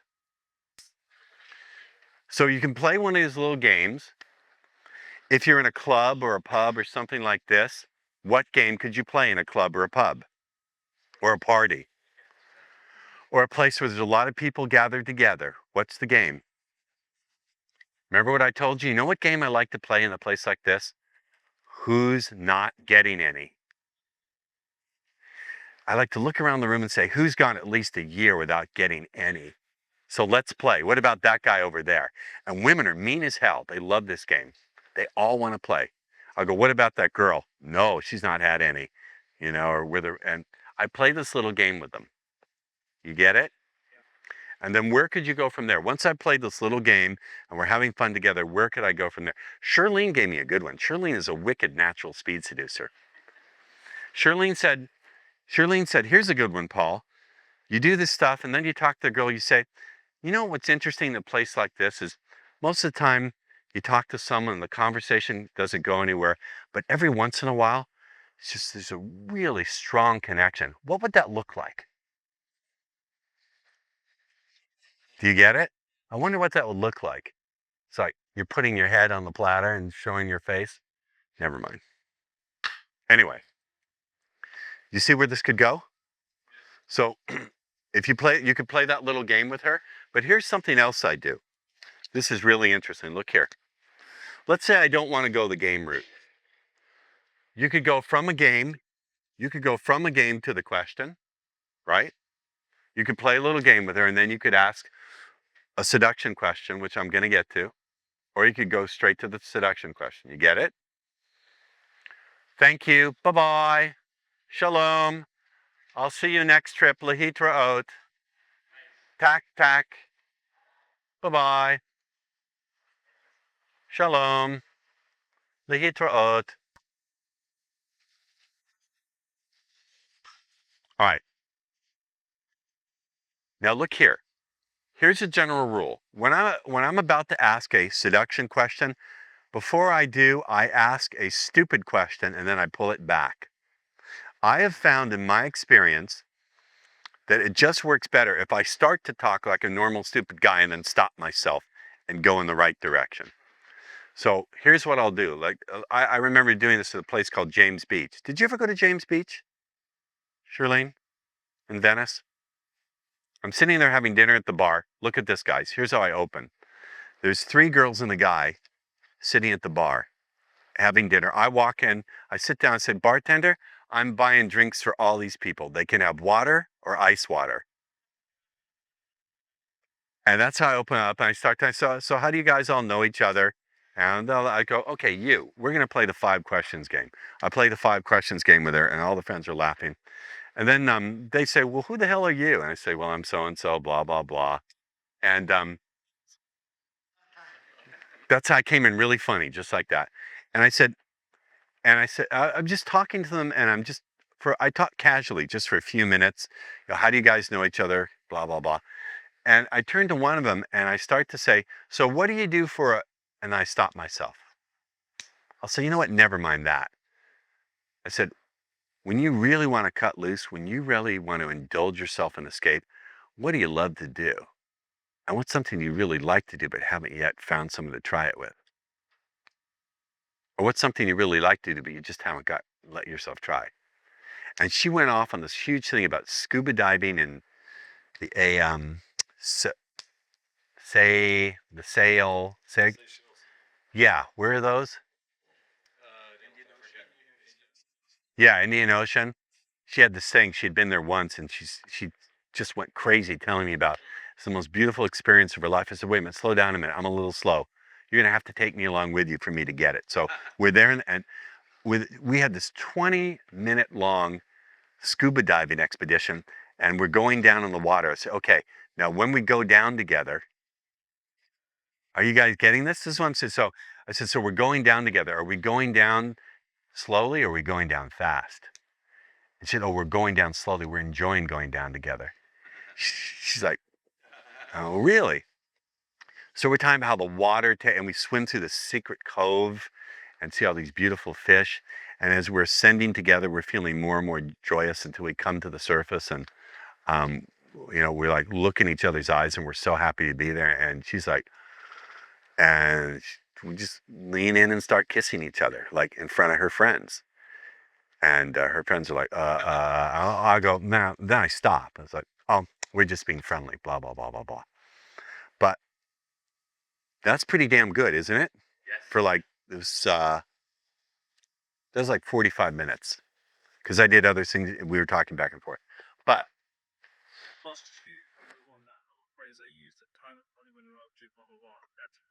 actually, what I said in this one is I started by asking the wrong question, right? I said, so what do you do? And then I stopped. What I was gonna, the average guy says, so what do you do for a living? Isn't that a typical question? I don't want to be typical. So I start to ask the typical question, and what do? I fractionate between her expectation of the typical stupid guy question with the real seduction question. And for some reason, it just makes it more acceptable. By the way, what energy did I come in with? When I walked in there and I said, bartender, I'm buying drinks for everyone. They can have water or ice water. What was it? It wasn't just, it was part of put on and part being very dominant, right? It was very dominant energy, but it was playful. Like I came in, took control, but I did it playfully. Yes? You get it? It wasn't like, I'm the big cock of the walk here. Who the fuck are you people? It was playful. It was funny. Ross, we ask her to take you on a journey through Right. your story. What if you got like the one we were talking about the other day with like the whale swim language pattern? He's got a good question. Okay. Here's a good question. He's got a good question. Listen. We were sitting here talking in between seminars. What day was it? That was Friday. Yeah, you were talking, we were having a discussion about how Jews are shape-shifting vermin who are destroying the world, because that's what he believes. No, I'm kidding. He doesn't really believe all of that. Most of it. I'm teasing. Yeah, we're just kidding, right? Yeah. Forget the secret underground tunnels with the weapons. He told me a beautiful story. He told me that he was swimming with whales. Where was it? Tonga. In Tonga, and he saw this mother humpback whale. And the thing that impressed him is how gentle she was. She was very big, very powerful. She had her calf with her. And she could have just sent him, she could have flicked him into nothingness, but she didn't. I said, dude, stop. That's an incredible language pattern. All you have to do is describe it with a little bit more sensory richness, and that's a beautiful pattern. And you're telling the truth. You weren't making that story up, were you? No. I said, that's incredible. That would get any woman like going really strongly. And it really happened to you. So he says, well, what if you have your own experience like that? Do you start with it? Or do you? My suggestion is if you have a really great experience of something you do that helps you to escape, don't start with it. You want her talking and involved. Remember? And then if your experience somehow will really embellish her own or match her own, tell your experience. That's perfectly fine. If you tell your experience, make sure you include sensory rich detail. You don't say, well, we jumped in the water and the whales were big. What am I saying? If you, like, when you invite yourself on her journey, right?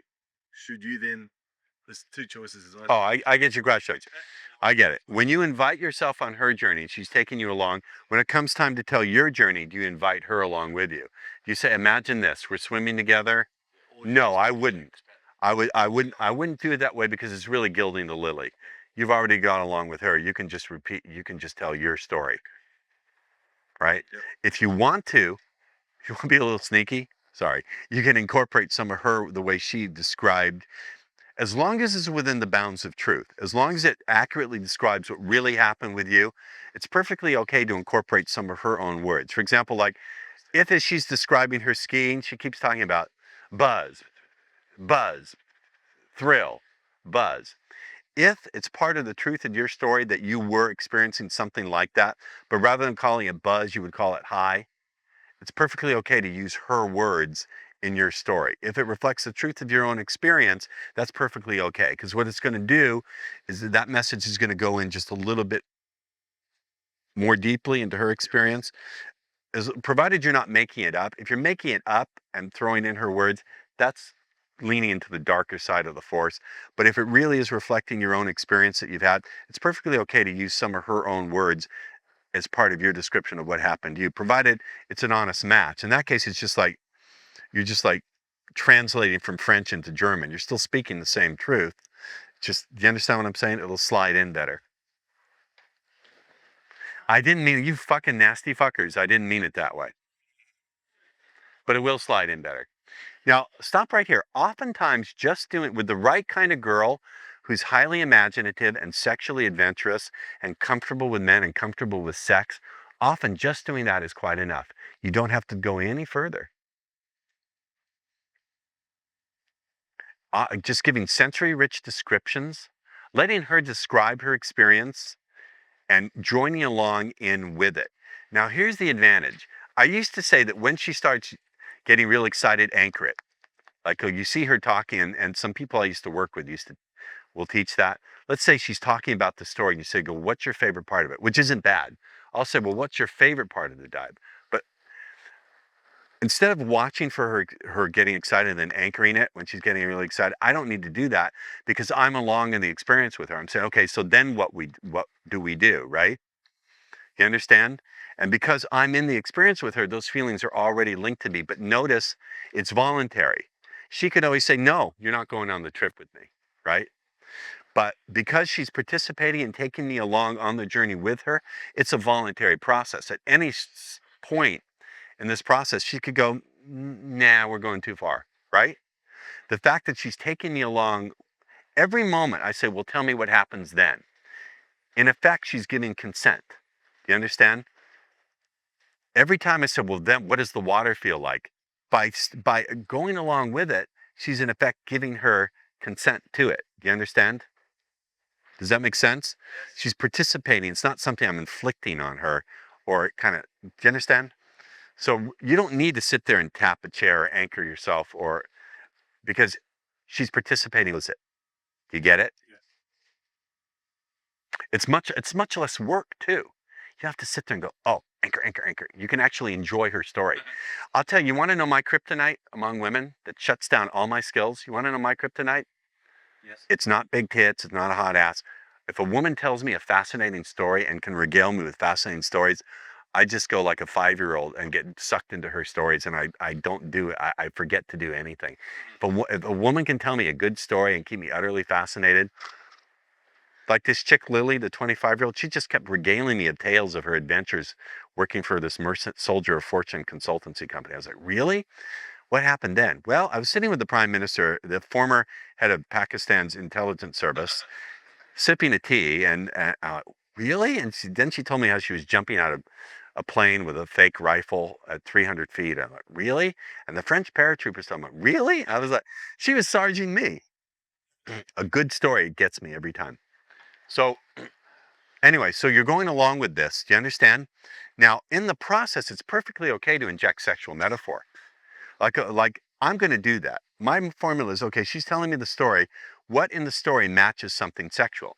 So if she says, okay, I say, so we're going down in the water, right? As we go down together, are we going down slow? Or are we going down fast? It's sexual metaphor, right? That's fine. I have no problem with it. So, well, let's list them. Okay, going down, what would they be? It's easy. When you think of sex, what are some of the terms that pop to mind?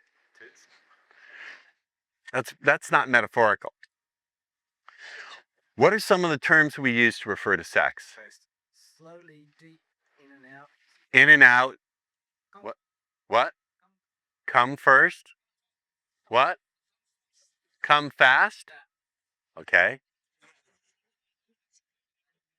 What? What? Back and forth. Penetrate. Open. Opening. Did you hear me say I was talking about you feel your opening? When I say it's almost like you can feel your opening for something different. Am I saying you feel you're opening your mind, or she's feeling her opening? When I say that, I'm imagining the woman masturbating. I'll say it's like you can feel your opening to this something that's really exciting. I imagine her it's an ambiguity. This is where the little tools come in. The smaller pieces. It's a cute ambiguity. When I say you feel, this is sexual metaphor. It also acts as you're accelerating the pace of the feeling. You feel your opening. Here's one way to interpret it. It's a phonetic ambiguity. You feel you are opening. It's you apostrophe RE, opening, right? So you feel that you are engaging in the act of opening in some way.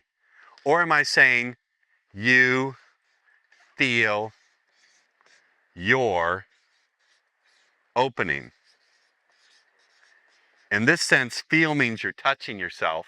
Your means the possessive form of the word, and opening means what? It's not a verb. In this case, opening is a verb. It's actually a gerund, right? Is that ing? The ing form of the verb is called a gerund, correct? Any linguists here? I'm the only cunning linguist here? Yeah, it's a bad joke, I know. You're opening, right? You feel you're opening, which is you get the sense that you are engaging in the activity of opening, or you feel you're opening. Feel in the sense of that's the verb, you're touching. And what are you touching? You're touching your opening, your vagina. You understand? So isn't that great? You feel you're opening. And when I say it, I'm picturing her masturbating. So I say, it's so great. It's like you feel you're opening. And you can say you feel you're opening to a new direction, a magnificent new direction you didn't know you wanted to take inside. Now, does that mean you didn't know inside that you wanted to take it, or you didn't know that you wanted to take the erection inside yourself? You get it? It's a new direction. Nude? Am I saying new direction? But I want you to understand the context. Hold on. No, not quite. This is done in the context where she's consensually going on a fantasy journey with you, right? The whole point is that she said she's taking you by the hand and taking you on this journey with her. So it's in the context of a consensual, and every few moments you're going, well, take me with you, or what is the water like? You're continually, each step of the way, she's consensually going on this journey, consensually. Now that's an interesting ambiguity, isn't it? Am I saying consensually or consensually? Did you hear it? Consensually is sort of a made-up word, but it means together through sensuality. So am I saying consensually or consensually? That's another ambiguity. So, no, I'm not saying consensually. But you could, listen, whatever meaning you can concoct inside yourself, concoct. Does it happen that women try to correct you, like you say blow me, actually below me? Never. Because, look, you must understand, they don't correct me because I'm not inflicting anything. They're enjoying the journey.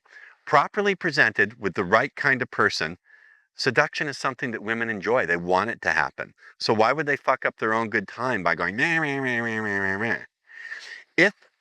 If I were inflicting it on her, if it were something I was doing to her rather than sharing along with her, she might. Or if she just didn't like me and didn't want to have anything to do with it. You understand? Or if I was doing it in a way that wasn't pleasant.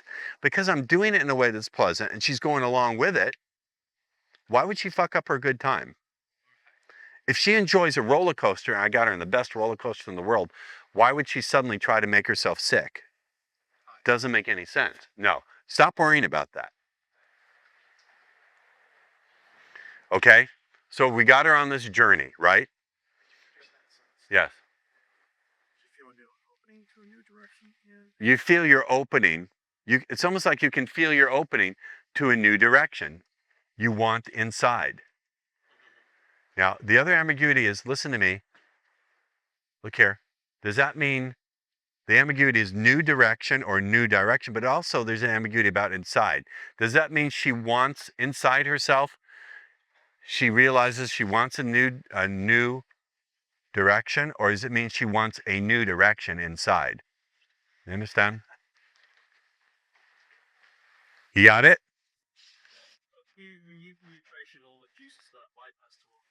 Well, that's really gilding the lily. That's pushing it. But you have to understand, look here. You're going to miss a point. I don't want you to miss this point. I want you to look here and get something. What's really driving this, I want you to hear me. What's really driving this is not the language. It's my vibe and my attitude and showing her that it's okay to go there. I want you guys to get this. If you do this through the vibe that, ha ha ha ha, look what I'm doing to her, it's not going to work. If you do it, it's got to be done. The language only works because the conductive medium is the vibe that I'm creating with her. Do you understand? All right, but it works pretty fucking good, doesn't it? So we go through this journey together, right? We come up, and then what I'll do is I'll change the subject. I'll talk about, remember I fractionate. I don't keep building this heavy thing. That's another reason why I wouldn't immediately share my own experience, because it's too heavy. I'm going to fractionate. What are some ways to fractionate? Once you've done a pattern like this, would you like 3 specific ways to fractionate? Any one of which will work?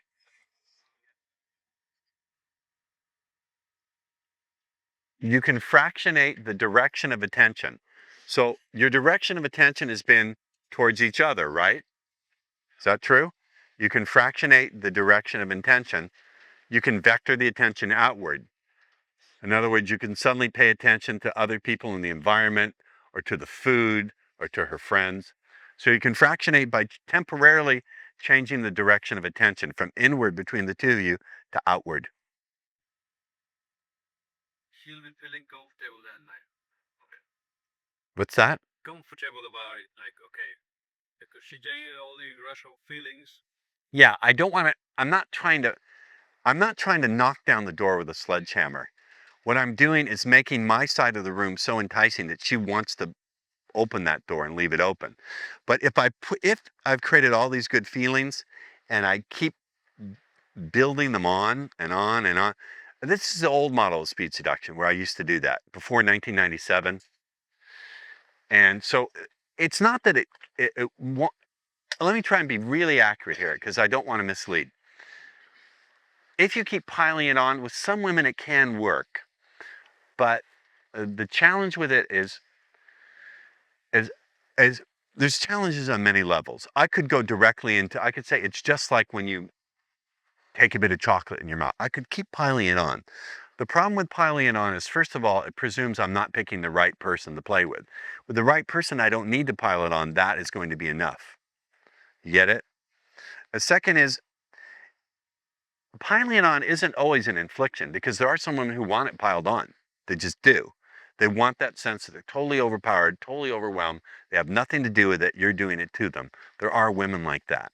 The challenge is, my experience is, with women like that, they tend to have a pretty loose grip on reality. That whatever is presented to them as their reality in that moment, they accept as a reality. The problem is that everything in their life they have that response to. And so if something comes up that's really painful, that will become all of her reality. And it's just, people like that who respond to that tend to have a very badly defined boundaries. They really don't know who they are and who you are. And you're sort of like blurring the boundary in order to seduce them. It's not healthy for you, because they will, Nietzsche said, don't look into the abyss too long, because when you look into the abyss stares back at you. The abyss is like a big gaping hole that goes on forever. The problem with the kind of people who respond to this is, in order to pay attention to them in a way that they'll respond to, you have to start taking on some of their way of it. So yeah, you may be influencing them, but they're also influencing you with their bad boundaries and their nuttiness. You ever sleep with a girl and feel confused or just kind of dazed for a few days or weeks afterwards? I'm not being funny. I don't mean like, why did I fuck her? She was awful. But you know what I mean? That's her confusion sticking to you. It can happen. I don't want to make you paranoid or anything. It's not like, yes, James. Things I've noticed is, like, with different women that I slept with, so when I slept with one girl, for weeks afterwards, I felt really great. Obviously, felt good. With other women, it feel like got a bit darker. And it was like, Yeah, when you sleep with people, you get their energy on you. Be careful where you stick it. You know what? I'm going to tell you something. You won't believe me, but I swear to God it's true. The last 3 women I had in my bed, I did not penetrate. Because they didn't come to me, they didn't come to me with the kind of energy that I felt I wanted to put myself into. Not to say I didn't have fun. I had fun, but I'm not going to put myself into someone who's not coming to me with pretty good. They wanted me, but they wanted me for the wrong reasons. They wanted me because they saw me as some kind of super successful, like, wow, you have the answers to all my problems. And I didn't want to have any, you know what I mean? So anyway, the problem with piling it on is also it's just a lot of work. And I don't get to have any fun with the other person. So I don't pile it on. You could go to other patterns. I don't. What I want to do is fractionate. So you can fractionate the direction of your attention. So since your attention is on each other, you can turn your attention outward to the environment, to some other person, to the drink, anything. Hold on. Do we understand that point? It's another, remember I said fractionation is part of the machine language of the female psyche?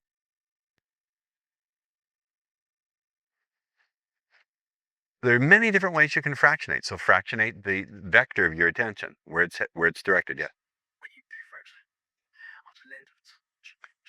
That's a German question. You want the exact minutes? No, I'm serious. It's a good question, but what are you really asking? I'm calibrating to the person. It depends. If there's something outward there that could be useful and us drawing closer together, I'll stick with it going out there. Let's say what we see is a couple in the corner making out like crazy, like a really horny, heavy makeout. I might want to spend some time having a look at that. I don't know. It depends on what's going on. I can't give you a formula. It's a felt sense. I feel my way through it. Him, and then you, yeah. What's the best way to redirect questions from her which are not helpful? Like, what are you doing for work? Oh, well, that's a separate question. It's not dealing with this, but we'll get there. I read in a book about women that they're always multitasking. That is like they are thinking of few things at a time. Every human is constantly multitasking. Beneath the surface of your conscious awareness, you're having a million thoughts going on in parallel. Okay, these say that women are more capable of this than men. Men can focus on only one thing, blah, blah, blah. But it may be true. Is to occupy all her multitasking? I don't know if that's true. I don't know if it operates. I just know it works, okay? So you can fractionate the focus of your attention, correct? Outward. You can fractionate the vibe you're coming from. And the 4 vibes, don't get too confused here. Get clear. Fundamentally, the 4 vibes that attract women are, and I'm going to do a loop. Look here. The overall loop we're talking about now is fractionating as part of the overall sequence of how you conduct a successful Sarge. So I'm tracking it. I'm not losing it. I'm tracking it. All right. So a loop within a loop within a loop is what were we talking about? Fractionating? Oh, the vibe. You can fractionate back and forth among the various different vibes that attract women. Look here. There's not any order, Germans, but the first vibe I will talk about, it's not like vibe 1, vibe 2, vibe 5. The first vibe I'll talk about is being dominant. Being dominant, being strong, being a leader, the captain of the football team, the president of the school class. Dominant, strong, a leader, but do understand me, do look up here. There's a key distinction. Dominant is not domineering. Authority is not authoritarian. What is the distinction between dominant and domineering? If you take dominant and you slide inside of it, arrogance and having no concern for other people, it turns to domineering. If you take dominant and you slide inside it, hostility and abusive behavior, then it turns into domineering. Subtract it out and it's just dominant. Dominant simply means you will set the direction for things and you're the one who's in the lead. Do you understand the distinction? Many of you have had abusive fathers or abusive male figures in your life. I know it's the case. And so for many of you, when you make the distinction between domineering and dominant, it will allow you to understand we're not talking about the way those people acted because they were never dominant, they were domineering.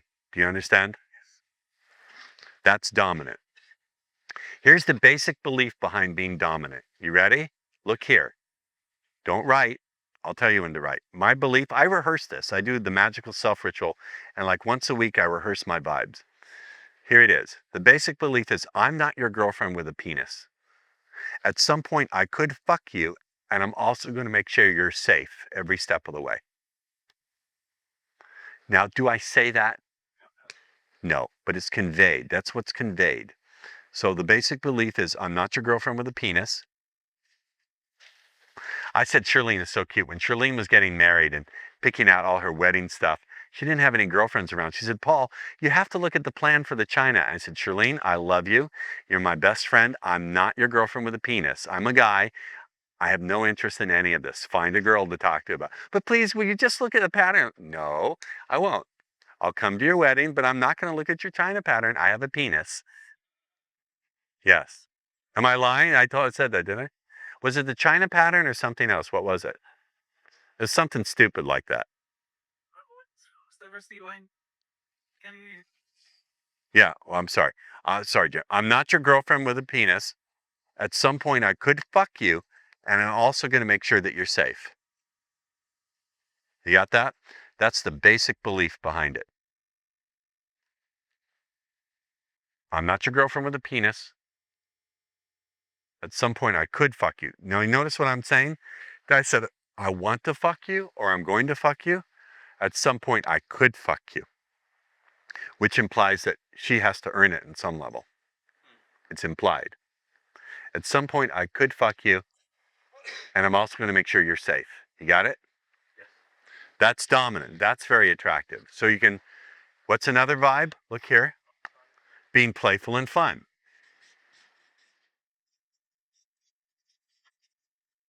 Now look here. This is a key distinction. The way the alpha male idiot imitators, what do they teach you? They teach you, well, you got to have a really exciting life. You should go skydiving and pet a tiger and tell her tales so she'll be envious of your exciting life. There's nothing wrong with that. That can be fun. I encourage you all to stretch your horizons and to try out things that you've never tried before. I think it's wonderful. It adds juice to life. Do it. But it's not what I mean by this. What I mean is you have a happiness that's independent of external circumstances. You have a way of finding joy in your life that's not dependent on external events going your way or on other people approving you. That's much more subtly attractive. And again, having an exciting life, fun adventures, it's great. I'm all for it. But it's not what I mean. You understand? I mean you have a joy that's independent of external circumstances or external validation. This is deeply attractive to all people, men and women. Will you validate me externally and tell me I'm right, Shirlene? No, see, I know the contradiction. I see what I'm doing. It's a happiness, a joy independent of, where do you get it? Through a spiritual or meditation practice, I find. Can't always get there though, it's an ideal. It's not necessarily where you get, you understand? Okay. Yeah. Focus. I'm mindful that what you're going to, the vibes we've covered and we've already covered in detail on day one. And you did say we were going to cover all the patterns. Not really, but hold on. Hold on. Okay. Let me teach. Even if it seems it's not according to your standards and where you want to go, let me teach. Trust me. Playful and fun, dumb and strong leader, demonstrating authority in her world, demonstrating understanding.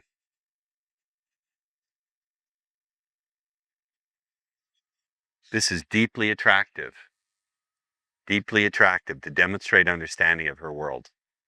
Deeply attractive. It implies that you also show curiosity, deep curiosity about her world.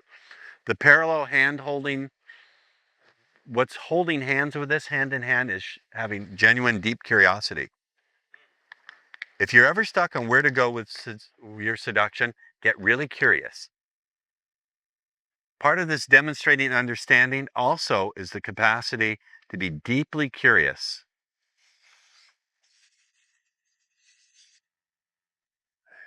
Part of what makes me interesting is I'm deeply interested in other people, deeply. But in order to be deeply curious, you have to be quiet in your mind and know what to set aside temporarily. Get deeply curious. You understand? And demonstrate you understand her world. I demonstrated some of that with this lady by showing I understood what her world felt like, right? Playful and fun, demonstrating understanding, dominant, strong leader. And the final vibe is vulnerable. Vulnerable / authentic. Which is not to say that these are not authentic, but it's more like vulnerable.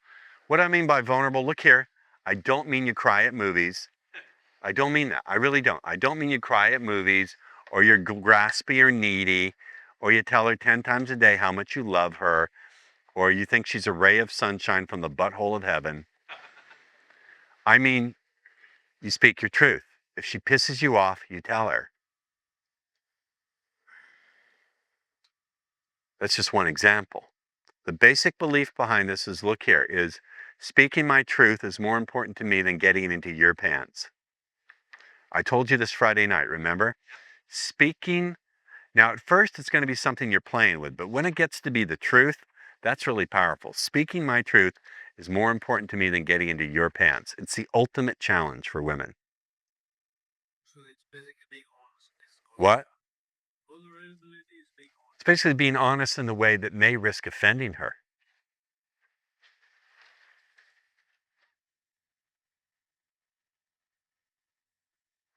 Is it a question or a story? I only have time for questions. Quick questions, simply, elegantly phrased. What?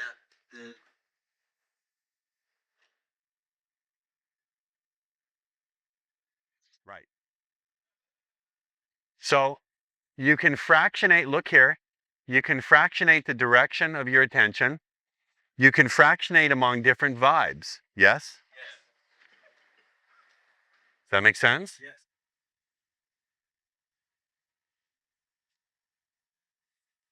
Look here.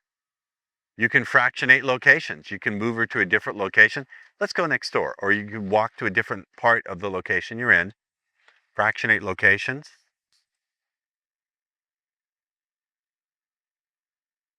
It was just the tools of the how's it work? Oh. Right. How do you demonstrate authority? Yeah, the tools demonstrate authority and whole. Yeah. You can demonstrate authority by the nature of the questions you ask, by showing that you understand, by pacing.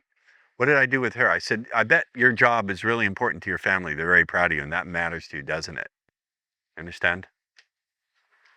You can fractionate locations. You can fractionate intensity, in your case, right? Fractionate the level of intensity of the interaction. Yes? How do you feel about asking the regular questions like, how old are you? You could go back to a little bit of chump talk or fluff talk. You could do that. And then you come back to this kind of talk. Yeah. But basically you have the control. You could go back to like, right. You have Yes. to keep the control. That's a loaded word, but yes. Let's say you have to control the direction. It's about direction control, right? If your direction gets out of control, there could be a problem. You getting this, Jonathan?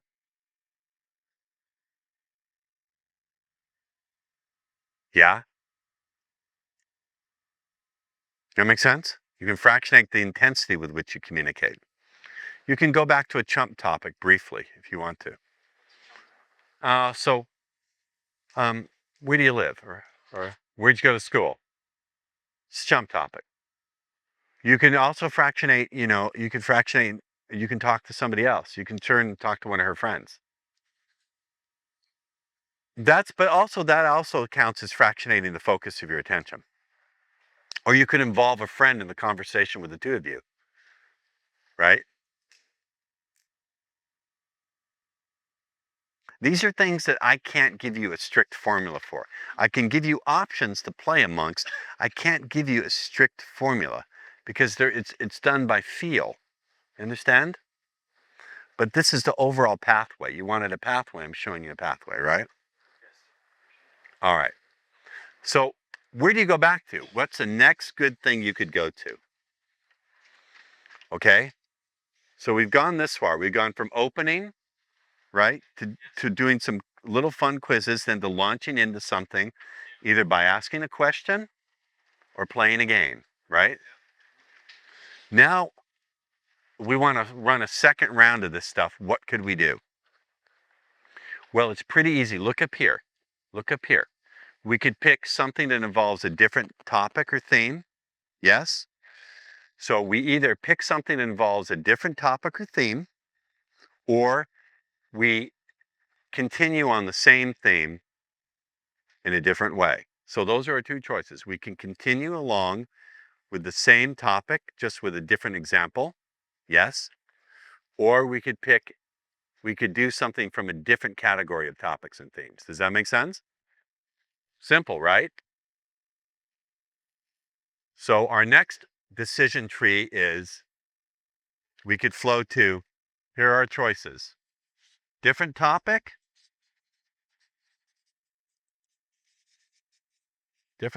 theme, same, but different example or angle.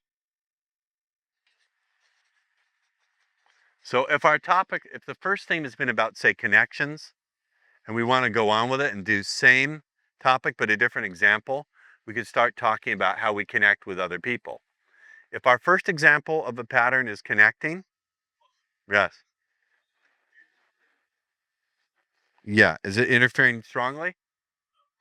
Has it been constantly interfering, or? All right, good enough. Sorry.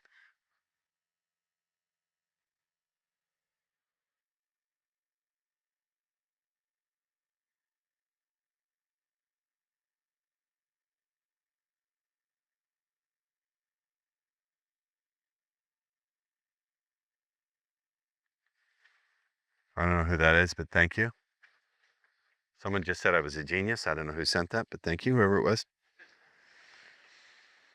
Okay. Better? Okay, so let's say that in this example we started off with adventure, escape, indulgence, right? We could continue along with that same topic but use a different example. Yes? So from there we could go, we could go into the blowjob pattern. You can say, I was watching this show talking about the difference between compulsion and anticipation. We could flow into the blowjob pattern. Or we could go to any other thing that deals with escape, adventure, indulgence, right? We could choose to continue with it, right? Or we could go to some different topic. Hold on. But what if she catches me making the transition? No, I don't want to hear any more questions like that. What's your question? Where do we get this data? I hear about it all the time. They're in the home study course. You have my basic home study course? They're there. Listen again. They're there, and they're in the workbook too. Well, you can download the workbook. Who did you order it from? Me or the other guy? Well, then don't blame me. Blame that asshole. Blame that worthless piece of shit. I'm not talking about anyone I used to do business with. Anyway, give me your email. I'll send you a link. You can download it. All right, listen. So we could go to a different topic, or we could go to a different example, the same topic. But listen, you better be damn well certain that I'm going to incorporate all of her responses again. Remember, I'm not just going to drop all the juicy sauce she gave me the first time around. I'm not going to drop her trance words or drop any of the other stuff if she gives me a self-anchor. How many think I'm going to let it go and start from the beginning again? How many think I'm going to fucking incorporate it in the next round? Look up here. So let's say in the course of doing that first one, she talks about buzz, energy, excitement, and she does one of these. Look here. Do you think I'm going to not incorporate that in the next round of patterns? You better believe I am. Or let's say, look here, guys. Let's say the first thing I do is the twin brothers, and I have a bunch of anchors stacked on my thumb and do this. Do you think I'm going to ignore that the next thing I do? Or am I going to go, here's something interesting to talk about? That's right. That's an example of something I return to periodically. Remember I said when you return to things periodically, there's mastery in it? So you better believe that any good responses I get from the first round, I'm going to bring them along. I'm going to keep rolling that snowball down the hill in the direction it's already going and adding mass to it till it becomes an avalanche. Do you get it? Also, one of the things I'm doing when I pop out of the first pattern is I give the safe door a tug. So when I do that first round of patterning and I pop her out and fractionate her briefly into something else, I'm sort of giving the safe door a tug. What does that mean? I could lean in closer. I could look at her lips. I could touch her. I want to do a little bit of lean. I want to give the safe door a tug in between patterns. So that could mean looking at her lips a little bit too long. Look at me. Here's some ways you tug the safe door. You look at her lips. You look in her eyes just a little bit too long. You look in her eyes like you're already lovers. I could touch her in a way and hold the touch a little bit longer. These are ways of tugging the safe door. If I look at her lips and she looks back at mine, I may lean in for a kiss. I don't know. Do you understand? So when I fractionate in between patterns, that's when I give the safe door a tug. How do I give the safe door a tug? I could look in her eyes and hold her gaze too long, more than a stranger would. I could look at her lips. I could touch her a certain way. Maybe that's when I throw in a little innuendo or you understand? I'm going to give the safe door a tug in that moment of fractionating outside of the pattern. Does that make sense? Now it's coming together, isn't it? Yeah. All right. So I can go to the same topic, but a different example or a different angle, or I could go to a different topic. We have 6 different things to pull from, right? Generally speaking, I like to change it up. So if I've done something regarding connections, then I want to go to indulgence and escape. If I've started with indulgence and escape, I want to go to connections. Or I want to go to a demo, or you understand what I'm saying? Or a joke or story. But they're going to incorporate the things that were in the first round. So with speed seduction, we're getting response. We do a first round to get some strong responses. We fractionate, and then when we fractionate, we test the safe door. Then we go back into the second round, and we bring forward into the second round all those juicy, saucy responses, verbal and nonverbal, we got in the first one. You get it? So, wow. So, let's look. Hey, here's something we could. Hey, you know what? Here's an interesting thing to talk. Here's something interesting. You get it? Or you've anchored all her best feelings to a glass of water. You take a sip. You go, you know.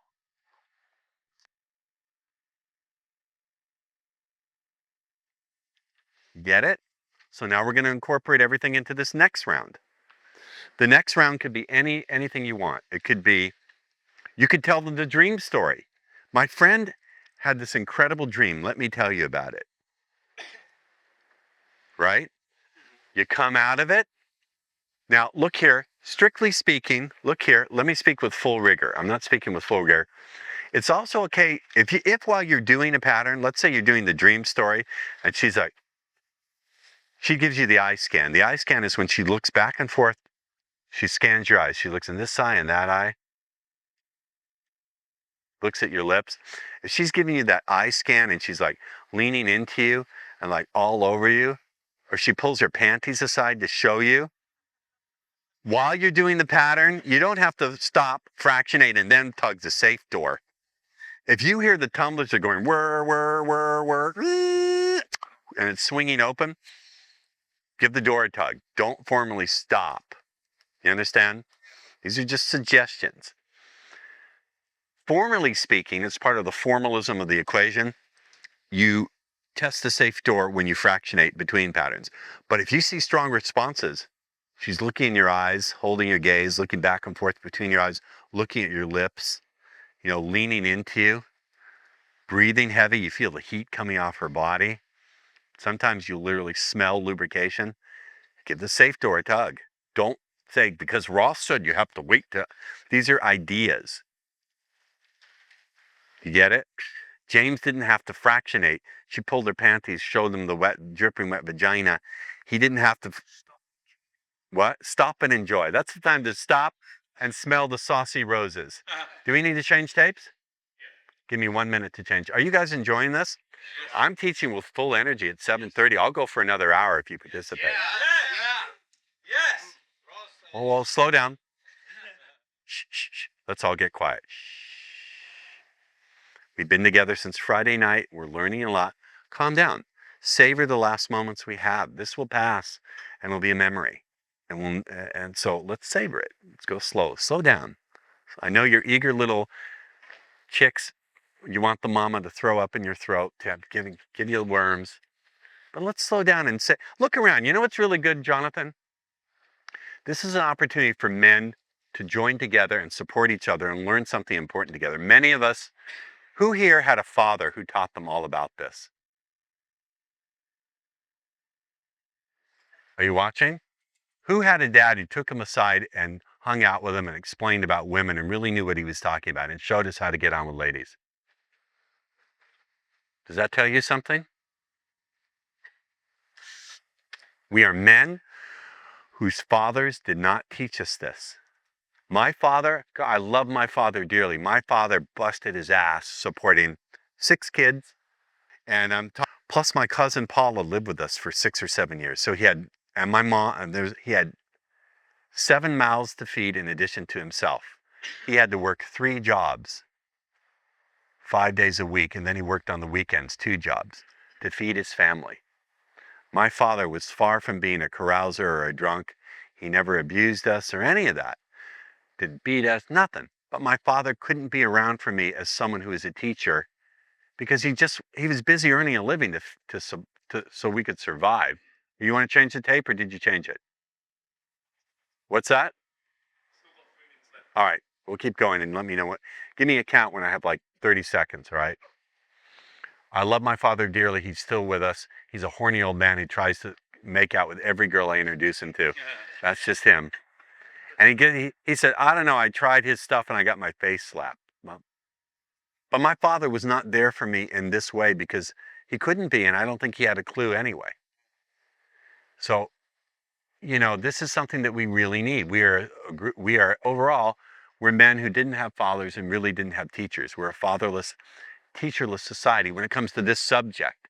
So this is a place where men can join together, not come together. I was going to say that. Join together and learn about something that's powerfully important and support each other in that. I think there's some friendships that have been made here, yes? Yes. This is really good. How many ways can men have camaraderie and brotherhood? Not a lot of ways. So I'm very happy to be supporting that and facilitating that. It's one of the side benefits. In addition to teaching the technology and doing the lovely change work, men are joining together in friendship, yes? Yes. So we launch into the second round. It could be anything. Challenge me. Pick a topic, pick a category of topics for me. Fascination would be an overall example of what? Yeah, but what kind of theme does it fit under? It's a subcategory of connection because you're only fascinated with things you connect to, right? Right? True? So I'll say, so I can go, you know, what also interests me is how we connect with the things that really, truly grab our interest. Like in a place like this, you go and you meet people and there's not really much, but then some people, it's like when you meet someone and there's just something about this person where you go inside and you find that part of you where you can feel your opening for something that's totally incredible, you know? With me, sometimes I feel like there's a whole new part you want to take in. No, it doesn't matter. I'm making it up on the spot. Yes. I'm getting good responses, but often girls ask me, are you studying psychology or? Okay. If she asks you, are you studying psychology? Are you? No. Anymore because I'm too old and I'm too tired and I'm too sad with the weight of years. No. Ross, is this all? Sorry. Yeah. It's all about getting her in bed the first night, or? Not necessarily. No. So you would arrange 2-3 meetings? Good question. My general philosophy is do as much as you can on that first meeting. So then you will get the second meeting and she's primed in the second meeting to do what you want. Many people say, how can I get more phone numbers? Why would you want to? That may not be the best thing. I'm not aiming at phone numbers. I'm aiming at getting these kind of responses.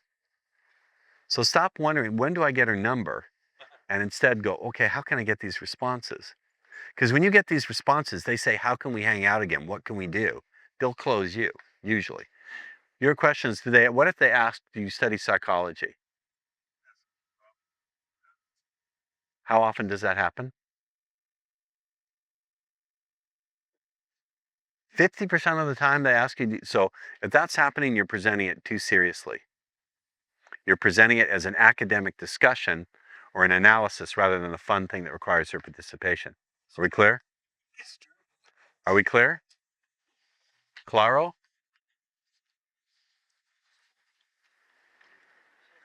You're just too deep? That's a clue. I can tell you exactly what's going wrong there. I'm not being funny. If you're getting things like you're too deep, then you're attempting to deal with conceptual patterns with someone who needs it directly related to her experience. One of the other things I'm tugging and pulling for to see is she highly conceptual? Can I talk about general ideas? Like, what's the difference between what you think you want and what would come along and really totally blow you away because it's so different? If she's a conceptual thinker, she can apply that to her own experience. If she's not, if she's more sensory oriented, then what has to happen is you need to bring it to that level. So if you're getting things like, oh, you're really deep, essentially that's her mind saying, I don't respond to conceptual approaches, bring it back down to earth with me. So with someone like that, you re-engage by coming in with a game, a quiz, right? A demonstration. You understand? Does that make sense? I've learned that distinction, and it's okay with me. That's fine. You get a sense early on. You'll start to develop really good intuition within the first 2 or 3 minutes. You'll be able to tell. You'll be able to tell. But that's what's going on there. What's going on with you is you're doing it too seriously. You need to come more from the fun, playful vibe, and you're not engaging her enough. You're probably doing too much talking. These are certain troubleshooting things that you can look for. And I should also say, when you do this, women will tend to respond according to the energy that you present. If you present nervousness, like, oh, I'm doing something slightly naughty, like I'm going to pick her pocket now or steal her watch, you really got to get it out of that mind frame. You're not doing that. You're presenting things that feel good to her and please her. You're giving a gift. The trick is to believe that you're giving a gift, even if you're giving it at first awkwardly or without any kind of sense of style. You're still giving a gift. James. I was gonna say, one of the big issues I had to get out of my way with doing this kind of shit was, like, I didn't deserve the reaction. One thing that guys have is they deserve this problem. Yeah. Yeah. You may think you don't deserve it. That's a whole other issue. All right. You got this? So it may be the case if she's showing. Now, look, some guys say, well, how do you decide whether you try to get her home with you that night or you have to go for a second meeting? Right? I can't give you an exact formula, but I can give you some guidelines. Here's some guidelines, some parameters. First parameter is, what do I want? Do I feel sufficiently comfortable? Is she doing anything in the interaction to make me feel more comfortable and more welcome? I bet you never thought of that, did you? Is she in any way like that girl in my dream who's doing something to make me feel more welcome? Anything. It's key. How strongly is she responding? Is she showing readiness? Is she ready to? Do I have the time? Am I exhausted? Do I have to get up in the morning? These are different things you have to weigh. It may be that in my mind, there's 10 numbers in that combination. I've got 7 out of the 10. But I just don't have the time or the circumstances, or I just don't feel like getting the other 3. If I'm 70% of the way there, or at least 50% of the way there, I'm going to go, you know what? We need to hang out again. What steps can we take to make sure we hang out again? I don't say, can I have your number? I'd like to ask you out. It's very simple. It's one thing. I say, you know, we need to hang out again, or why don't we hang out again? What steps can we take? That's it. That's my one close right there. I don't have 50 of them, I have 1. You know, I got to get going. We need to hang out again. What steps can we take to hang out again? And then if she gives you the number, she's doing it as part of her investment in the process of hanging out again. She's not giving it to you because you asked her. Does you see that distinction? If I say, you know what, I'd like to get your number, all of a sudden all that autopilot social stuff could come slamming down. Wait a minute, I only give my number to guys I'm going to date. I only date guys who look like that guy over there. So even though I felt wonderful with you, you can't have my number. You get it? I don't ask for phone numbers because that triggers the wrong kind of autopilot. She'll pop right back to her social approval level of the mind, and all that beautiful work I did went right down the tampon drain. And that thing will not hit her when you call her or make an appointment? Just don't go there. So I'm going to say, you know, I need to get going, but we got to hang out again. What steps can we take to make sure we do that? Now she'll say, well, why don't you come home with me now? Or she'll say, you know, well, let's go somewhere now. Or she'll say, well, why don't we hang out tomorrow? Or she'll go, well, I have this thing called a phone. Or she'll say, let's exchange numbers. If she doesn't have an answer, you go, I'll tell you what, let's just exchange information. I'll give you a call tomorrow, right? Then you call her tomorrow. By the way, when you get the number, always write it down in at least 2 places. Put it in your cell phone, write it somewhere, so you don't be like that guy in the dumpster diving story, right? I always call her the next day. Don't wait, it's bullshit. You don't know what's going to happen in the life of a really hot woman. You don't know how much stimulation is thrown her way. That iron is hot, you strike it. Yes, sir. What? I can't hear you. There's software, it's called Road sync? Yeah, and you don't have to do anything. It automatically exchanges the numbers with your Outlook. Okay. Put the number in your phone, and 15 minutes later. It's emailed. Oh, that's nice. Okay. That's nice. I like that. Okay. Sure. All right.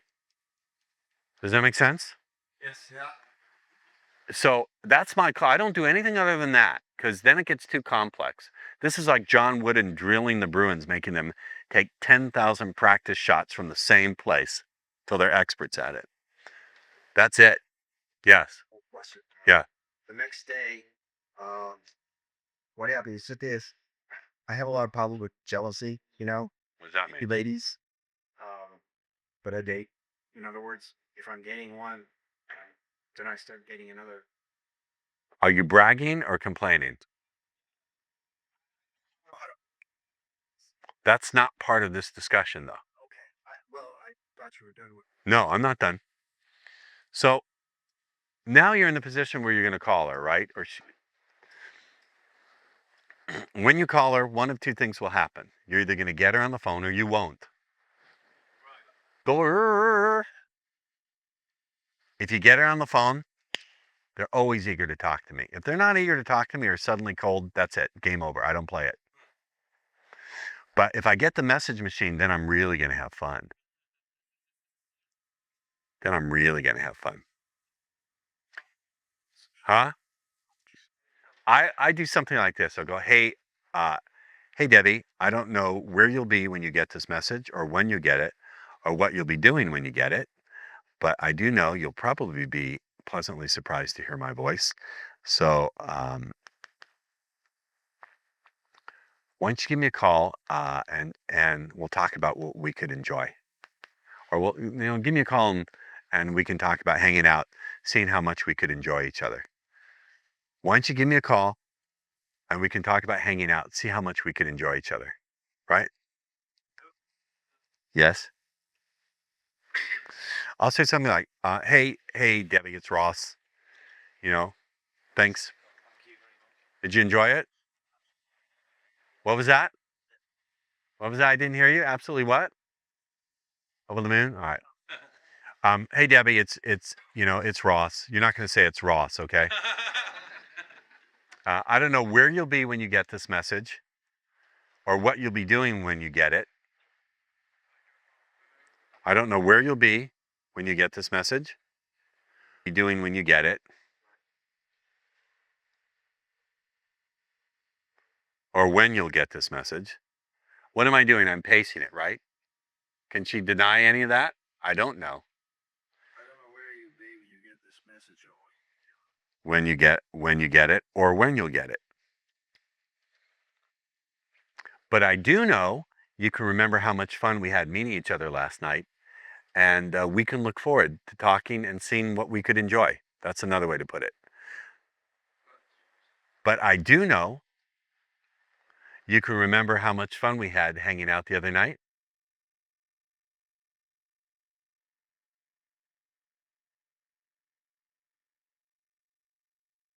and I'm going to call it. After I finish this, we're going to take a short break. I do know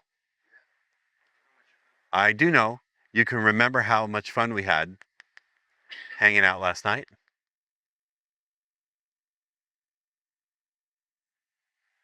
And we can look forward to talking and hanging out again.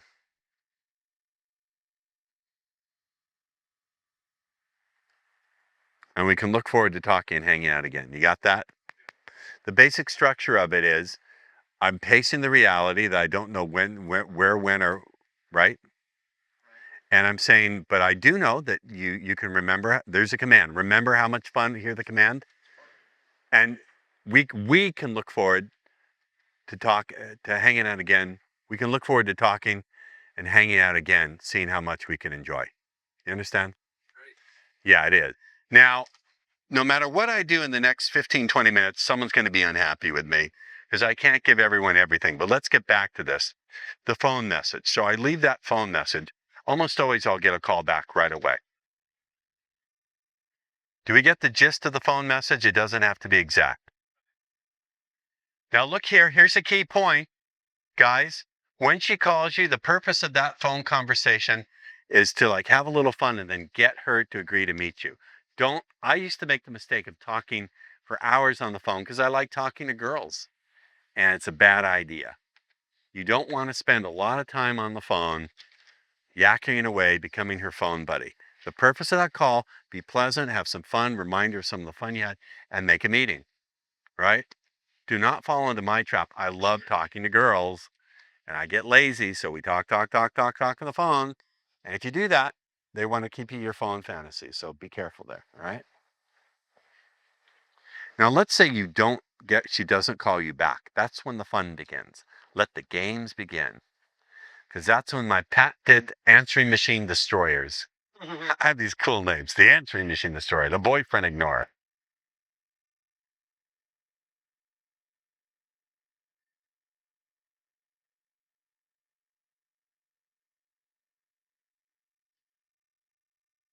I'll do one of my answering machine destroyers. I'll say something like, hey, it's Ross calling. Don't write. I don't want to see writing. I want you to get the understanding. Come on, guys. We've been together 3 days and you're still not getting it. I'll say something, hey, it's Ross. I just thought I'd give it a last shot at talking. You didn't strike me as someone who'd drop an opportunity without at least checking it out. You struck me as someone who would see an opportunity and take it. So if you can find your own reasons to call me, I'm at boom. That almost always gets a call back within an hour, if not within 3 minutes. Now let's parse it out before I give it to you word for word. Hey, so-and-so, it's Ross. I thought I'd give it a last shot at getting a chance to talk. What's the implication? What am I saying? This is it. I'm busy. You didn't strike me as someone who would drop an opportunity. You struck me as someone who would see an opportunity and take it. Now, am I saying what kind of opportunity? To do what kind of thing? No, it's vague. And I'm also issuing a challenge. I'm saying, you struck me as someone who's adventurous and fun. Are you that kind of person? So listen, if you can find your own reasons to call me. Now, is that a command or is that a command? Am I telling her what the reasons are? The only way she can make sense of it is find her own reasons to call me. It's remarkable how that works. Find your own reasons to call me. It's right. And by the way, if she can't look at here. Here's the real cool thing. If she can't find her own reasons, she won't call you and she shouldn't call you. Get that? If she can't find her own reasons, she won't call you and she shouldn't call you. Because why would you want to be with someone who, after all that beautiful stuff, can't find a reason to call you? Can't get it through her mind to call you. Something is wrong with that equation and you don't want to go there and deal with it. Trust me. And you don't want to bother even trying to figure it out. I used to bother. Don't. That's a samskara. The fixed pattern thinking that says you have to figure out everything that doesn't work, forget that. Go offer your gift elsewhere. You understand? Yes. So she gets 2 calls. This is the second one, right? This is the second one if she doesn't return the first one. Get it? Yeah, I thought I'd give it a last shot at getting a chance to talk. Talk about what? Talk in what way? It's vague, right? Well, I'll give you a I thought I'd give it a last shot. Or I thought I'd give it a last shot at getting a chance to talk.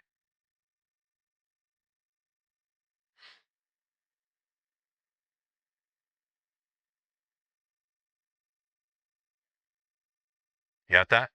You didn't strike me as someone who'd drop an opportunity.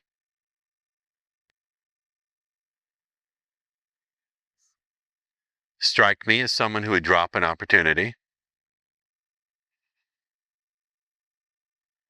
Now, guys, this works if it's delivered matter of fact. If you deliver it and you're angry and you show somehow you feel hurt that she didn't call you back, it won't work.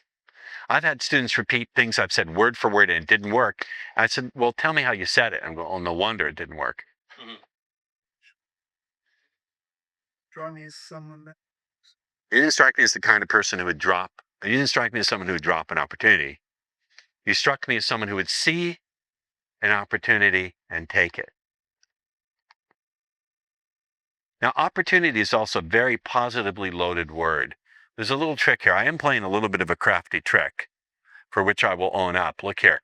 Opportunity is a really positive word. When you hear opportunity, opportunity implies that it's not an obligation, it's a gift, it's something you want. Would we not agree that opportunity? When someone tries to do is sell you, they go, well, the cost of this opportunity, and you go, fuck you, I know you're trying to sell me, right? They never call it a sale, they call it an opportunity, right?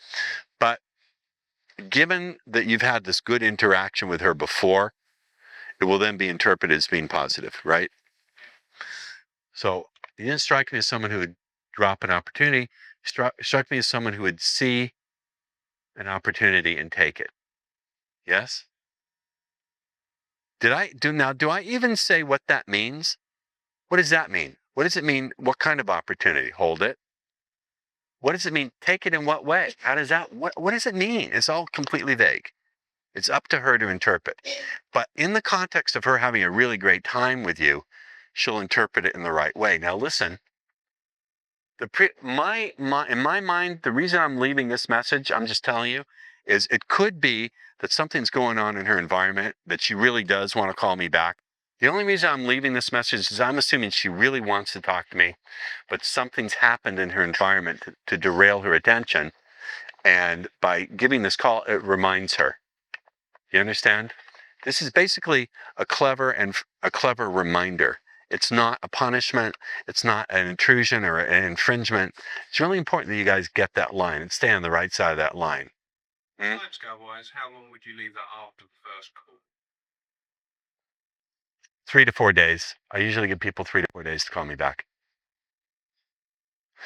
Because you really don't know what's going on in her. But she could have any number of million things.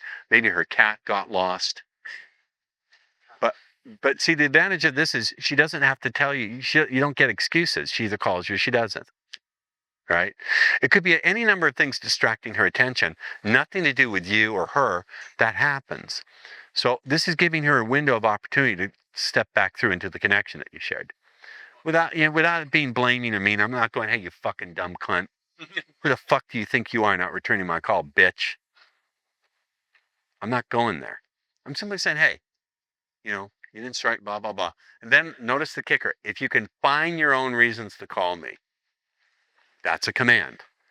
Find your own reasons to call me.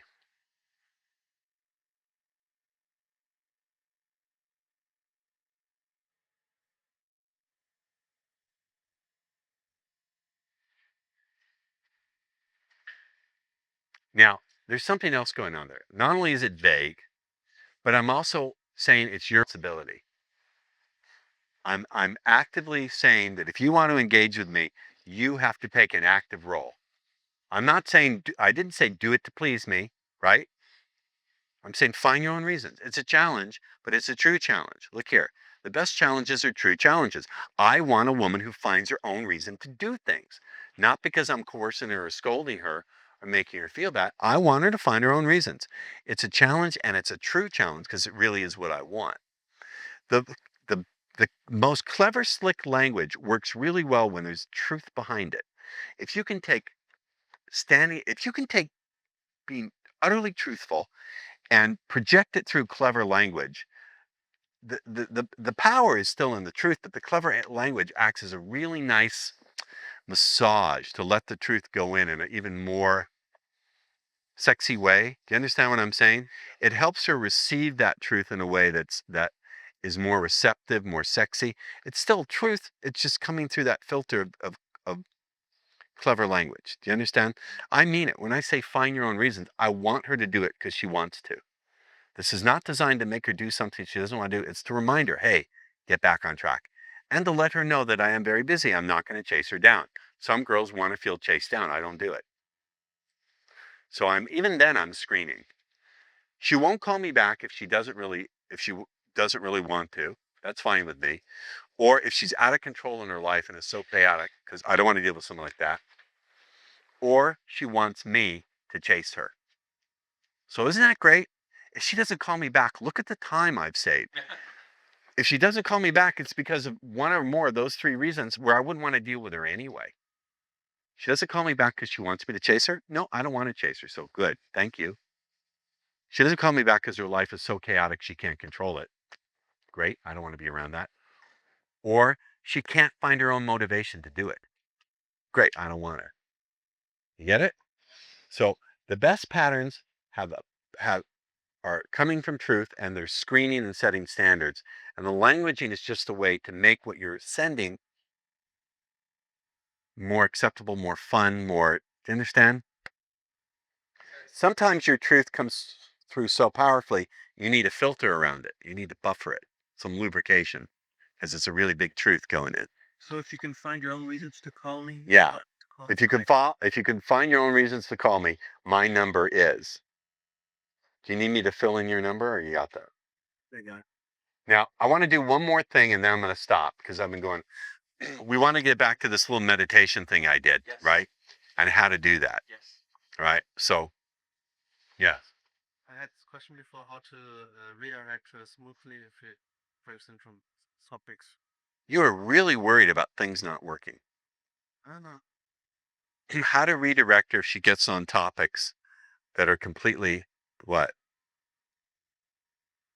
Not helpful.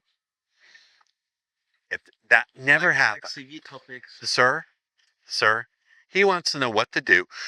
Okay, I'll take the question. He wants to know, what do you do if she starts in on questions that are not useful, topics that are boring, topics that go in a chart or a graph? I swear to you, in all the years I've been doing this, I've never once had it happen. Not even once. If that's happening to you, it's because you're presenting things in a way that's either not fun or playful enough, or you're too highly conceptual. You need to go back using those different categories I gave you and look at the different levels. Because if that's happening, something is incorrect in your presentation and the way you're presenting it, or you're picking people who just don't get it and you need to move on more quickly. I've never, ever had that happen, ever.